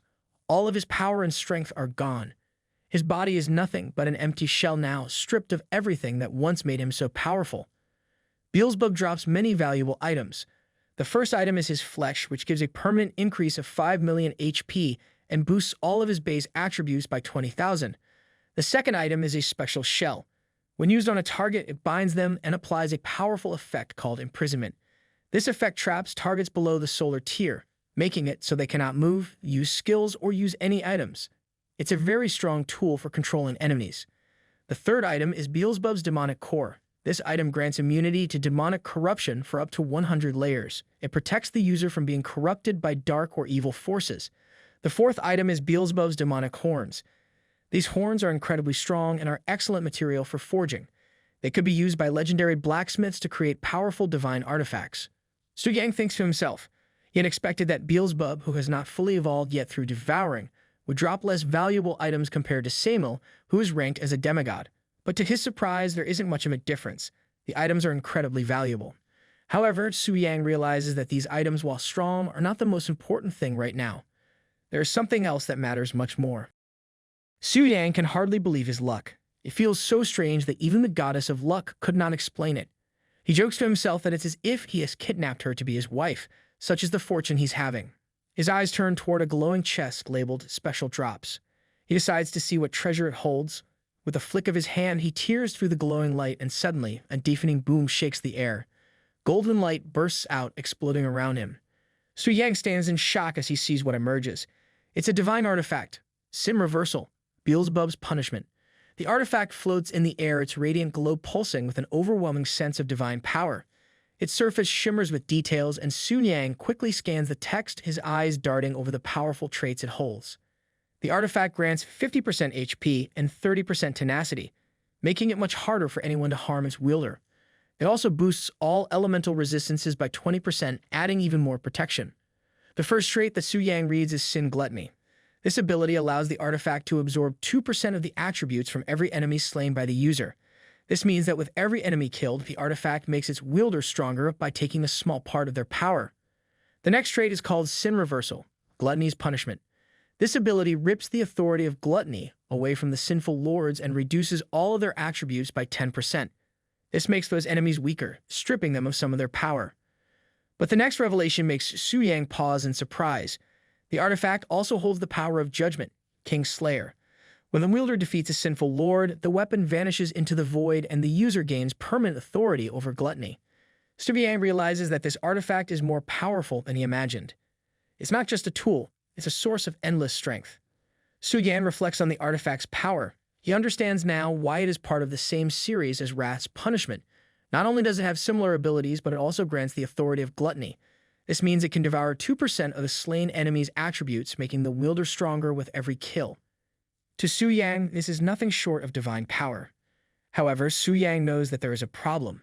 The artifact requires the user to be at the demigod tier to equip it. He cannot use it yet. If he tries to level up too quickly, It would attract unwanted attention. After all, job transfers through the statues leave a record. If someone notices his rapid rise in power, it could be suspicious. Sugang thinks to himself that if only there was a way to disrupt the transfer shrine, he could avoid the records and level up without drawing attention. He wonders if such a solution exists, but for now, he knows he must be patient. Meanwhile, in the Holy City, the High Priestess reflects on the situation. Although the identity of the person who stole the first sin reversal artifact is still unknown, she is relieved that no major conflicts have happened between the nations or their associations so far. She hopes that if the next steps follow the Round Table's decisions, things will stay stable. The plan is for each nation to take turns challenging the kings of original sins. If this happens, it should keep the peace. Each nation has already sent guards to their respective Demon Abyss entrances.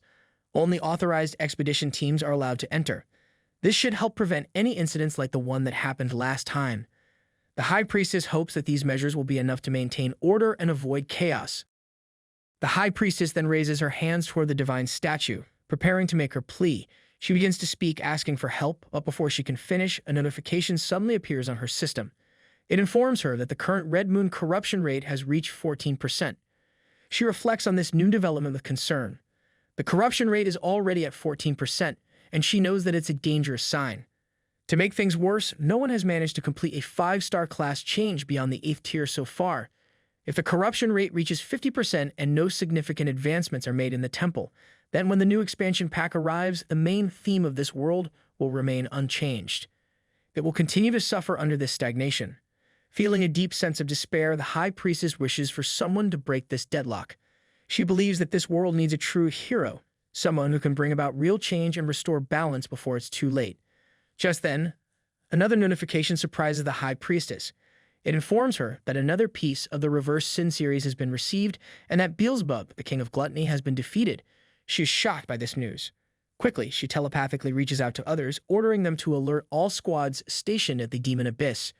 She wants them to report any unusual activity immediately. Several people respond, saying they have not found anything unusual in their areas. The High Priestess reflects, thinking that the Holy City's guards are all elite warriors.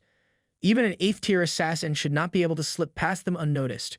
She wonders if the problem lies within the Demon Abyss itself.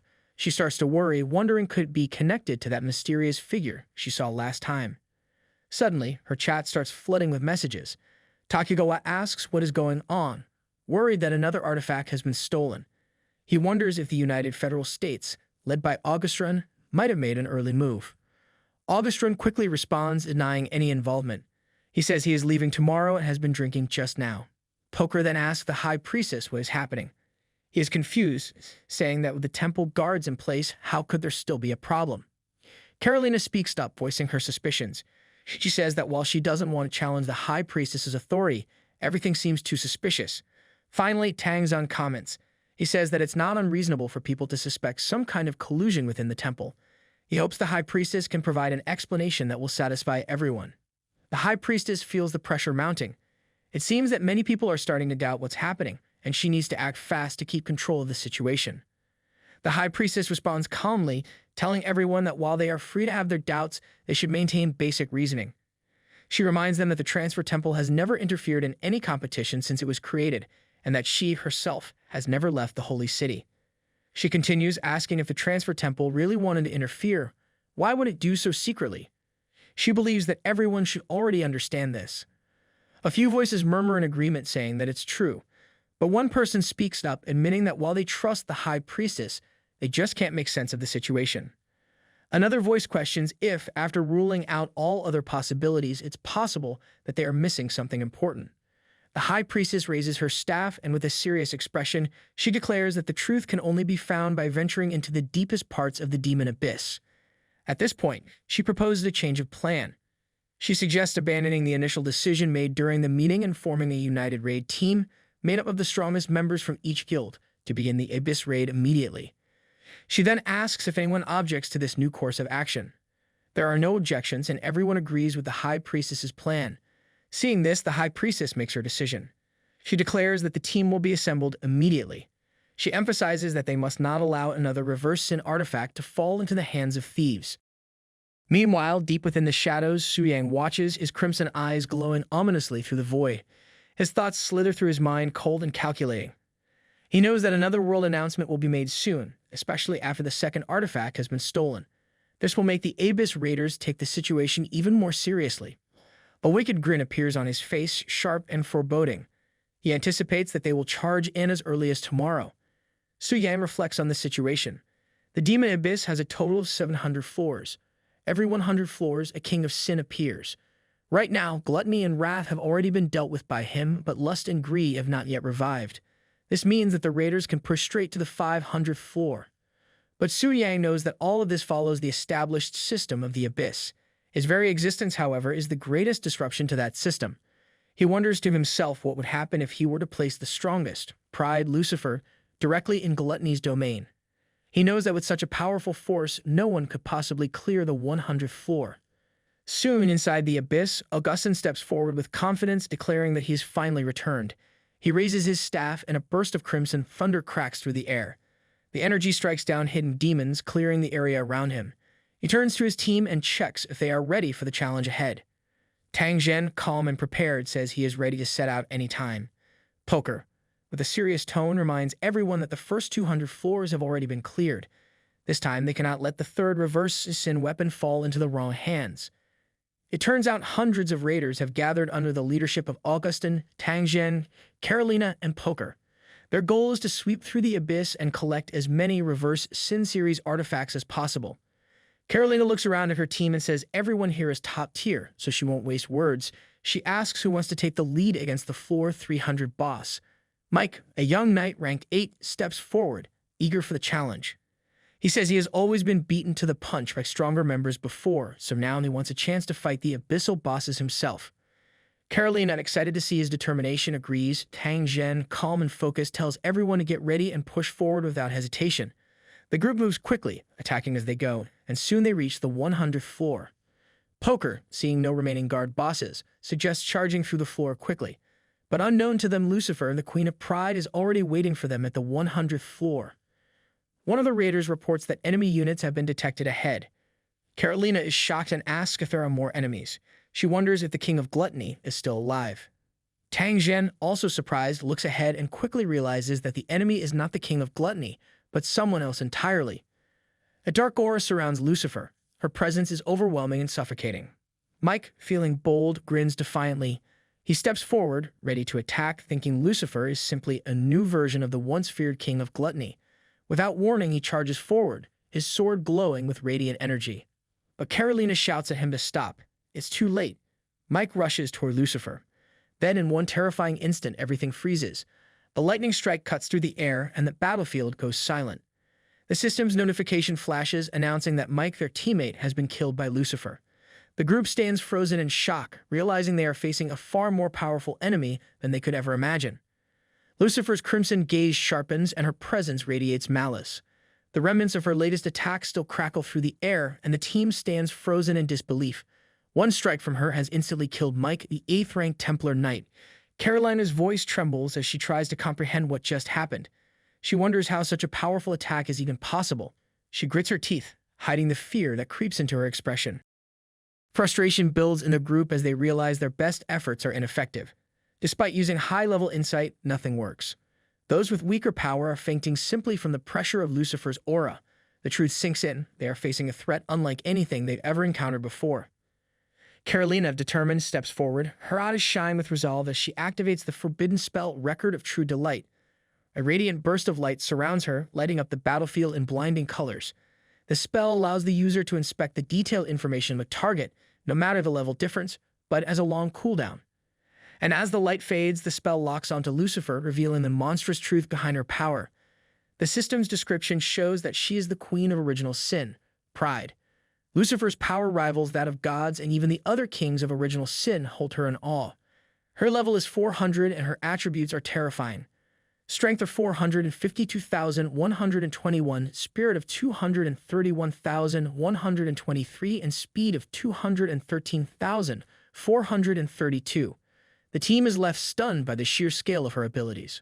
Su Yang, still in the body of the Demon Lord, reflects on what he has just discovered.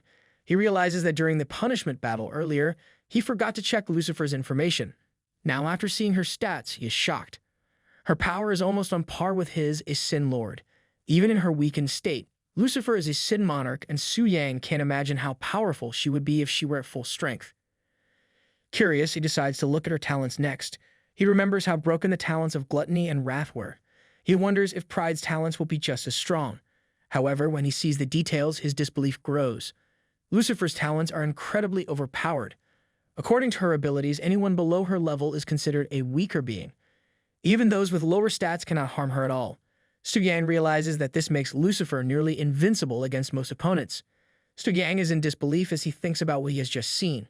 He can't believe it. There isn't a single divine rank professional in this world. If someone hadn't already killed a king of original sin before, Lucifer's talent would almost seem like invincibility. Su Yang is sure the designers of the Demon Abyss are insane to create something like this. He then considers the offering of the King of Pride.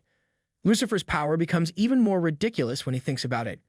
If Lucifer wipes out the assault team this time, Su Yang will gain full control over them. Su Yang imagines what would happen if top-tier players like Tang Zhen and Augustin were there.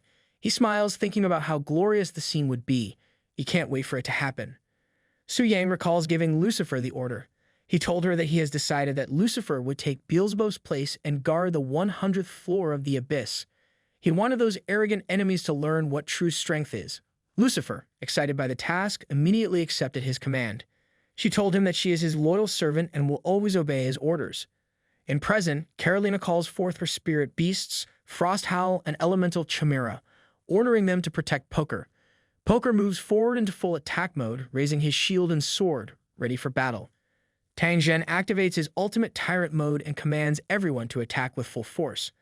Augustin, not holding back either, summons White Thunder around him and gives the same order. Tang Zhen unleashes his ultimate destruction fist, while Augustin calls down his attack, Thunderstorm of Heaven and Earth. Poker leads the charge with his sword, and Carolina's spirit beasts join the fight. Together, with hundreds of raiders, they launch a powerful combined attack on Lucifer. Fortunately, their ultimate attack hits bullseye. The raiders watch in suspense, wondering if they finally defeated Lucifer.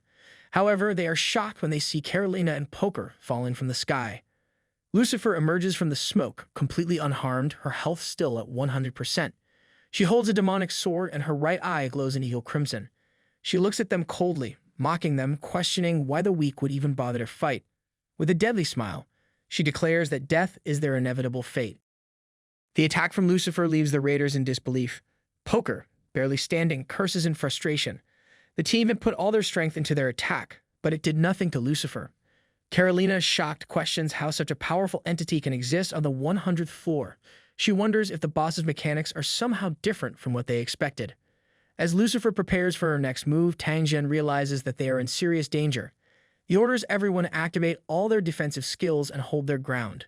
Lucifer, with a sinister smile, declares that she is offering a glorious feast to her lord. She releases her devastating attack, the Sin of Pride. The explosion wipes out everything in its path. In a matter of seconds, the entire raid team is gone. Only Carolina, Tang Zhen, and Augustin remain barely alive. Augustin, with difficulty, speaks, acknowledging that only the three of them have survived. Carolina, still shocked, mentions how even Poker, with his incredible defense, was wiped out. Tang Zhen struggles to stand and, filled with realization, comments on the terrifying power of Lucifer's attack. He understands now that the boss's mechanics must be designed to only spare those who have defeated a king of original sin before. Everyone else was instantly killed by Lucifer's attack. Augustin, though also in disbelief, remains focused. He acknowledges that knowing the mechanic doesn't change their situation. The power gap is simply too wide for them to win. Meanwhile, Lucifer, standing tall, declares that she has completed her mission, offering her loyalty to her lord. Augustine, Carolina, and Tang Zhen are sitting on the ground, their faces full of exhaustion and disbelief. Each breath feels heavy, and every moment seems stretched by the weight of what just happened. Augustine asks if everyone is here, but his voice lacks strength, as if the words are hard to form. Carolina feels a deep frustration inside, mixed with fear. The fiery confidence that usually defines her is replaced with a quiet sense of dread. She cannot understand how such a powerful figure could exist on the 100th floor. She wonders why she was unable to react and why the entire team was wiped out so quickly. A man lying on the ground talks about how the rest of the team was instantly destroyed except those three legends. He reflects on the overwhelming difference in strength, comparing their deaths to the fate of helpless animals discarded on the side of the road. Others, still alive but in bad condition, are scattered around. It is their luck that death is not a thing in those dungeons, and they can always start again. The man cannot believe that such a strong boss would appear on the 100th floor. He calls Lucifer a god-level boss, expressing doubt that anyone could defeat her. Carolina and Tang Jin stand up and begin walking forward. The atmosphere feels heavy, filled with the weight of defeat. Carolina senses the oppressive gloom growing stronger. Tang Jin speaks, acknowledging the inevitability of their situation, especially after such an overwhelming loss.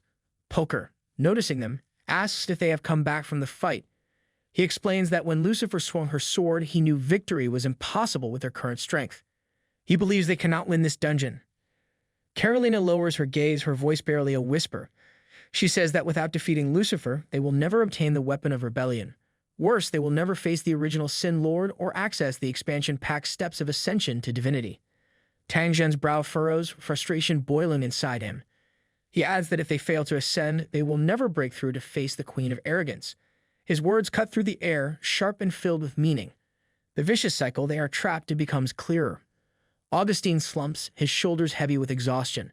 His voice trembles as he speaks, each word carrying the weight of despair. He says this is the first enemy aside from the High Priest, who made him feel that it is impossible to defeat. His gaze darkens, shadows forming under his tired eyes. He adds that the Queen of Arrogance is terrifying beyond measure. His fists clench, the knuckles turning pale from the pressure. His head hangs low, sweat dripping from his brow as the crushing weight of realization settles in. This is the darkest moment of their journey. Meanwhile, inside the abyss, Su Yang remains in the body of the demon lord, sitting on its thorn. His voice drips with mockery as he speaks. He acknowledges that it is the darkest moment, but he corrects one thing. The steps of ascension to divinity will come, but it will not be the others who will advance. It will be him. Su Yang goes on to mention the king's offering of Lucifer, saying it is very convenient. Through the soul imprints, he can not only issue orders, but also feel the person's position, state, words, and even their thoughts. He finds this far superior to the full map view feature. Reflecting on it, Su Yang finds something strange. Amid all the negativity, there is one emotion that stands out. Someone seems extremely joyful, and Su Yang wonders if their mind has been damaged. His gaze falls on a mysterious figure in a green robe. He wonders if this appearance belongs to the people of Shiva. He is outer Hazan, level 320, and is in 9th turn, Miracle Priest. Right now, Adder is standing on a tree branch, observing the exhausted group of Augustine, Carolina, Tang Jin, and the others with amusement. He takes in their tired faces, a hint of pleasure in his eyes as he watches them struggle. Meanwhile, Su Yang continues to reflect on the people of Shiva. He notes that they always leave a peculiar impression, not just because of their distinct culture, but also because, in the current era of games, they still follow their traditional caste system. This system has allowed the ruling elite to control most of the exceptional resources. Su Yang realizes that because of this, the strength of Shiva's professionals is highly polarized. The number of legendary professionals in Shiva is almost the lowest among all countries. Su Yang is intrigued by Adder's high spirits after such a devastating defeat. He decides to observe him closely, curious to see what Adder is really thinking. Lurking behind a tree, Adder chuckles. He didn't expect even the best teams in the world to collapse like this. He feels it is wonderful and excellent. With the decline in strength among elite professionals and the halt in global mission progress, both Longxia and the American Union will face serious problems. This will give Shiva a chance to surpass Longxia and the American Union and become the world's superpower. Adder believes that obtaining the legacy of the ancient Devourer is the key to this chance. Hearing this, Su Yang reflects on the name Ancient Devourer. He realizes that he has heard it before. Then, he remembers, it was in the description of the Dragonbone sword. Su Yang checks his system, and the system shows him the description. Bearer of the name Athos, descendant of the ancient Devourer. In the end, he walked towards the grave of death. The sword of bones, the soul of blood. The corpses do not decay, and the devouring never ends. Su Yang reflects on the description of Dragonbone's sword that he obtained after defeating the legendary Black Dragon Athos. The system informs him that the Black Dragon Athos was indeed the descendant of the ancient Devourer. It was once thought to be a simple backstory, but it is real. The ancient Devourer lies in slumber. He was killed by an unknown herd, and dragons and spirits crown him, celebrating the end of his dreadful shadow. However, after the herd's betrayal, his body was buried in an unknown land. His soul returned here, waiting for those who would enter and seek revenge in his name and that of the ancient Devourer. Su Yang learns through his memories that it seems his brother, Yumino Hazan, had discovered this secret information on a stone tablet near the dragon spirit's secret realm. It shocked him to realize that the ancient devourer had been so powerful that even spirits and dragons, both races with divine powers, feared him. The thought of his strength is overwhelming. The last piece of the information stood out the most. Anyone entering the dragon catacombs might be able to inherit the legacy of that unknown hero and the ancient devourer. Meanwhile, Athos thinks about the opportunity they now have. He knows that only he and his brothers know the secret. With the joint army distracted, Athos sees a chance for his nephew Bijan to enter the dragon's spirit secret realm. If Bijan can reach the legacy of the ancient devourer, it will be theirs. Athos believes that with such power, even god-ranked enemies will be no match for them. He sees it as a golden opportunity, laughing to himself. He also thinks that currently someone from Longxia and the American Eagle Union may be able to enter the dragon's spirit secret realm. In the past, he wouldn't have dared to compete with them head-on, but now the situation has changed. Athos watches Carolina, Tang Zhen, and the others carefully, thinking about how everything will change after the dragon's spirit secret realm. He believes that once they obtain the legacy, Shiva will surpass both Longxia and the American Eagle Union. Athos feels confident that with this power, they will easily defeat those who consider themselves geniuses.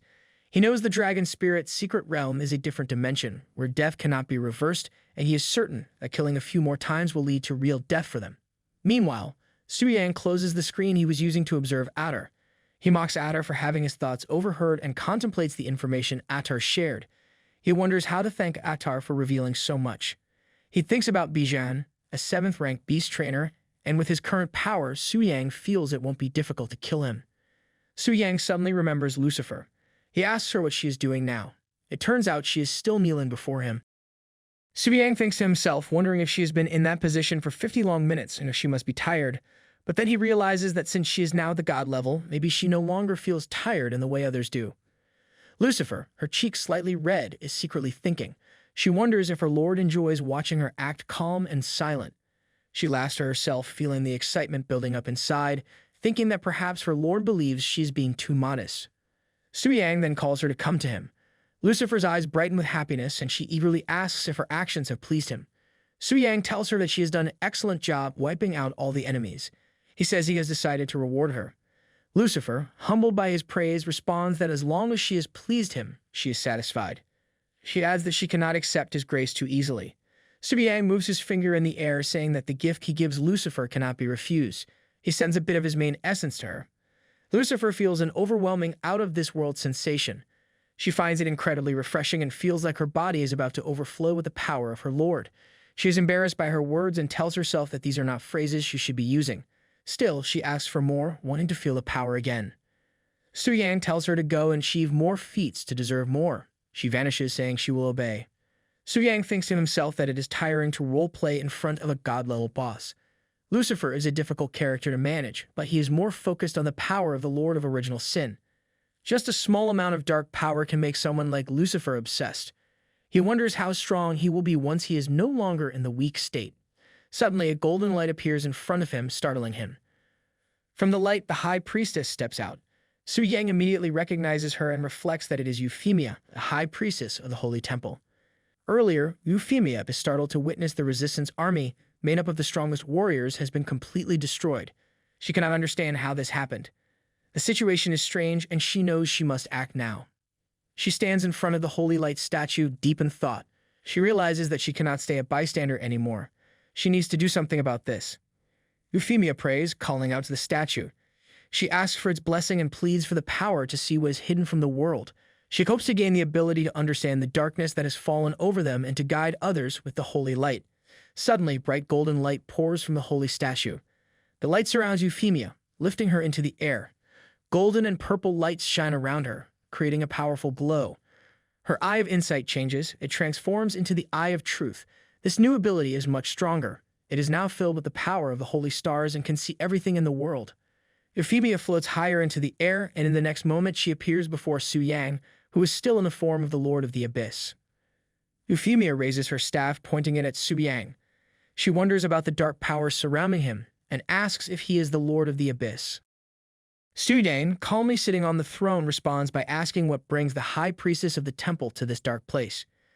Euphemia wonders if he knows her. Su Yang confirms he does. He says he knows she created a resistance force to attack the demon abyss as part of a global mission. He adds that Lucifer wiped out all of the resistance members. He asks if that is why she is here. His eyes glow red, and he questions how he should welcome her. Euphemia feels overwhelmed. She remembers using the Eye of Insight before when Su Yang seemed to be sleeping. She never expected him to awaken now. She wonders if this is the reason for the changes in the abyss.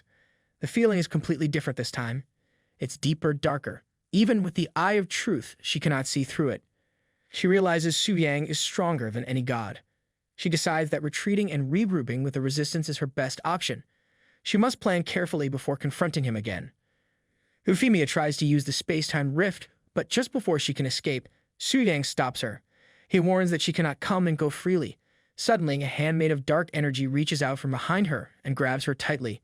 Su Yang watches calmly, wondering what equipment will drop if he defeats the strongest human high priestess. He thinks it is a shame because he will not gain experience points from this fight. But before the dark hand can do anything more, Euphemia disappears, escaping from his grasp. Su Yang smiles slightly, thinking that the strongest and most mysterious high priestess will not be caught so easily.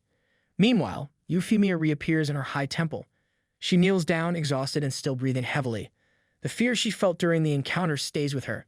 She is grateful that the temple's power brought her back in time. Without that, the consequences could have been disastrous. Temple priestess Rhea hurries to Euphemia, her face filled with concern. She asks if Euphemia is okay. Euphemia, still catching her breath, replies that she is fine but feeling exhausted. She then asks about the resistance force. Rhea informs her that they have all regrouped and are now on their way to the holy city. Euphemia nods, saying she will return to her room to rest and sort herself out. She asks Rhea to stay and let her know if any visitors arrive. Rhea agrees and stays behind. At the same time, Su Yang begins to observe Euphemia from afar. He watches with interest as he realizes something unexpected. He reflects on how the energy from Euphemia seems to reverse back to its original source and wonders if this could be the holy city. He recalls that he has only seen Euphemia in textbooks and news reports. He notes that it is said she has never left the holy city, but now it seems that she didn't choose not to leave. She couldn't. With her power, she might have been able to rival Lucifer herself. He thinks about what might have been if Euphemia had joined the resistance force and been killed by Lucifer. He could have inscribed her soul and gained control over her. Her power would have been a great asset to him. A huge loss now that she's still free. He also finds it surprising that his dark power was able to infiltrate the real world without detection. He begins to doubt the true strength of the transformation statue, realizing it isn't as invincible as he once believed. Su Yang shifts his focus, thinking about the current state of affairs. All global profession transformations are recorded by the sacred statues. The sacred statue in question is the central hub of all such statues worldwide. He considers the possibility of using his dark power to corrupt the sacred statue and alter its data. If he succeeds, it could help him mask his rapid rise in power and make people overlook his advancements. Su Yang tries it. However, even after a few minutes and multiple tries, nothing happens. He reflects on the situation, realizing that as soon as the dark power entered, it faced an incredibly strong resistance. It completely isolates him from the outside world.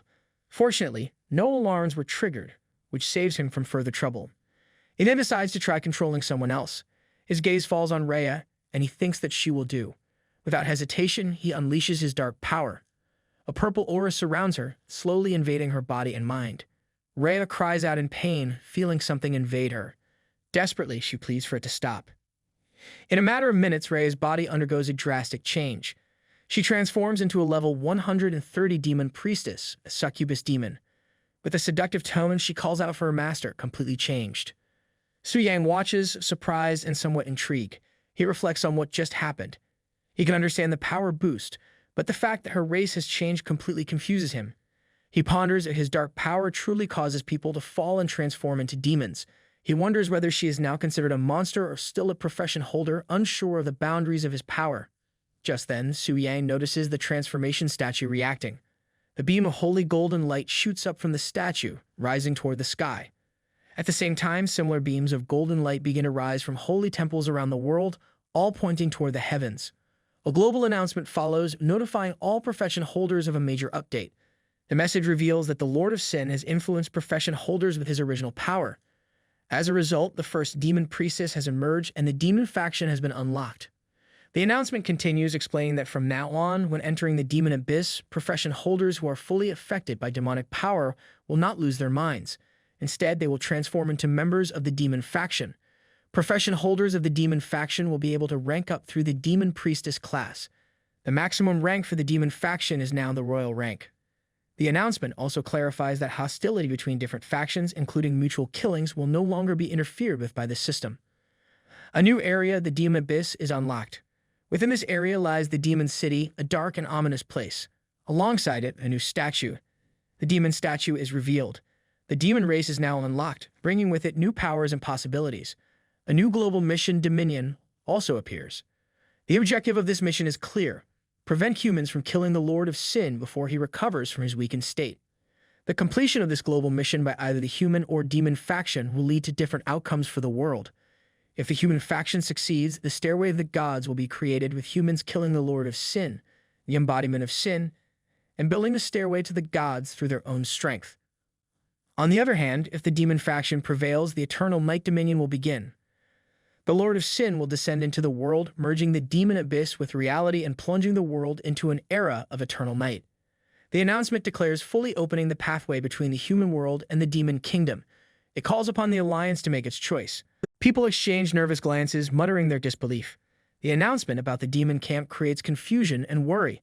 The group starts debating what this new development could mean. Someone points toward the glowing update interface in the air. The blue light reflects on their face, making them look like they just walked out of a bad horror movie. The mention of the demon camp confuses them further.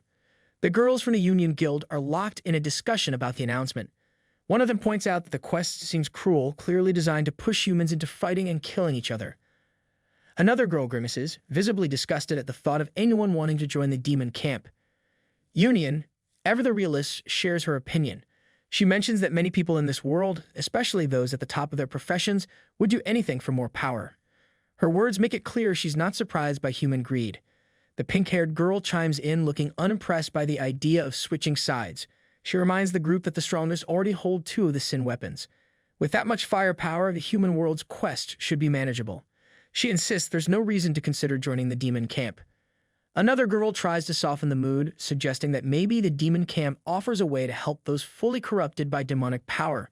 She explains that it might prevent them from turning into mindless monsters. Union wraps things up by saying this update doesn't seem to impact much for now, but the new connection to the demon realm could bring unexpected changes later. She shrugs off the deeper implications, reminding the group to focus on leveling up instead of wasting energy worrying about things beyond their control.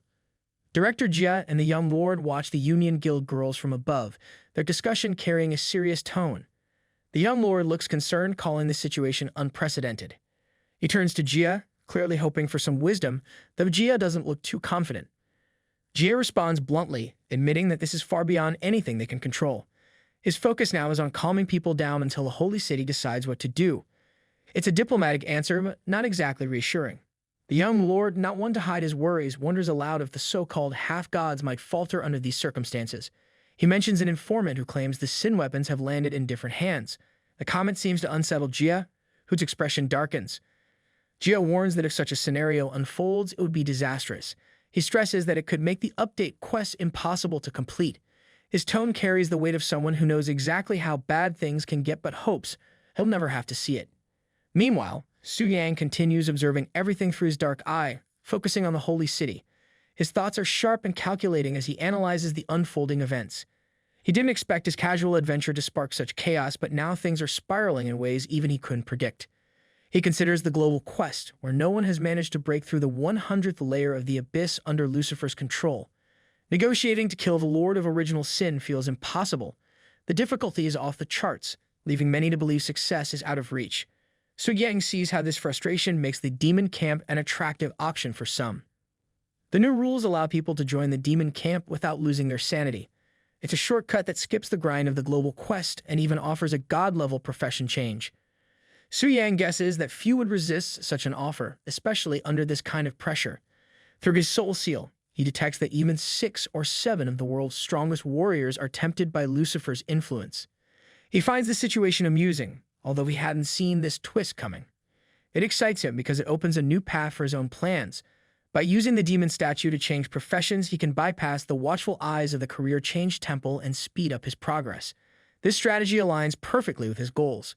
His mind races with possibilities. After advancing his rank and collecting all 7 sin weapons, he can still claim the first kill of the Lord of Original Sin. He realizes that using the sin weapons will strip the Lord of Original Sin of their authority and starts to wonder if he kills the Lord of Original Sin and the system revives them, will they retain their authority? Su Yang checks the system, curious about the mechanics behind the Lord of Original Sin. The system reveals something shocking. Whoever holds the authority of Original Sin automatically becomes the new Lord. Completing the first kill wouldn't just end the challenge, it would elevate him to that position. But the twist doesn't stop there. The system warns that after such a promotion, it will assign an even more powerful boss as his next challenge. Su Yang's mind reels at the thought, a higher-level boss than the Lord of Original Sin. The idea feels almost ridiculous. He wonders what kind of terrifying existence that could be, though the prospect excites him more than it should. Meanwhile, in the Holy City, the High Priestess notices the evil eye watching from the shadows, along with the newly created Dark Priestess lurking nearby. She immediately alerts the Holy Knights, her tone sharp and commanding. She doesn't hesitate, pointing out the demon's presence and demanding her capture. Su Yang quickly realizes the situation. Their cover is blown, but he isn't concerned. Staying any longer was never part of his plan. Without missing a beat, he surrounds the Dark Priestess in his dark aura, ready to make his escape. The Dark Priestess, clearly thrilled to see him, greets him with far too much enthusiasm for someone caught in enemy territory. The High Priestess tries to intervene, unleashing a blinding attack of golden light toward the Dark Priestess. But Su Yang's aura is faster. In an instant, it envelops the Dark Priestess completely and teleports her to the demon abyss. The High Priestess realizes what has happened as the Dark Priestess vanishes from sight. One of the Holy Knights panics, shouting instructions for everyone to search the area. But the High Priestess remains calm, though visibly annoyed. She dismisses the knights, stating the obvious. The Dark Priestess is already gone, and instructs them to go back to their posts. The High Priestess stands frozen, her mind racing after the Dark Priestess's escape. She wonders if the immense power she just felt belongs to the Lord of Original Sin. The thought unsettles her. If he had tracked her energy and arrived there, she admits she underestimated him. His power and uniqueness are beyond anything she imagined, leaving her uncertain about her next move. Meanwhile, back in the body of the Demon Lord, Su Yang lounges comfortably, a smirk on his face. He dismisses the recent events as nothing more than a tactical retreat. Fleeing? Not his style. The Dark Priestess, seated on his lap, practically melts with admiration. Her fawning reaches ridiculous levels as she starts talking about bearing his demon children. Su Yang looks at her, half amused and half wondering if he should worry about her priorities. He shifts his focus to his surroundings, realizing this isn't the demon abyss. This is the demon city mentioned in the global announcement. The difference is clear. This place feels alive with an eerie yet thriving energy. Around him, former raiders who died in the demon abyss are now demons. One demon stares at his hands, horrified at his transformation. Another tries to console him, claiming it's thanks to their great lord that they were saved from being lifeless corpses. Of course, he doesn't forget to point out that the first demon's appearance has taken a severe nosedive. Clearly, death wasn't the glow-up he expected. A third demon, unfazed by the changes, seems to enjoy being part of the demon camp. He brags about how amazing it feels being a demon. Su Yang, clearly annoyed by the constant chatter of the Dark Priestess, orders her to go maintain order among the unruly new demons. She eagerly agrees and leaves to carry out the task. Watching her leave, Su Yang reflects on the situation. The demons created from former professionals who dared to invade the demon abyss might be difficult to control. He knows they possess a certain level of strength and doubts the Dark Priestess alone will be enough to keep them in check. In his mind, power is the ultimate authority. Just as the Holy High Priest dominates the human realm, the Demon Temple needs a similarly powerful figure to lead and enforce order. With this thought, Su Yang heads to the throne hall, ready to set his plan into motion. He declares his intention to meet the new king of sin and summons envy. In an instant, a demonic lady materializes and kneels before him, introducing herself as Livia, the king of envy. Livia reflects that in the past, Lucifer has been getting the favors of the Demon Lord repeatedly. Now it's finally her chance to shine. She vows to do everything in her power to prove her worth and erase any memory of Lucifer's betrayal. Su Yang, always focused on efficiency, appoints Livia as the first great demon priestess. Her new role is to oversee the demon priests and manage the demon temple. He emphasizes that this power is not for her glory, but for his benefit. Livia, thrilled by the appointment, accepts the responsibility with almost embarrassing enthusiasm. Right after giving her the task, Su Yang dismisses her without ceremony. He wastes no time basking in theatrics, already thinking about the next step in his grand plan. Livia leaves the throne room to carry out her duties. Su Yang, now seated on the throne of the great demon lord, turns his attention to the system screen observing the demon city. He notices how quickly the demons are building the foundation. Their efficiency amuses him, and he begins to imagine his future plans. He thinks about how, after defeating the Lord of Original Sin, these forces and their infrastructure will continue to serve him. To him, it feels like playing a strategy game where construction and cultivation blend perfectly. Meanwhile, Livia busies herself with maintaining order. She shouts commands at the newly converted demons, demanding that they work faster and remain focused.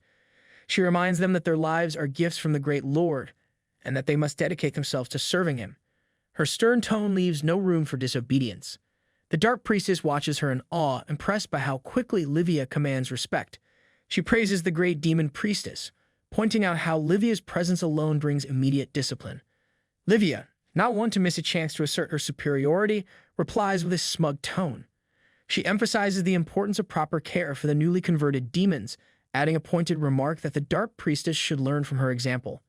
While Livia carries out her tasks, she reflects on the responsibility Su Yang has given her. She feels proud, viewing her mission as proof of her importance. Her thoughts briefly drift to Lucifer, who continues guarding the gate on the 100th floor.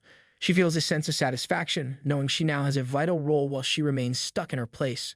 Suddenly, a notification appears in front of Livia. It announces her appointment as the great demon priestess by the ruler of the demon camp. It also mentions the impending unlocking of knowledge about the Red Moon. The message warns her to resist the invasion of the Red Moon alongside her lord. Livia stares at the notifications, clearly puzzled. She wonders what this Red Moon could be and why it appeared so suddenly. It's something she has never encountered before, and the mystery irritates her. She points to the screen and asks the Dark Priestess if she can identify it. The Dark Priestess looks uneasy, admitting she sees nothing. Her lack of help only adds to Livia's growing frustration. A rookie demon overhears their conversation and awkwardly steps forward, mentioning he's heard about the Red Moon. According to rumors, it's something that might appear to those who complete the fivefold promotion quest. The rookie isn't confident about this information, but it's the best he can offer. Livia considers his words and glances toward the demon statue. She wonders if the source of this mysterious notification lies there. Deciding to seek clarity, she attempts to contact Su Yang. Closing her eyes, she clasps her hands and calls out to her great lord, requesting an audience. She waits, but there is no response. Frustrated, Livia reflects on her lord's peculiar habit of slipping into an unresponsive state. It happens often, no matter how much his followers call for him. To her, it's both puzzling and inconvenient. She begins to question how long it will take for him to regain his full strength and lead them in a decisive counterattack against the human realm. Though loyal, Livia can't help but feel a tinge of impatience. In the Holy City, the strongest individuals from around the world gather around a large round table. The meeting is led by the High Priestess of the Temple of Holy Light. The mood in the room is heavy, with most of them looking like they haven't slept in days or maybe just deeply regretting their life choices. The High Priestess begins by thanking them for attending, even though their schedules are packed with trying to save the world or whatever else they claim to be doing. She apologizes for summoning them repeatedly, but her tone makes it clear this meeting is no small matter. Augustus, the great magician, interrupts her politely. He waves off her formalities, pointing out that everyone already knows why they're there. He suggests they skip the pleasantries and get to the point, which earns a few tired nods around the table. The High Priestess agrees and dives into the issue. She mentions the recent world update, including the rise of the demon camp and the opening of the gate to the demon realm. These two developments, she explains, are the most urgent threats they face. She warns the group sternly against joining the demon camp. In her view, doing so would be an unforgivable betrayal of humanity and would lead to catastrophic consequences. Her words hang in the air like a storm cloud. One knight breaks the silence, admitting that he almost considered it. His honesty earns him a mix of surprise and understanding looks. Another knight speaks up, confessing that he, too, has doubts. He explains how Lucifer alone feels like an unbeatable force, and when they think of the Lord of Original Sin behind her, the mission seems downright impossible. Joining the enemy, he says, might feel like the only viable option. Poker, looking thoughtful, reminds the group of the scars left by their previous battle. He believes the sudden version update preys on people's weaknesses, calling it a true demonic temptation. His words seem to strike a chord as a few others shift uncomfortably in their seats. Carolina, refusing to sink into despair, counters with a more optimistic view. She suggests that forming an alliance could be their way forward. Poker agrees, pointing out that the alliance is the main reason there hasn't been widespread chaos yet. Without it, he argues, the situation would already be out of control. The High Priestess continues the discussion. She explains that the entrance to the demon realm has always been one way, preventing humans from entering without permission. However, she sees a potential breakthrough.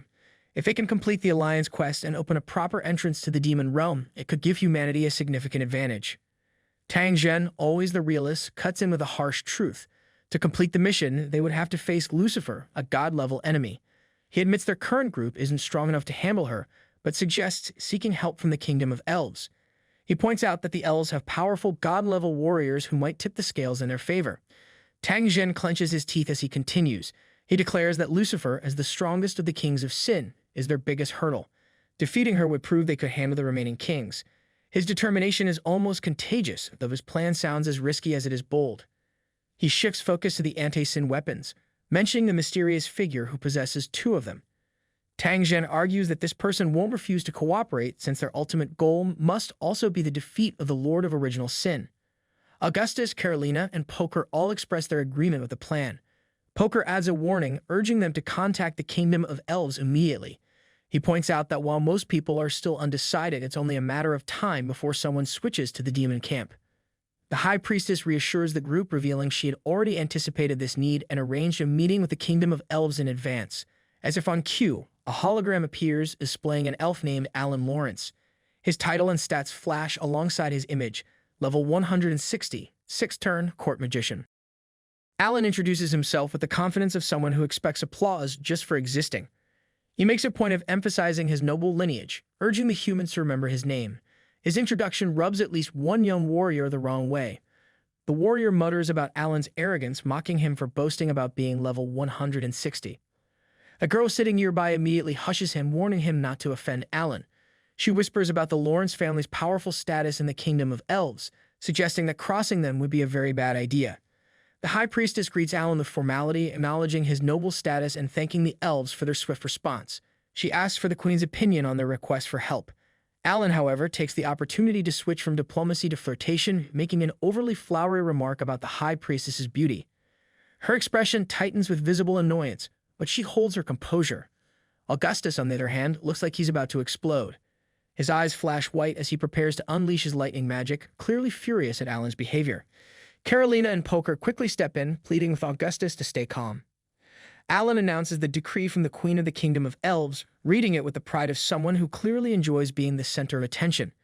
The elves agree to assist humanity in killing the Lord of Original Sin, but attach several conditions. First, humans are prohibited from entering the dragon's spirit's secret realm. Second, they are required to find and return the missing elf princess, Lilith, to the Elf Kingdom. Third, the Job Change Temple must give 60% of the Red Moon crystal cores to the Elf Temple. The room erupts in disbelief.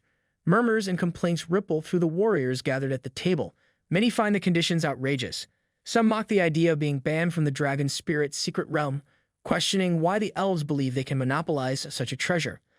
Others point out the absurdity of asking humans to find the missing elf princess, sarcastically suggesting the elves should use their own magical abilities instead. One particularly frustrated warrior threatens to join the demon camp just to spite the elves, vowing to return and make them regret their arrogance. The tension in the room escalates further when a warrior from the Shiva Kingdom stands up, slamming his hand on the table. He accuses the elves of trying to hoard the treasures of the dragon's spirit's secret realm for themselves. He reflects bitterly on how much effort it took for Viganu to subdue the dragon and declares that the inheritance of the ancient devourer cannot fall into elven hands. The High Priestess, seeing the chaos, raises her staff and commands everyone to calm down. Alan, with his usual smugness, makes a snide remark about the disappointing moral standards of humans. He directs his question to the High Priestess, clearly enjoying the opportunity to stir the pot. The High Priestess, maintaining her composure, addresses Alan. She states that the Career Change Temple has no objections to the second and third conditions, but gently asks him to reconsider the first condition. She explains that it directly affects the core interests of many guilds across nations, making it a sensitive issue. Alan, unfazed, points out that entering the dragon's spirit's secret realm requires taming dragons, and he questions how many nations are even qualified for this. His condescending tone makes it clear he doubts their capabilities. The High Priestess counters by listing several nations: Longxia, the Eagle Federation, Sakura Kingdom, and Shiva Kingdom, all of which have dragon tamers. She assures Alan that they have already provided the relevant information to the elves. Alan's expression darkens, and he responds with an unsettling grin. He agrees to allow others to enter the dragon spirit's secret realm, but adds a twisted condition. The person who tamed the black dragon is forbidden from entering and must instead be brought to the Kingdom of Elves. This outrageous demand sets Tang Zhen off. He slams his fist on the table, standing up in anger. He accuses Alan of targeting Long Xia with this specific request, his voice filled with frustration. Alan, with a mockingly innocent expression, denies the accusation. He claims that the Kingdom of Elves has no reason to target any human nation, insisting that all humans are equal in his eyes. Of course, the way he says it makes it sound more like an insult than a reassurance. When pressed for a reason behind the condition, Alan smugly refuses to explain. He leaves it to the humans to decide whether to agree. The samurai warrior tries to smooth things over with Tang Zhen, suggesting that the Kingdom of Elves must have valid reasons for their demands. He adds a patronizing remark, quoting a saying from Long Xia about helping others succeed, implying that Tang should accept this small sacrifice for the greater good. The Shiva warrior chimes in, piling on the pressure. He declares that this is about the fate of all humanity and insists that Long Xia must make sacrifices for the alliance. He argues that this isn't targeting Tang Zhen specifically, but is a request from their valuable allies, the elves.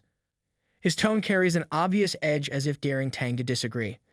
Tang Zhen, visibly fed up, turns his back and begins walking away from the round table. The Shiva warrior, not knowing when to quit, points an accusing finger at him. He claims that if Tang's actions lead to failure in defeating the Lord of Original Sin and force humanity to join the demon camp, Long Xia will be blamed for betraying all of humanity. Carolina quickly calls out the Shiva warrior's dramatic tone, mocking how exaggerated it sounds. Augustus, never one to miss an opportunity to roast someone, adds that the warrior's words match the face of someone utterly despicable. He calls out to Tang Zhen, asking where he's going, clearly sensing trouble brewing. Tang Zhen ignores Augustus and approaches the samurai warrior, standing over him with a look of pure annoyance. The samurai warrior starts to stutter, nervously asking why Tang is staring at him like that and insisting there's nothing wrong with his face. Without a word, Tang Zhen punches him hard, sending the samurai warrior flying across the room.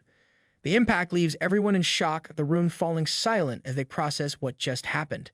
The Shiva warrior stammers, trying to muster some courage while pointing at Tang Zhen.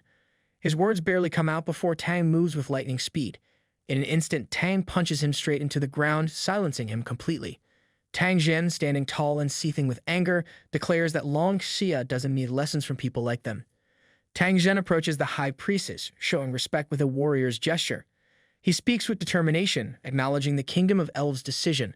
While he agrees that Long Xia will shoulder the loss for the sake of humanity's future, he firmly declares that they will never hand over the person who tamed the Black Dragon. His tone leaves no room for argument. Turning away from the round table, Tang Zhen announces that he has matters to attend to and takes his leave, walking out with an air of finality.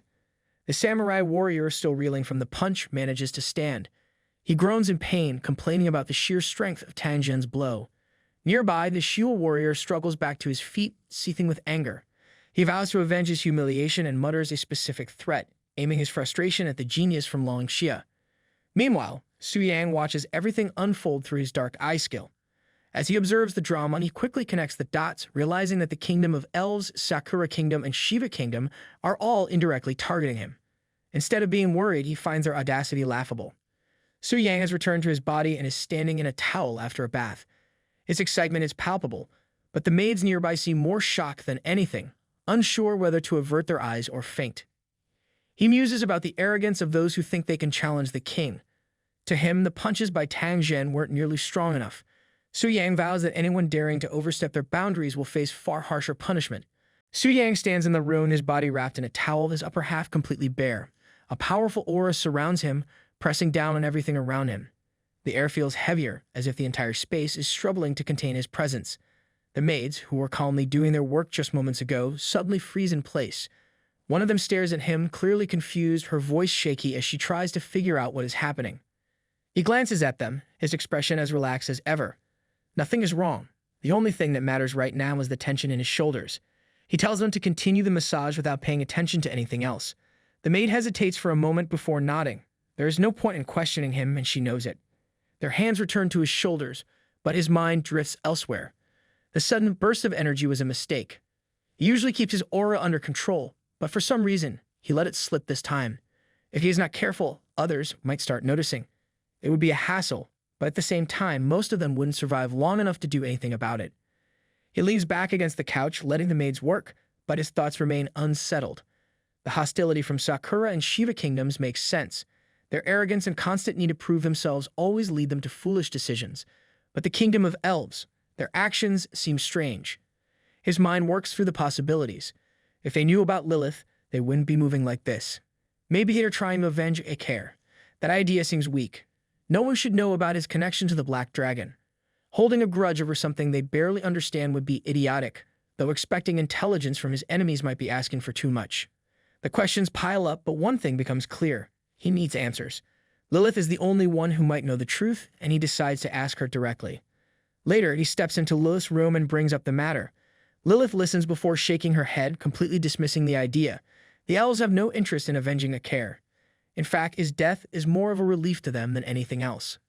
Su-Yang is sitting on the floor in front of the bed of Lilith. His curiosity gets the better of him, and he asks her for an explanation. Lilith does not hesitate. She speaks bluntly, making it clear that the elves are far from a unified force. On the surface, they act polite, almost graceful, but beneath that, they are filled with schemes and constant power struggles. Her words paint a picture of a kingdom that thrives on deception, where every smile hides a dagger. Su-Yang listens before making a remark about palace intrigue. Lilith reacts instantly, her face twisting in an expression that is hard to describe, somewhere between confusion, annoyance, and mild disgust. His thoughts continue racing. If this situation is not related to a care, then the only possible answer is the Black Dragon itself. No, not just any Black Dragon. They are after something much bigger, the Ancient Devourer. For centuries, the elves have lived in fear of the Ancient Devourer, a monstrous force that once cast a long, terrifying shadow over them. This deep-rooted fear has turned into an instinctive hostility. To them, any Black Dragon is a threat, something that should never exist. Everything starts to make sense. Their excessive demands, their desperate need for control, and all connects to the Dragon Spirit's secret realm. That place holds the legacy of both the Ancient Devourer and the nameless hero.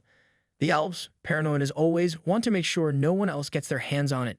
Letting an outsider explore the realm is the last thing they want, and as the one who tamed the Black Dragon, Su-Yang is the biggest obstacle in their eyes. But their actions reveal something more.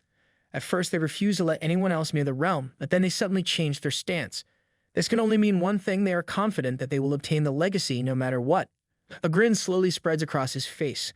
Let them be confident. Let them believe they have everything under control. Unfortunately for them, things will not go the way they expect. Su-Yang tells Lilith that the elves have decided they want to take her back. The moment she hears this, her head shakes so fast it looks like it might fly off her shoulders. There is no hesitation, no second thoughts, just pure rejection. She refuses completely, making it clear that she has no intention of ever returning to that place. Her expression shifts as her eyes turn glassy with unshed tears. She points a finger at Su-Yang, her voice filled with panic and desperation. She reminds him of his promise, insisting that he cannot go back on his word now. The thought of returning to the elven royal family is a nightmare she never wants to face again. Su-Yang waves a hand, trying to calm her down. There is no need for all this drama. He assures her that he has no intention of sending her away, but her reaction is so exaggerated that he starts feeling like he is the villain here. He places his hand over hers, his thoughts deepening. This princess, carrying the burden of the royal curse, is not someone the elven royal family is searching for out of kindness. They cannot have good intentions, and even if he had no personal stake in this, his conscience would never allow him to hand her over to those scheming nobles. But the situation is far from simple.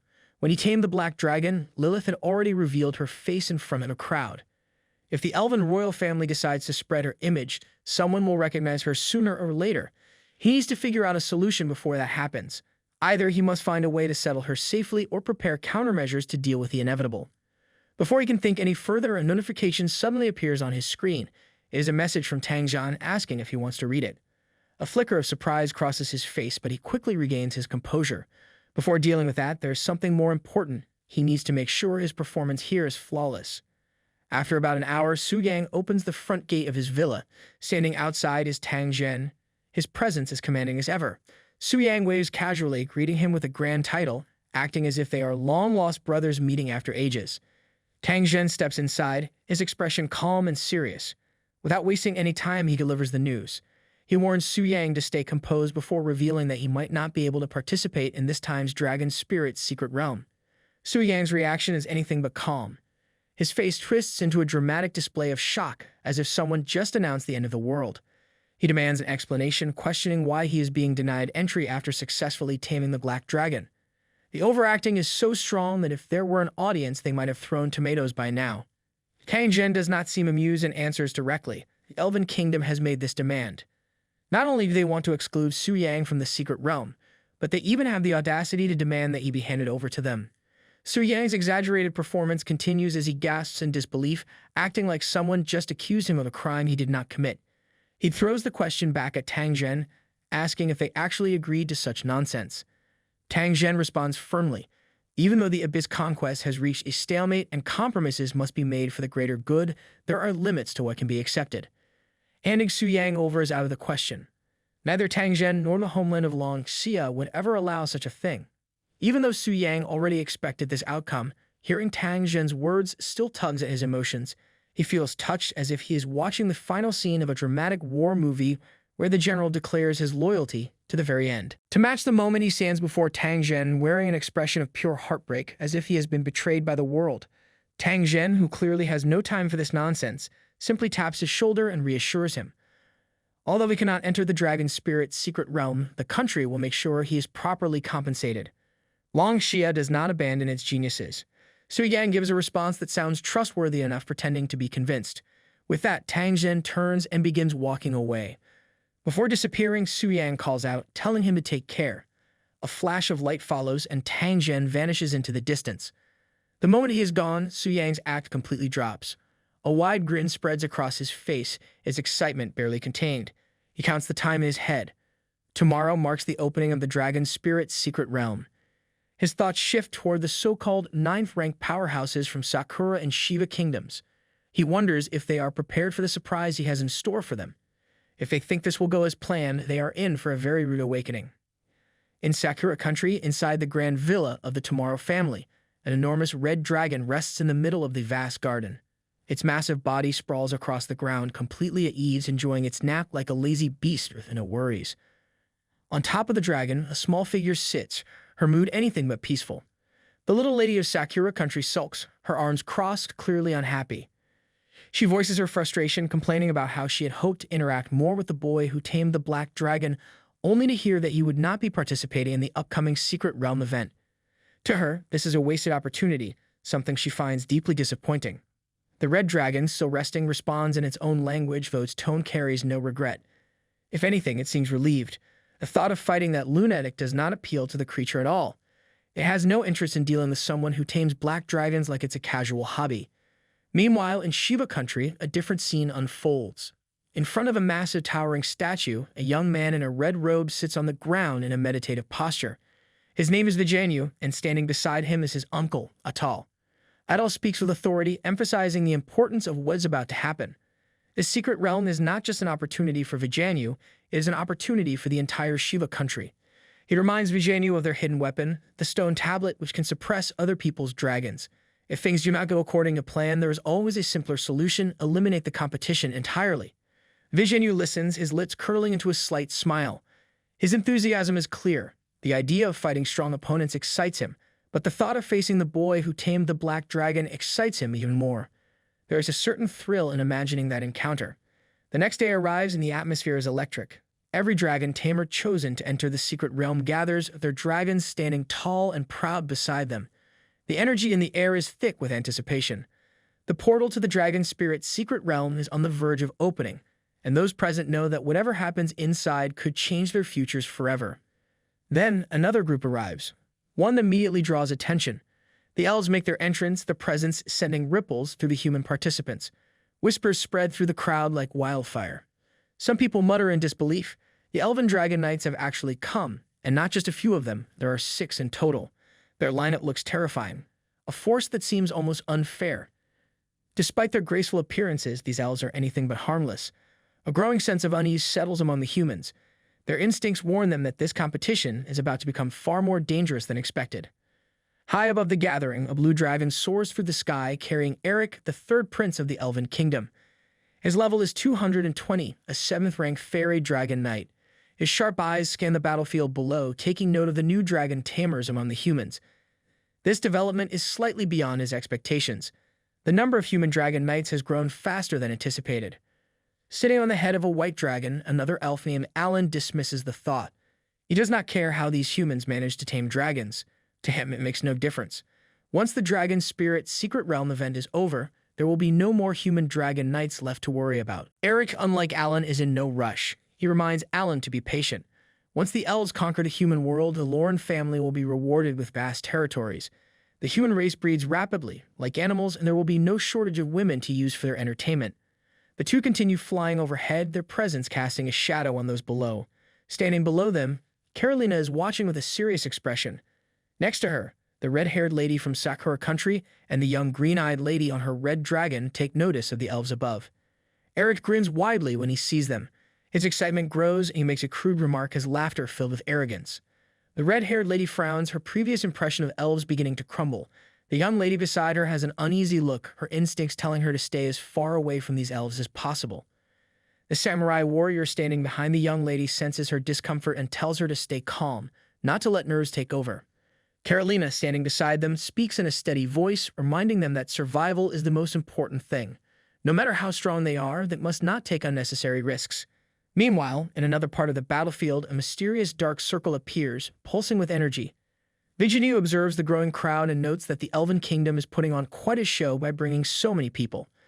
From within the dark circle, his uncle Atal responds. The elves are not just showing off. They are being cautious. They know that Tangjian is unpredictable, and there is always a chance he might change his mind.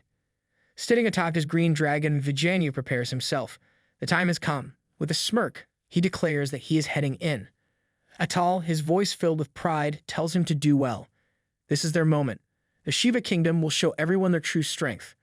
Flying atop his dragon, Alan moves closer to the young lady, his usual smugness all over his face. He throws a few words her way, likely thinking he is being charming or important. The young lady, however, is far from impressed. Her expression twists into pure annoyance as if she is regretting every decision that led her to this moment. Below, the dark magic circle still pulses with energy. From within, Atal watches everything unfold, his thoughts filled with greed and excitement. The 6 new Dragon Knights from the Elven Kingdom are an unexpected bonus, something he never planned for but will happily take advantage of. In his mind, they must believe they are invincible inside the secret realm. What they do not know is that he holds a stone tablet that forces dragons into submission. His mind races with calculations. If everything goes according to plan, eliminating them will grant them 8 dragons in total. The thought alone makes his blood rush with excitement. He can hardly contain himself. The opportunity is too perfect, too delicious. His laughter, filled with sinister glee, echoes through the space. But before he can get too lost in his fantasies, reality hits, literally. A massive electric shockwave strikes from above, tearing through him and the surrounding elven guards. Pain surges through his body, leaving him barely hanging on to life. His vision blurs as he forces himself to look upward. Standing there with his staff in hand, radiating pure magical destruction, is Augustus. Atal, still gasping for breath, shouts in disbelief. A forbidden spell has been unleashed and elven warriors have been struck down in the chaos. He demands an answer, questioning if Augustus has lost his mind. Augustus, however, does not care for words. He stands firm, his staff already glowing with another, much stronger spell. There is no hesitation, no mercy in his actions. Instead of responding, he simply raises his staff once more, unleashing an even more devastating explosion that engulfs Atal. Above all this chaos, the legendary black dragon soars through the sky, its presence casting a massive shadow over the battlefield. Sitting comfortably on its back, Su Yang watches everything unfold with amusement. His eyes remain locked onto the magical image floating in his palm, displaying Augustus wreaking havoc on Atal. He cannot help but appreciate the sight. There is a unique satisfaction in manipulating a 9th-rank powerhouse into fighting his battles. His lips curl into a grin as he acknowledges Augustus' efforts. The Archmage is performing well, just as expected. Then, turning his attention to the black dragon beneath him, he gives a simple command. He should follow his bloodline instincts, and that means one thing, devouring everything. A pillar of fire erupts into the sky, consuming everything in its path. The sheer force of the explosion shakes the battlefield, sending shockwaves that rip through the ground like an earthquake. The devastation spreads faster than anyone can react, leaving onlookers frozen in disbelief. Panic erupts. A samurai warrior shouts out in desperation, realizing that Augustus has completely lost control. If they do not stop him now, there will be nothing left but ashes. Amidst the swirling dust and embers, Atal struggles to catch his breath. His body is battered, his vision unsteady, but his instincts scream at him to act.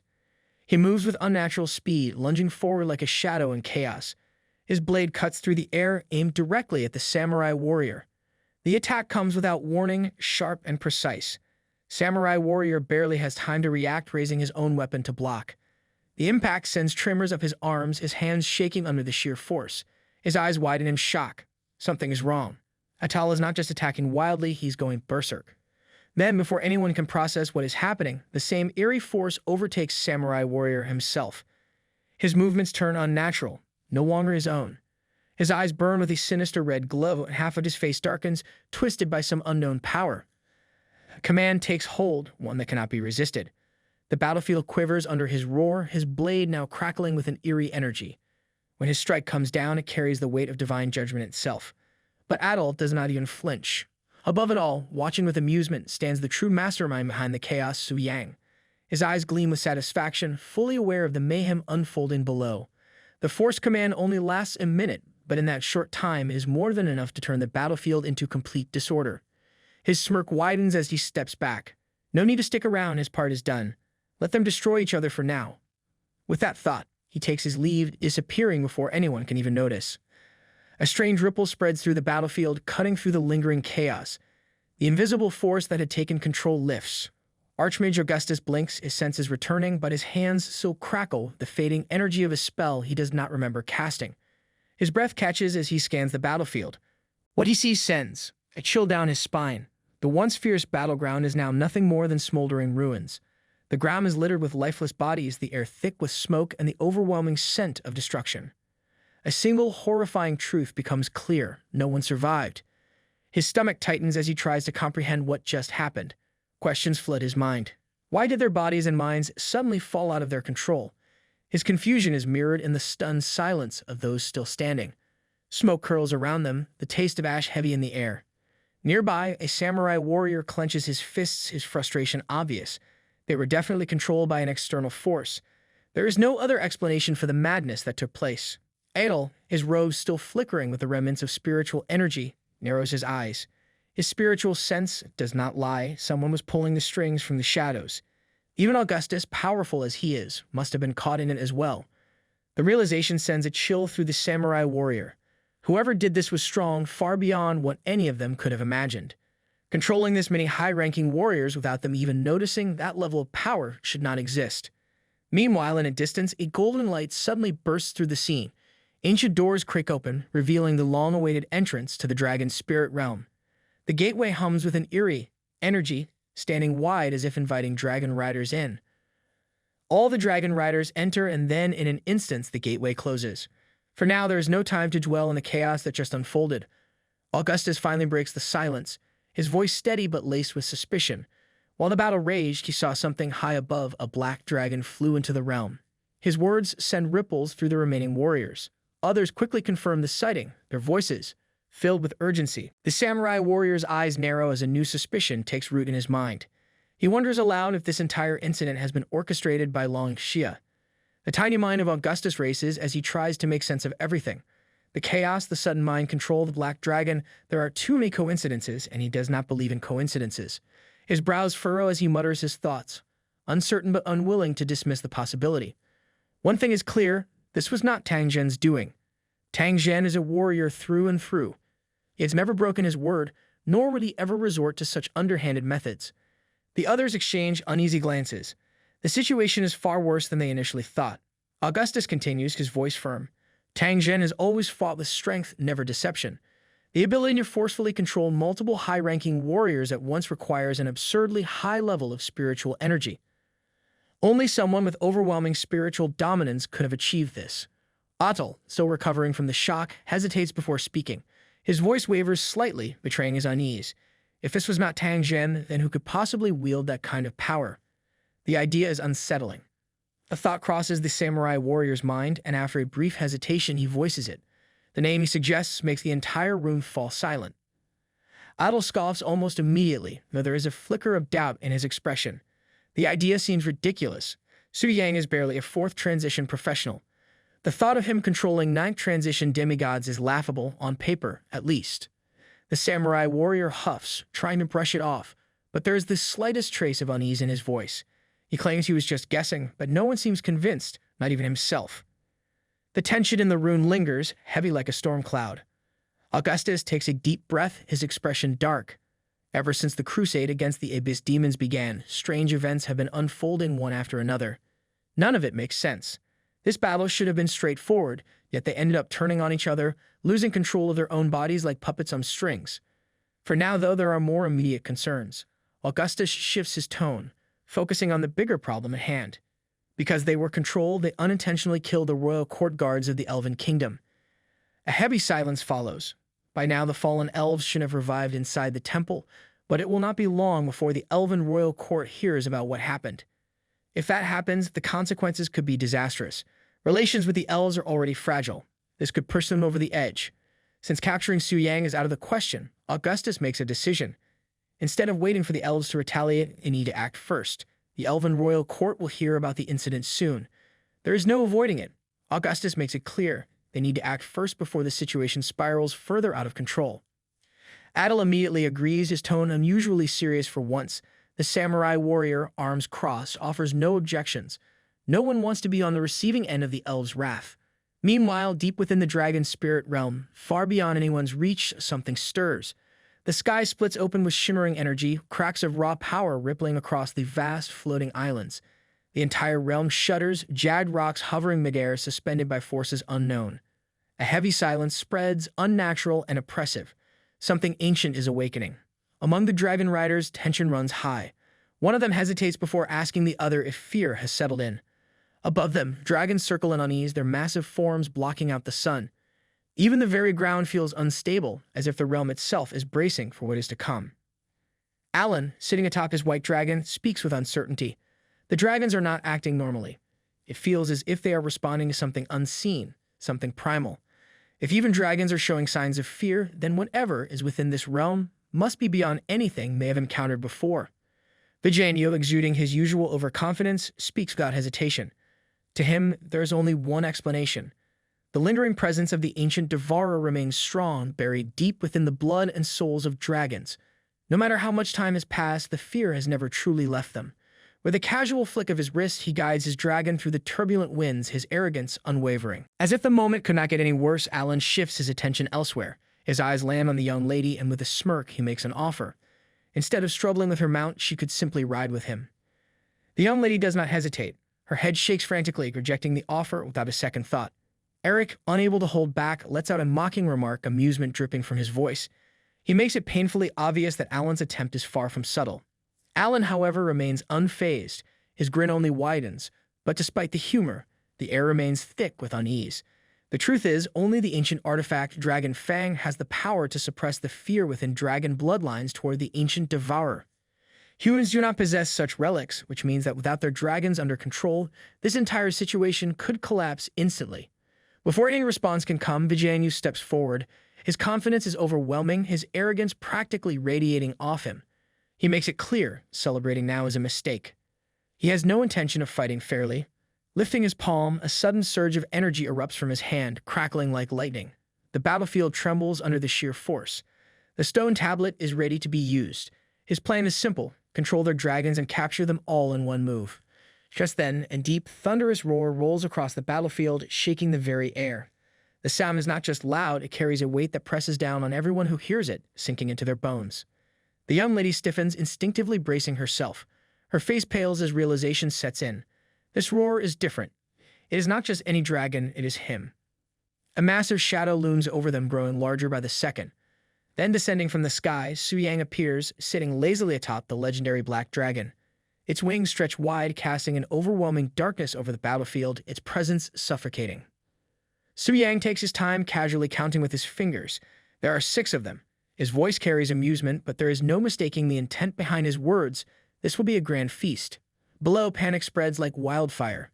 Vijayanyu watches in horror, confusion filling his mind. His green dragon is shaking again. Even worse, the stone tablet, his so-called ultimate weapon, is doing nothing. The artifact that should have ensured victory is completely useless.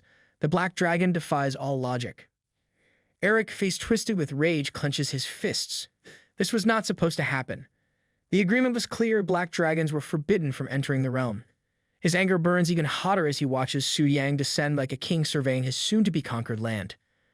Alan, standing beside him, lets out a frustrated sneer. In his eyes, humans are disgusting creatures breaking every agreement without a second thought. His words drip with disdain, but deep inside, fear starts creeping in. Alan rushes to Eric's side, his voice filled with urgency. The dragons are panicking. They refuse to fight. The battlefield is slipping out of their control. Eric, barely able to contain his irritation, snaps in frustration. His pride refuses to accept the idea that a mere fourth transition weakling is the cause of this disaster. To him, Su Yang is nothing but an ant that needs to be crushed. The Black Dragon, that is his problem to handle. Without hesitation, the order is given, kill the boy riding the Black Dragon. A storm of elven warriors launches into action. Their dragons charge forward, their weapons gleaming under the fractured light of the realm. Spells ignite the sky, turning it into a battlefield of blazing magic and sharp steel. By all logic, this should be an overwhelming attack and unavoidable doom. But Su Yang simply chuckles. If it is death they want, then so be it. Dark energy coils around his fingers, pulsating with an ominous glow. But the ones dying today will not be him. A vortex of destruction erupts outward, consuming everything in its path. Instantly, notifications flood his vision. You killed level 152 Elven Holy Knight Agus. You killed level 197 Elven Magic Warrior Karen. You killed level 198 Elven Magic Master Behaim. You killed level 150 Elven Divine Archer. Havok experience gained 52.1 million. Eric's face twists in disbelief. His mind refuses to accept what just happened. 4 of their elites wiped out in an instant. This should have been impossible. Panic spreads among the elves. Su Yang's attacks are completely invisible to them. No one can even see how he is striking, yet bodies are dropping like flies. Alan's voice turns grim. There's no more time to waste. They must use their trump card. But before they can act, darkness surges through the battlefield. A monstrous force clamps down on Eric, pinning him in place. His eyes widen in terror. He struggles, his body refusing to obey. The sheer power suffocates him. Desperation sets in. His mind races for an answer, but there is none. If even he cannot resist this power, the others have no hope. They need to run. A flicker of movement flashes in the corner of his vision, a blur too fast to react to. Then a devastating kick slams into him, sending him crashing into the ground below. Dust explodes upon impact. Eric barely has time to process the pain before a heavy boot presses against his throat. The pressure tightens, cutting off his breath. Above him, Su Yang stands completely unfazed. His expression carries nothing but amusement, as if this entire battle is nothing more than a trivial game to him. Eric tries to speak, but his words come out as choked gasps. His status, his power, none of it matters right now. Su Yang's eyes glint with menace. He makes it clear anyone who wrongs him will pay 100-fold. It does not matter who they are. Even if they were a god, the result would be the same, death. Eric falls, his life ends in an instant. But before Su Yang can even take a breath, another swarm of dragons charges toward him. The elves are already back on their feet, revive as if nothing happened. One of them, clearly still holding a grudge, yells at Su Yang, throwing out empty threats about how they were just careless before and that this time they will definitely take his life. Su Yang barely reacts, unimpressed by their sudden confidence. He mocks them, pointing out how they have just returned from the dead yet are already in a hurry to die again. An elf, seated atop a brown dragon, loses his temper completely. He screeches for Su Yang to perish and commands his dragon to unleash its dragon's breath on both Su Yang and his legendary black dragon. The dragon opens its jaws and unleashes a torrent of scorching flames. The elf laughs maniacally, already celebrating as if victory is guaranteed. Fire erupts in all directions, consuming everything in its path. He roars in triumph, convinced that Su Yang has been reduced to nothing but ashes. From a distance, the red-haired lady and the green-eyed princess watch the chaos unfold. The red-haired lady raises an eyebrow, noting how these elves' dragons suddenly seem full of energy when they were practically lifeless just moments ago. The green-eyed princess urges her to take a closer look. Realization dawns on the red-haired lady as she observes the dragon's eyes. The color has changed. A spell must have been used to forcibly control their minds. Spells like these always come with severe and often irreversible consequences. To resort to something so reckless, these elves must be truly desperate to kill Su Yang. Meanwhile, Alan also revives, riding his dragon straight toward the battlefield. He takes in the sight before him and grins, clearly pleased with what is happening. He cheers for his revived allies, praising their efforts before turning his attention to Su Yang. Gloating, he taunts him, eager to see if he can still act tough while staring down a dragon's fiery breath. In mere seconds, a massive explosion rips through the battlefield. The elf who had been arrogantly commanding his dragon to burn Su Yang disappears, completely erased, along with his beast. Nothing remains. Dust and ash are all that is left of him. The other elves freeze in sheer disbelief. Their confidence shatters in an instant. Their minds struggle to process what just happened. Panic grips them. Fear takes over. Some try to speak, but their voices crack under terror. They beg for mercy, realizing too late that there is none. Another explosion erupts, followed by yet another. Su Yang's legendary Black Dragon unleashes a counterattack with devastating force. Boom. Boo-woo-oh. In an instant, the battlefield turns into a wasteland. The remaining elves, including Alan, are reduced to nothing. Their so-called revival means nothing against true power. Not a single one of them is left standing. Far above, Su Yang ascends into the sky, his black dragon soaring with him. In his grasp, he holds a twisted mass of monster flesh. Inside, Eric, the once proud elven prince, squirms helplessly. Trapped in this grotesque prison, he demands to know where Su Yang is taking him. Su Yang makes his intention clear. This so-called revival cycle ends today. No more second chances. No more games. He plans to eliminate the threat completely, wiping out whatever foolish trick allows these elves to keep coming back. From a distance, the green-eyed princess watches him disappear into the sky. Her voice is barely above a whisper as she acknowledges his departure. The red-haired lady, on the other hand, smirks. Not only did Su Yang emerge completely unharmed from that massive attack, but he counter-killed his enemies without breaking a sweat. Those elves never stood a chance. They walked into a battle they could never win. The green-eyed princess mutters his name under her breath, still shaken. Su Yang's sheer power had left her breathless. The way he wiped out his enemies so effortlessly made her heart race. He truly scared her. Meanwhile, Vijayanu crouches behind a rock, his green dragon pressed close beside him. Sweat beads on his forehead. Fear grips his chest. Watching the elves get obliterated in an instant makes him question everything. He wonders if Su Yang is even human. Winning against him in a direct fight is impossible. There is only one way, an ambush. He must find the perfect moment to strike. Back at the revival spot, Alan grits his teeth, seething with frustration. Rage burns in his eyes as the realization sinks in he has died again. The humiliation stings almost as much as the defeat itself.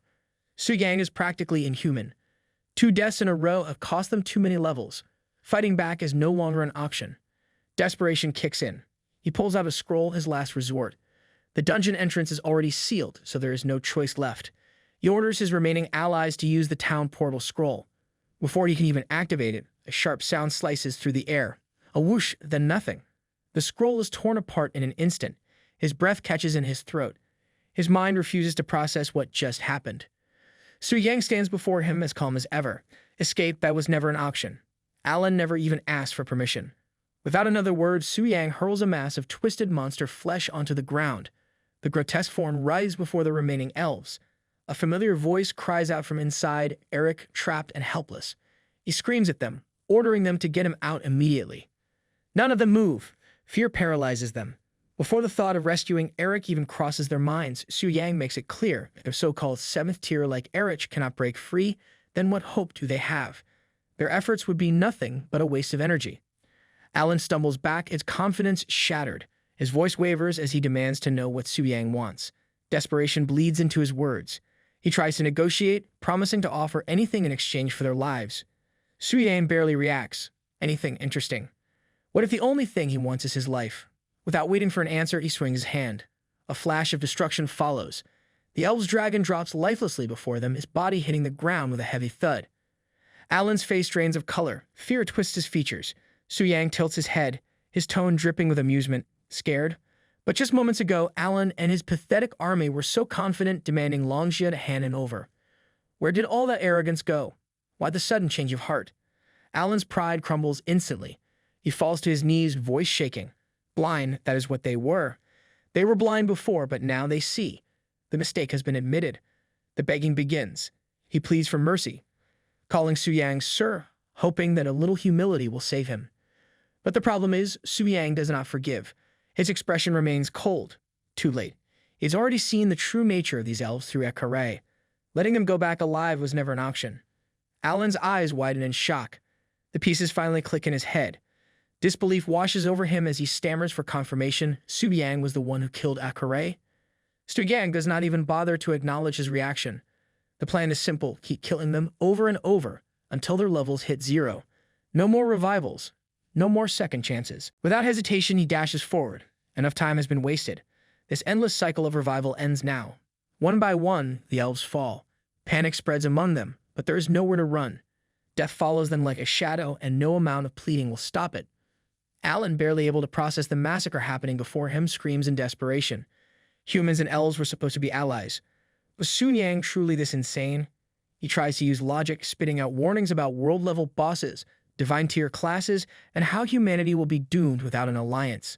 His voice cracks with fear. Suyang does not even blink. None of that matters to him. He swings his black sword, cutting through the air. A wave of energy crackles forward, swallowing everything in its path. The elves stand no chance. Their bodies vanish in an instant, erased along with their dragons. Alan is no exception. In the blink of an eye, they are all gone. The battlefield falls silent. Only one remains. Eric lies on the ground, barely conscious. The explosion has finally freed him from the monster flesh, but it does not matter anymore. His body trembles as he struggles to get up. Suyang steps toward him, eyes cold and unreadable. One last enemy left. Eric, despite his pathetic state, has the audacity to scream at him. Coward, that's what he calls Suyang. Underhanded tricks, that's what he accuses him of. If Suyang really has any honor, he should let him go and fight fair and square. Suyang raises an eyebrow. Sure. Eric, stunned that Suyang actually agreed, attempts to rise. His limbs shake as he crawls across the ground. Suyang watches completely unfazed. With a simple gesture of his hand, he motions for Eric to come closer. If Eric wants clarity before he dies, then Suyang is more than happy to give it to him. Eric forces himself to his feet, determination burning in his eyes. He glares at Suyang, full of false confidence, and taunts him. This is what Suyang asked for, and now he is going to regret it. Without wasting another second, Eric activates Weapon Enchant, Storm. Power surges through his blade as he lunges forward, declaring Suyang's doom. Gale slashes fly through the air, cutting towards Suyang with terrifying speed. Yet Suyang does not move. The attacks slice past him, but not a single one leaves a mark. He remains completely unharmed. Frustration bubbles up inside Eric. Holding nothing back, he takes a deep breath and roars with everything he has. His voice echoes across the battlefield as he unleashes Storm Convergence, a devastating force meant to rip through anything in its path. He does not stop there. This is it, his strongest move. Storm Annihilation Slash. A monstrous storm of raw energy erupts from his blade, slicing towards Suyang with enough force to wipe out an army. Eric grins in triumph, convinced that this is the end. The attack crashes down. The battlefield trembles. Dust and debris explode into the air. Eric smirks, his chest rising and falling with exhaustion. This is what Suyang deserves. But his victory shatters in the next instant. From within the destruction, a figure steps forward untouched. Suyang emerges completely unfazed, his expression as calm as ever. Eric's stomach drops. His face twists in horror. This should not be possible. He demands an explanation, his voice rising in panic. Suyang should be dead. He wonders, why is he still standing? Suyang glances at his status. A small scratch, barely noticeable. His HP bar remains at 90%. He actually acknowledges the attack, admitting that a 7th tier technique is indeed impressive. Stronger than the Silver Dragon Econ. Eric stares in disbelief. His hands tremble around his sword. That was his full power strike, his ultimate move, and only chipped away 10%. His voice cracks as he stutters in denial. No, this cannot be real. Suyang is not a 4th tier class. No, he is not even human. He is a walking nightmare, a boss in human skin. Suyang does not give him time to process his failure. In a flash, he moves at light speed. Eric barely has a second to react before Suyang's blade slices through him, ending him instantly. And as his body fades into nothingness, Suyang casually congratulates him. You got it right. A notification appears confirming the kill, level 220. Fairy Dragon Knight. Eric, the battle is over. Vijaynu crouches behind a rock, trembling in disbelief. His heart races as he watches the aftermath of the battle. Suyang has annihilated everyone in his path. The thought of ambushing him seems laughable now. No trick, no sneak attack could even touch this monster. Panic sets in. He knows he has to warn his uncle and father. They are the only ones who can handle this terror. His mind races with a plan to escape. But before he can make a move, a shadow looms before him. Suyang stands right in front of him, a chilling smirk on his face. Vijaynu freezes, unable to react in time. Before he can even utter a word, the mighty blade of Suyang flashes and he's gone in an instant. The green-eyed princess and the red-haired lady rush towards Suyang, concern etched across their faces. The green-eyed princess speaks first, the reality of the situation sinking in. The dungeon notification was real. Everyone is dead. The red-haired lady narrows her eyes, clearly confused. She asks Suyang why he killed Vijaynu too, after the elf scum had already been dealt with.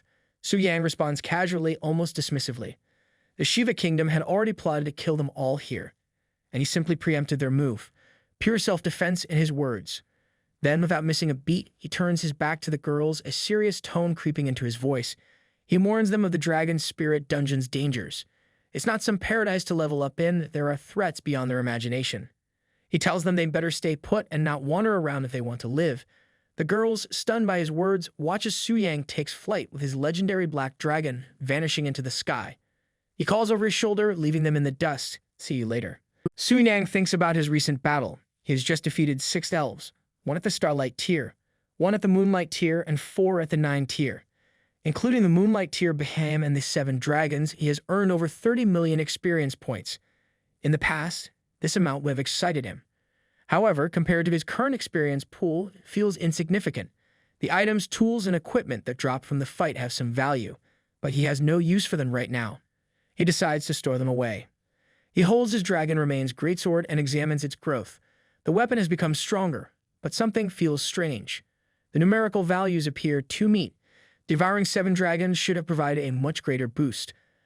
A sudden notification appears, revealing that evolution requires slaying a Sunlight tier dragon. Completing this task will unlock the attribute Devouring cap, allowing it to increase up to 20,000. Understanding this new requirement, Su Yang realizes that he has reached the 1st tier Devouring limit.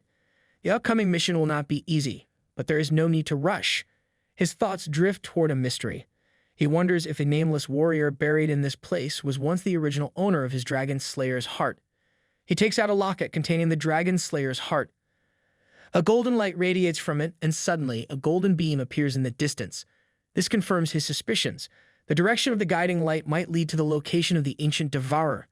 The thick fog ahead makes it impossible to see anything, but he remains unfazed. The Dragon Slayer's heart will show him the way. Determined to move forward, he commands his legendary black dragon, Athos, to charge ahead. Su Yang continues flying atop his dragon, moving toward the golden light. As he gets closer, something massive begins to take shape.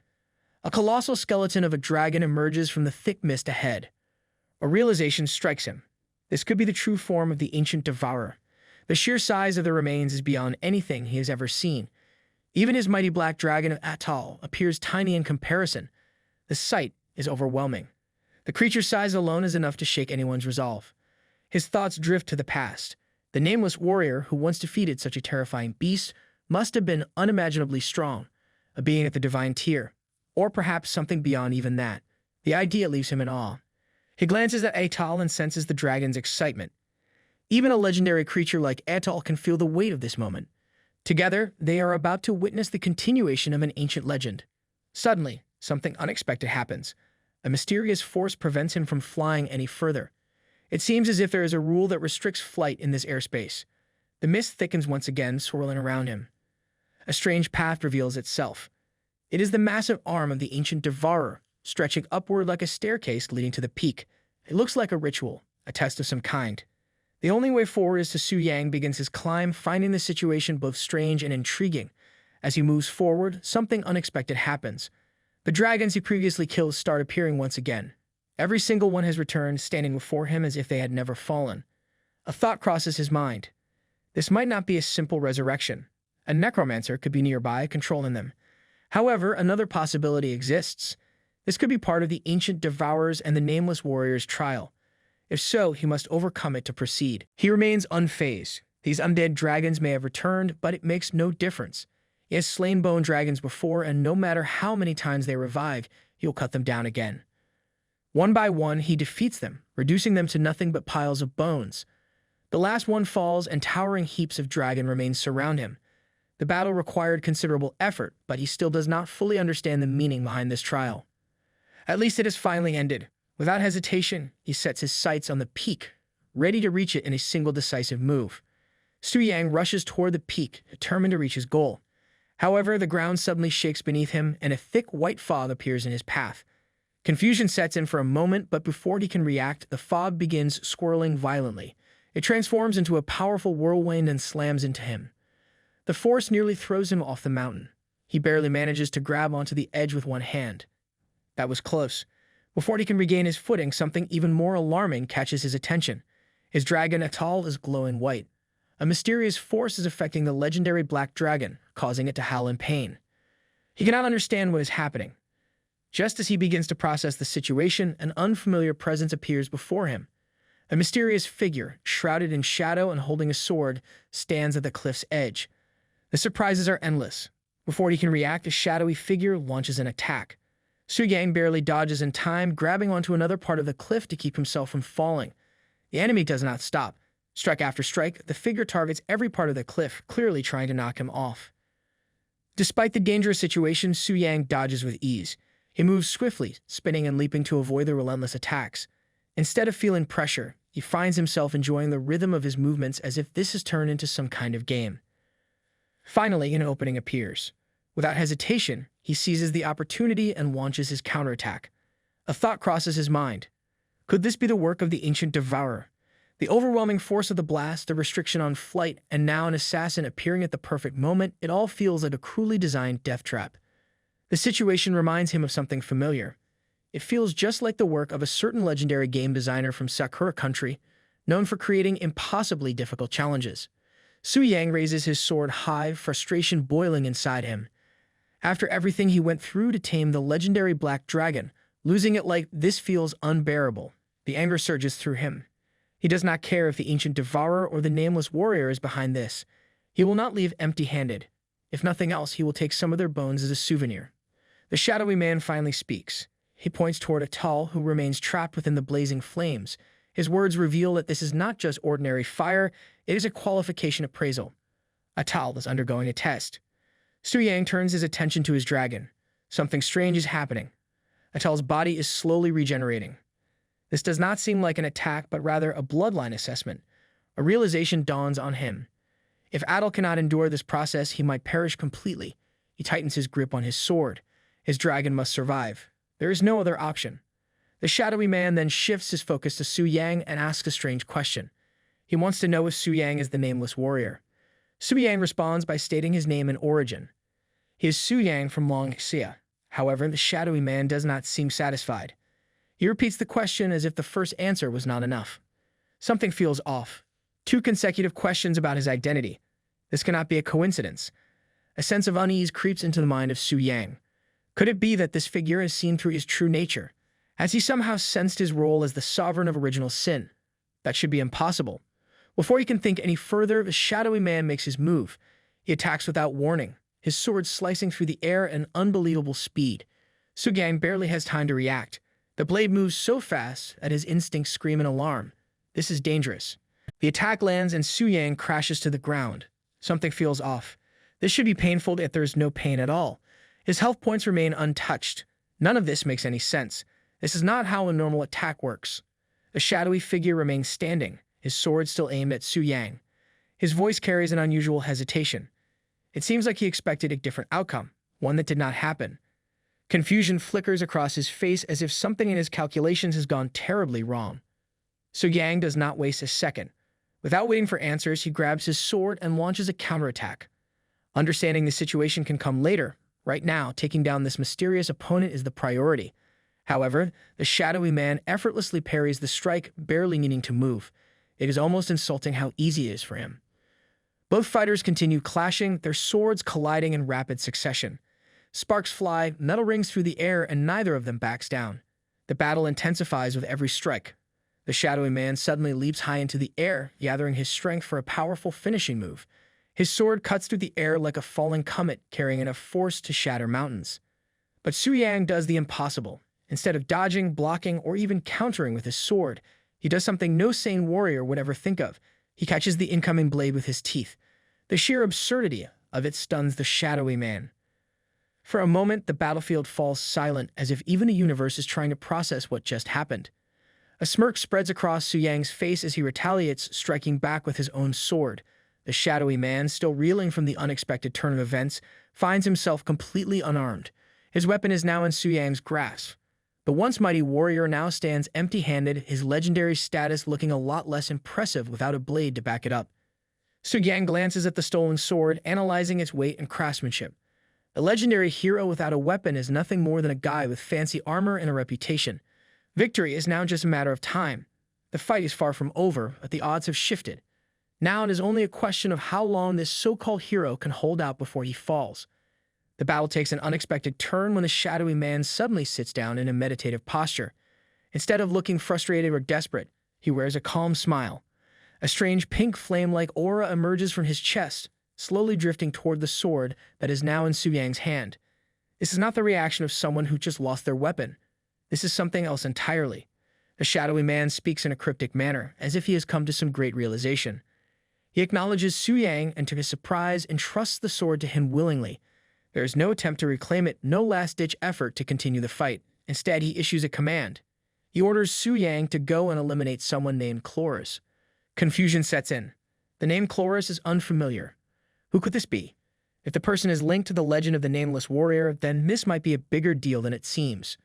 Before Su Yang can process everything, a notification suddenly appears before him. The system detects a new user for the sword and immediately begins an assessment. Strange messages flash one after another. Resistance check, detection errors, unknown identifiers. Nothing about this seems normal. But then success. The weapon officially binds itself to him. The screen reveals more details. The sword's name is Transcendence, Crimson Sword. But its status is strange, marked, damaged, and honorless. That alone raises questions. Looking at the blade, Su Yang feels a sense of unease. He wonders why almost all of the information is unreadable. What does Transcendence even mean? Could it be a level beyond divine artifacts? And what exactly is this correction resistance test that he apparently passed? Another notification follows. It explains the sword's ability. Correction attacks require something called a red moon crystal core as fuel. Checking the charge level, Su Yang sees that there are already 152 stored. This raises even more questions. Deciding to test it out, he activates the charging function. The sword immediately absorbs one of the red moon crystal cores. The process is instant, confirming his theory. One core equals one charge point.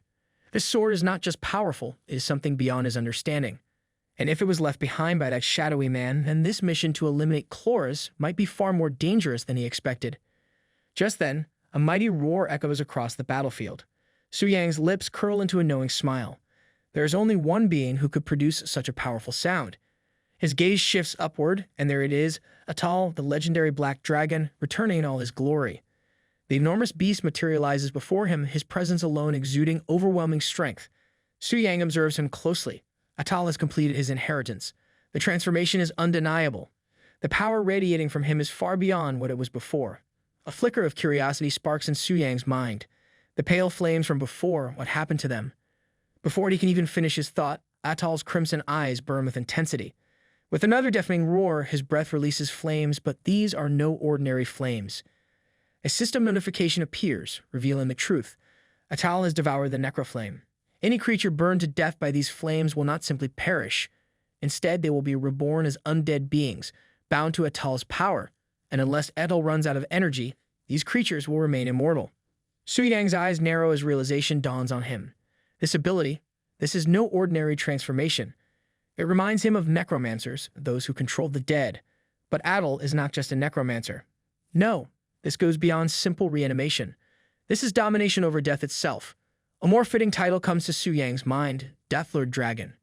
His gaze sweeps across the battlefield, and he quickly notices something even more shocking. The bone dragons that had previously fallen are now back on their feet, or rather, back in the air. Their lifeless eyes now burn with eerie energy, completely under Athos's control. The implications of this are staggering. Athos is no longer just a powerful dragon. He now commands an army of undead creatures. Su Yang mounts his dragon, feeling the sheer might beneath him. And as they take off, the bone dragons follow like loyal subordinates. A new idea forms in his mind. If Athos devours elite monsters and bosses, then this undead army will only grow stronger. This is no simple necromancer's power. This is the power of a Lich King. This inheritance is not just powerful, it is on the verge of becoming unstoppable. Then something unusual catches his eye. Each of the bone dragons now has a number marked on them. That was definitely not there before. This change is too sudden. He wonders if it has something to do with the Crimson Sword. Deciding there is only one way to find out, he activates the sword's correction ability. The moment he does, the bone dragon in front of him vanishes, completely erased from existence. Not shattered, not burned, not turned to dust, just gone. Two system notifications appear immediately. The first message confirms that the correction ability has increased something called the Crimson Infection level.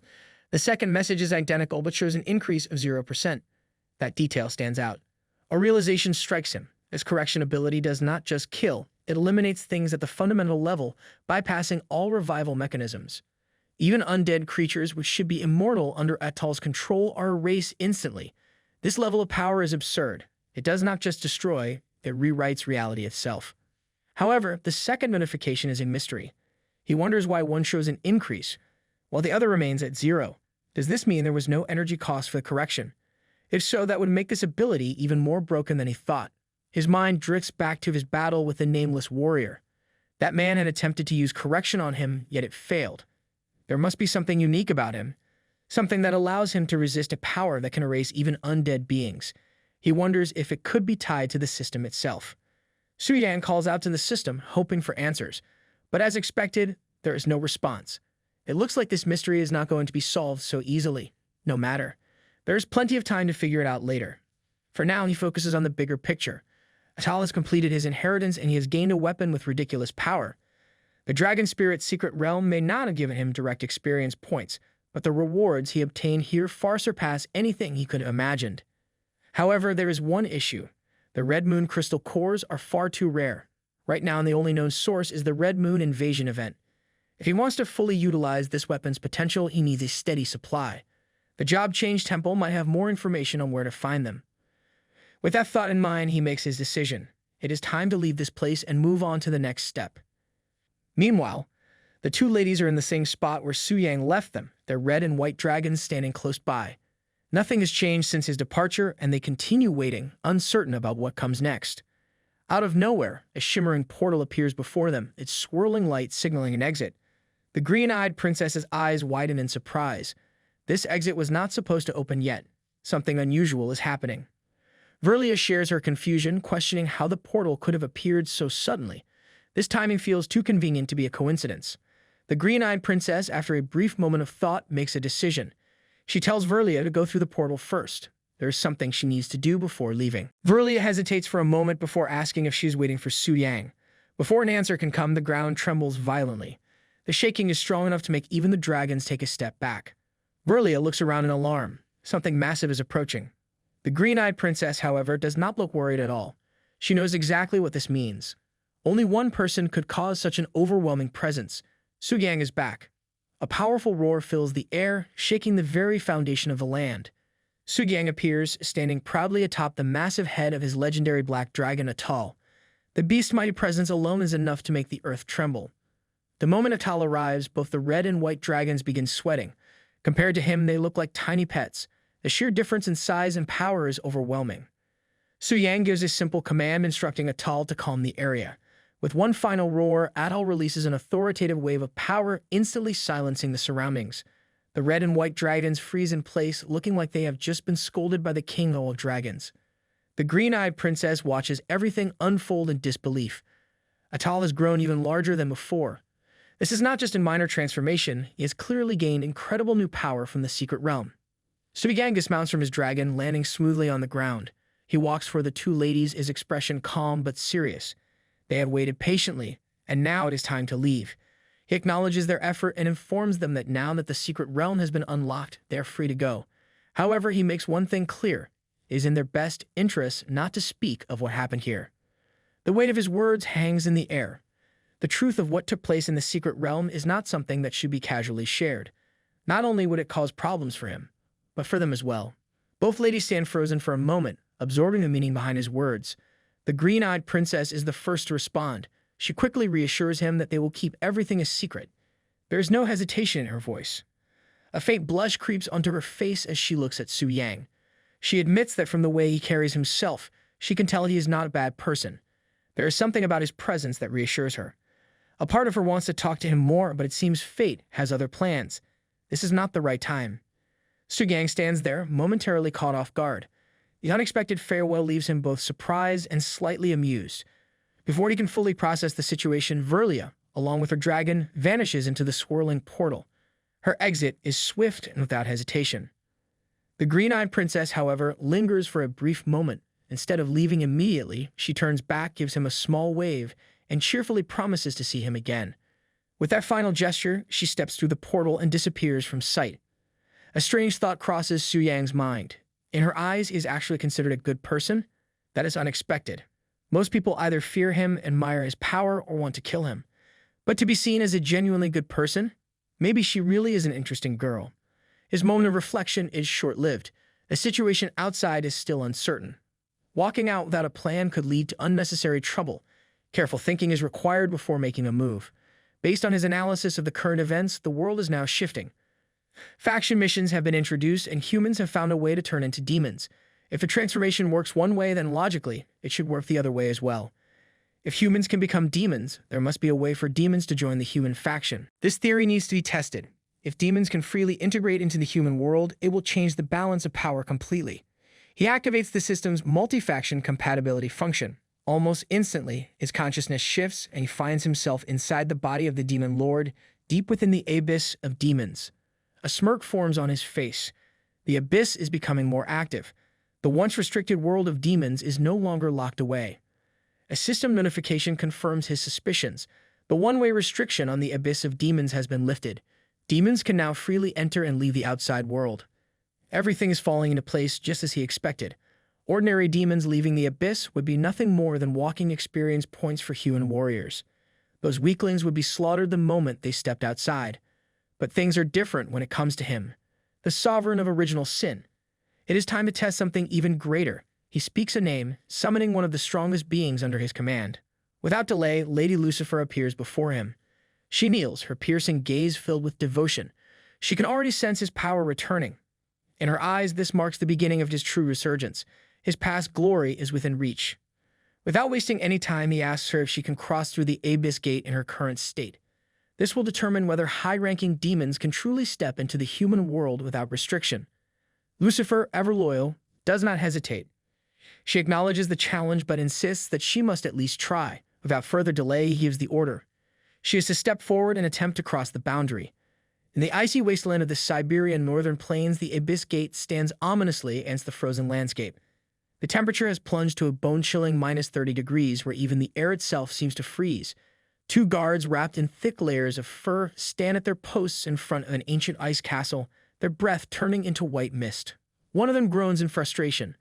This place is unbearable. How much longer do they have to suffer here? Even demons wouldn't survive this level of cold. The other guard, equally miserable, agrees. If they stay here any longer, they might as well turn into frozen statues. Their complaints come to an abrupt halt. A dark presence descends upon them. A tall, imposing figure materializes before their eyes, Lady Lucifer. The very air around her seems to shudder. She examines her hand, noticing something troubling. Her power is not at full strength. The freezing atmosphere drains her abilities. The guards panic, their survival instincts kicking in. A demon, here of all places? This was supposed to be impossible. One of them immediately raises his weapon, shouting in alarm.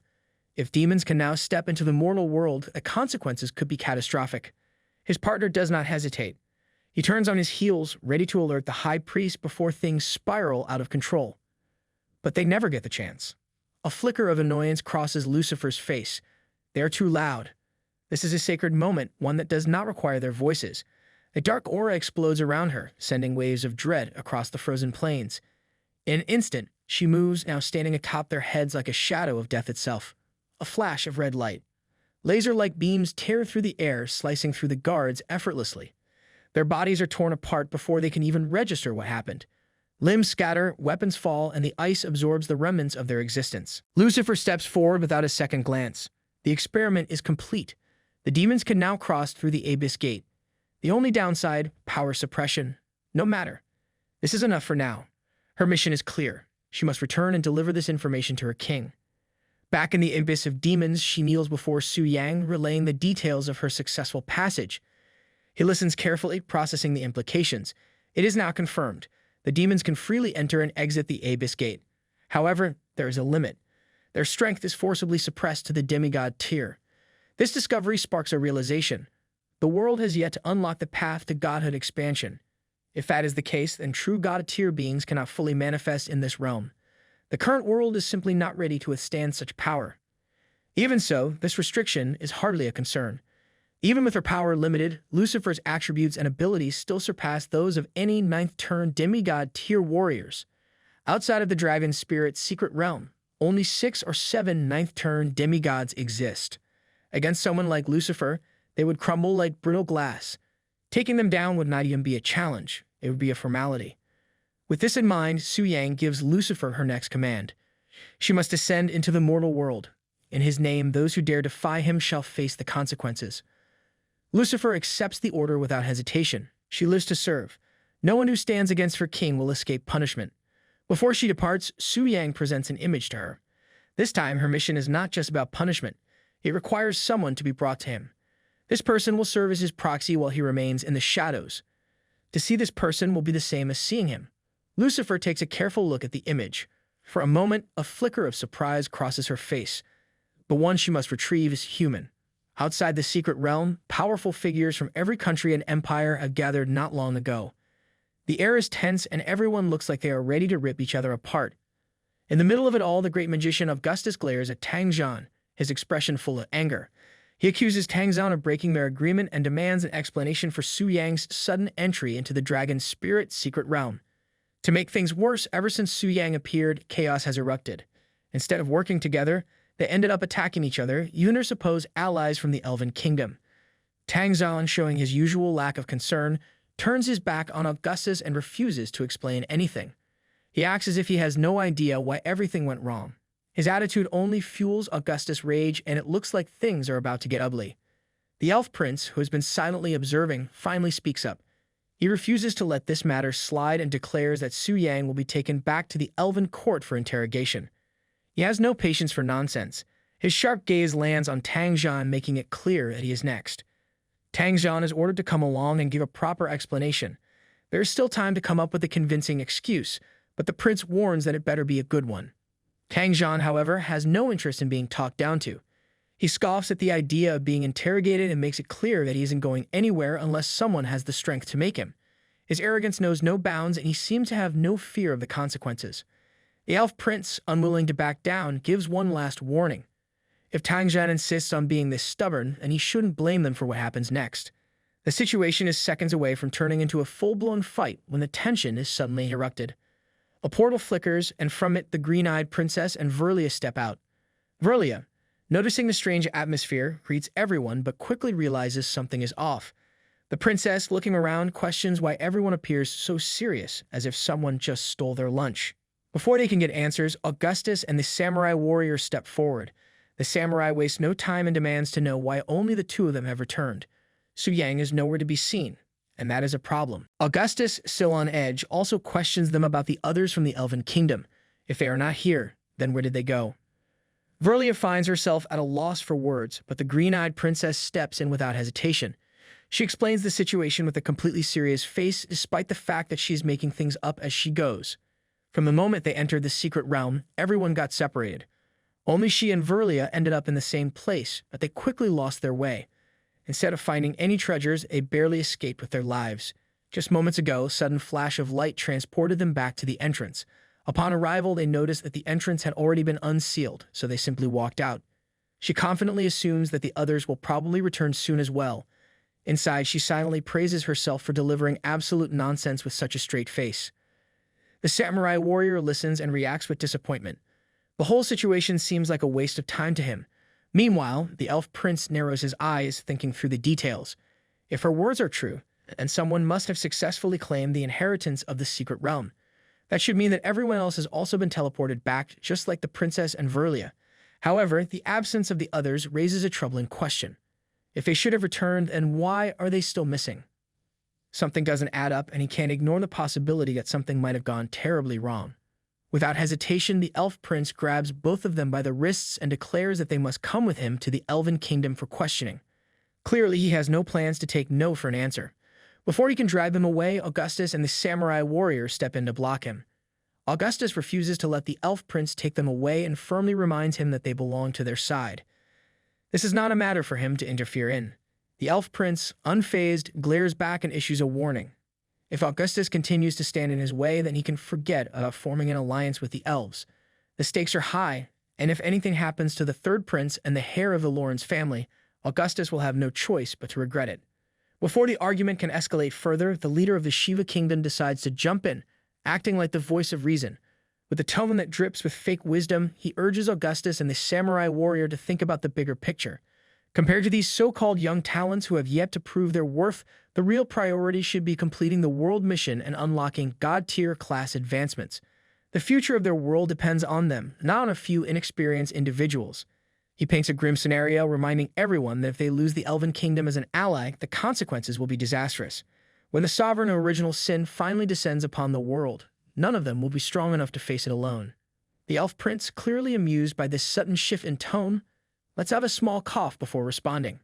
He remarks on how surprisingly diplomatic the leader of the Shiva Kingdom sounds, almost as if he genuinely values alliances.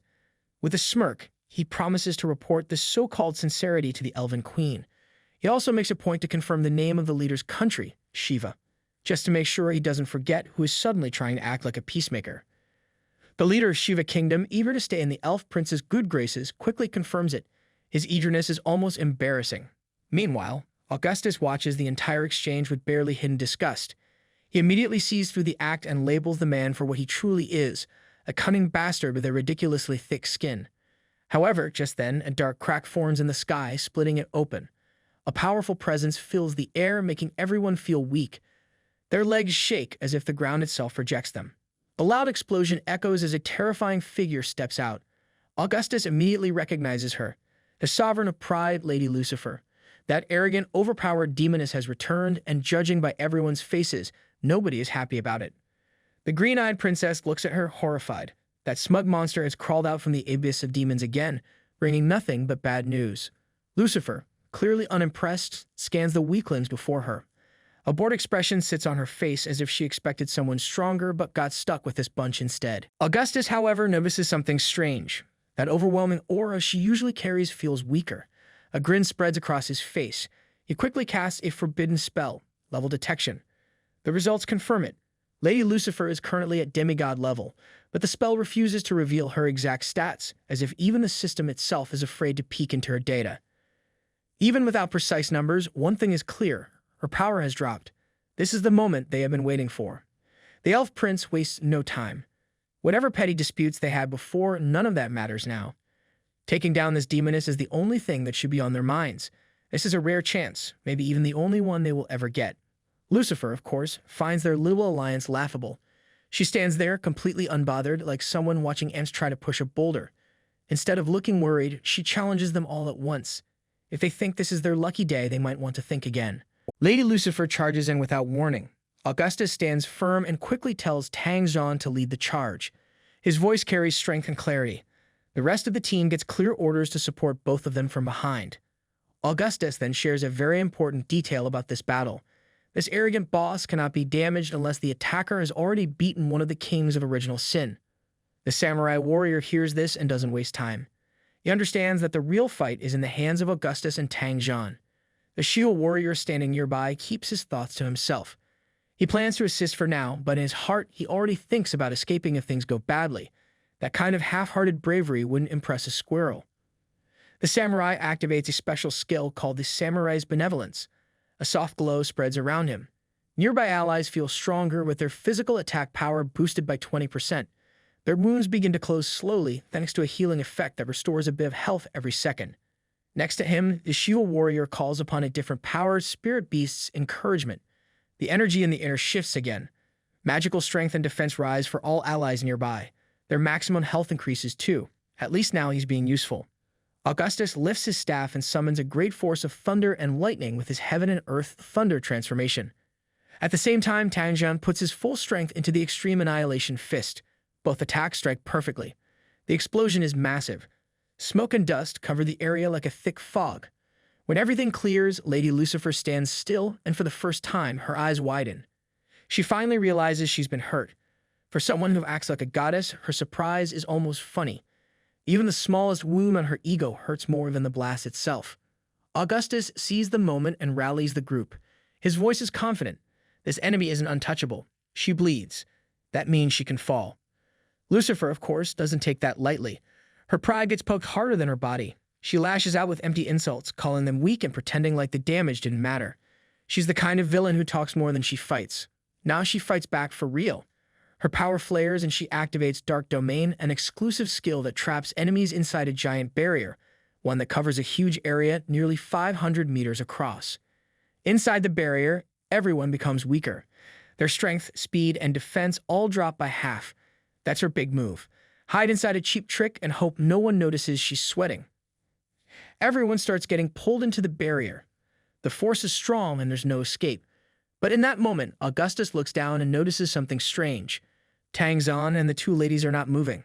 They are not getting pulled inside. They stand there untouched by the dark domain. Augustus watches them, trying to understand what is happening. Something is not right about this moment.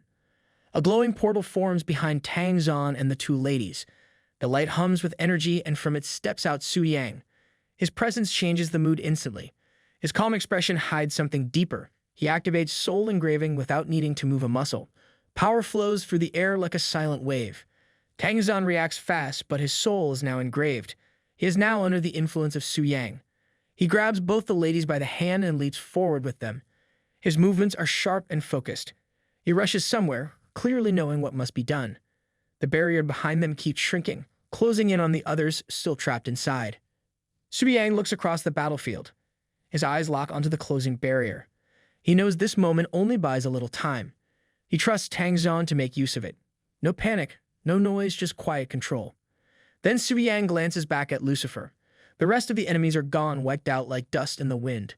Only she remains, standing there with her pride still puffed up like it means something. Lucifer moves. She lands nearby with all her fake pride. She throws out more of her tired insults.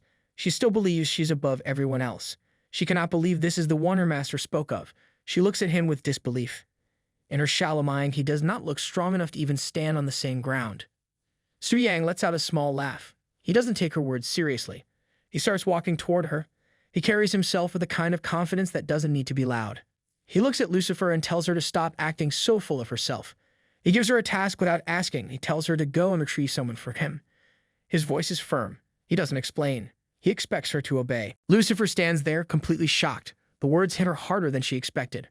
Her proud attitude fades, and she can only mumble a quiet answer. Her thoughts are spinning. For a second, she feels something heavy in the air around Su Yang. It reminds her of her majesty, the powerful presence she respects and fears. But then she shakes her head. That can't be true. It must be her imagination. There's no way this man, who looks so ordinary, could give off that kind of feeling. Meanwhile, back in his mansion, the elf princess is in a good mood. She is singing to herself in the garden, while giving water to the plants. Leaves sway gently in the soft breeze. Suddenly, that calm wind turns wild.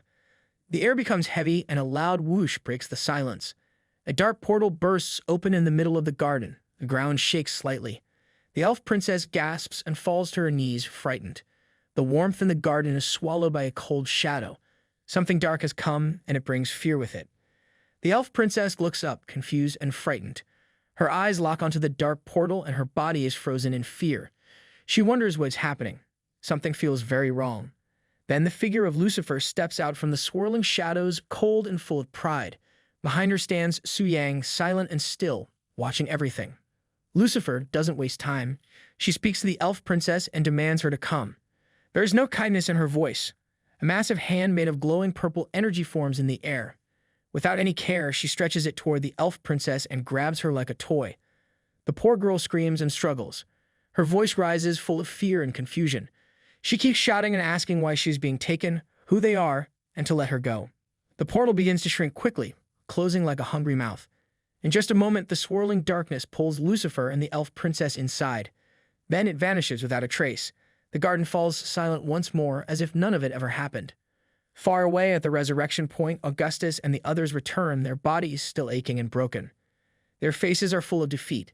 Augustus can't believe it, they lost again. Their enemy is too powerful. No matter how many times they try, they are thrown back down. The samurai warrior speaks, tired and honest. He says that the difference in strength is just too much. There is no hope in a fight like this. The battle is completely one-sided. Suddenly, a thought hits Augustus. His eyes widen. He stands up in panic and shouts a question, asking about Tang Zhan. The samurai looks around and answers that he hasn't seen him. Others are still lying around, hurt and quiet. Then the Shiva warrior Athos lifts his head and speaks. He says something strange happened. Right before they were dragged into that dark space, he saw Tang Zhan. The man was completely untouched. Lucifer acted like Tang Zhan wasn't even there. She didn't attack him. She didn't even look at him like an enemy. Augustus is confused and demands to know what Athos is trying to say. Hal hesitates, then says what he's been thinking. His theory is terrifying. He believes Tang Jian and Long Xia might have already betrayed humanity. He thinks they could be working with the demons. Augustus refuses to accept it. His voice is firm. He says Tang Jian would never do that. Tang Jian has always fought for humanity. He's not the kind of person to turn against his people. Athos doesn't back down. He reminds Augustus that friendship can't blind them now. He says others might have noticed the same thing. One knight speaks up and agrees. He also saw it. Lucifer showed no aggression toward Tang Jian. Not even a hint of hostility. That is not normal. Another injured warrior speaks with doubt in his voice. He says maybe Tang Jian really has turned against them. The idea is hard to believe, but the silence among the group shows that doubt is growing. Athos continues speaking. He tells them to remember the time outside the dragon's spirit's secret realm. Everything had seemed normal, but then chaos began. The warriors, all trusted allies, suddenly started attacking one another. No warning, no reason. It was madness without logic. That kind of control to make powerful warriors turn on each other without even knowing why is not something a human can do. Athos believes there had to be help from a demon. No other explanation makes sense. A power that deep and hidden cannot come from a normal source. And when the smoke cleared, who gained the most? Su Yang, the one originally blocked from entering the dragon's spirit's secret realm, somehow got inside. In the end, the ones who benefited the most were Su Yang and Long Xia. The timing is too perfect. Augustus lowers his head slightly. His voice carries disbelief but also acceptance. He admits that someone controlling his actions without him realizing is not a simple trick. That kind of power is beyond the level of a 9-turn half-god, is far above anything a normal human can resist. The samurai warrior steps forward, bringing up another point. He reminds the group of the two women who were last seen with Tang Jian and Makiko Asuka from their homeland and Verlia from the Evil Federation. He wonders if they are also working with the demons. Athos's eyes widen. He curses himself silently. He had completely forgotten about the two girls. They were so weak in battle, their presence seemed unimportant. He clenches his fists. Even now, his pride keeps him from admitting the full truth. He quickly shifts the blame back to Tang Jian. He says Tang Jian must have captured them. It would make sense if Tang Jian wanted to keep the secrets of the dragon's spirit's secret realm to himself. The samurai warrior thinks about it. He nods slowly. He says that is possible. Tang Jian taking control of the situation for his own benefit is not out of the question. Athos keeps thinking to himself. He doesn't know the full truth of what Tang Jian did, but something is clear. Tang Jian is ahead of everyone. He has died one time less than the rest. That alone gives him a huge lead in strength. His pride refuses to let this continue. He decides he must bring Tang Jian down. Now only two people know the truth about what really happened inside the dragon's spirit's secret realm. Those two girls. Athos forms a plan. If he can create conflict between the girls and Tang Jian, then maybe the balance can shift. Maybe it can still steal the secrets for themselves. He promises to himself that the rise of Shiva must not be stopped again. No matter what, he will make sure of that, even if it means using lies, fear, or betrayal. Athos, the Shiva warrior, starts twisting the truth even more. His voice is full of false concern, but his real goal is clear. He wants to control the others. He tells them to think carefully. He says Tang Jian's actions are strange and too suspicious to ignore. He insists that Tang Jian must be hiding something dangerous. The others begin to gather around him, their faces unsure. One of them speaks and says that even though it sounds hard to believe, there is still a chance that it could be true. Athos takes that moment to push further. He says there is no more time to sit and wait. He demands they go find Tang Jian immediately. That plan ends fast. Behind him, Tang Jian suddenly appears. His eyes glow red, filled with power and fury. A strong, burning aura surrounds him. His presence shuts everyone up in an instant. He does not waste words. His fist slams straight into Athos's face with brutal force. Athos's body flies through the air like a rag doll and smashes into a large rock. The rock shatters on impact, completely destroyed. That one punch says everything. Tang Jian looks down at him with disgust. His message is clear. He warns Athos not to spread lies about him again.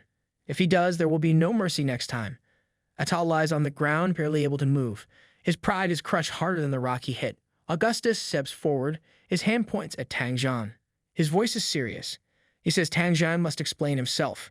He demands to know why Tang Jian was not trapped in Lucifer's barrier. He wants to know where Tang Jian disappeared to just now. Tang Jian stands firm. His face stays calm.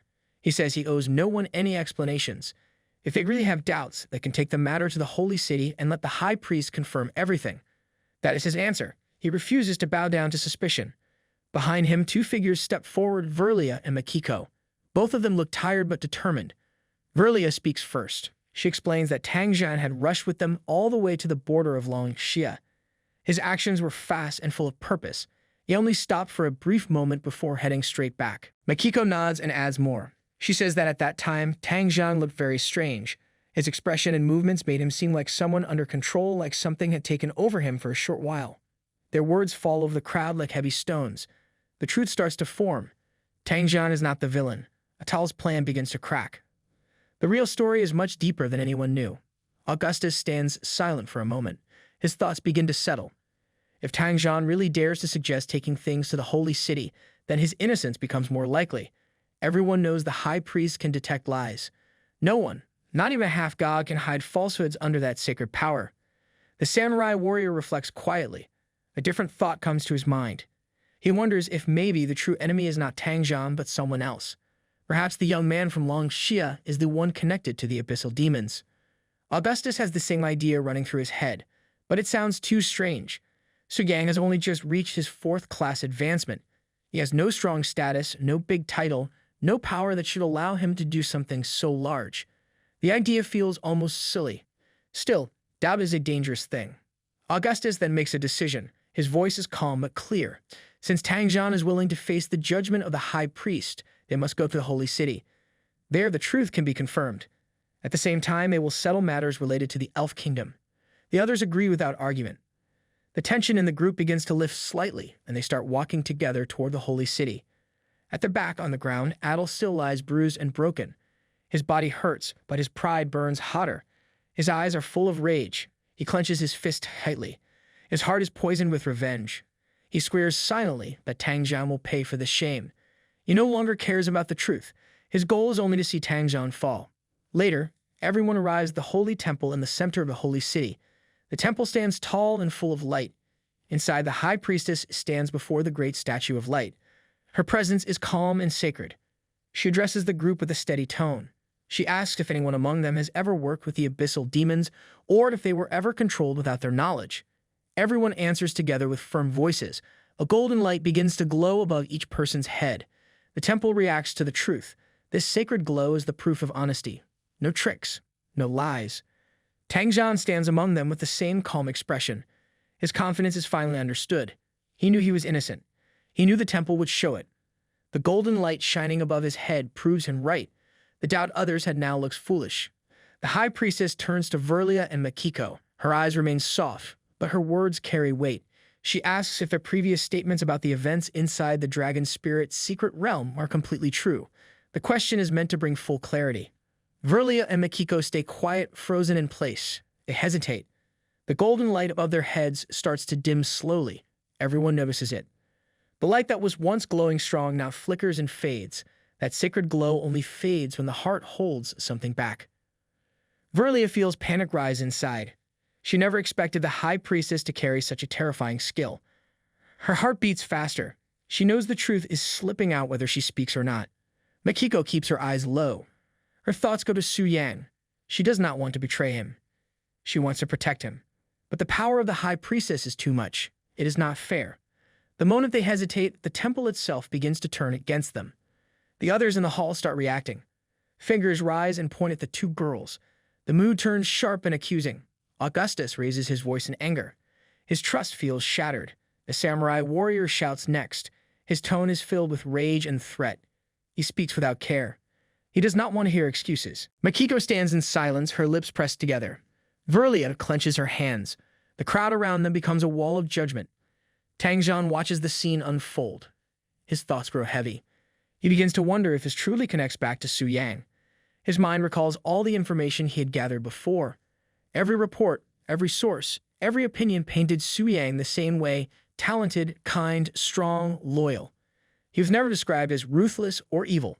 Tang Jian had seen no signs of corruption or greed. He reminds himself that even if Su Yang had any abyssal ties, he never harmed Tang Jian or the two girls. That alone is worth something. But if the final truth reveals that Su Yang is connected to the abyss, then the path forward becomes hard. Tang Jian wonders what must be done. Should he fight Su Yang? Should he end him before the damage spreads? Or is there still something left to trust? The high priestess speaks calmly. Her words cut through the noise. The lies have been exposed. There is no point hiding anything now. Holding back the truth any longer may bring consequences no one wants. If the two girls do not wish to speak in front of everyone, she offers them a choice. They may follow her to the confession room. There they can speak everything in private. She promises that she will make the final judgment herself. Verlia leans closer to Makiko and whispers. Her voice is low. She wonders if maybe, just maybe, there is a way for the truth they both carry to be seen clearly under the light of the high priestess. If that is the case, then perhaps something long buried can finally come out. Makiko nods. She has been thinking the same. The burden is too heavy now. They can no longer hide. Verlia lifts her head and addresses the high priestess. She asks for permission to go to the confession room. She promises to tell everything. The high priestess agrees and turns to lead them. The crowd watches silently. Before stepping into the confession room, both Verlia and Makiko turn their heads. Their eyes lock onto the Shiva warrior. That look is cold. Their stare carries no fear. It is a silent warning. 10 minutes pass, and the heavy silence inside the holy temple finally breaks. The door to the confession room opens. The high priestess steps out with a firm expression. Behind her, Verlia and Makiko walk with steady steps. Their faces hold no fear now. They have said what needed to be said. The high priestess raises her staff and points it directly at the Shiva warrior. Her voice echoes through the temple like thunder. She demands a clear answer from Athos.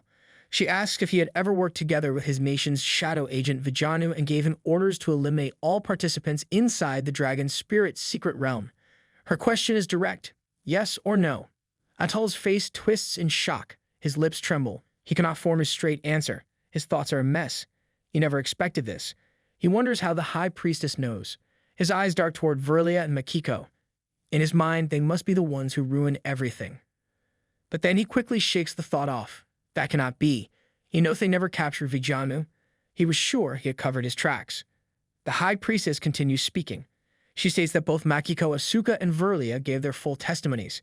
According to them, it was Su Yang who found out about Vijanu's plot inside the secret realm. Su Yang uncovered the truth and dealt with Vijanu himself. The two girls were not involved in the actual fight.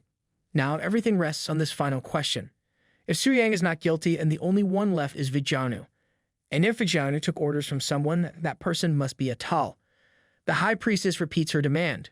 All Athos has to do is answer truthfully, yes or no. From behind the group, Poker speaks out with disbelief. He brings up Su Yang's current level.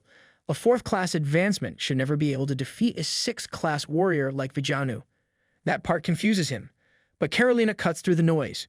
She says that is not the important point. The real problem is Athos. She yells in anger, calling him out for plotting behind everyone's backs. Her voice is filled with disgust. Athos tries to deny everything.